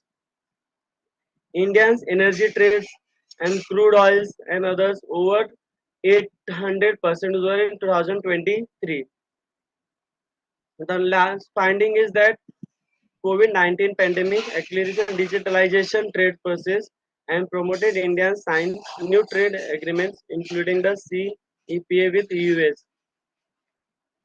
The result of this paper is that trade dependency on single suppliers is most we can say that the most hazardous for the any countries, whether it's India's and other thing is it. So better is that we should decline and decrease the over dependence on the certain countries. We have to come our own self reliance. That is Atmanirbhar Bharat is there. Okay, and then trade Indian trade composition has shifted towards energy diversification, especially with the entry of Russia as a major oil supplier. And the next result is policy responses have evolved from the reactive to proactive with the earlier engagement with the FTAs and digital trade platforms. The conclusion of this research paper is that the geopolitical events significantly influence the Indians' international trades. Various things that China rivals, okay, like and then Ukraine Russians and others war is that affect that. So in that case, so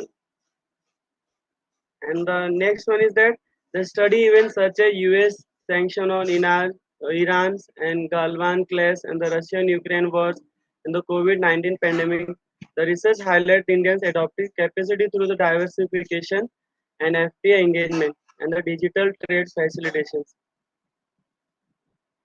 However, while these adoptions improve the resilience, they also require sustained policies foresight to avoid the over dependence on any new suppliers and navigated the growing complexity of the global trade diplomacies. Okay, the suggestion of the MAI is that Indian countries should not be over depend on the others countries for the any kind of the goods and things. So we should try to our own self dependencies. So for that thing is that the present Prime Minister they started the Atmanirbhar Bharat is it. Okay. So the my final conclusion is that India has tried to not over depends on other countries. They have to depend on self own things. Okay. Thank you and thank you to Preeti ma'am who give the opportunity for the research paper presentation. Thank you ma'am. Thank you sir. Thank you. Thank you. Thank you, sir. Any questions? Jitendra sir, can you highlight any recent international event? Mm, yes, sir. Recently, if you had seen that America has imposed a lots of taxes, like 40%, they have increased the 40% tax, and apart from the 40%, again they have Donald Trump had increases the 10% extra taxes. So this is the recent event which affect the Indians international trade, and af- after this the decision taken by the Donald Trump, the lots of Indian have they stopped it to trade with the America for the revenge purpose. Okay, sir. So proceed to the next. Thank you, sir. Thank you. Next, Arpana Matekar. Yes, sir. Arpana ma'am. Yes, Or yes, sir. you can start your presentation, ma'am. Yes, sir. I'll be sharing my screen now. Yes.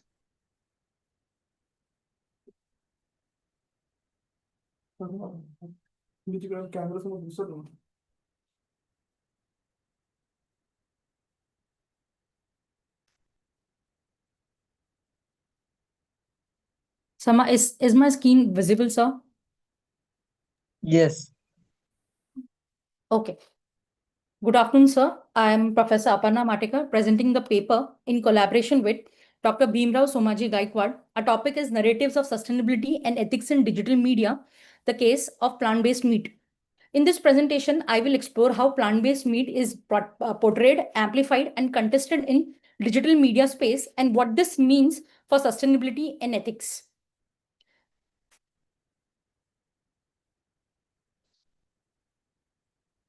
Plant-based meat, or PBM, is increasingly positioned as a sustainable alternative for conventional and animal agriculture.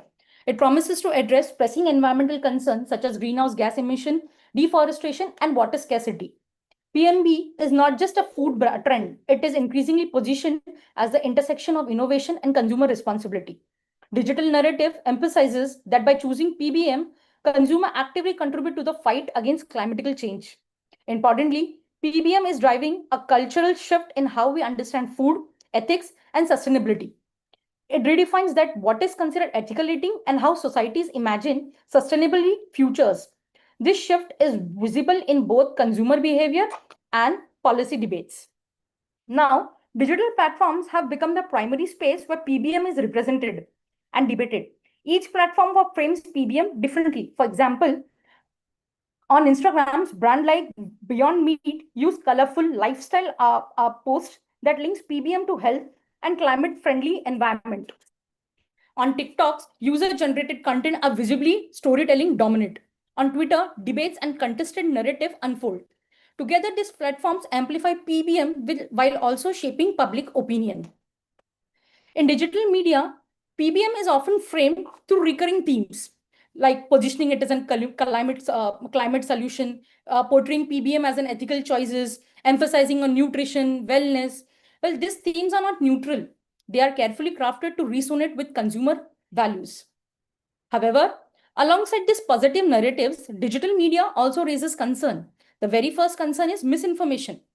PBM is sometimes reduced to marketing hype rather than a refined discussion. For example, some Instagram or TikTok videos exaggerate PBM impacts, claiming it completely solves climatical change while ignoring processing, packaging, energy uses that is used in factories, etc. Secondly, modification.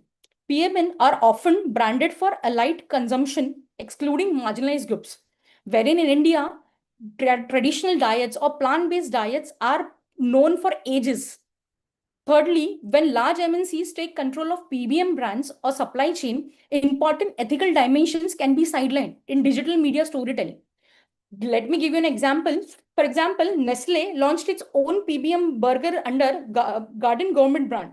While marketed as sustainable, it faced heavy criticism for unethical water extraction, plastic pollution, and supply chain labor issues. Now, to address these challenges, we propose a framework for ethical storytelling, which includes amplifying diverse voices, being honest about the benefits, limitation, trade-offs of PBM, and also ensuring equity in representation, access, and policy outcomes. Because digital narratives do not merely inform, they shape identities. Consumer begins to see their purchasing decision as moral choices, contributing to a larger ethical lifestyle. At the same time, viral campaigns drive market growth, influence policy, leading to an increased investment, funding, and food system reforms. Thus, digital media is central not just in shaping perception, but also in shaping future.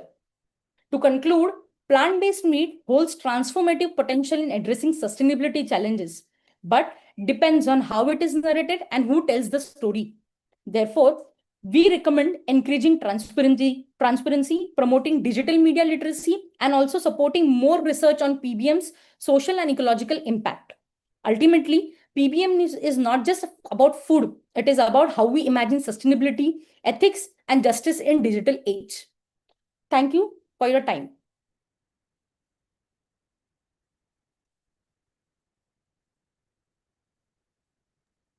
Thank you, ma'am. Is there any questions? No, sir. Okay, sir. Okay, sir. Thank you so Next, Miss Priyanka Jain. Stop syllabus. Automatic stop होना था, फिर stop करो।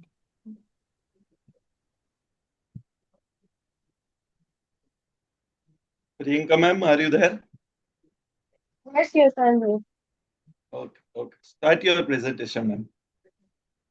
Is my presentation is here, sir? It's visible, Yes, na? it is visible.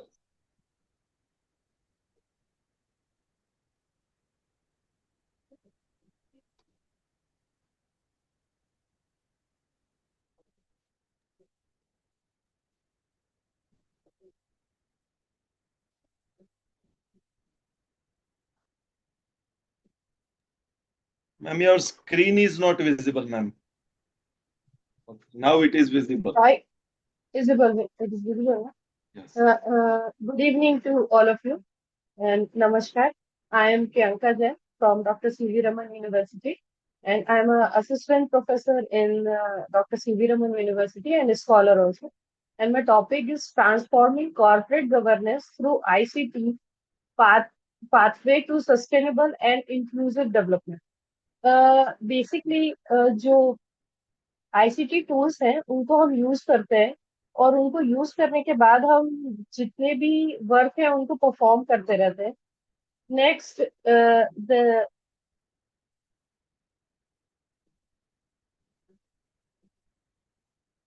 introduction part, information and communication technology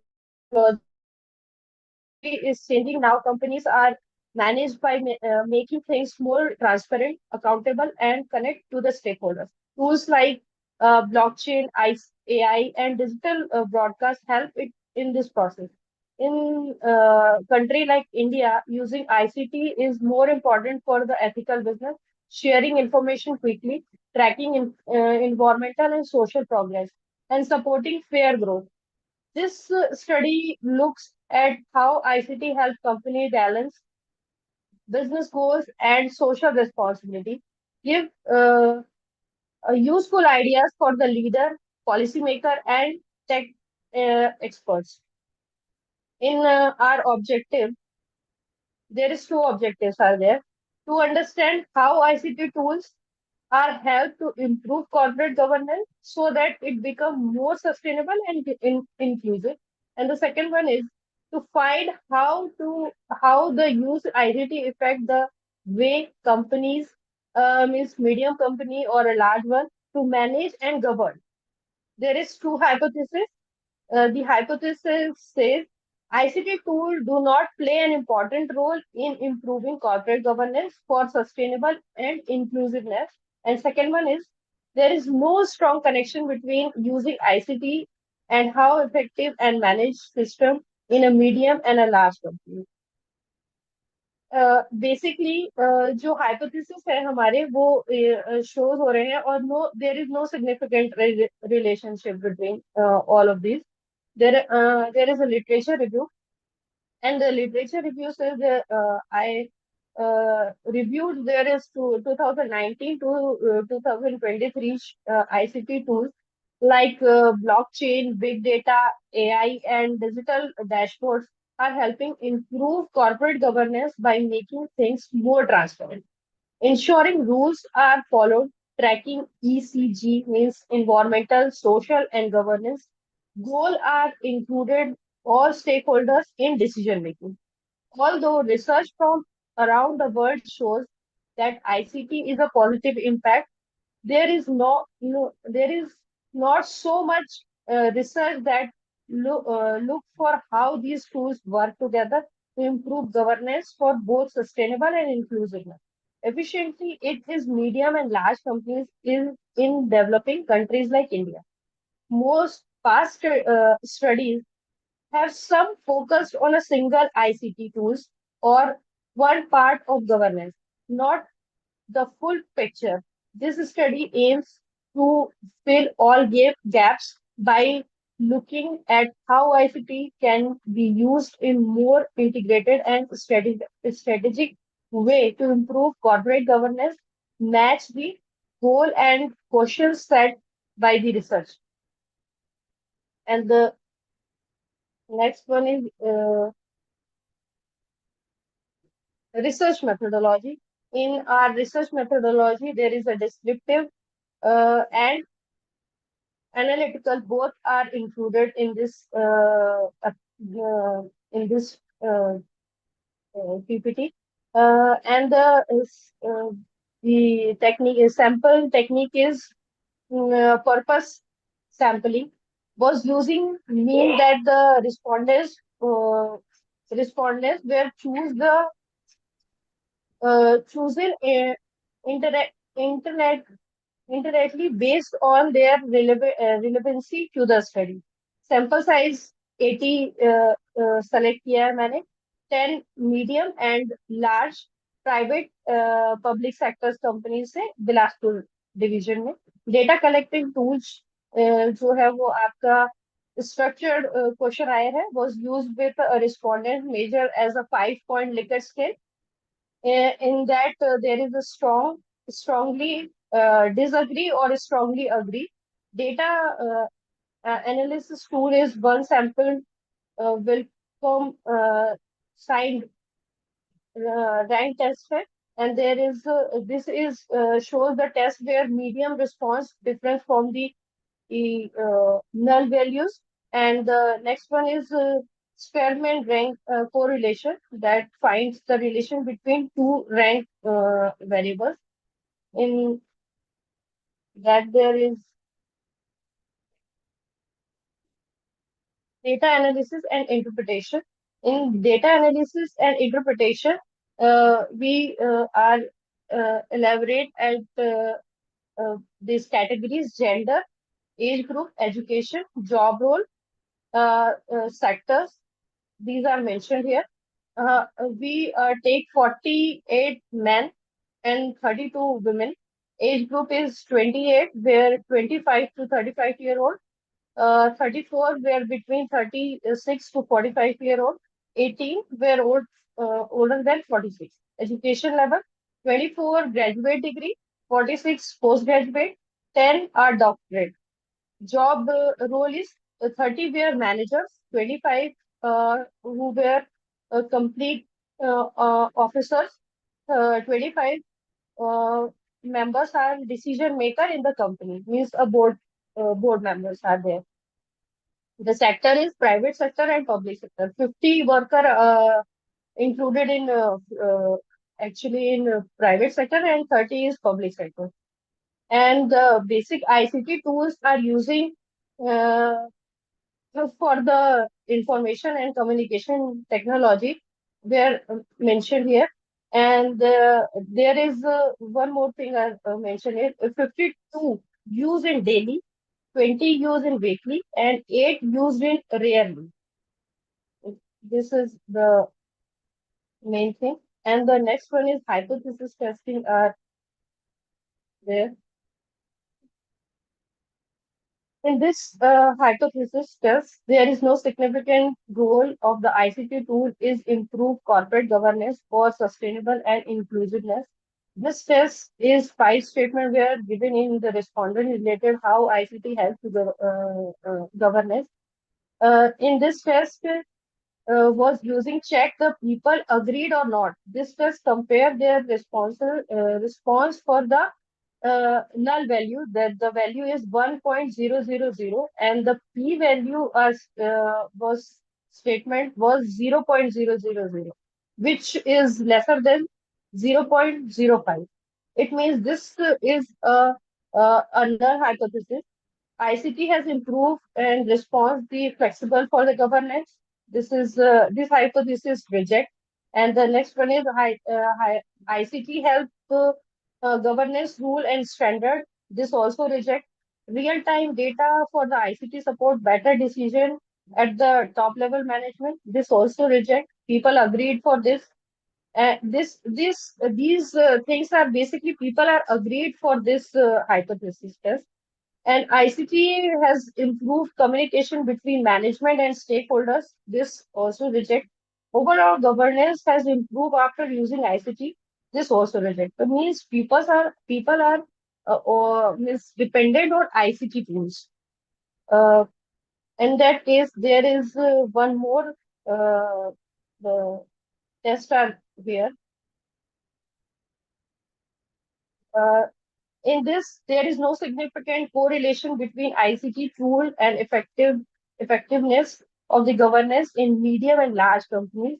Variable one is ICT inclusion, and the second one is effectiveness of the governance. Spearman rank correlation tests are using here.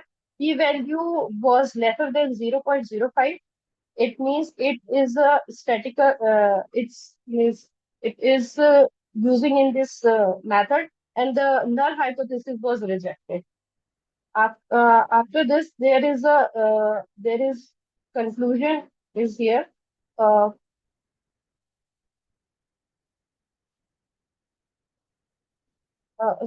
Sorry for that. It's a result. Corporate governance basically says that the value of P is lesser than 0.05, which means both our null hypotheses were rejected. ICT tool are important to improve corporate governance to make it more sustainable and inclusive. There is a strong link between ICT use and how well governance system in medium and large companies. And the last but not the least, it's a conclusion here.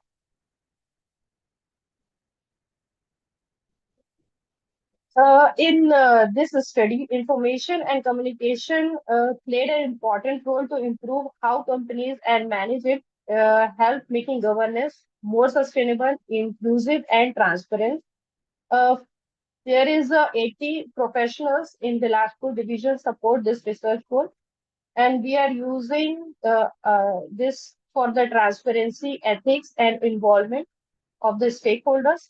And there is a connection between ICT users and the governance. Thank you so much to all of you for listening this presentation.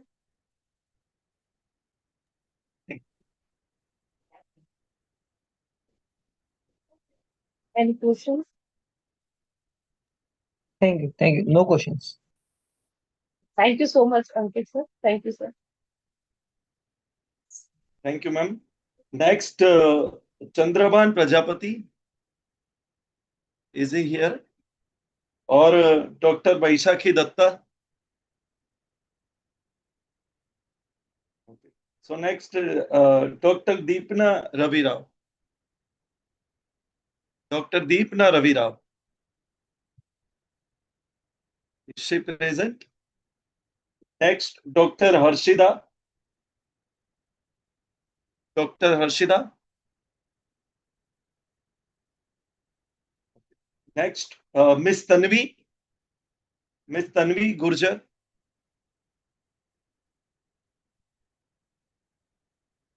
Miss Tanvi Gurjar. Okay. Next, Miss Prajakta Gaikwad. Is she present? Miss Prajakta Gaikwad.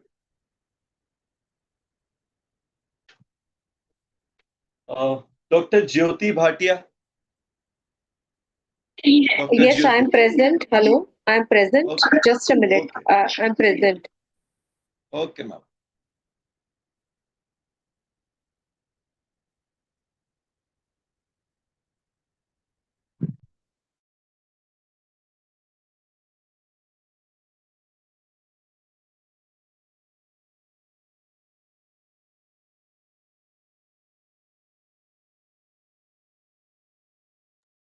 Jyoti ma'am, is your presentation is ready, sir, ma'am?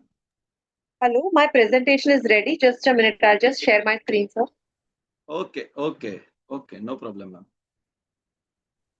In the meanwhile, can I interrupt you, sir? Yes, yes, please. My name is Somesh Kumar, and my colleague also Rajiv Kumar Dagar is waiting.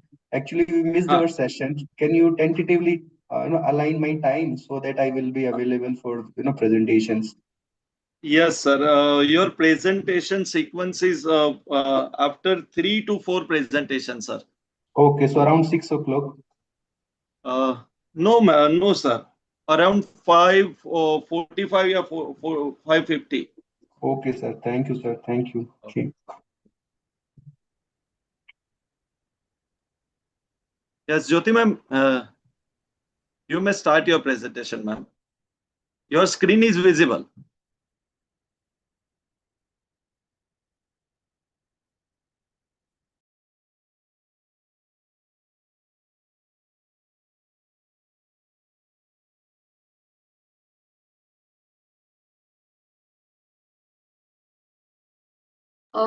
Hello, am I audible? Yes, ma'am, you are audible. Yeah. And is my screen visible, sir? Yes. Hello. Okay. 1 minute. I'll just start. Um, Yes, start. You may start, ma'am. just a minute, sir. 1 minute. I'll just start. Okay. Good evening, everyone. The topic for today that I have is leveraging social media to boost to boost financial savvy Mumbai undergraduates insight. With reference to this study, we have combined up a financial savvy platform like YouTube, Google, you can say LinkedIn, and then from that perspective, if at all the students are choosing that as a platform to understand financial aspects and to clarify the financial to clarify the financial insights or maybe for investments also. So this particular study is enhancing them, or what, is that study enhancing them, or is that study trying to increase an output from them, so that we are going to study with reference to the geopolitical perspective, directly entering up into the platforms which are not only restricted to India, but they are also but also encouraged to go worldwide. We are trying to study a small section or a local section of Mumbai with reference to the college students. So this study is restricting to explore how social media platforms are trying to influence the financial literacy among the undergraduate students of Mumbai. Before I move ahead on this, with reference to our concept on geopolitical perspective, transferring the geographical aspects of geographical aspects and geographical platforms which are not restricted to any part. This platform being accessible to Mumbai University graduates are being a part of study for them, and they are utilizing the same for their further investment patterns. So we start up with the research objective. My research objective is that uh, to study three areas are there. First is to study the platform effectiveness. To what extent is platform effective? Or you can say that, suppose if I'm going for LinkedIn, or I'm going for you can say YouTube, okay, then WhatsApp. These are the platforms which are available. To what extent are they effective to give financial knowledge? The second one is with reference to the financial literacy. So if you are comparing the financial literacy, to what extent is literacy level available to them, and to what extent are they able to understand them? And the third one is credibility perceptions, wherein they are trying to explore the perception of credibility and usefulness of the financial information which is available on the social media platforms.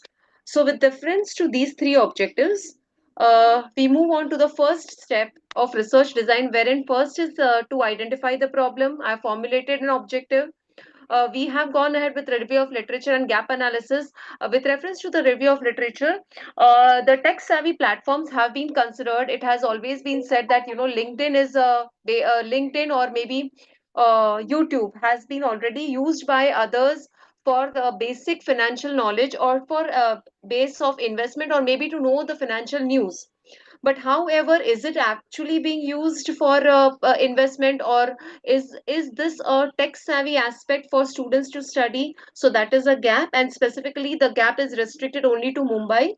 So that is another thing. With reference to research design and methodology for each, hello, with reference to the research design and methodology, each aspect has been covered up here.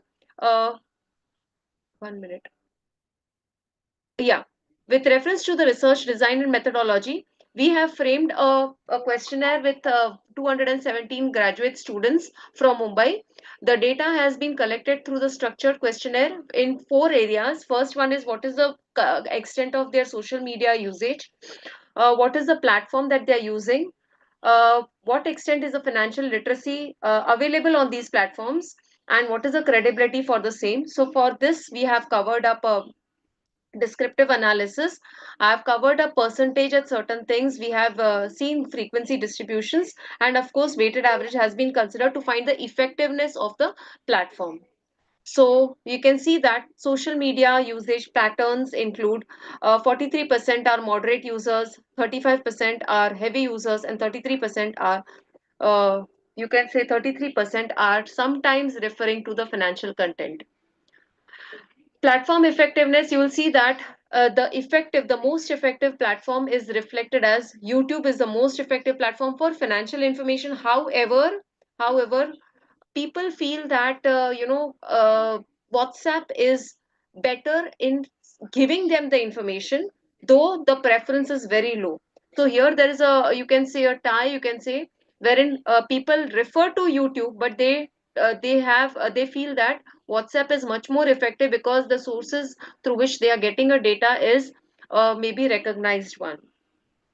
With reference to financial literacy, the top topics include investments, financial planning, and saving. These are the three top topics, you can say, wherein students feel that these are the aspects which we would like to learn from social media platforms.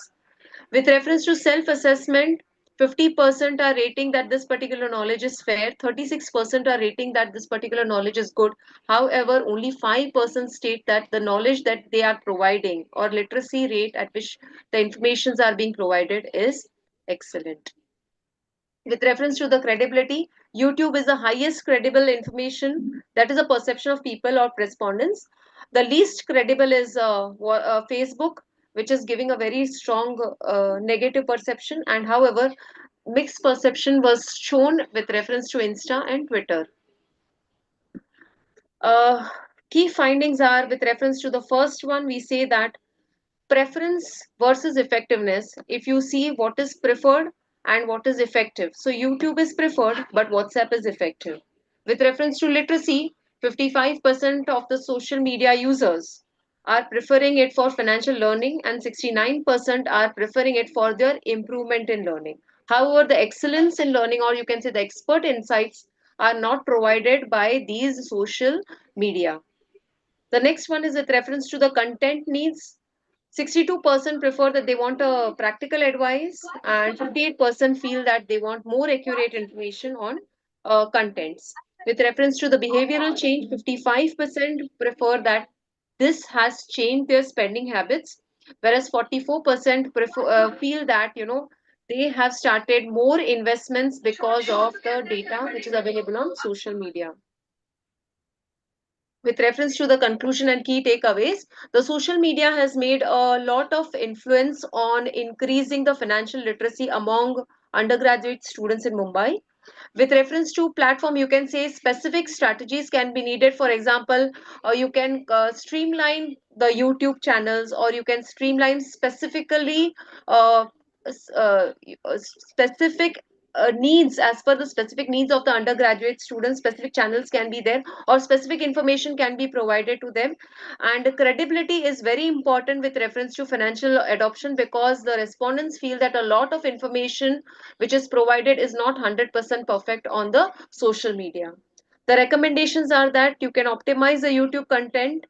We can leverage the WhatsApp untapped potential by increasing the areas, or maybe increasing the frequency of the messages or increasing the good speakers encouraged on WhatsApp. The next one is the focus on practical and accurate content. And last one, to counter misinformation with credible resources. So these are the recommendations for the study. And since these recommendations not only concentrate on the perspective of undergraduates in Mumbai, the same will be the recommendations at global perspective, from global perspective. So it can be said that these recommendations, along with the guidelines strictly adopted for ICT, can have a major impact on the financial literacy amongst the students, not only in Mumbai but also all over the world. So thank you.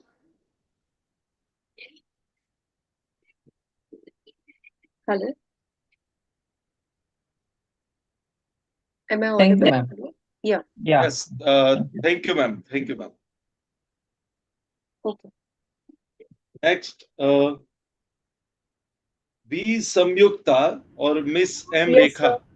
Yes, sir, I'm present. I will be presenting the paper. Rekha ma'am is my course teacher, so I will be presenting on her behalf, sir. Okay, ma'am. Huh. Okay, You just may a start second. your presentation, ma'am. Yes, yes, yes. Is my screen visible now? Hello? Yes, ma'am. Yes. Yes, yes, ma'am. Thank you. Thank you for the confirmation. I will go ahead with the presentation. Good evening to one and all. This is V. Samyukta, PhD Scholar, Department of Economics, Stella Maris College. I'm here to present the paper on addressing the tragedy of the commons, green technologies, and energy transition solutions for food solid management in Kanyakumari district of Tamil Nadu. So, rapid urbanization, population growth, and industrial expansion has intensified solid waste generation. Improper disposable methods like open dumping and burning causes soil, air, and water pollution, along with serious public health risk. So, this will further lead to groundwater contamination, soil degradation, and greenhouse gas emissions. So, sustainable measures like composting, waste to energy, and source segregation. So, these are the commons if supported by policy, infrastructure, and awareness. So, embarrassing the circular economic model and community responsibility is essential to break out the tragedy cycle and safeguard the resources. Moving on to the statement of problem, the global solid waste generation is increasing rapidly, projected to reach 2.2 billion tons by 2025 and up to 9.5 billion tons in 2050 due to urbanization, affluence, and population growth. So, current waste management are inadequate and failing to cope up with this accelerating waste system. So, designing the low waste products and consumer behavior are essential at both production and consumption stages. So, green technology should be implemented to minimize virgin material extractions. So, the statement of the problem here is how can integrating green technologies and waste to energy solutions into municipal solid waste management systems can enhance the sustainability while addressing the global rise in waste generation. And then objectives, there are three objectives. First one is to evaluate the effectiveness of the current solid waste management practices in Tamil Nadu by assessing their environmental, economic, and social impact. Second one is to identify key challenges and gaps in the waste management system by applying the tragedy of commons theory to assess the impact of shared resources mismanagement, policy implication, infrastructural constraints, and community participation. And last, to compare the solid waste management system in Simon Colony with the indoor waste management model to identify replicable strategies and innovative solutions for improving waste management efficiency and sustainability. And then research methodology. The study adopts a mixed method research design integrating both qualitative and quantitative techniques. Data is gathered from the secondary sources as mentioned in the slide and via field study at Simon Colony of Kanyakumari district. Key variables examined here are waste generation, treatment, landfill dependency, policy constraints, and civic engagement. Data analysis is carried out through graphical and tabular presentation supported by the theoretical evaluation under the tragedy of common framework. Moving on to the data analysis. First one is analyzing the environmental, economic, and social effects of Tamil Nadu present solid waste management. And then under first one, that is Tamil Nadu Waste Processing Facility. Tamil Nadu has well-developed composting system with 527 window units, 907 OCCs, 995 MCCs, 27 vermicomposting facilities, and one operational biogases. So the addition of 59 new MCCs further strengthens the sustainable waste processing. However, expanding biogas plants and advanced waste treatment technology could enhance overall efficiency. Next one is status of sanitary landfills in Tamil Nadu. Tamil Nadu has constructed 4 sanitary landfills, but none are in use, with 4 already being blocked. This indicates a clear shift towards alternative waste management methods such as composting and biogas production. Next one is applying the tragedy of commons theory in solid waste management. Weak enforcement and poor awareness in Tamil Nadu has caused misuse of commons through dumping, burning, and plastic pollutions. This leads to health risk, environmental damage, and economic burden, so called as classic tragedy of commons. Lack of personal accountability worsens waste mismanagement, and solutions include district laws, economic incentives, community actions, and green technology like WTE and investment in green technologies. So, by aligning individual, community, and social interest, Tamil Nadu can transition towards a circular economy for ensuring sustainable waste management. Next one is waste management challenges in Simon Colony of Kanyakumari district. In Simon Colony, open dumping and burning of mixed waste for over 25 years has caused pollution, illness, and biodiversity loss. So, lack of waste segregation and poor handling of sanitary waste worsen the health and environmental risk. So, due to weak awareness, residents are forced into informal dumping. And by contrast, indoor model uses strict door-to-door collection segmentation at sources, composing units, and sanitary waste systems. So the community participation and strict enforcement, smart monitoring in indoors shows a replicable path to sustainable waste management. Next one is why Tamil Nadu lags behind waste management. Tamil Nadu lacks adequate composting units with outdated collection methods and weak monitoring allow open dumping. So this leaves waste segregation largely ineffective. Cities like Chennai produce large volume of waste worsened by non-recyclable plastics. So low public awareness limits community participation in waste management. Solutions like door-to-door segregation, lack of restoration, IEC campaigns, strict enforcement using GPS monitoring and penalties can transform Simon Colony into sustainable model. Moving on to the conclusion, the tragedy of commons in waste management requires community involvement, strong governance, technology, and individual accountability. Strengthened enforcement, infrastructure, and public participation can ensure sustainable systems that protect health and the environment. Thank you. That's all for my presentation.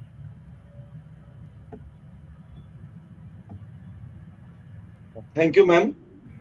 Next, Miss Meenu Paul. Is she here? Yes, sir. I'm here. Can I start? Okay. You may start your presentation, ma'am. Yes, sir.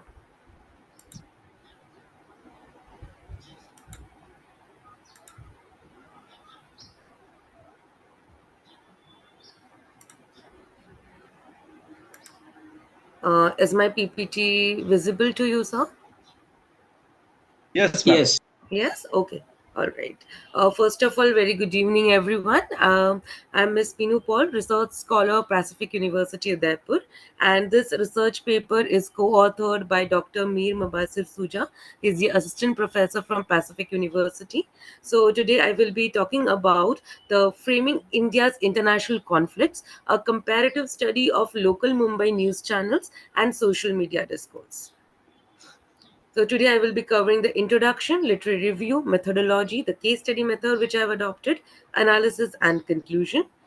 So moving towards the introduction, as we all know that media shaped by a global power dynamics plays a very important role in controlling the information and influencing the public morale during the conflict time. And digital convergence have transformed the conflict framing, tailoring the content to the audience need. in India, if we see, the portrayals differ between the traditional outlets, that is the TV and print, and the social media platforms. Mumbai, as the largest media hub, is ideal for studying the urban media's impact on public opinion, and TV news offers curated, regulated narratives, whereas if we see social media, it provides more decentralized and diverse perspective.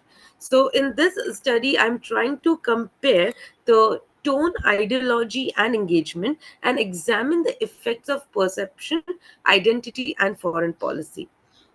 Coming to the literary review, so I would first like to highlight the research paper of 1993, which talked about media framing, where how media tries to select certain type of information and highlight it, and that can be again seen in other researches as well, such as a research which was done on Operation Sindoor, where it was seen that false claims started capturing on was very much frequent on the social media platform, whereas Indian TV news channels, they often used dramatic visuals, patriotic languages, and infotainment.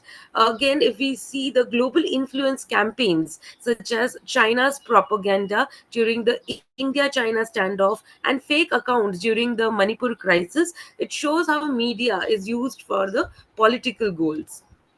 Again, if we see the research papers of 2020 by Chatterjee, she highlights that social media platforms like Twitter, Facebook, and YouTube, they play a very important role today in public debates, and these often include emotional reactions, misinformations, and political divide.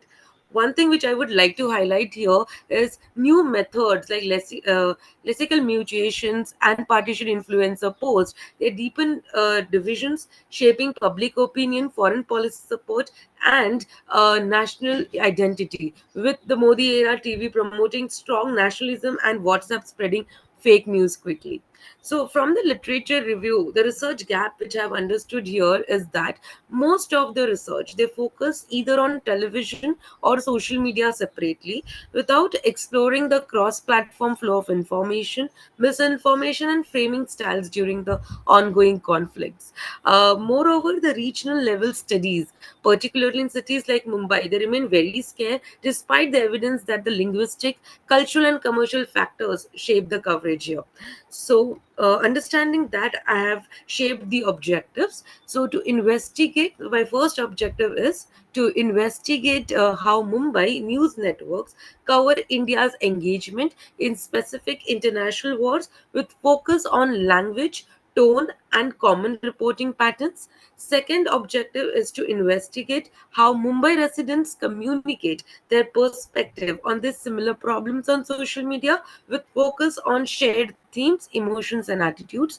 Third, to compare news coverage to social media discussions, highlighting parallels and variations in how information is presented and emphasized.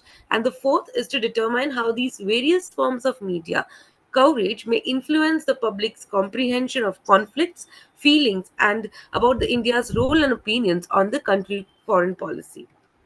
Coming to the hypothesis, the two hypotheses which I've worked on this research paper is local Mumbai news channels will prioritize national interest and geopolitical frames, while social media will lean towards humanitarian and citizen-centric perspectives. And hypothesis 2 states that local news will maintain a formal nationalistic tone, whereas the social media will be more emotional, informal, and polarized.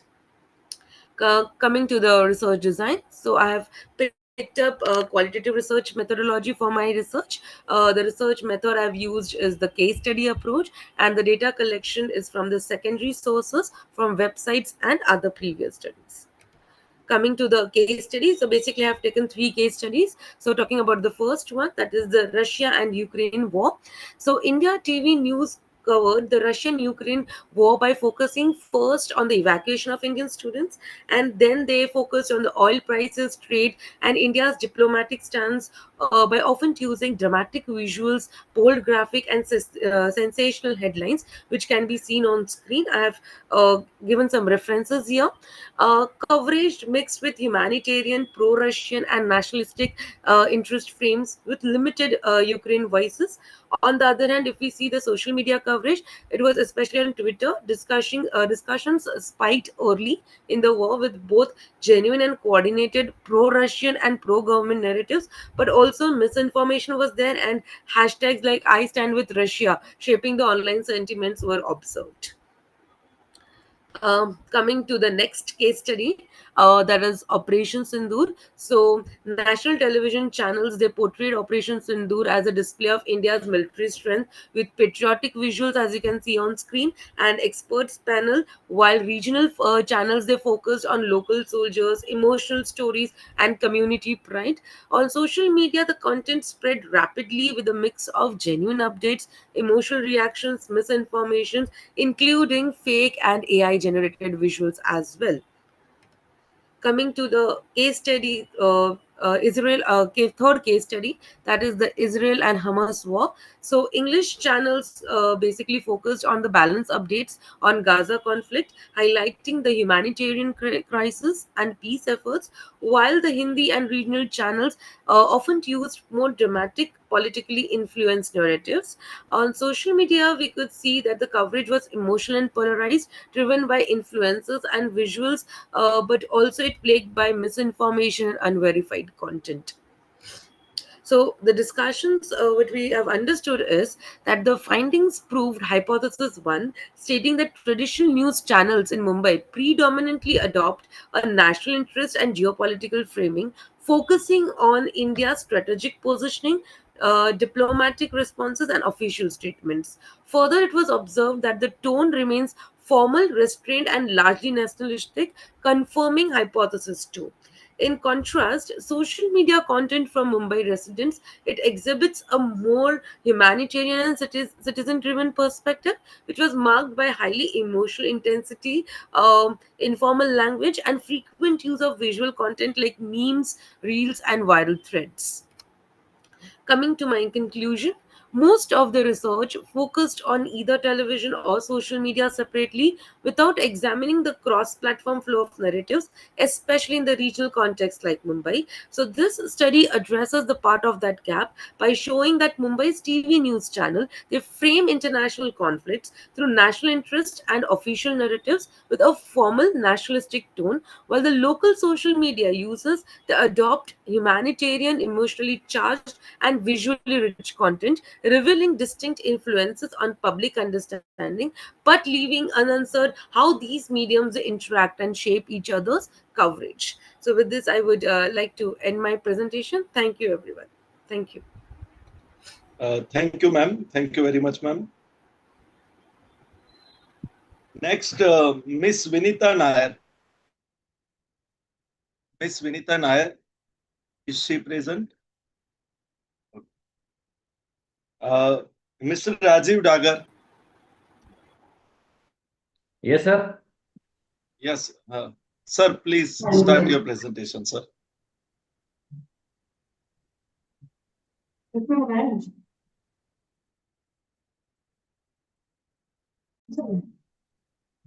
Sir, can I interrupt you before Rajiv Dagar proceed further? Can I give my presentation because we are from the both batch and from the both from the both that from a single town and single. So you present jointly, sir? No. I can present. Hello. Okay. Hello. Hello. Yes. Is the screen visible? Yes, sir. Your screen is visible, Rajiv, sir. Okay, sir. Yes, sir. Okay, Rajiv, please proceed. Myself, CA Rajiv Dagar. I am a research scholar. So I'm studying this. This study is about the structure of economic tax economic growth with reference to Haryana only. So, taxation plays a very crucial role in shaping the economic growth of any region. In India, states have their local tax structures that significantly impact the generation, investment, and development. So, this study analyzed the local tax structure of Haryana. I think Rajiv, your presentation is not visible. Not visible. Not visible. I think. Sir, your screen is visible, but your PPT is not visible, sir. Okay, now it is visible, sir. Okay. So highlight the challenge and provide the policy recommendation to the improving tax efficiency to promote the sustainable economic growth in Haryana. Haryana is the one of the India's fastest growing states. Has a tax system comprising that GST, state excise, stamp duties, property tax, and other taxes. So, objective of the this is to analyze the tax structure of the Haryana and its impact on the economic growth, evaluating trends and tax policies and economic indicators. The research aims to analyze trends in tax collection and revenue generation, evaluate the impact of different taxes, direct or indirect, on economic growth, and identify the challenges in the structure and propose policy recommendation to the state. So, revenue trends in Haryana. The tax collection in Haryana has witnessed significant changes, especially after the introduction of GST. The major revenue components are GST contribution. Over 60% of the state total revenue is from GST collections, and out of that, around 50% is only from one district, that is Gurugram. Second is excise revenue. Excise revenue earns substantial revenue from the excise duty of that liquor sales, and the other revenue sources from stamp duty and property tax. So the challenge is Haryana tax system is GST collection. Actually, there is a very big gap between the compliance and the tax collection. So tax evasion is there, and the high dependence of we are here in highly dependence of only one or two districts from where we are getting major collections from revenue. That and the other, because we in Haryana there are 22 districts is there, but the major collection, whether it is GST, whether it is state excise, they are depending upon one or two states. So there is there is a very big gap between the other districts. So tax collection in other district is very low.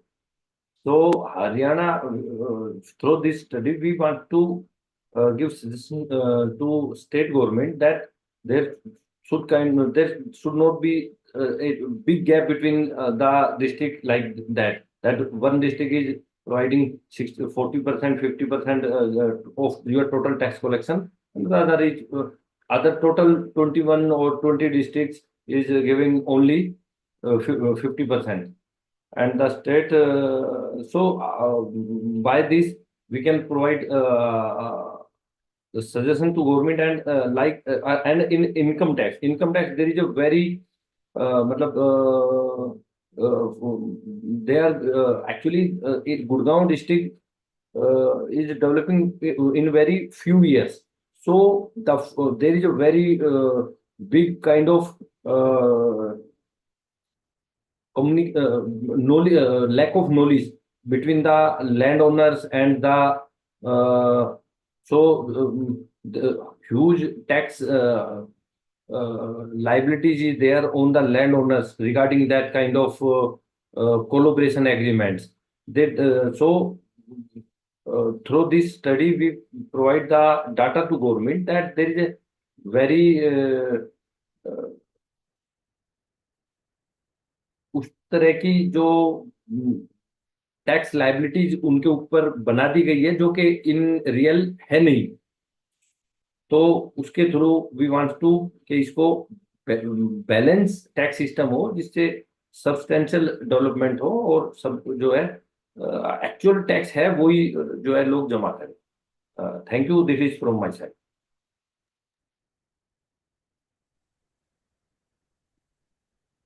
Thank you, sir. Thank you, sir. Next, that is Somesh Kumar.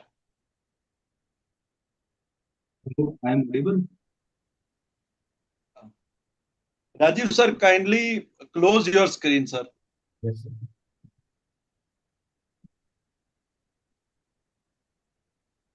Okay. Next, Mr. Somesh Kumar. Yes, I am present, sir. Yes, sir. May you start your presentation, sir.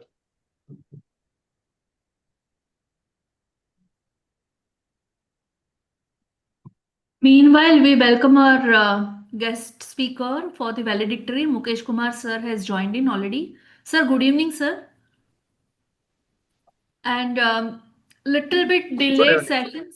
Sir, sorry, little bit delayed session, but we will immediately start the valedictory. Thank you for joining in, sir.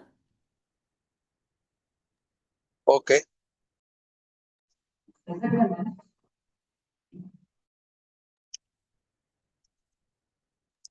Somesh, sir, kindly start your presentation quickly.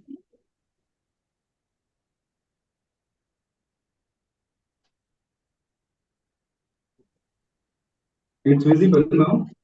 Yes, sir. It is visible, sir. My screen visible.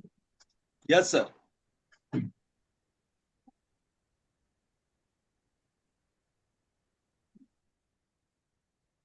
So I think this is visible now, right? Hello. Hello, I am audible Yes, sir, you're audible. and visible also, right? Yes, yes, please start. We have shortage of time. Correct.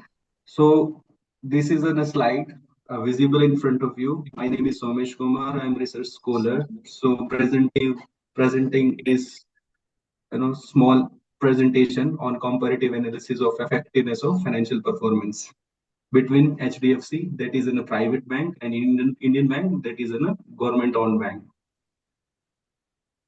So this is overall view that why we are covering private bank and public sector bank.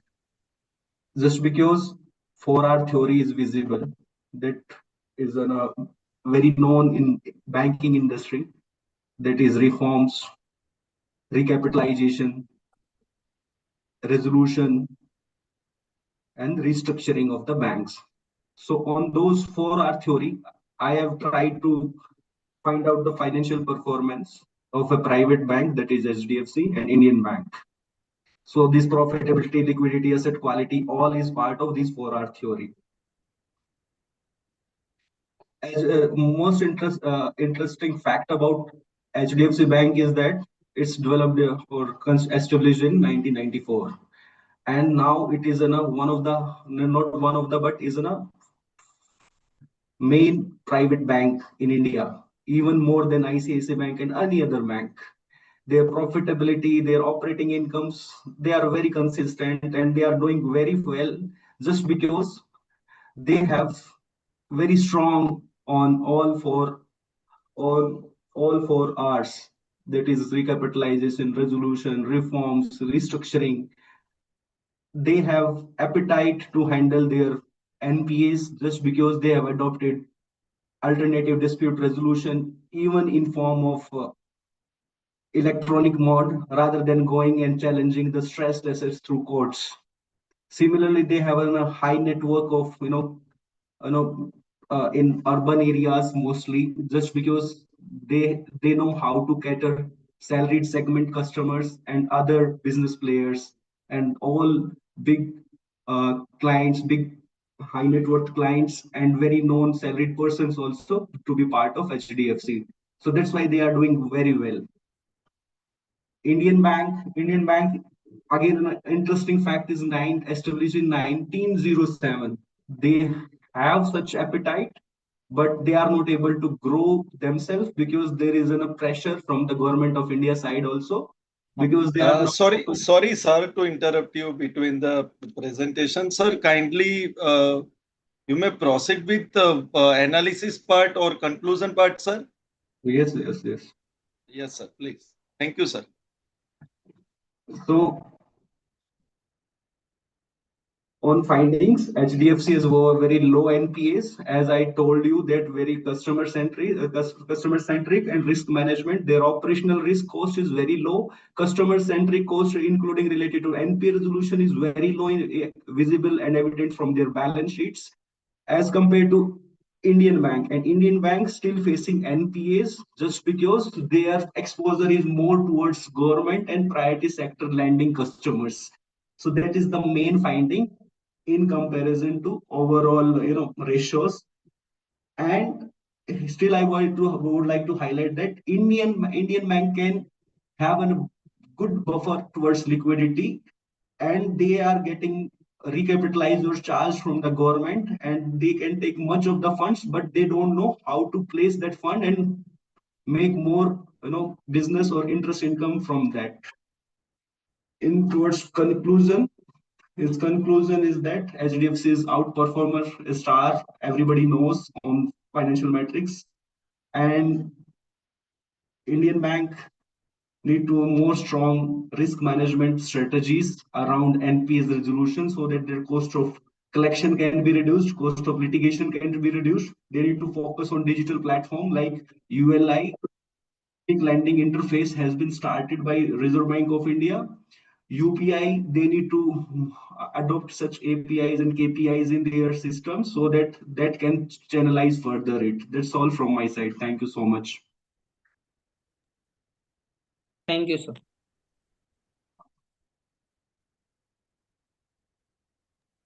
So the last presenter, that is Maharshi, sir. Yes, sir. Yes, sir. I'm here. Mr. Maharshi. Yes, sir. Yes. I'm audible, sir? Somesh, sir, please close your screen. Okay, you are audible, sir. Maharshi, sir. Okay. You may start your presentation. This is the last presentation from technical session 8, sir. Wait, sir. I'm sending, sharing my file. Yes, sir. Sure.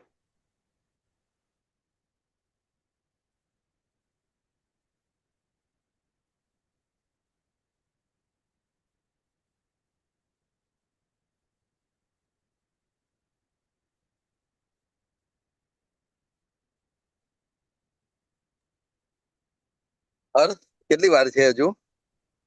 Sir, my screen is visible. Sir, 5 to 10 minutes, sir. 5 minutes only, sir. 5 to 10 minutes.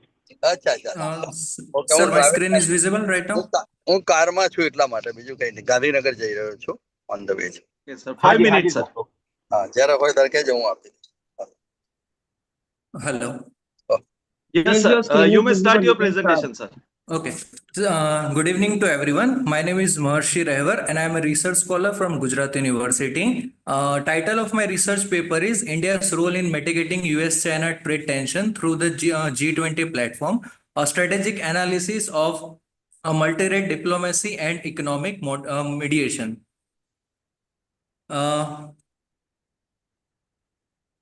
Sir, my screen is visible? Hello. Yes, sir. Your screen is visible, but there is no any text. Yes, sir. Now it is visible. Sir, some glitches from your side, sir. Technical glitches, or maybe your internet stability is not correct. Wait. Hello.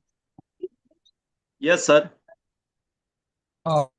Sir, now it is visible? No, sir.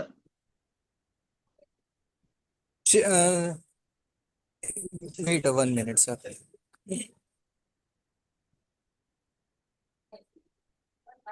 Yes, sir. Now it is visible, sir? Now it is visible, sir. Yes, sir. Okay. Sorry, sir. Introduction part. The modern world sorry economic to interrupt you, sir. Please focus on analysis and conclusion, sir. Because we are getting very short time. Yes, sir. Okay. Sorry, sir. Sir, our research paper is based on the US and China trade economic, and because of US and China tariff, the world and all the economics we have to face. Conclusion of our paper is that the circumstance in which the India has mediation between the China and the US in terms of trade dispute through the G20 platform can be categorized into the importance case study on the middle power diplomacy and multilateral economic governance. All through the India has failed in recognizing the basic difference that exists between two biggest economy in the world through the mediation attempt. But the blueprint and the set of mediation between the two code help ensures the aware of dialogue that effect in forecasting and multilateralism in the addressing global economic issue. The analysis show that there is a unique standing of India on one hand, having an important economic relationship between both US and China, and the same time begin guiding by the desire to achieve the strategic autonomy offers both the possible and limitation in the ability of mediation effectiveness, sir.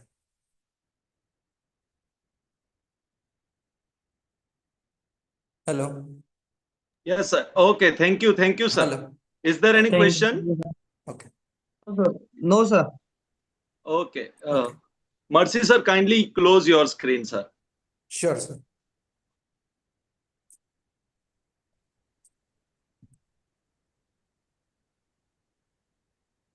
I would like to call our session chair, Professor Ankit, sir, for concluding remarks. Ankit, sir. I think we should start with the next program. Ankit, sir, are you there, sir? Yeah, the shortage. Yes, sir. Okay, Hello, okay, am sir. I audible? Yes, sir. Yes, sir. You are audible, sir. No, I think we should start with the next function. We are shortage of time.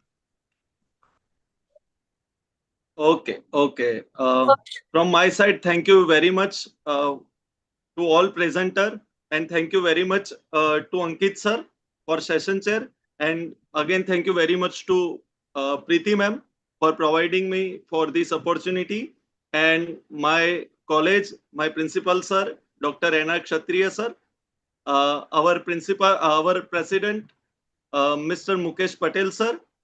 Thank you very much, and thank you very much to all of you.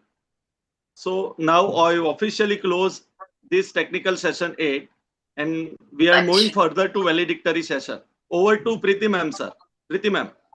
Yes, Dr. Harsh, thank you so much. And Professor Ankit, sir, wonderful, but the longest session, technical session, and you have handled it so well. Over to Professor Dr. Shivani ma'am to start with the valedictory session. Thank you, Preeti ma'am. Good evening, everyone, and a very warm welcome to the valedictory session of this international online conference on geopolitics, commerce, and humanities. Over the past 2 days, we have had a truly enriching journey. We began with an inaugural session graced by eminent academicians, Professor Dr. Preeti Oza, Professor Gurudat Jepe, Professor Pradeep Kumar Ghosh, Professor Natubhai Parmar, Professor Anita Patel, Dr. Ritika Hemdev, Dr. Shailaja Tiwari.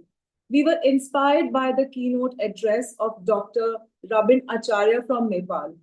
Our expert panels featured global voices from Iraq, Egypt, Sudan, Uganda, Hong Kong, the US, and India, covering themes from languages and displacement to media and civilization. Across 8 technical sessions, we explored a wide range of topics from world politics, trade, commerce, technology, humanities, philosophy, education, regional analysis, and the environment. Each session brought us new ideas, perspectives, and solutions. On behalf of the organizers, Grand Academic Portal, LRMC Mumbai, Rabindranath Tagore University Bhopal, CV Raman University Bilaspur, BCJ Commerce College Khambat, Siangar College of Commerce Mumbai, and Shah College Dholka, I extend a heartfelt thanks to all the expert speakers, moderators, chairpersons, co-chairpersons, paper presenters, participants for making this conference a success. And if I'm not wrong, Preeti ma'am, we had 150 paper presentations. Correct me if I'm wrong. Yeah. We received 200 abstracts and 150 full papers. I think, wow, I think that's wonderful. And congratulations to the entire team who's worked together. And now it's my privilege to invite our guest of honor for this valedictory session, Sri Mukesh S. Patel. He's a distinguished industrialist from Ahmedabad, engaged in manufacturing tractor-mounted loaders and agricultural implements. Beyond business, he has dedicated himself to social service, serving hospitals, schools, and charitable trusts across Gujarat. He's a part of District Governor of Lions Club at Melvin Jones Fellow, recipient of Glory of Gujarat Awards and the Lions International Lifetime Achievement Award. A man of both enterprise and service, he truly inspires us all. We are honored to have him here today. Sir, I invite you, but I also want to know, let everybody know he was here at sharp 6 o'clock at the time of the valedictory. He was in his car, his camera was on, his full attention was on, and he kept focusing on everything. And sir, I think you're an inspiration, such a senior citizen, waiting Discipline, to sir, talk. power of discipline. We all Yes. need to learn that. Yes, sir. So we are waiting to hear from you.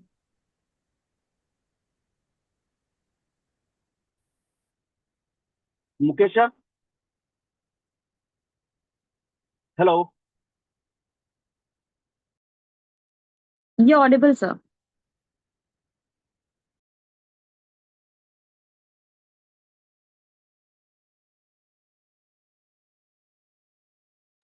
Sir, you're on mute. Please unmute yourself.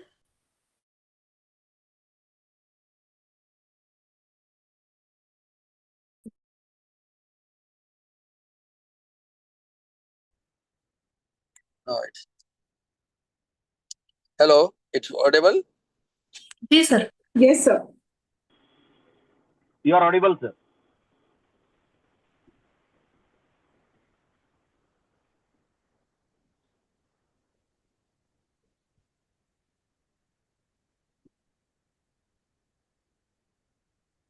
So you may start. Yeah, okay. Sorry. Now audible. Okay. Thank you. International Online Conference, Global Insights, Geopolitics, Commerce, and Humanitarian 18-19, August 25. To the esteemed guests, distinguished delegates, colleagues, and participants.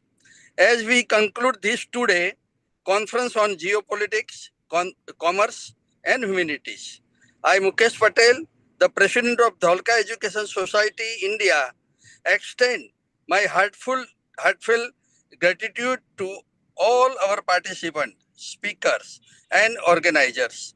Your insight and contribution have made this truly encouraging and thoughtful, provoking experience.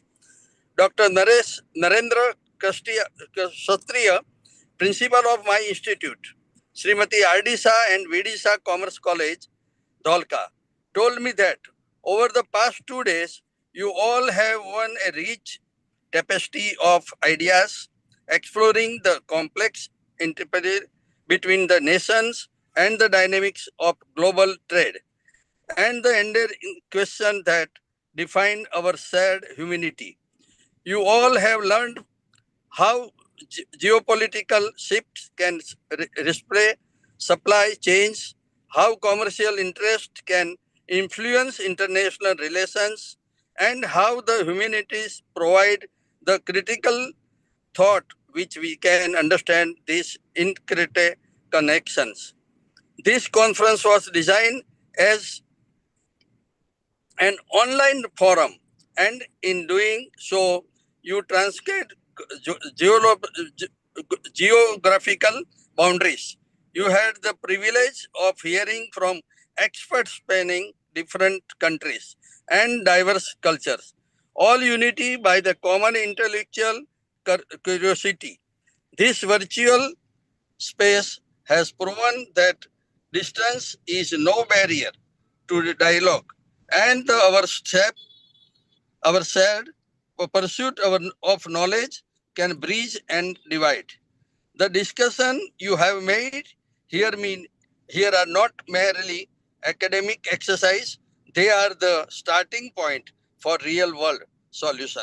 Whether you are a policymaker, a business leader, an academic, or a student, I urge you to carry the spirit of this conference forward, continue to learn, to question, to collaborate, and to seek a deeper understanding of the world around you.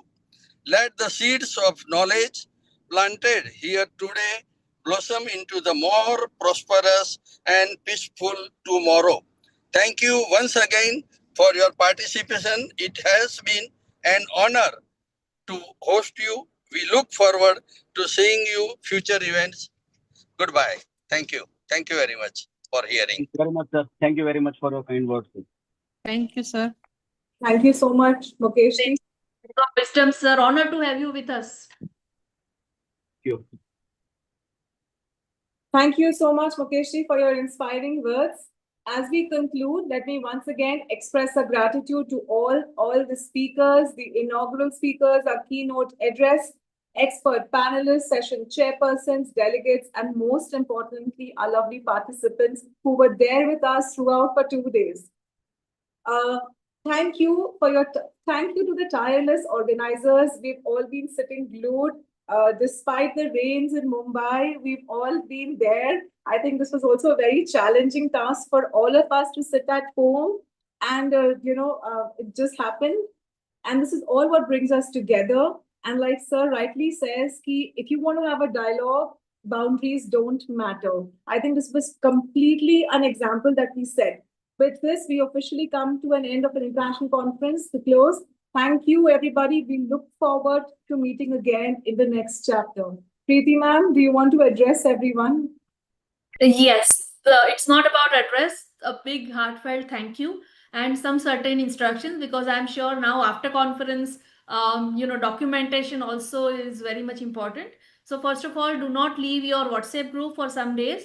We will take exactly 5 days to prepare and send your certification. LRMC team is already ready with the certification and all. So LRMC coordinators will send you by your email, and chairperson, co-chairperson certification also will be there. The most important part is about your full papers, what we have received. So full papers publications will be done by 1st of September. Between 1st and 5th September, we will be able to share the final link for all these 115 papers. 100 papers already reviewed. Some more, those were submitted a little later on. We are still in the process of review, but the journal special issue will be uploaded and the link will be shared with everyone. Again, a very big thank you for being with us for 2 days. Thank you so very much. Thank you. Thank you so very much, Very ma'am. much, ma'am. Thank you, ma'am. Preeti ma'am, Thank you Shivani so much, ma'am, all of ma'am. you very much. Thank you so much Thank for you. giving us the opportunity for And Jate contributing. Jate, Yeah, wishing thank you. Anita Patel madam a very happy birthday. I wanted to just share that Happy on birthday, Thank you.